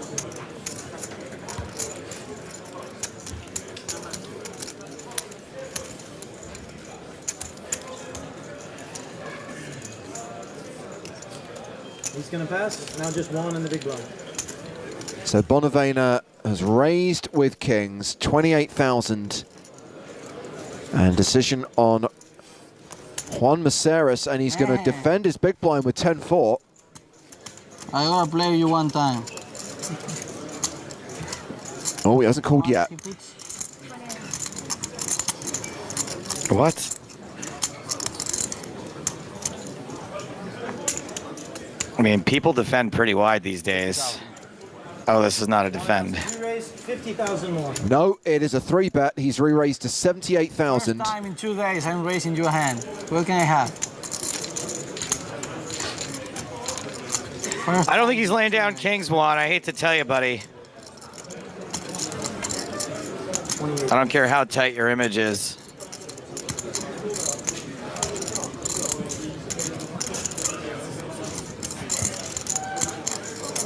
Salvatore, let it go.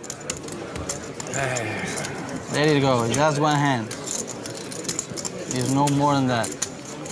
Not possible, Juan. Eh? Not possible. Not I'm possible? All in. Salvatore All in? announces re-raise. All in? You're my friend. Not anymore. So you're not my friend? Call. Was that him saying call?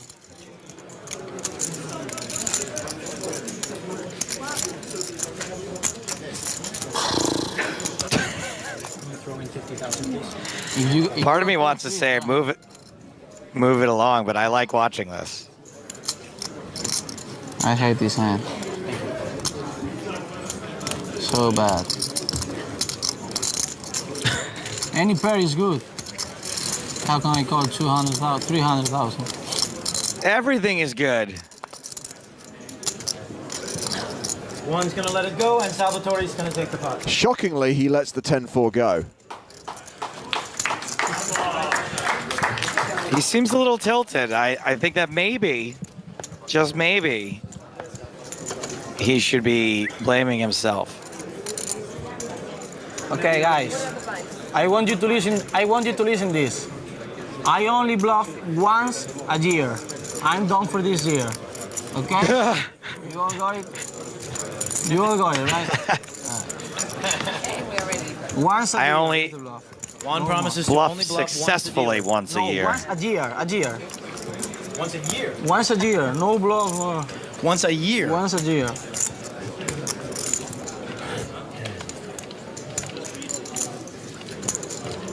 Which was the bluff? That or the small thing?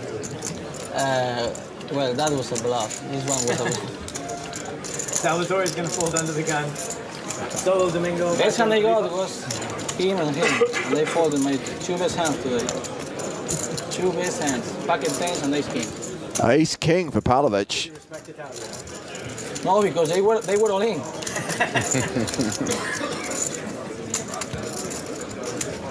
I like to play. I don't like to just. He's cute.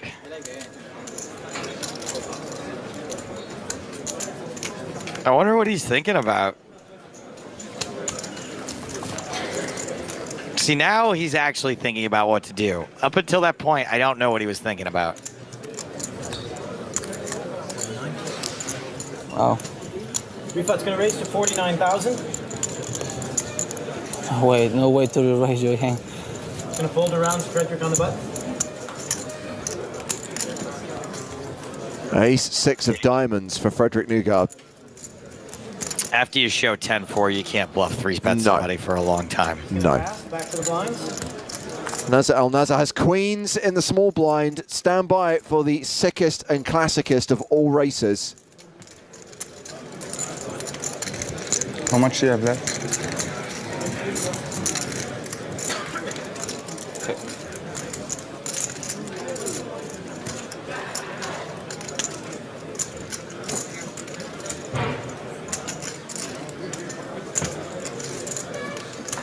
Should I get the sickest race from 2008 prepared? I think he should. El Nazar's moved all in. Duhamel has folded. I call. And Pavlovich calls. Like the Dark Knight versus Wall-E. One of these two hands from 2008 has the slight mathematical advantage. That is a classic and sick race. Just like Queens versus Ace King. Pavlovich at risk. No ace or king on the flop. I think you have to root for the queens, though. He is the only player with a heart. Let's see the turn card, please. Turn card is the 3 of hearts. Needs to hit on the river, and it can't be a heart. Al Nazar has the queen of hearts. Let's see the river card, please. It's the 7. It's a blank, and that will be the elimination of Rifat Pavlovic in 15th place. Cashes for 16,600 euros. Which one was your biggest cash? Barcelona, right? EPT Barcelona, yes. It was...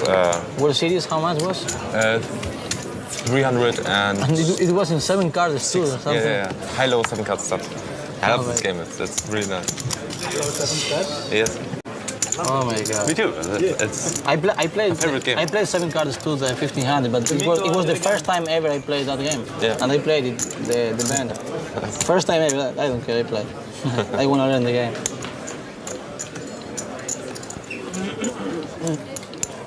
Juan Maceras. Could you please let me take just one hand? Just one, only one from you, and we are in peace. I don't need any gonna more. bluff Juan Maceras. Could you please just let it go? Don't, not even look your hand. Not even look your hand. Just fold. There's 5 other players got to get through first. Come on, not even look. Not even look. One, just one. Cool with it. You gotta go all in again? Nu har vi shot. You gotta go all in again? Raise and take it. He does get one through. Hey, you fold and show the ace. You got much more respect from me. I thought we were friends, and I don't know we are now. Wow. I thought we just made peace between Spain and Italia. They jealous because Spain won the Euro Cup. Frederick first.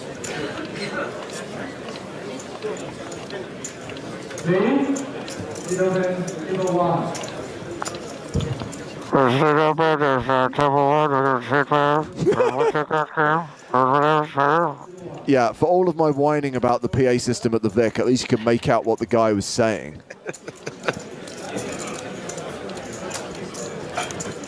He's going to raise to 28,000. Bonavena opening with ace-king.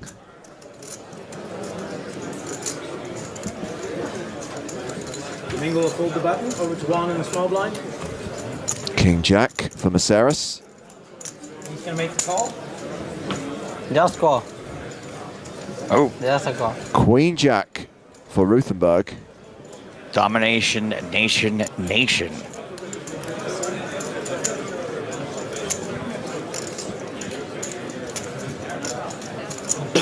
Ruthenberg, short, wants to conserve chips, doesn't get involved. No daño, no pelear. España and Italia again. Heads up to the flop. Can we chop the pot? I can take a survey, but I don't think so. Let's see the flop, please. It's a nice idea, so I'll let you go first. Queen and 7-5. Juan's going to be first. Queen Jack isn't there. No. He's going to bet 30,000. I folded tens one time. I don't know if I can fold every single hand. Salvatore makes the call of 30,000. 30,000 each. 30,000 each. These guys are going to get a look at the turn card. Let's see the turn. El Nazar drinking a beer. I like it. Turn card is a king. 5-7. Bonavena with top. Maceras out-kicked. And you just tell by Maceras' attitude, he's not in the right headspace to make a big laydown. No. It's just never going to happen. Not that he should necessarily. Like, I don't want to. This is rather unfortunate, but there's just no shot he's getting away. 100,000. All right. That's enough. Well, it's not really enough. 100,000 more. Not only is he not getting away, but he is. Oh my God. My friend. Oh no, my friend, man. Come on, my friend. I call. So Maceras gets himself into this situation by raising. Bonavena moves all in, and it is all into call for Juan Maceras. This is so sick. Alright, whatever, man. Whatever. Is that pot right? Is he getting? No. I think, okay. We still are at the stage where they count the entire stack toward the pot, right? Correct. Okay.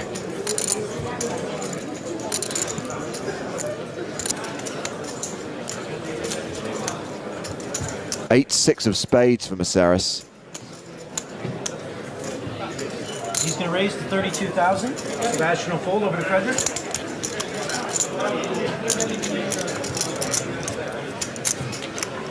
He's going to pass. Nasser in the small blind.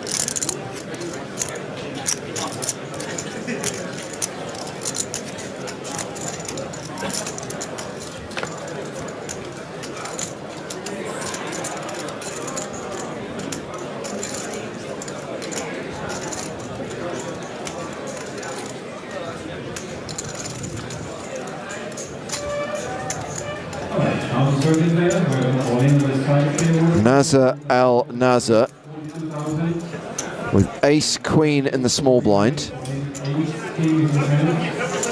Elects to re-raise. 3 bets to 84,000. 84,000 total. Duhamel folds the big blind. Back on Maceras. 52,000 chip raise. John has folded the big blind. Back to Juan. 52,000 more? 52,000 more. 84,000 total. Juan has made the call. And Maceras is going to call in position. Does have live cards. Sounds like an elimination from the outer table yet. You've got Redjivan out in 13th. 84,000 apiece. We've got Juan and Nasser, and the flop is Queen of Clubs. Ooh, queen high flop with 2 spades. This could get spicy. 200,003. It's almost a flip. Juan says he has 203,000 behind. Nazar El Nazar currently has the best hand and the betting lead continues. Maceras shoves, El Nazar calls. Here we go, flip the coin. It's like Maceras is just waiting to get into this situation. He's just itching to get all in. Spades for top pair. Juan has 6-8 suited in spades. He's flopped a gut shot straight flush draw. I mean, when you play this many hands, you're very likely to find yourself in a situation like this. Queens, ace queen. Juan has a gut shot straight flush draw, 6-8 of spades. It is a straight flush draw. Turn is the 5 of hearts. The 5 of hearts does not help him, and Al Nazar is now a 3-1 favorite. Maceras, the at-risk player, by the way, needs to hit on the river. River's a queen. Instead, it's another queen, the full house for El Nazar, and the elimination of Juan Maceras in 12th place, cashing for 30,400 euros. Good luck. Guy like to play fast. No.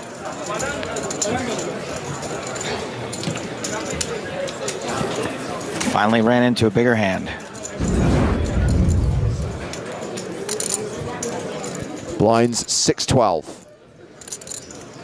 And we're down to 11, so we're 2 away from the final table-ish, the unofficial final table. Correct.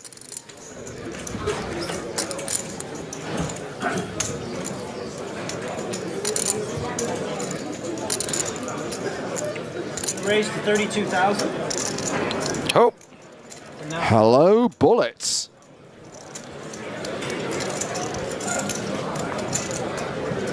Newgard getting a little out of line here with the 9-8. Trying to work that big stack on the final table, soft bubble.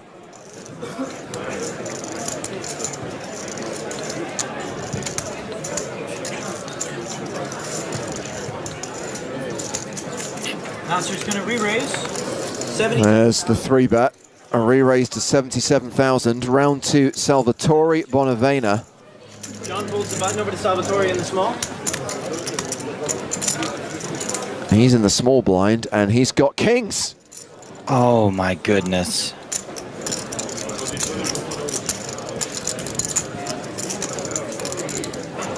I'm all in. Salvatore announces all in from the small blind.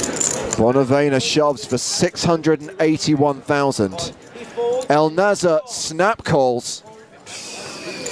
Nasser has two. Salvatore has two kings. Lo sapevo.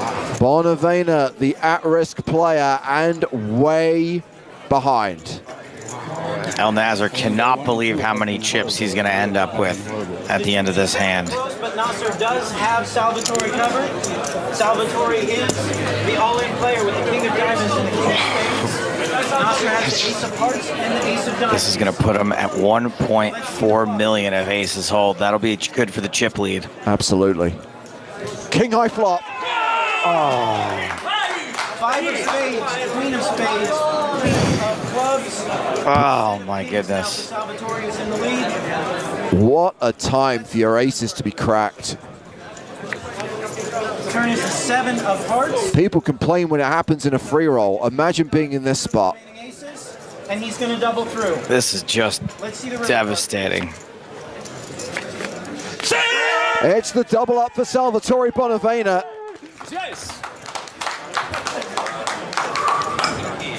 Passion and enthusiasm from the Italian. El Nazar taking it well, all things considered. James, I know how El Nazar feels. I don't know if you remember that time I had aces cracked in the 150-pound tournament at the Hippodrome, but yeah, very similar feeling for me. John has two red. Jonathan Duhamel all in. Sebastian Ruthenberg all in. Ruthenberg covered by Duhamel, barely. So Ruthenberg, the at-risk player, but a 4-1 favorite with 5 cards to come. How much? 92. 92.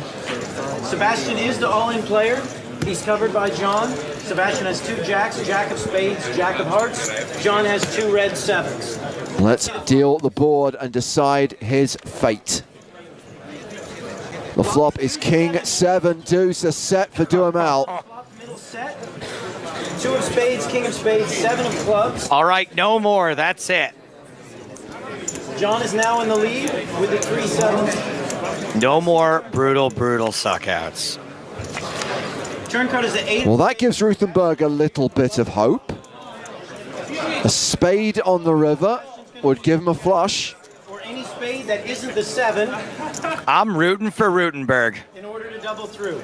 Let's see the river card, please.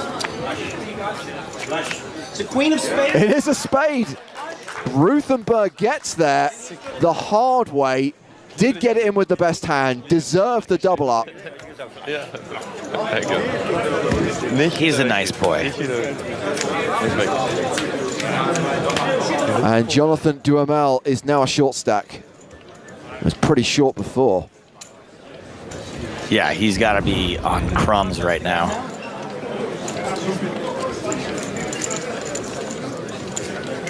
We're at 10 players, by the way. 2 tables of 5. Ace, queen, Duhamel all in. Salvatore's going to pass. So we'll Yeah, just 35K left. Oh, all in for like nothing. Newgard, come on, buddy. The all-in raise. Even for you. Frederick's going to pass.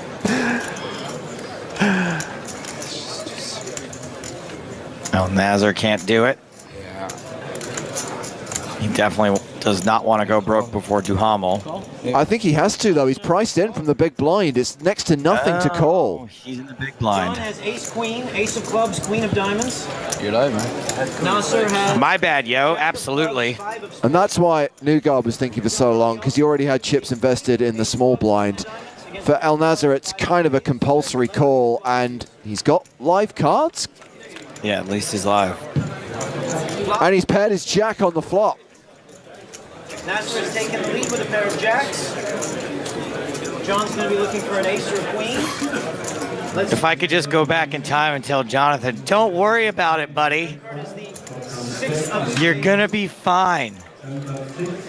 It's all going to work out for you. Guess what? In Las Vegas, believe it or not. You're going to do the dirty on Matt Affleck and go on to win. River's at 10. Let's have So Jonathan Duhamel exits in 10th place, cashes for 42,800 euros, and that will take us down to the unofficial final table of 9.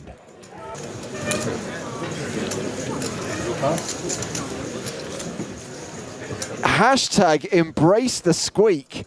As far back as 2008, we have audio evidence that the squeak was a thing in Prague.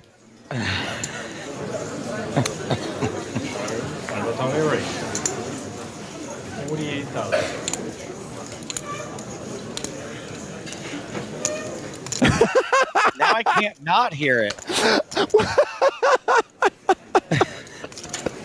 It's been going on for more than a decade.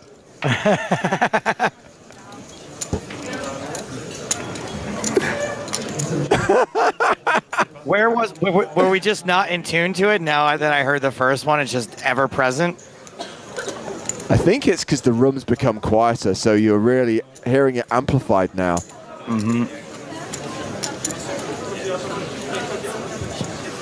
So they've had the same chairs all this time.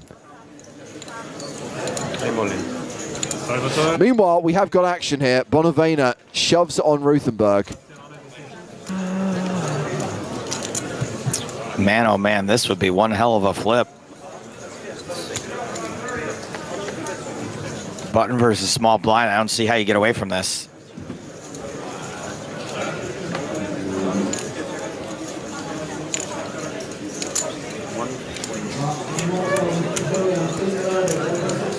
Ruthenberg is one of the shortest stacks, right? Yeah.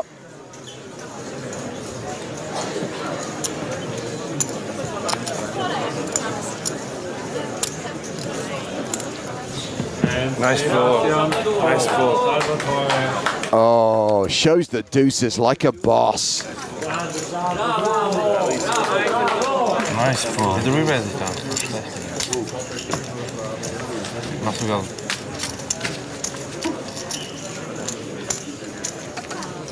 Juan Maceras and his sister May watching from the rail. Hi, May.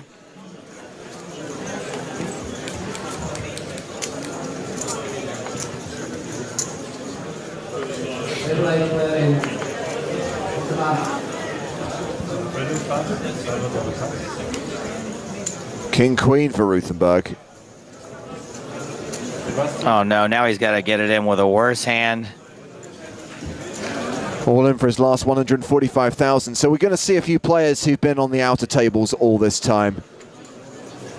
This is Konstantinos Alexiou, who's folded there. That is Massimo De Chico. He's all in with Ace King. De Chico. Whoa. And this is Franco Siriani, who's got tens. What's up with all of these paisans, huh? 3 Italians at this 9-handed table.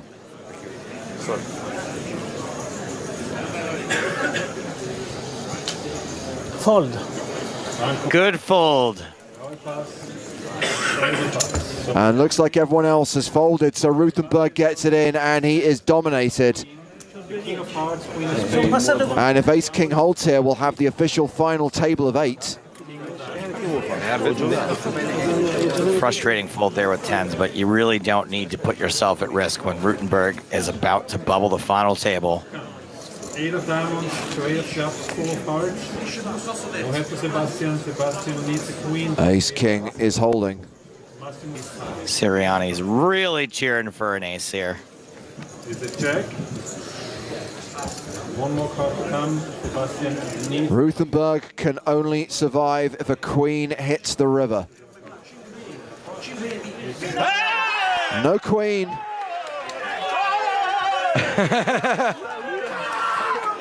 He just won the whole tournament. Nah, that's cool, man, to be that excited to make a final table. It's the thing, a huge accomplishment. And Sebastian Ruthenberg has 1 win this season, was looking for his 2nd EPT title here in Prague, has to make do with a 9th place finish, which is worth 42,800 euros. So these are the players advancing to the final table, and yes, it is important to draw attention to the fact that 3 Italians have made the final.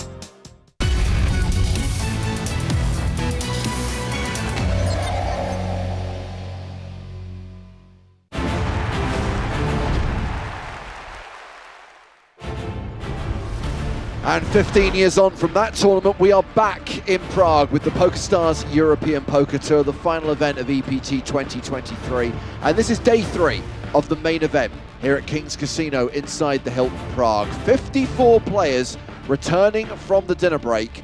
1 more level to play tonight, 90 more minutes of poker. And these are the chip leaders coming into the final session of the day. John Kite is chip leader, narrowly ahead of a former EPT champion, Steve O'Dwyer, both players with 2.3 million chips. It's James Hartigan alongside Joe Stapleton. Hello, my babies. And Griffin Bencher. Hello, everyone. How many spa trips today, Griff? Just 1. This is the new lineup at our final feature table of the day. Lars Garp, according to his world, 90 big blinds. More than 1 million chips. Now, Marley Sprague had that unfortunate run-in. Nut flush into straight flush, but she still has close to 1 million, 82 big blinds. At the opposite end of the spectrum is Andrei Pavalka, who is a shorty with just 7 bigs. He is in the danger zone. Danger zone! But everyone else has 60 big blinds or more. Griffin, this is a deep stack table. Very deep stack table, and going to be really interesting to see how Marley recovers after that brutal cooler towards the end of the last level. Yes, hopefully we'll see a lot of intricate post-flop play over the course of the next hour and a half, with the average at this table being significantly higher than the tournament average, which right now is 713,000. Blinds right now are 6,000, 12,000, with a 12K big blind ante.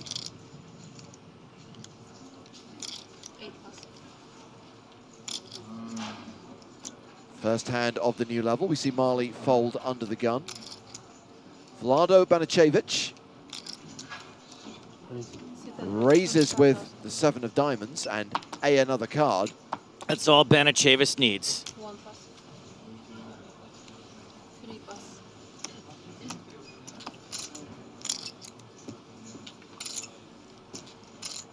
Pavalka, who we established is super short, has the Spraggy. Ace-7 off. Not playing it, though. Attack from the small blind, or fold. Doesn't he look like that guy Luis that just started working with us?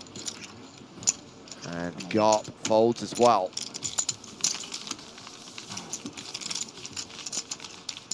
Banicevic looking like George Papard. He loves it when a plan comes together. Oh, George Papard also played Banachek.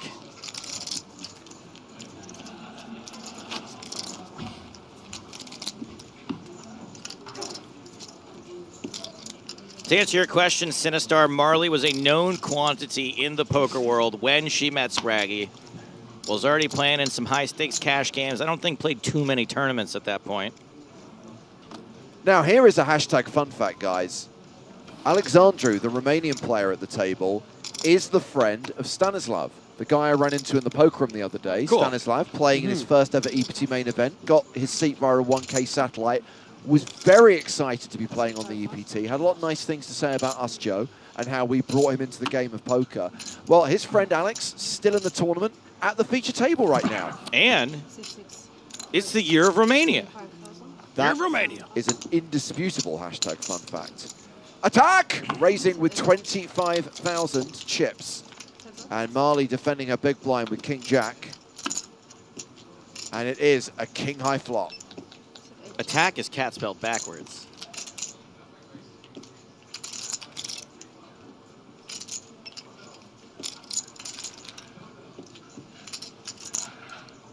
King Jack, flop top pair, get bet into, easy game.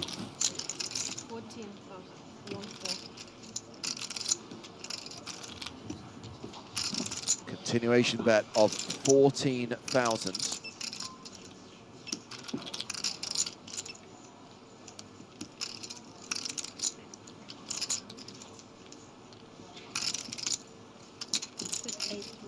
Ooh. A check raise from Marley. 55,000 total.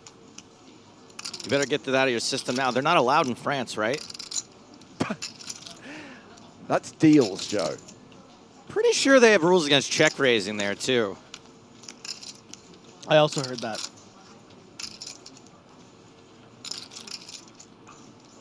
Also, every 3 levels, you have to smoke a cigarette.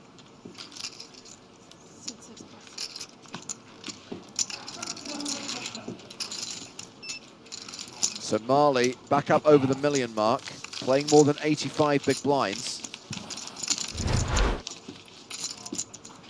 So just 54 players remaining from that starting field of 1,285. Tomorrow we will get down to just 16. Tomorrow we're going to play down to the final 2 tables.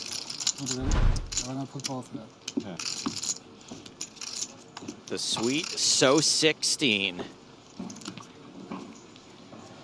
Griffin, are you feeling better that they're not showing their cards anymore after the hand? I know that was making you uncomfortable earlier. It just made me think, Joe. It's a game How of would I information. feel? You can't give away free information. Oh, God, that's I don't know if you good heard what I impression said. of me. That did sound a lot like Griffin. I wasn't even sure who was talking. Yeah, I wasn't even sure I was talking or not. So I was like, what is this? I don't know if you Is it guys heard me recording? during the last level, but I said I would have no problem showing my hands, but I would really need them to stop showing me their hands. yeah. Because there was so much bluffing going on. I would be like, please, no, just let me not know. Uh-oh, kings for Banicevic.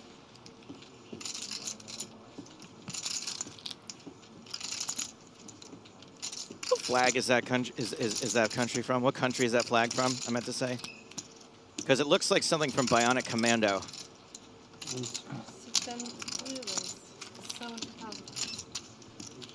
Where in the world is Vlado Banicevic? He is from Montenegro. Oh, I should have known that. Nice one, Aki. I wonder if he's a regular at Casino Royale. And we do have a Montenegrin winner every once in a while in W-Cube Scoop like that. Maybe it's Vlado.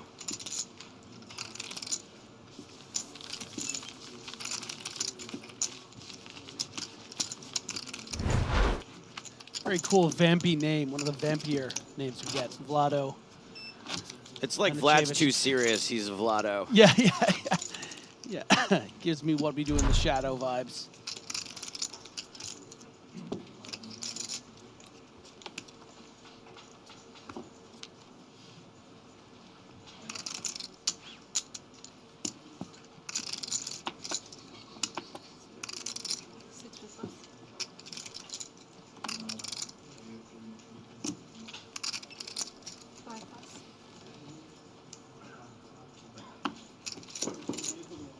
Action has been folded around to Lars Gopp, who's not going to play the Jack-Deuce. Marley's got Queen-8 on the button.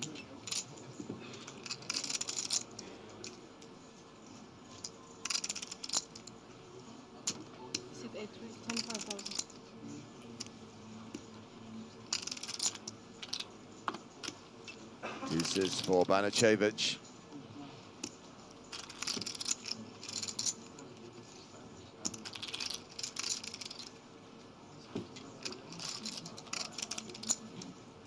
What do you do here, Griff? Hey, you know, you're playing 90 effective. It's just play it as a pure call, really. Okay. Yeah. Don't want to get weird. If you're 3-betting this hand, then you're just 3-betting too many hands. It's the kind of hand you're pleased to just sort of set mine. It's so rare to be this deep when you're this deep in a tournament. You just gotta peel it off. Okay. So 2 calls. And a queen-high flop, advantage Marley. Man, thank God we didn't 3-bet. We'd have bloated this pot for no reason. Well, it is interesting because I would say anything between 10 and the low 20s in big blinds, you're going to shove over a button open a lot of the time. And then in that sort of awkward 25 to 40, 35, 40, you could probably just fold. Okay, So it's like a very straight, like, it's very clear how to play this hand with certain stack sizes, but that fold area is kind of an annoying one. It's just like, but you're just raising the button with a hand like Queen-8. but I can't risk shoving 30 bigs. Well, thanks for that, because I feel like my question isn't as stupid now, because it does vary depending on your stack size. Oh yeah, absolutely. Because I was like, I feel like all three options are viable. Yeah. So it's been checked to Marley a second time. Delayed continuation bet on the turn into a pot of 87,000. She bets 30,000.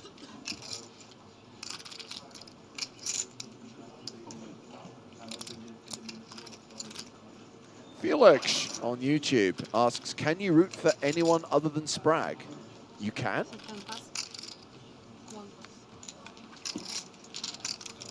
It's not compulsory to want Marley Sprague to win this tournament. I think it was more of a request than a question. Like, can you root for anyone other than Sprague? Meaning you guys. Lars Garp. Garp is one of my favorite snacks. Oh yeah. You know what Garp stands for? What? Good old raisins and peanuts. I'm thinking of Gorp. Sorry, Gorp. Marley has taken the table chip lead.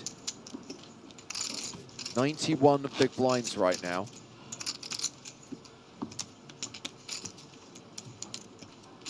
It was Robin Williams. I doubted myself for a moment. Who played Garp in the world according to? Dana Carvey played Garp alongside Mike Myers, who played Wayne.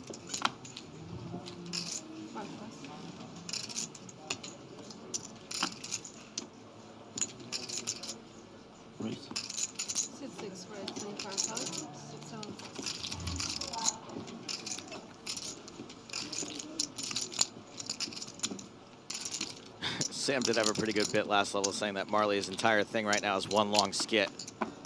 And it's how tournament chip leaders look. Under the chair. Nice.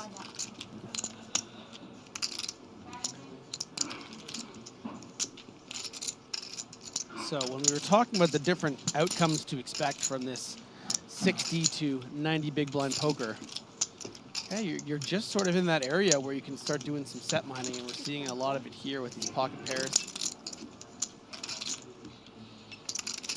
And so far, some very evenly distributed sort of hand ranking kind of potential hands.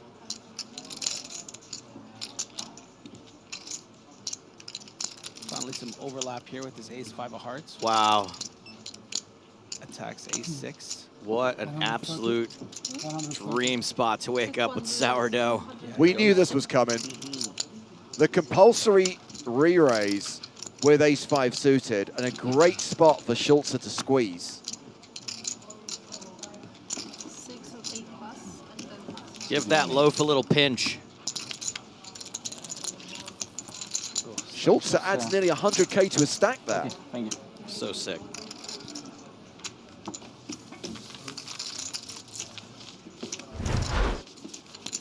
Closing in on the 70 big blind mark. Cucumber asks, is this a 4 or 5 day event? Neither. Thank you for your question. It is a 6-day event. This being day 3. So day 4 we'll play down to 16. Day 5 we play down to 6.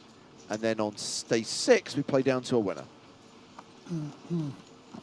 How about this one from In a Dream Snake Eater? Says, watching from Auckland while on holiday, earn from my poker winnings, deciding whether I should go to Auckland Zoo Museums or Sky City Casino.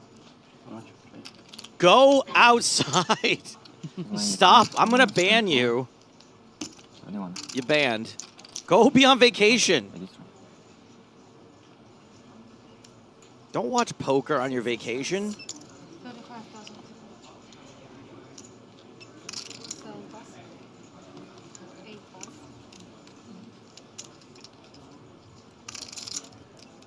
Philip, the Razor, has a question for you, Griffin, about that last hand, the squeeze with the ace-5 and Marley folding 3s on the button. Philip says, with Marley's stack, should she have called there to set mine? No, it's just such a... The pot's just getting so big, and you're kind of... It's not nice. It's not fun. It's not what you're here to do. To, you know, there be 300,000 chips in pre-flop. And you're just sitting there with 2 3s, even if you are in position against an uncapped range.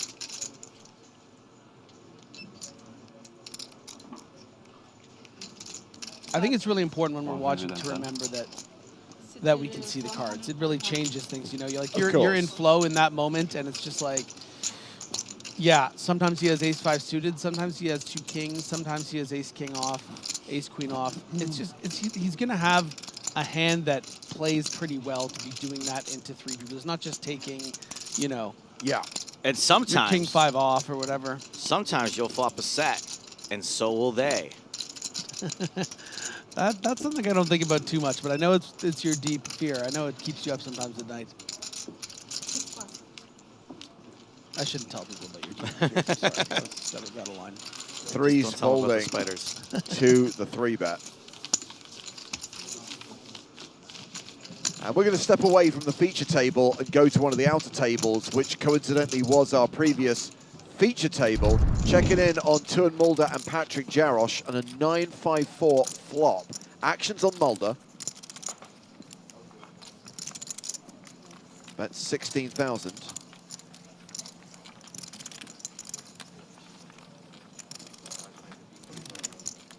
I got to tell you, I got a special place in my heart for anyone that's had a battle with Tuan Mulder today. He is an animal. Jarosz folds. And Mulder shows the 9 of clubs. I guess they're still playing the game. That's good for top pair. I really wanted to check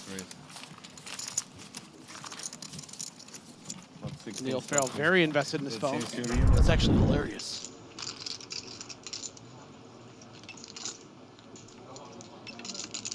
Marley's opened with queens. Sebastian Schulze, ace-10. He folds in the cutoff. Rounds the blinds. Andrei Pavelka, 8-6 in the small. Gives it up. With jack-8 of spades.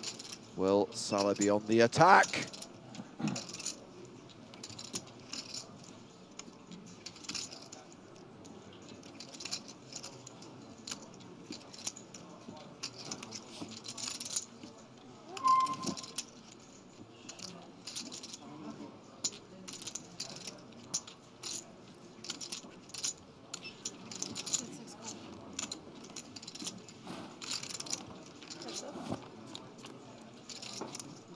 Jack-8 defends.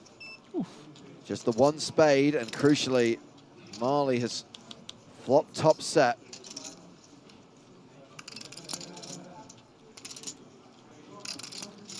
Now, what Joe's saying, if attack had like pocket 4s or pocket 6s, how sick would that be? It would be sick. Don't want to be on that side of things. Continuation bet from Marley of 15,000. Tell you what, I don't know a lot about it. Yeah, but I'm going to say it to that sizing. Not surprised that he wants to see a turn. Sometimes would happen in the form of a check raise, but it's going to just check call. Marley would have loved that. And now Marley needs to dangle the 2 options between betting the turn or checking back. Does the correct thing in this particular instance, recognizing that attack has so many floats, so many draws that are just, I mean, well, everything's probably drawing dead. If he does it with 6, you'll probably get a lot of money there on the river anyway. Oh, wow.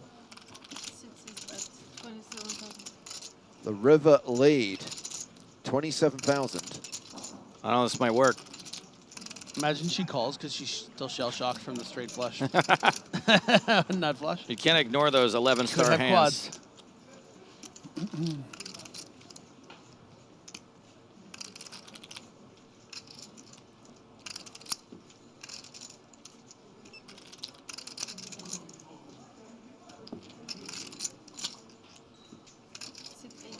A raise from Marley and the fold from attack.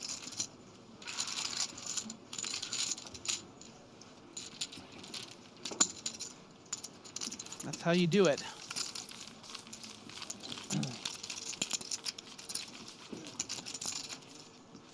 Marles Barkley. Up to 1.16 million, closing in on the 100 big blind mark. Pavalka nursing a 5 big blind stack right now. And interestingly, no eliminations since we've been back from break. We're 20 minutes into this level, not a single KO thus far.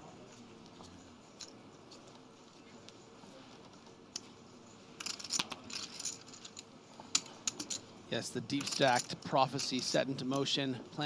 Everyone playing over 60 blinds coming into this level except one, who is Pawalka, who just has 5 big blinds, so should find himself probably all in very shortly.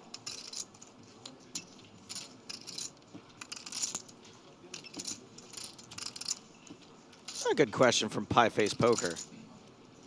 James, the widget, how many players does it predict we will have? I am consulting the widget right now. It's weird. Why does he have to be on his knees and lighting a candle? So this is day 3, right? He's slitting a lamb's throat. Oh, wow. Ooh, that's a lot of blood. No wonder things have slowed down. The widget has us finishing the day on 51.4 players, and we're already at 54. Oh, I'm just waiting. I'm just waiting for the widget to be wrong. Come on. I hate that thing. How does this work? Are we going to clean this up? The sacrifice Somebody goat? will get it. Yeah. Just blood on my shoes. On your room key now.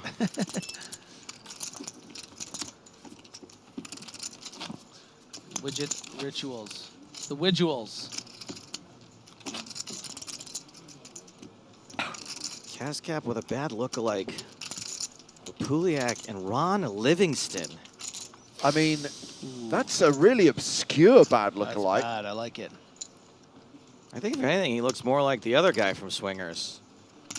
The guy that played Sue. You know, how about this? Jack Quaid. I think he's a little bit better of a bad lookalike. For Lapuliak. Yeah, Jack Quaid's better. Yeah. But still not good, so it falls into the bad lookalike category. Them's the rules. Yeah, come on. Yeah, we're not looking for good lookalikes.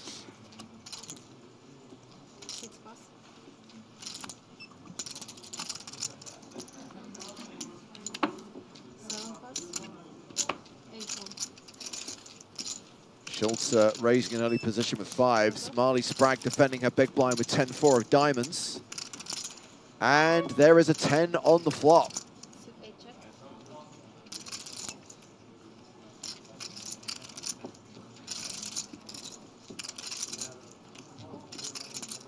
Sit one, but 18,000.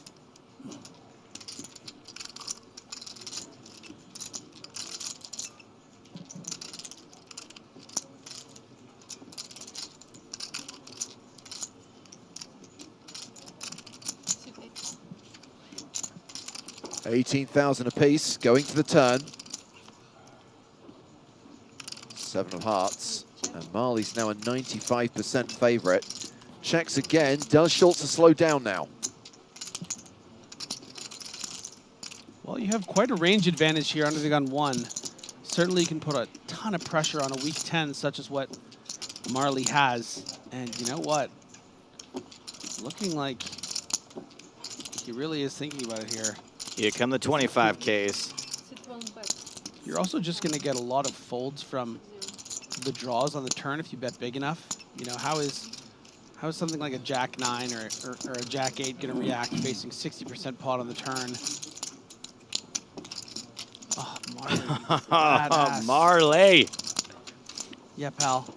Not buying what you're selling, all right? Try me. 3 of clubs pairs the board. Marley checks a 3rd time. Does Schultz check it back? He does. Showdown. Marley Sprague wins another pot. Consolidates her chip lead at this table. 1.2 million now, more than 100 bigs. Pretty dope.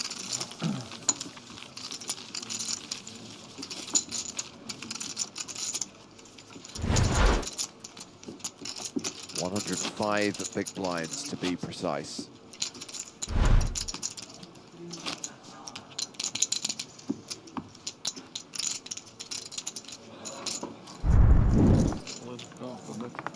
To the outer tables.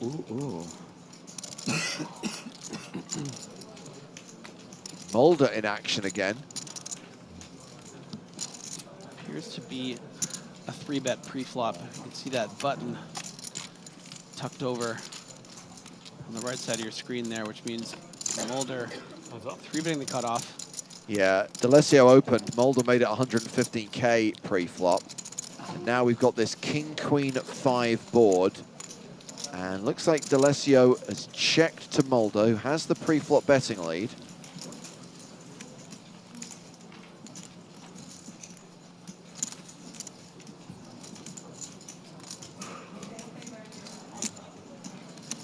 Continuation bet of 65,000. And D'Alessio folds. And Mulder shows a 9 again. He likes showing 9s, this time the 9 of diamonds. Still playing this, right? Yeah. Mulder up to 1.2 million. The Dutch Le Chiffre, as I like to call him.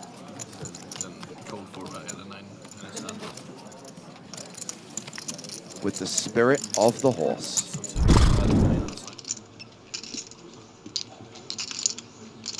Back to the main feature table where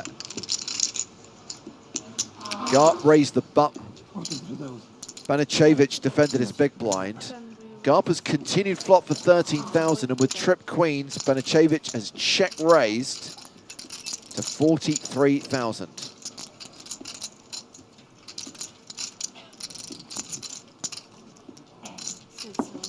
And Garp folds.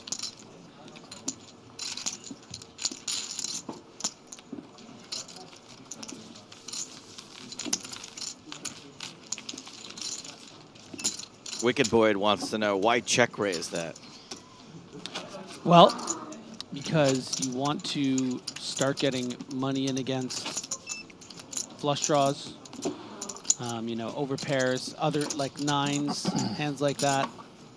And it's a way to balance against your bluffs, right? So if you check raise when you have the queen, you can also check raise when you're bluffing. And then they have to do that sort of guessing game.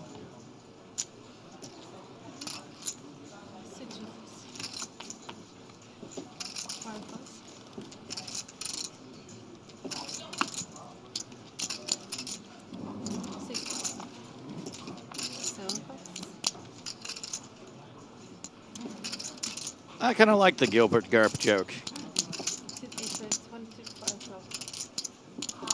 Marley raising the button here with 7-5 of clubs.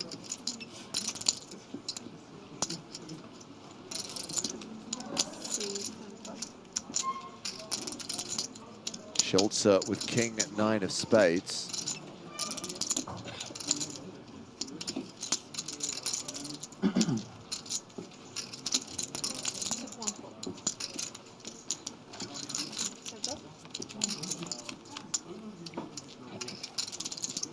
Ace, Jack 9.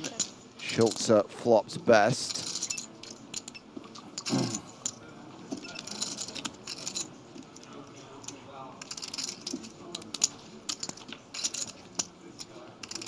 Continuation bet from Marley.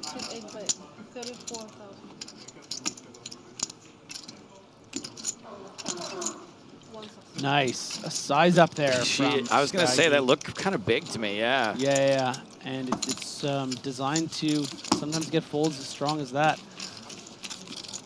Marley was some great. I haven't seen her play a ton on the feature table, but the times I have, great table presence.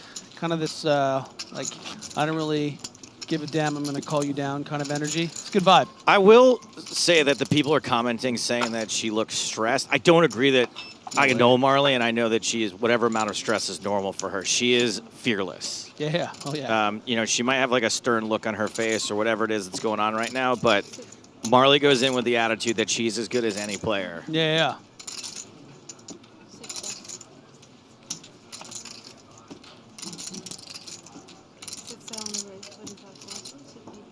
Again.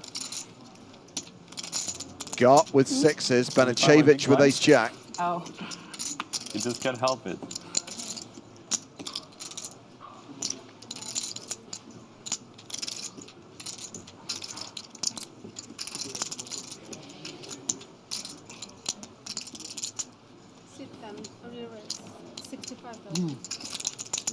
I don't know what this time it is.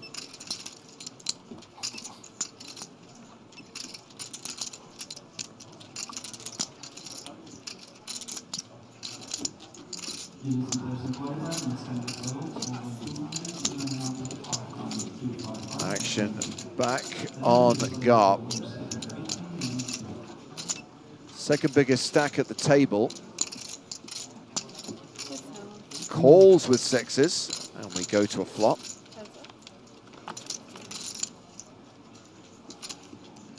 Queen, Jack 4. Second pair top kicker for Banicevic. 9-1 favorite against Garp's pair of sixes.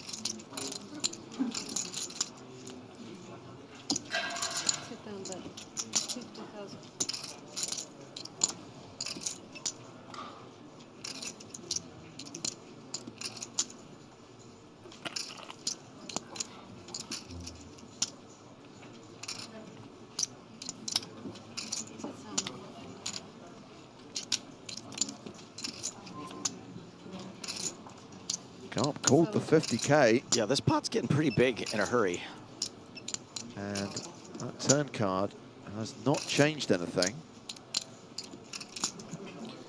Yeah, a bit of a loose call here on the flop from Garp, certainly, but wants to keep some draws honest.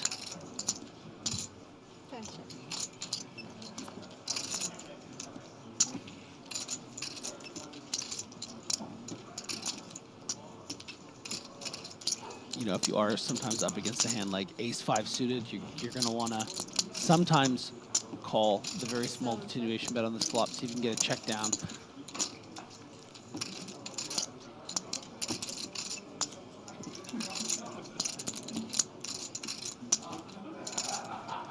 This time, Banicevic should know that he's probably good here. The board has run out as dry as you can really hope for. Thinking maybe I can get some value from a king-jack, a jack-10 suited that called me free.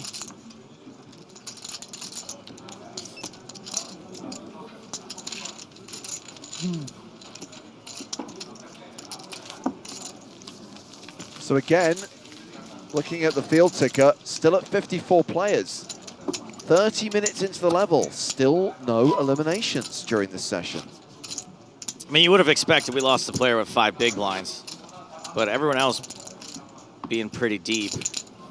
Yeah, and Pavelka has now had to post 2 of those big blinds, one of them constituting the ante. By the way, did you see that producer Chris had a bad lookalike for Andre Pavelka? Yeah, I didn't know who it was, though. John Duthie, star of Champagne and Bullets. Oh. Come on, pretty baby, let's do the shimmy slide. It's rare you see a movie made by a true auteur. Writer, director, star, wrote all the songs. Yeah. I kind of feel that we should get Griffin to watch this. This movie's up his alley. It seriously reminded me of, like, remember when Sega CD came out and there were like movies you could play?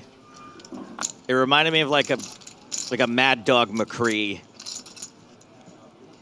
Depending on what decision you make, it chooses a different video clip. Okay, Pavelka is going to call. Yeah, pretty nice hand to be up against the ace-king. Trying to flop some equity here, and that's going to be good enough. We're going to get all this in here. Yeah, the old stop and go. 2 big blinds go in. Ace-king calls. Has the straight draw, has 2 overs, has backdoor hearts working for him. It is almost a post-flop flip. Pavelka actually a 59% favorite to survive here.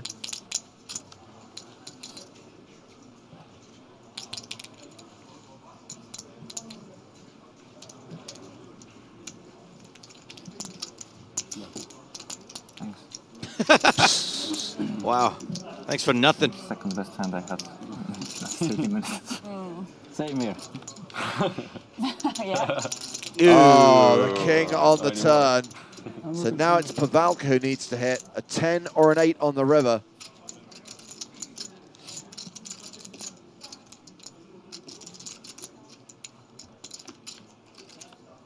It's a 7. Here's a quarter. Why don't you buy yourself a personality? That's from the movie. He's not saying that to anyone at the table, just to be clear. And this John Duthie lookalike. Let them live in the ambiguity for a second. Eliminate it. Just in case there's a James Hardigan heel turn, you know? From the EPT Prague main event. Both me and James save each Get outta other here. from ourselves sometimes. You guys save me all the time. I feel like I'm just here to keep you sharp for each other, you know? You ever seen one of those compilations of dads saving their children? Yes. Griffin is the baby in every single one. Just falling off of ledges, walking behind swings. You always catch me. Always get me out of the way. Those are my dads.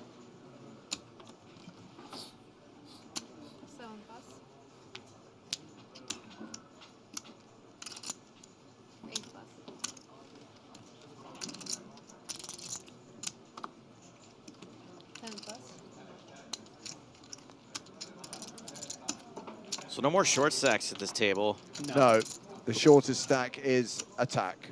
Short stack attack with 43 big blinds. That is not short. No, and so we're probably going to see, what, like a lot of slap fighting from now to the end of the day? Yeah. Love it. Unless there's a real sick cooler. Would love that.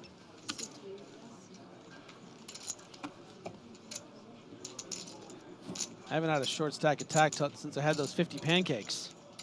Nice.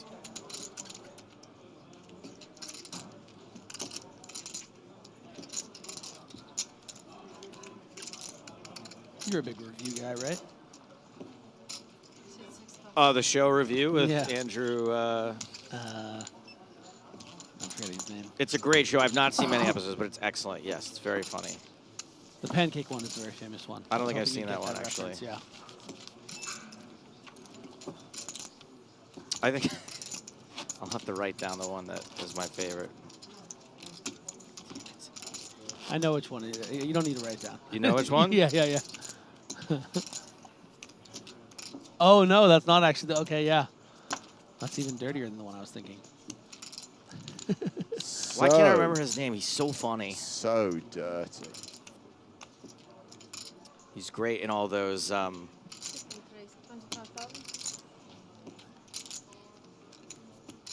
Jody Hill shows that he does with. Man, I can't remember anyone's name right now. Shoot. It's funny too because if you write in review TV show, it's kind of just like gives you a bunch of reviews for random TV show. It's Forrest McNeil. Yeah, but the he's character's name. Yeah.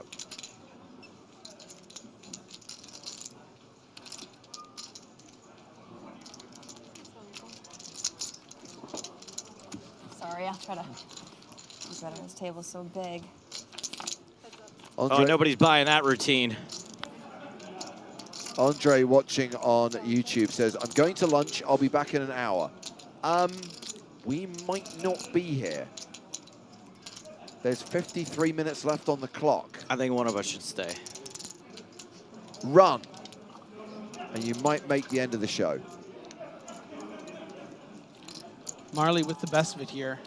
Gonna want to throw out a bet of protection against hands, just like King 7, that have some equity, can really screw you on some turns. And bet some chip tip. Huh? New player coming? There is a new player coming. coming. Do you need his ticket or? Andrew Daly. Yeah, no, yeah. No, the new player is not Andrew Daly.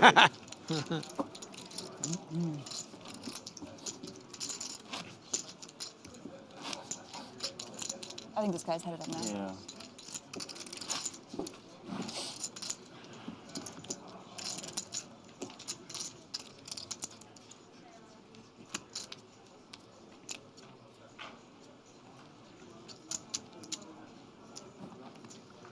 Sorry.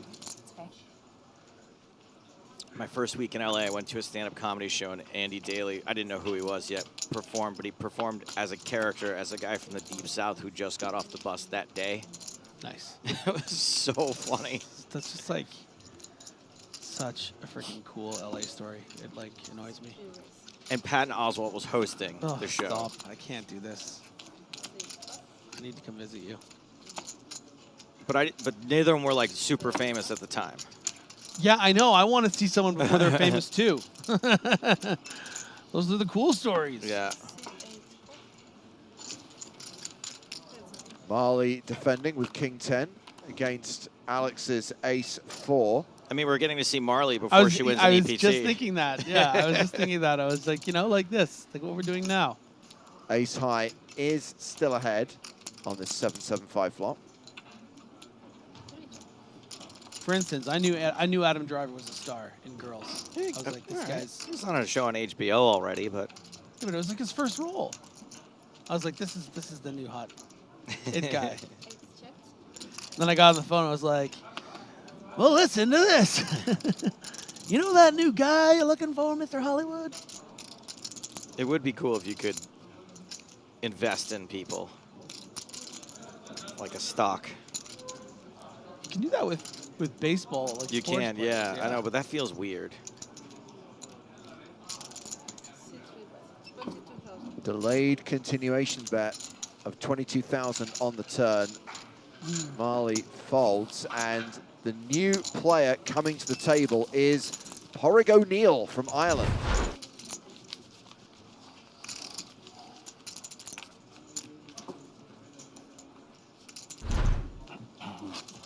Here he comes. And he has got 479,000, which is... No, more than that. Sorry, he's got more than $1 million. Oh. He's got 88 bigs.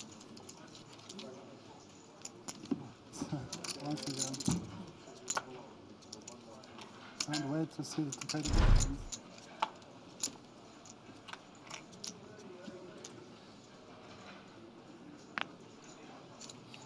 Patty O'Neill. This will be your box now. You need to scan your cards. Sure.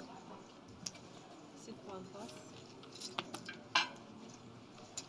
Sit 3 pass. Welcome to the table. Here's a terrible spot. Don't even get to settle in. I just gotta play this baby pair. Smartwatch alert. Smartwatch alert. 6, 7 pass. Someone's sleeping on the job. It's not even plugged in. Oh boy.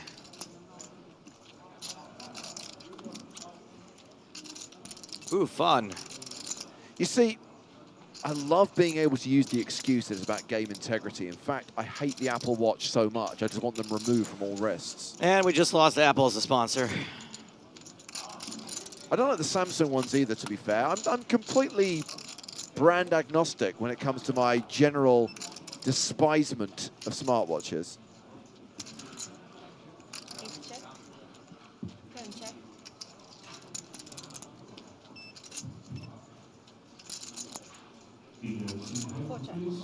He also doesn't like smart water or smart cars. What is smart water? I don't actually understand what's smart about it. You just don't get it. Smart people get it. Yeah. It's like, you know, Something it's for like an smart Emperor's people. New Sorry, Clothes buddy. thing. Sorry, bro. So you're not really So if you don't understand why you should be paying $1.50 more for a bottle of water, then you don't get it. sorry, you don't You're get not it. smart. Sorry, buddy. I just thought it was marketing BS and just making, Yeah, no, it's not. making idiots think that they were For smart somehow people. kind of like, you know, getting something better for their money. And Marley, if this gets checked through, and it does, another nice little pot for Marley Sprague. You open the first one. Yeah, I can check. Have some more chips. Okay. Call me Marley Davidson. I'm just riding through this field. Remember earlier when we were Yeah, talking about the yeah, guy? I You know thought what- it was a callback, yeah. But his was this Harley. Can't do it, but you know, Yeah. really highbrow stuff.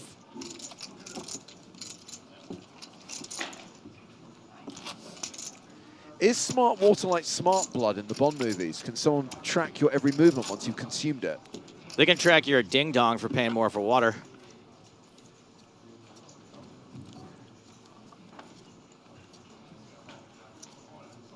Actually, I buy it because it looks better. Yeah, I like the way that it looks. Yeah, it's glossier. That's a good way to describe it. It is glossier.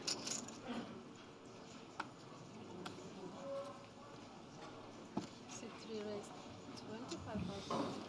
Sit added electrolytes.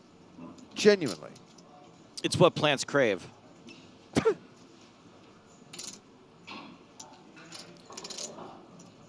ATAC looking to go pew, pew. 6, 4, 7. As the snowmans. Nom nom. 10.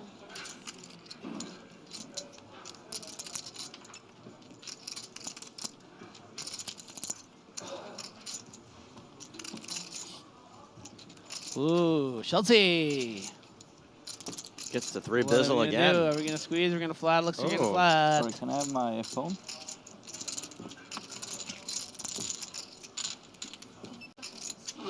Is he allowed to ask for that? It's not at the table, it's not a problem.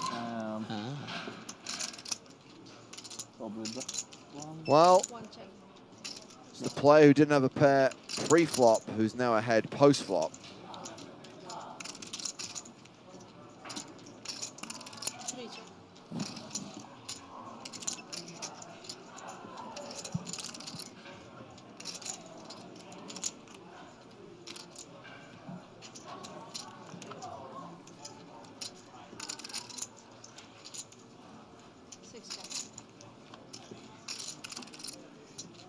Free turn. Hey. Improves to trips. Now, I'll it's, say- now it's a go shame that both of these players chop if a jack comes. That's true.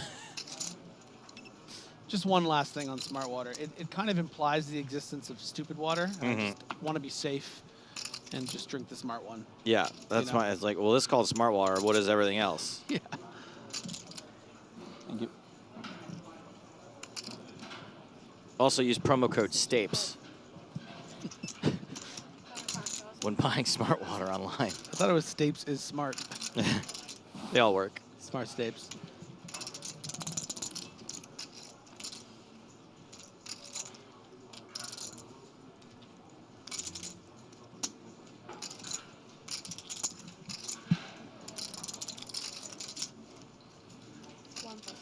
Good discipline from Schultz there.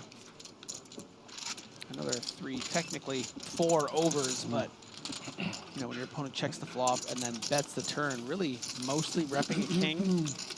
There's already 2 out there. What, next you're gonna tell me you have one of my 10s too? He did. Thanks. Up over 800,000 now.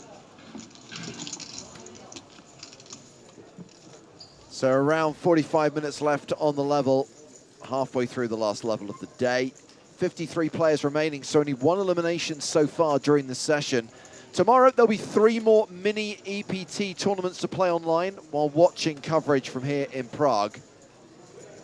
Every day, 3:15, 6:15, 8:15 Central European time, a low-cost tournament with New Year Series tickets added to the prize pool. And on Sunday, the mini main events will award their respective winners gold power passes.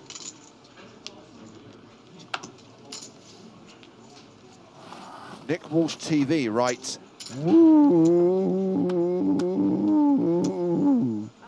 I think it's more like, woo! Yeah, I prefer my interpretation. Woo! what up? What up, Swedes? Yeah. Okay. That was yeah. my What Up Swedes one. Kind of, yeah. Oh, there's a Swede at this table. Didn't somebody, wasn't there something that happened on the internet recently where someone's like, what's a moment that'll live in your brain forever from the internet? And somebody picked that moment. Thorin, the Counter-Strike historian. That's incredible. Yeah. That's got to be a nice little ego boost. It was. I probably retweeted it. You did. That's how I saw it. Certainly not following the Counter-Strike historian. No. I know you got a lot of time on your hands, but that would be... Did you put notifications on for when I tweet, or you just came on your timeline? It came on my timeline, but I obsessively read every tweet on my timeline, though, which is why I'm usually 5 days behind. Right. You know, one of the only people that I have notifications on. Oh, really? James Hardigan. Oh. I would never do you. Are you kidding me with the amount of replies? I started to. Of course, I followed you both like that. You tried. I'm like, this is a full-time job. I don't want one of those. I didn't know it would count replies also. It might not, actually. But it was still a lot, like whatever it was, you know. Marley Sprague, table chip leader with 114 big blinds. I think if Marley wins this event, we should start calling her Spraggy, and we should start calling Spraggy Ben.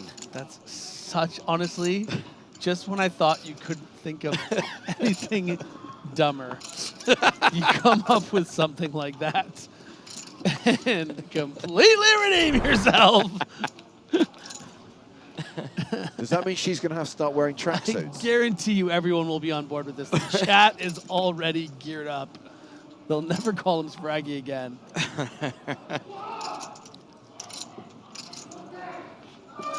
Something tells me we might be going to an outer table in a minute. Yeah.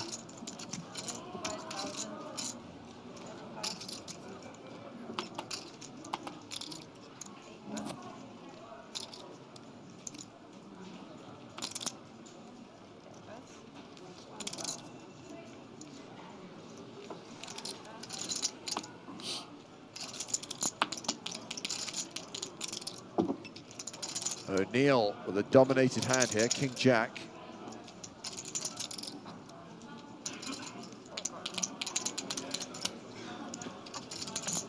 Is King Jack suited ever really dominated, though?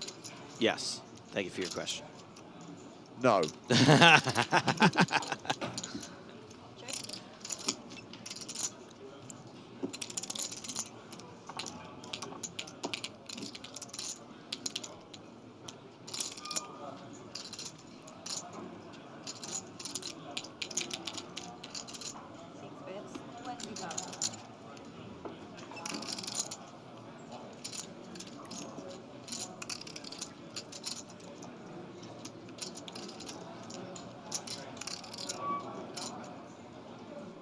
Playing close to 40 big blinds effective. No real reason for O'Neill to be raising here against this UTG range. Prefer to just play cool, play cool, play cool. Try to get 2 streets of value or play this all the way down as a bluff catch for Padraig O'Neill.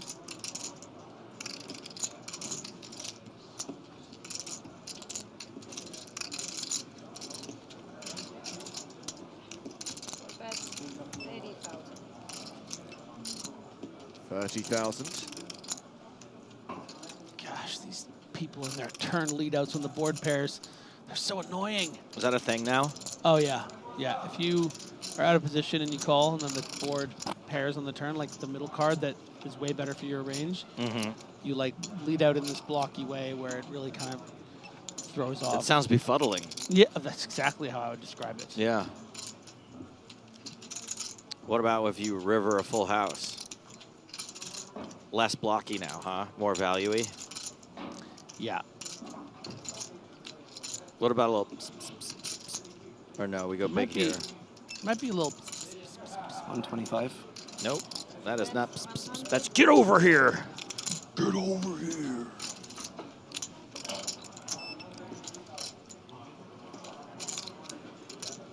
And attack with not the greatest bluff catcher here with ace king high. Only, you know, there are some straight draws that have missed here. Actually, more than I'm giving credit for. It's not just about those king queens and king nines that you block, but it's about the 8-9s, the queen nines. These are all hands that would be calling pre-flop in the big blind. Bro, you're losing to a Maybe deuce. Something like a 7-9 or 7-8 suited. Would also float this flop with backdoor flush draws. So O'Neill does this from bluffs. He's really just representing a boat or quads. Wouldn't be making this very large size as a value bet with, like you mentioned, Joe, a deuce. Or maybe something like pocket eights. Good fold. Talk. Padraig O'Neill, second in chips at the table, 1.1 million, more than 90 big blinds. Boy, that was a really aggro squeak. Well, we're going to go out to the tournament floor. Check on action at one of the outer tables where Ramon Callejas is in action against the tournament chip leader, John Kite. Now, there's been a lot of action on the flop. King 9-9 is the board.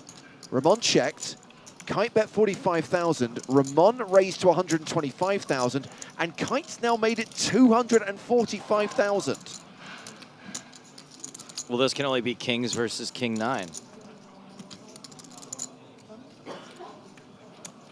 That is a call from Callejas, and we are going to the turn.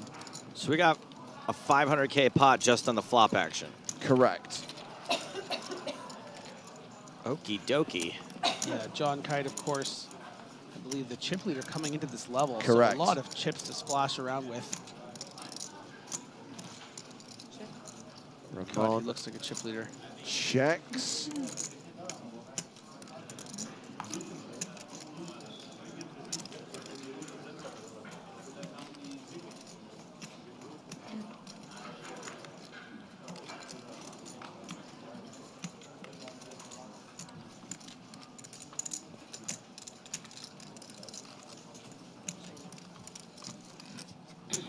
Gets checked back. Oof. Okay, double paired board now. It can only be kings versus 9s. Why else would they bet so much?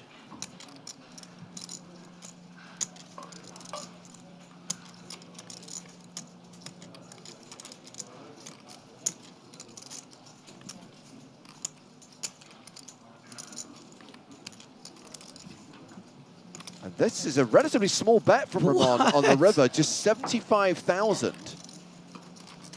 It's like a check.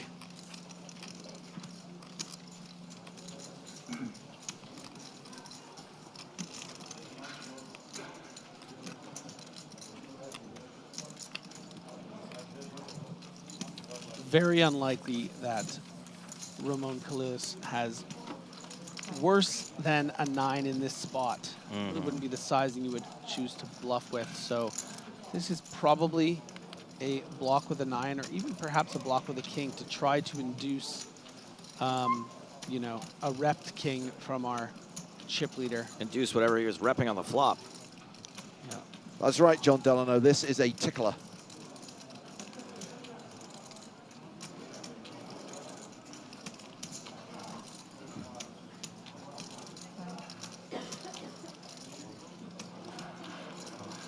And that is a fold from John Kite.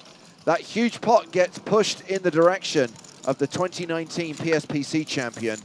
He now has around 1 million chips. We can continue to follow Ramon.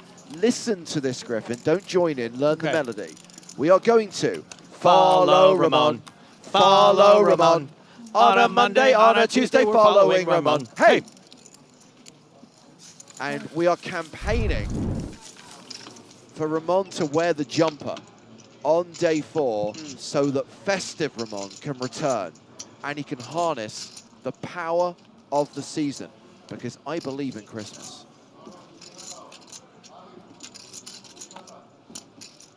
I think 7 out of 10 was fair there. I have a problem with the lyrics, to be honest. Well, you're gonna find out when we get out.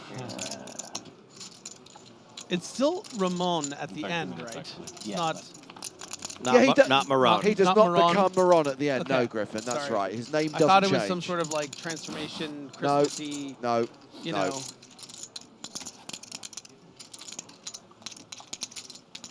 What's your favorite Christmas movie, James? Die Hard.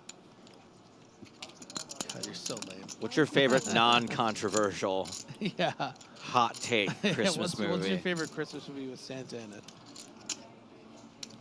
Or The Christmas Spirit, or A Christmas Miracle? I mean, it's equally cliched. It'd be It's a Wonderful Life. We talked about this before. There's like one Christmas scene in that movie. The whole movie's set at Christmas No, time. it is not. Have you seen Klaus? The animated Netflix one? No. Really good. Okay, how about like a non-nerdy film school Yeah, sorry. Christmas movie too? I mean, Jesus Christ, how many parameters are you guys going to set? I have a soft spot for Arthur Christmas. Arthur Christmas, I didn't mind. That one's okay. I always have 7 deuce. You open cutoff. I have 7 deuce every time, I swear. Do you know what's a great Christmas movie? Go. Yeah, it is. I should watch that picked Go. I picked Kiss Kiss Bang Bang. Another great Christmas movie.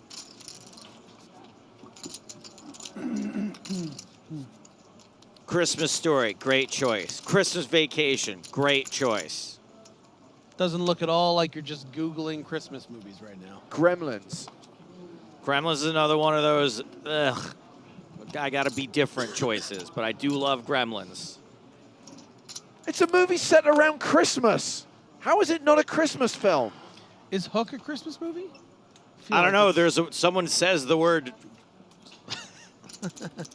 There's feel like presents in it. Yeah, I feel like it's a Christmas movie. I watched it a couple nights ago.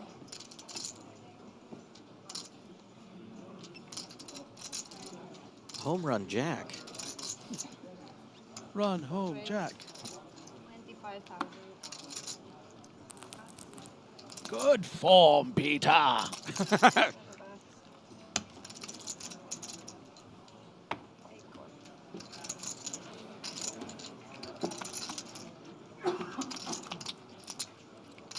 This classic matchup.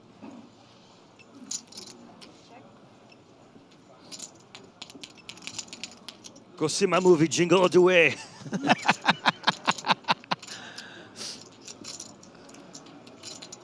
Actually, I have to hand it to Yanis on YouTube. Anything but Love Actually is the correct answer. I gotta find you guys that TikTok. You're gonna love it. Did you hear my flip earlier, James, when you weren't in the booth? It was hot Die Hard takes versus hot Love Actually takes. Love Actually is an objectively bad film. It is not a well-written, directed, or crafted film. Bad Santa I like. I think Elf is a great choice. Elf is great. Elf's really grown on me over the years.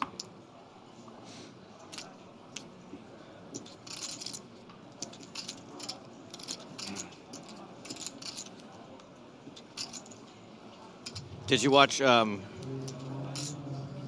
Family Switch, the new Netflix Christmas movie? No, I didn't. I was about to, and I looked at the reviews, and I said, you know what? I should probably watch this new Julia Roberts movie instead. Was it good? No. No, but I love body switching movies. It might be my favorite genre of movie. With all this Christmas gubbins going Yeah, on, what did we the miss? fact that we ticked down from 53 to 52. Remember Ferdinando D'Alessio? Gone. Out, Really? KO'd. Wow. A little bit D'Alessio.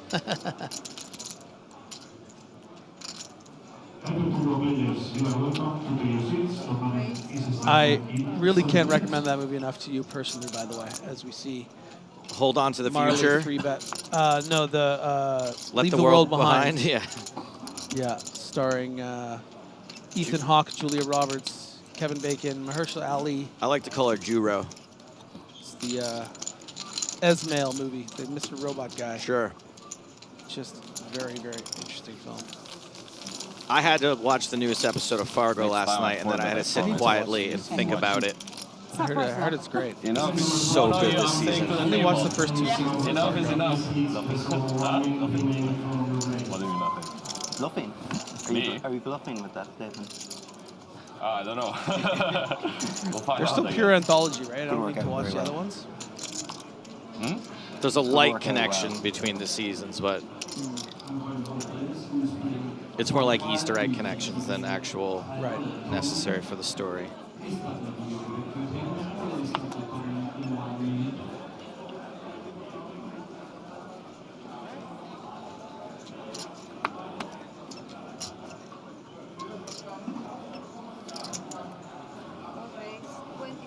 Snowman's. No.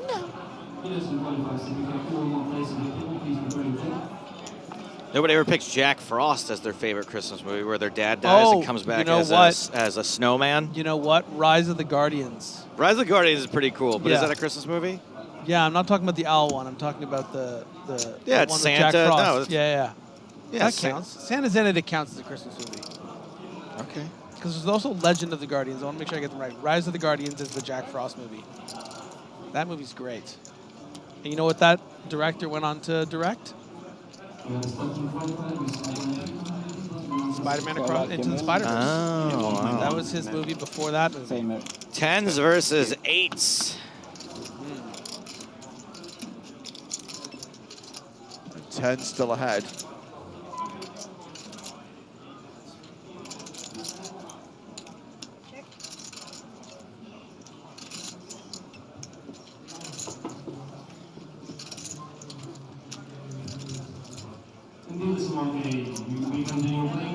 What the hell is going on out there?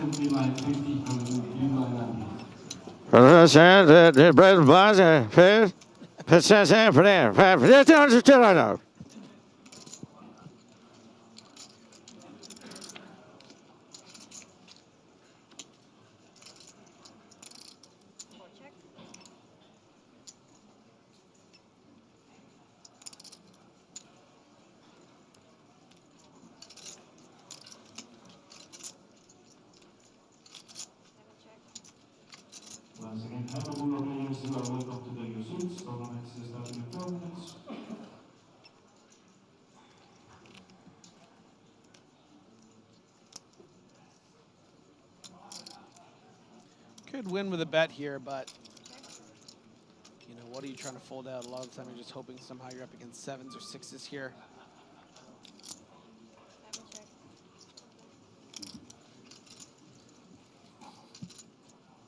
Check to showdown. Garp adds 75k to his stack.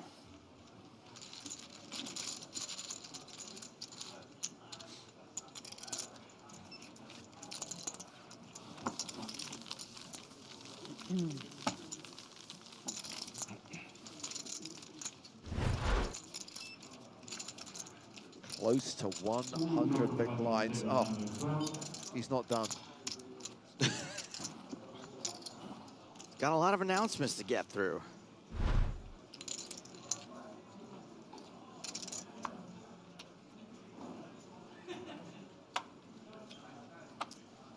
Scrooge did not live up for me. I rewatched it the last few years. I remember really liking it, and then I rewatched it, and I was like, what the heck was I talking about?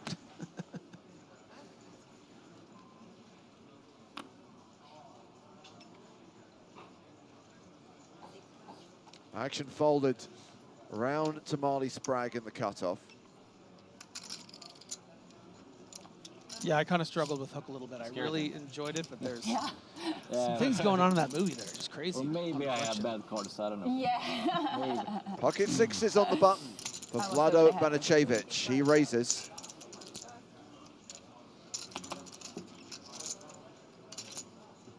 Queen 4 off.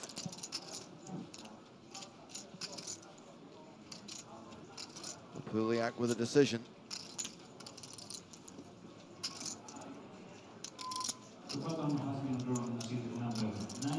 Raise. Okie dokie. Year of Romania. He's a Lupiliak.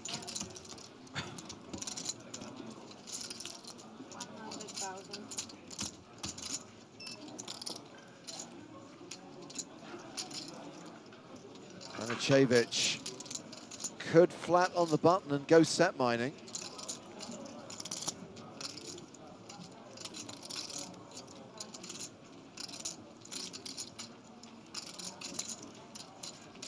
I mean, you can't fold. You gotta let them know you can't be pushed around.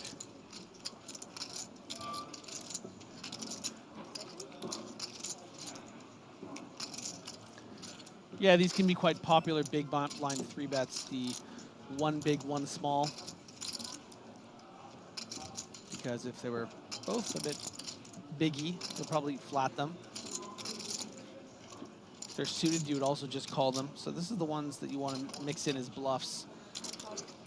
It's nice also because you're going to fold out some better queens, which is real nice. You know, you're not going to get a defend here from the queen 10 offs, the queen 9 offs. Jack 10 tray. Sorry. Sorry. All the. Is it possible to get the water? pressure on Lupiliak Yeah, right this now. is a tough continue. I mean, you kind of just have to get to continue telling the story and hope Banicevic has something exactly like this. Maybe something like ace-8 suited that might fold to a bet on the flop. But you recognize, you know, when you find yourself in this spot, you recognize that some of the time my opponent's going to have the king-jack suiteds, the ace-10 suiteds, the ace-jack offs, maybe even an ace-10 off. So just hoping that this time that isn't what Banicevic has, and that if he does have something like sixes, he's prepared to fold. But he's reaching for chips. Call you. Wow. A good call from Banicevic, who's better than a 4-1 favorite. Oh! But that queen on the turn gives Lupiliak the advantage. And this is why you should never play any hand ever. Lady Luck.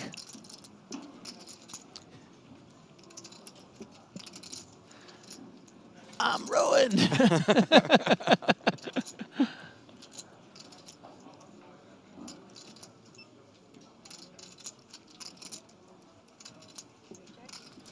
Checks to Banicevic. He's like, now just showdown. Thanks. I mean, I'm good. You're probably not feeling great about this now, but yeah, seeing that check could be something like an ace-X for Lupiliak.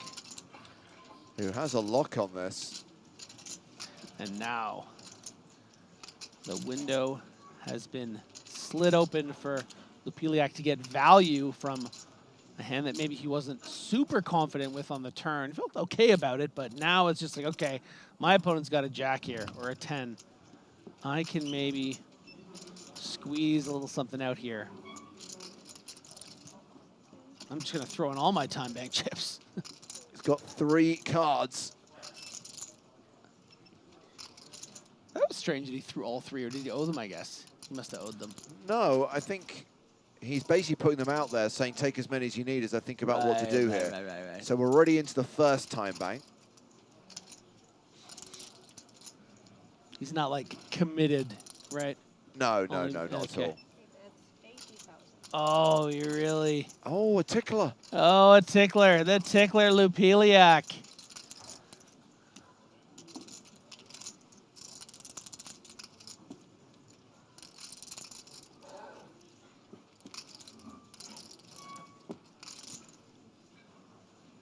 Oh, what's Banicevic put him doing? in. Oh, wow. These two deserve each other.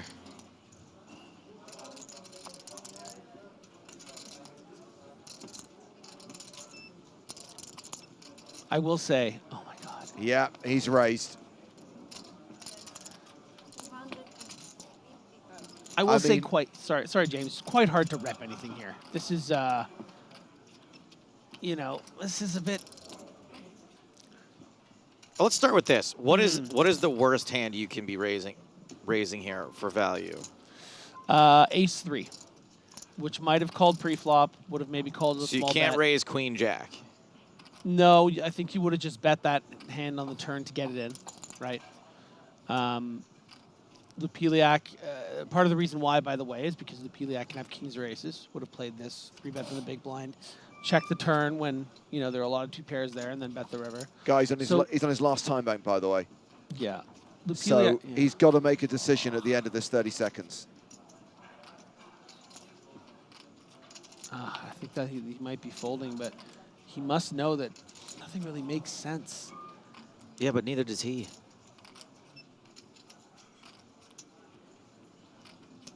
He's almost out of time. Would King 10 ever just bluff here? 10-9. Pocket sixes. Oh no, he's watching this right now in the future, isn't he? I guess he'd be listening to my voice right now. Okay, that was the last time bank card, so this is the final countdown. Okay. 15 seconds. Doodaloo. Nice. Makes the call. And Got that him. Is a big pot for Alex Lupiliak as we approach the end Let's go. of the day. Year of Romania. Up over $1 million. Did a little Spirit of the Horse reference too at the end there. And the good news is he's only got to get through another 15 minutes or so, and he'll get 6 new time bank cards at the start of play tomorrow.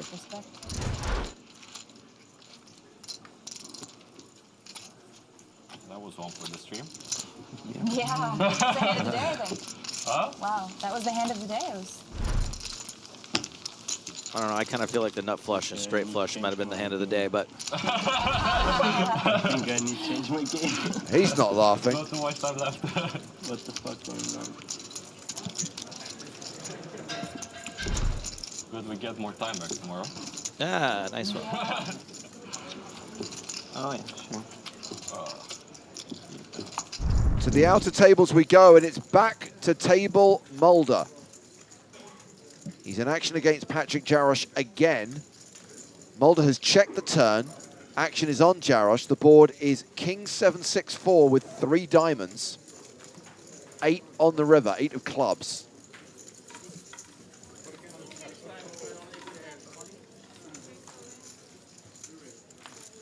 Lax. Luscious locks.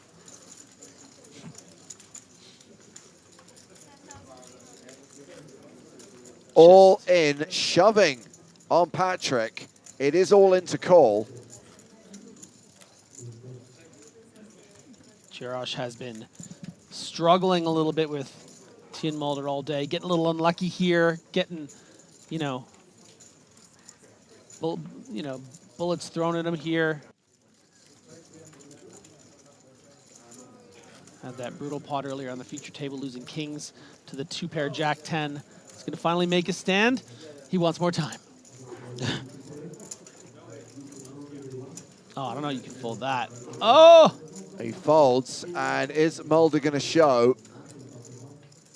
He's going to let Jarosz look at it. Oh boy. Now Show we all, one, we show all all. got to see it. Jack-9 of diamonds. He flopped the flush. Good fold, good fold, good fold. Back to the feature table. In the next couple of minutes, the clock will be paused and we'll find out how many hands we have to play before the end of day 3. I was kind of deferring to you there, Joe, to do the noise, but do you mind if I do it now that you haven't done it? Sure. That wasn't good, right? I've gone backwards. They're not all going to be great. Can you do it? Ooh, I did bad. I spit my gum out. That was really impressive, yeah. Well, it's impressive that I managed to have gum in my mouth this entire level. That Until was then. impressive. Nothing but professionalism from that side of the room. So I'm pretty sure my dad is actually watching the stream. And Dad, just so you know, and others, that there's the reference for the Spirit of the Horse because it's his avatar. You know, then the PokerStars. Just give it a little. Yeah.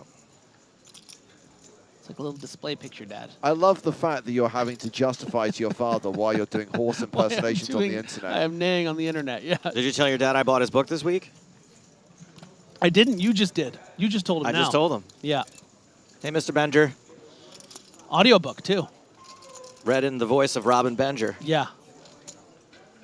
Good voice, my old man. Robin! Trip 5s on the river. Ooh, nice river here for O'Neill. Is it my imagination or has this guy been beaten up on this whole level? Yeah. Has not been good. Been getting a lot of those. He's been under attack. Yeah. A lot of those strings around the feet, the ATAC. What do you call those things? Your Achilles? No. He's the ATAC, the Star Wars reference, and the thing, they put the thing around the ATATs It's and an on Hoth. AT-AT, yeah. But it was a cable? Cable, yeah. That's the word. All right, Mr. Benger, it's great having you. Maybe maybe you just tune out from now on. Maybe tune in earlier tomorrow when he's a little more with it. Oh, wow. Half his chips just went in the middle. By the way, we're down to 49 players and still have a few hands to play tonight. Ooh, and attack is not going to have many chips left after he's No. forced to fold this. I'm not sure that he's going to get called here. I think he might get raised. That's what I mean. After he's forced to fold.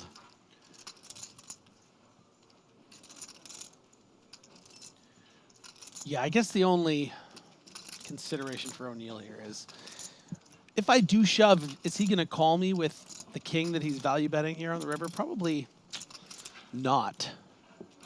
So do I even want to bother putting in that extra 137,000 just in case attack has something like 9s full or, you know, 6-7 suited, which could be a raise under the gun.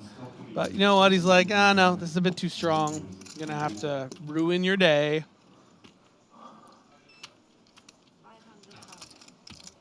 All in to call. No! But here's the problem, and I alluded to the fact that when we came to this hand that he has been on the receiving end of so many bad beats, so many bluffs, and I kind of feel that he might draw a line in the sand here and think, I've got top pair and I'm going with it. Like in Hook. You won't cross it.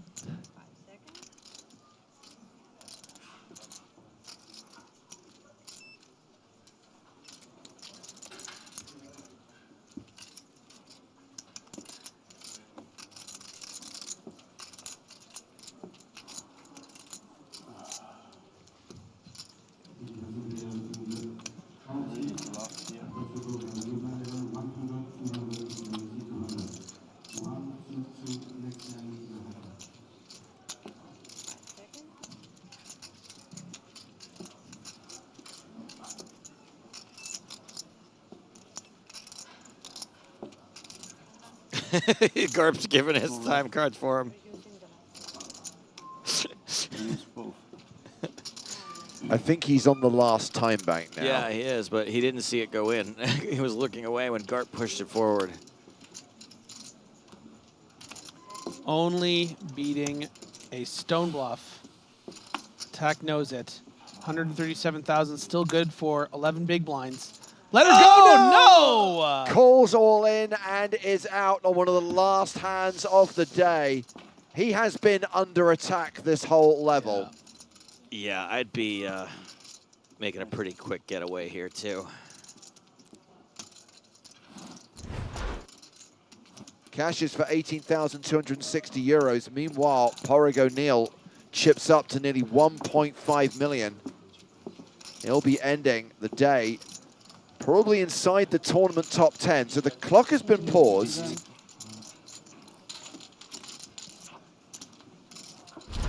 And I think we're going to have to change the game for the better. break a table. So there's going to be a slight pause for that to happen. But also, we need to find out how many more hands we're going to play today. Chip raise. Oh, sorry. You can take it for free if you want, but... Sorry. What is that, 70? Yes. 70. Nope. I don't feel that bad for betting you now. Huh? What did you have? You watch it on the I mean, it's to play 3 more hands, you can tell me. What did you have? I had a 3-bet fold. I had a 4-bet fold. That's not a 4-bet fold. I actually thought you had it. Here's 50 for you. King, queen of diamonds. Oh, we had the same hand, but mine was offsuit. Is correct, right? Yeah. More aggressive player wins. Or more stupid. Yeah. Get lucky.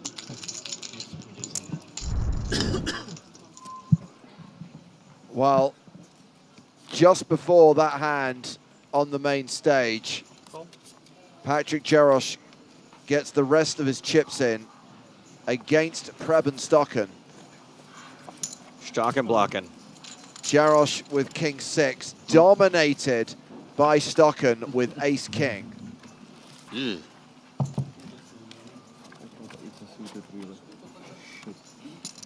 King high flop, 6 required for Jarosz to survive. Ace on the turn, and it's all over. Oh my god. Must have been pretty short to shove the King 6 off from the cutoff. Just wasn't Patrick Jarosz's day. So we're actually at 47 players right now, and still waiting to learn how many more hands will be played tonight. We've just broken a table, and that means we're going to get 2 new players on the main stage because we're going to be 8-handed at pretty much every table now. I would just like to take a moment to dance on the grave of the widget. Finally, we got one on it, huh? This has happened before. The widget has been out. But what happens is the tournament will slow down tomorrow and the widget will catch up. I understand. The widget's very good. Don't get me wrong. The widget's like almost unbeatable. So I got to revel in the occasion that the widget's off. So, Dad, the widget is... Oh, you're doing the smart list thing. What's the smart list thing? They always explain things for his sister. Oh, yeah? I didn't know that. But you got 2 more. Whenever they do their Hollywood speak, Sean's always like, "Oh, okay, but for my sister in Wisconsin." Yeah, that's good. Last time he steals my big A blind. first look deal. We get under player. You're not gonna be. I will. We're gonna get 2 more. I think they just announced that we're going to play 5 more hands. Okay. The full 5, huh? Yep, the full 5. So lucky. It's always between 1 and 5 hands, or 2 No, and it's 5 3 hands? and 5. 3 and 5? Hold down the fort, Joey. I'm going to the facilities. All right. See if James gets back before the next player does. Mr. Benger, what's the worst thing that Griffin ever did growing up? See if he messages me. What was the thing that you like had to do the thing where you sit at the kitchen table and just slowly rub your hand Oh no, over I your can't. face? I can't repeat this. My hand hurts from shuffling chips. Jeez, check your privilege, huh? Some people would wish for 1 chip in this tournament right now. This guy's tired from shuffling so many of them. Feels weird. Yeah.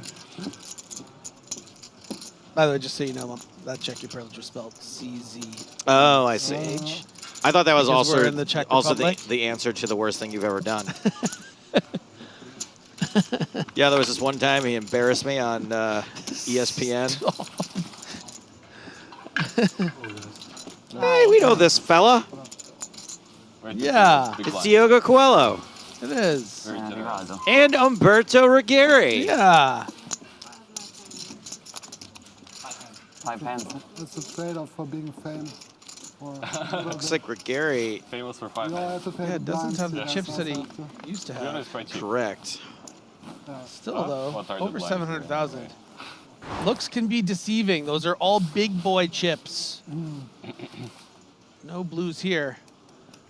I only deal in yellow greens. Looks can be deceiving. I'm actually 6'2". Ace-10 suited for Coelho. The Alchemist. What do you think? 500.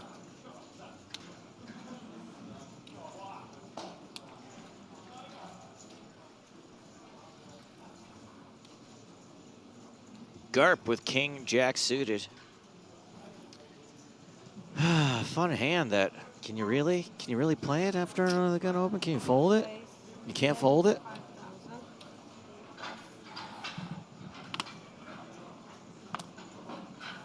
Griffin was saying no, but his mouth was full.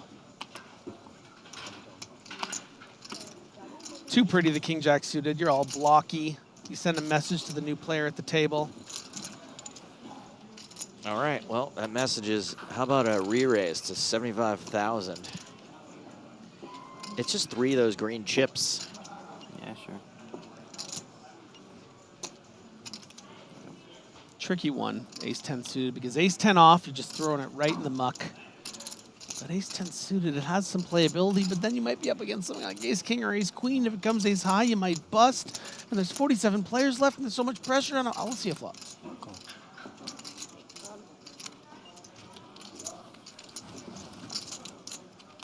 Coelho calls. Let's see how blocky we are. Ooh. 9-8-4, heart, heart.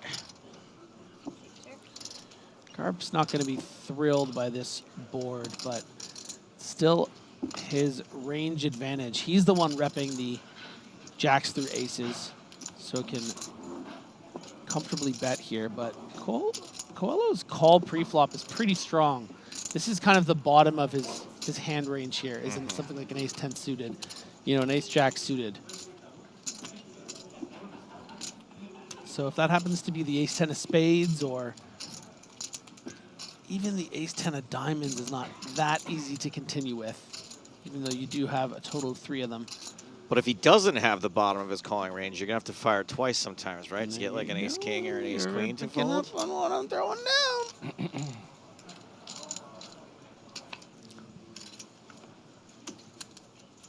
Oof. God. That's the other thing. You can just make the best slide hand? in the yeah, slip in the back door. I wouldn't know.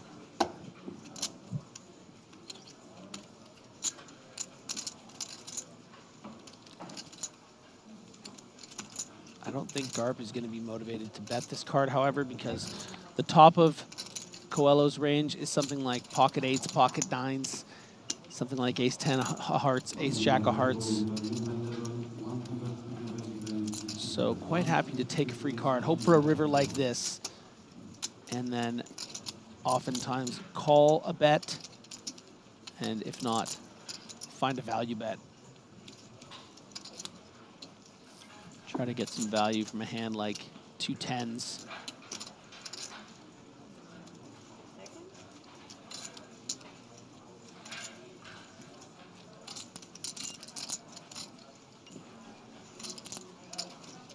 They are using the shot clock at this table, right? Yeah, look, there's a time bank card being Okay, used. good. Now we changed the rules when we left. I just feel that this hand is like, you know, kind of taking a while. All right, I got a great bad lookalike for Garp. Frank Caliendo. Master impressionist. I don't know if I know who that is. I don't know who that is. Please get a photo up. The best lookalikes are the one you have to... He's a very famous comedian, but mostly in America. Oh, yeah, that's really good. So this is a very big bet from Coelho, and because Garp is too high up in the range with that king, gonna pick it off. Gosh darn it. That's 1 of 5. Where I missed that actually. What was it? Check off that. Ah, check off. Some injection there, yeah. For some reason I thought he bet 45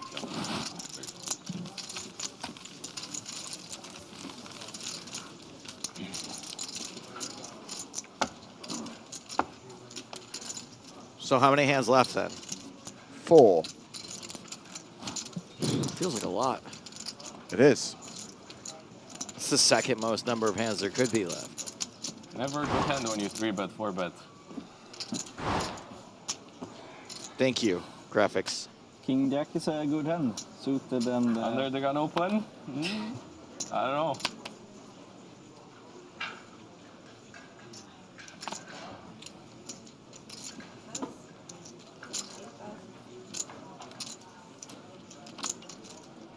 Ace-4 for Vlado Banicevic. He folds. Sebastian Schulze is in the hijack with King-5.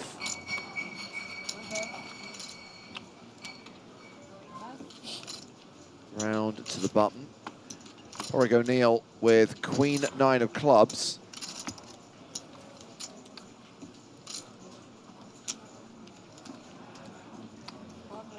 Raises. Small blind out, big blind. Diogo Coelho again. Jack 10. Wow, I heard a bottle get knocked over and now I've heard a bottle smashed. There's a lot going on with the bottles. As people are leaving the room, there's probably a lot of bottles left under chairs.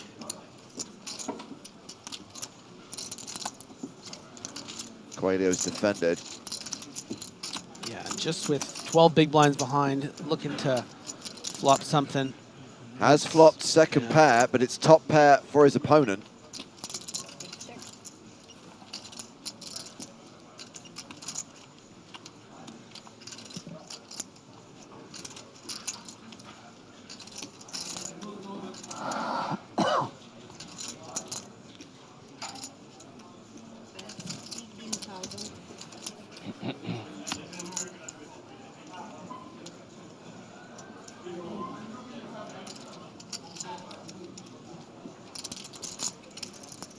O'Neill continues for 18,000. Coelho calls.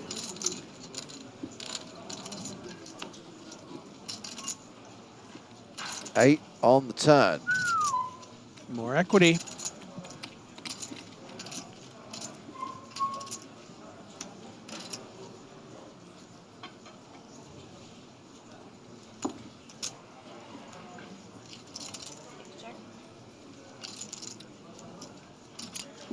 Checks to O'Neill, who's near enough a 9-1 favorite.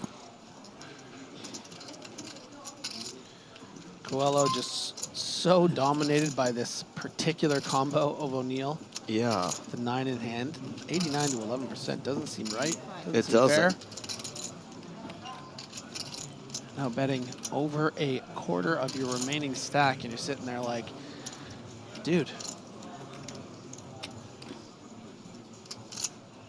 where's my car? No, and then. What? And then? And then? And then? and then?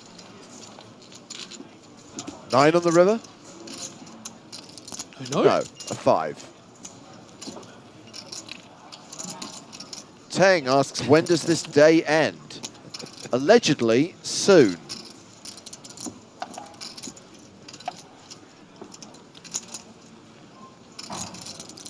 Yeah, going to be a dry enough run out, I think, for the Irishman to go for it all.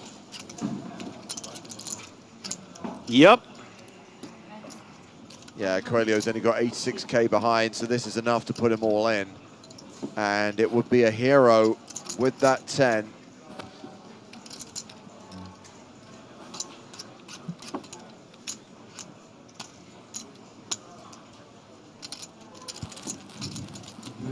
No flush draws on the flop or turn here. So that's going to give you more pause, more reason to find a fold. Mm-hmm. It's not like your opponent's going to have something like ace 6 of clubs because there's a second club on the turn.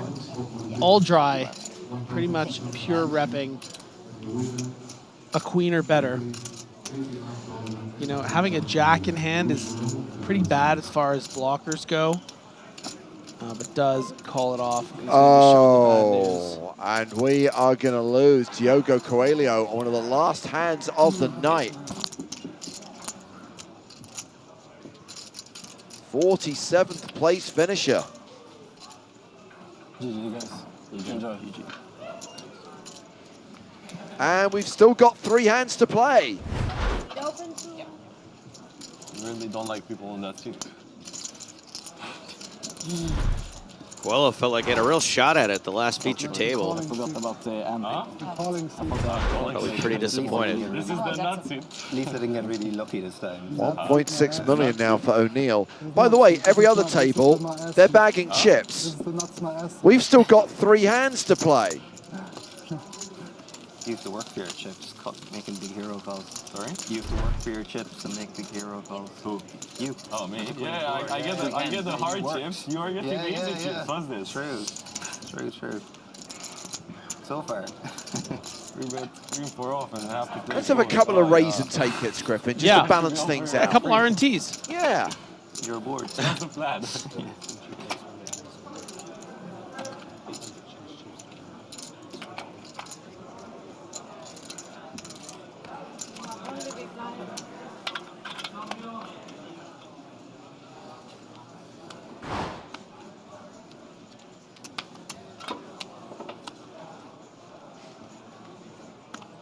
Thank you, Marley.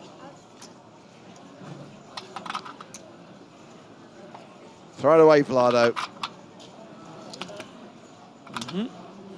Don't you even think about it, Schulz. Your turn, James. Take a hand off, O'Neill. I guess he can't really. Not this one. Okay, we just need the button and the blinds to have diddly squat. Sit the next couple plays out, Umberto. Good man. Okay. Now, there's no small blind. It's just Lars Garp in the big blind. Ah, Lars. Doesn't matter what you'd say to him. He's not folding this puppy. Lars. He's seeing 3. Lars! Somebody get me Gop.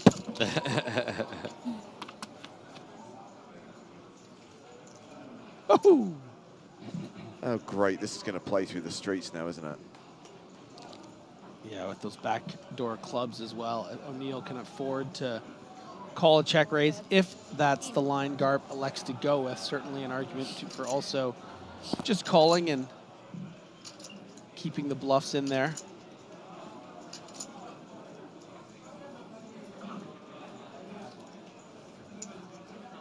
So after this hand, we're going to take a 20-minute break and come back for the last 90 minutes of the night while we play the last two hands. No.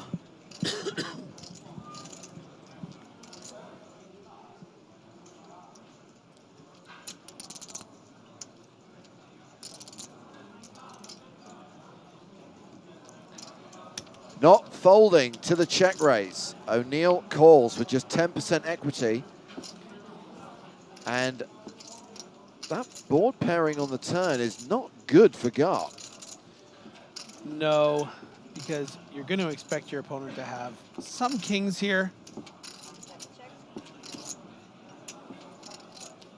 which you would be drawing dead against, but against this combo, in a lot of ways it's quite a good card for O'Neill because it affords you a free card and makes it so you're not drawing dead. You know, if the turn was a 9, you're just drawing dead.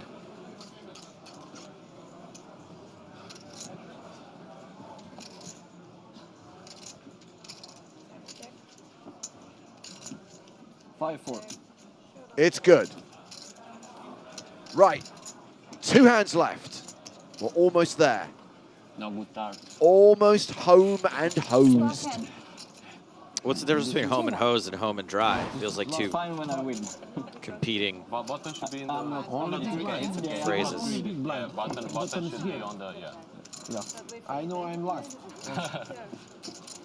Hosed means you've had a wash. So you're dry after the wash? Yes. Okay. I think everyone else finishes, just us playing. Every other table is finished and you've still got 2 hands to play. Get on with it.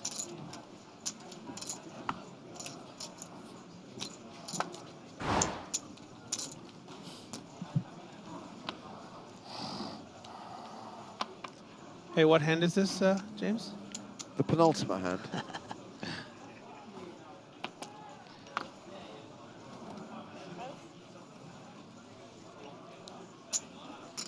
You put that down, Shells. You let that go, O'Neill. That's quite enough out of you.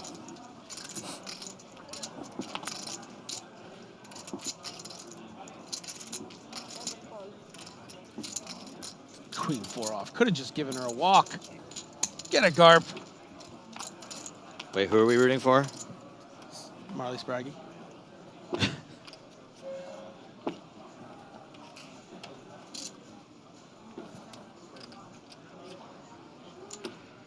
Well.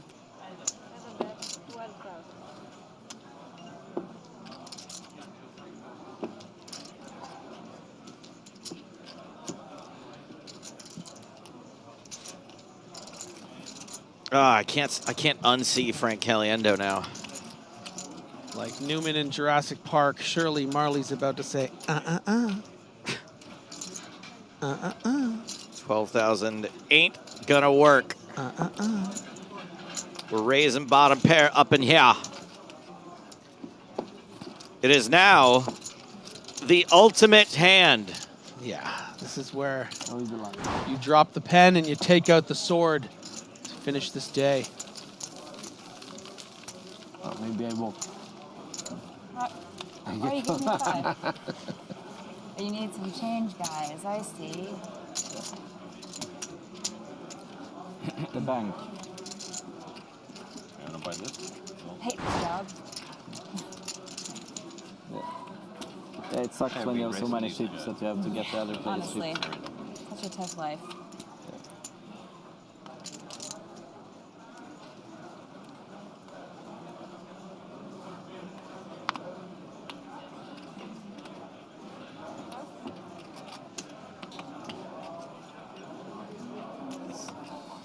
was last time. All right, here we go.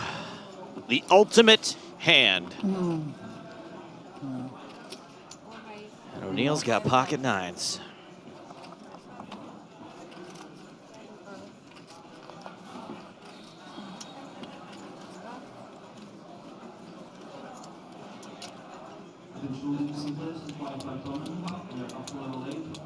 Finally. Hey! Hey! We're done, right? That's it? It's over?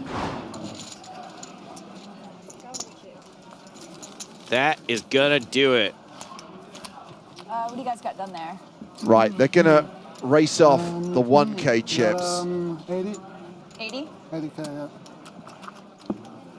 And looks like it's Marley Sprague who's going to be buying up those 1Ks.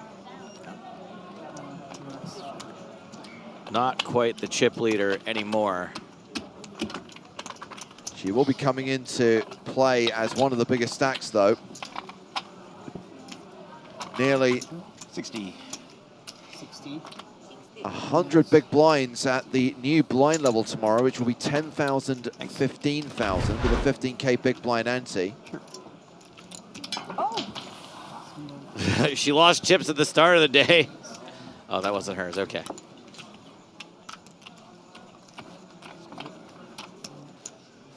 So day 3 draws to a close with 46 players advancing to day 4. Tomorrow we play down to the final 2 tables. Tomorrow we try to get down to the final 16. Action starts on the PokerStars Twitch and YouTube channels at 12:30 local time.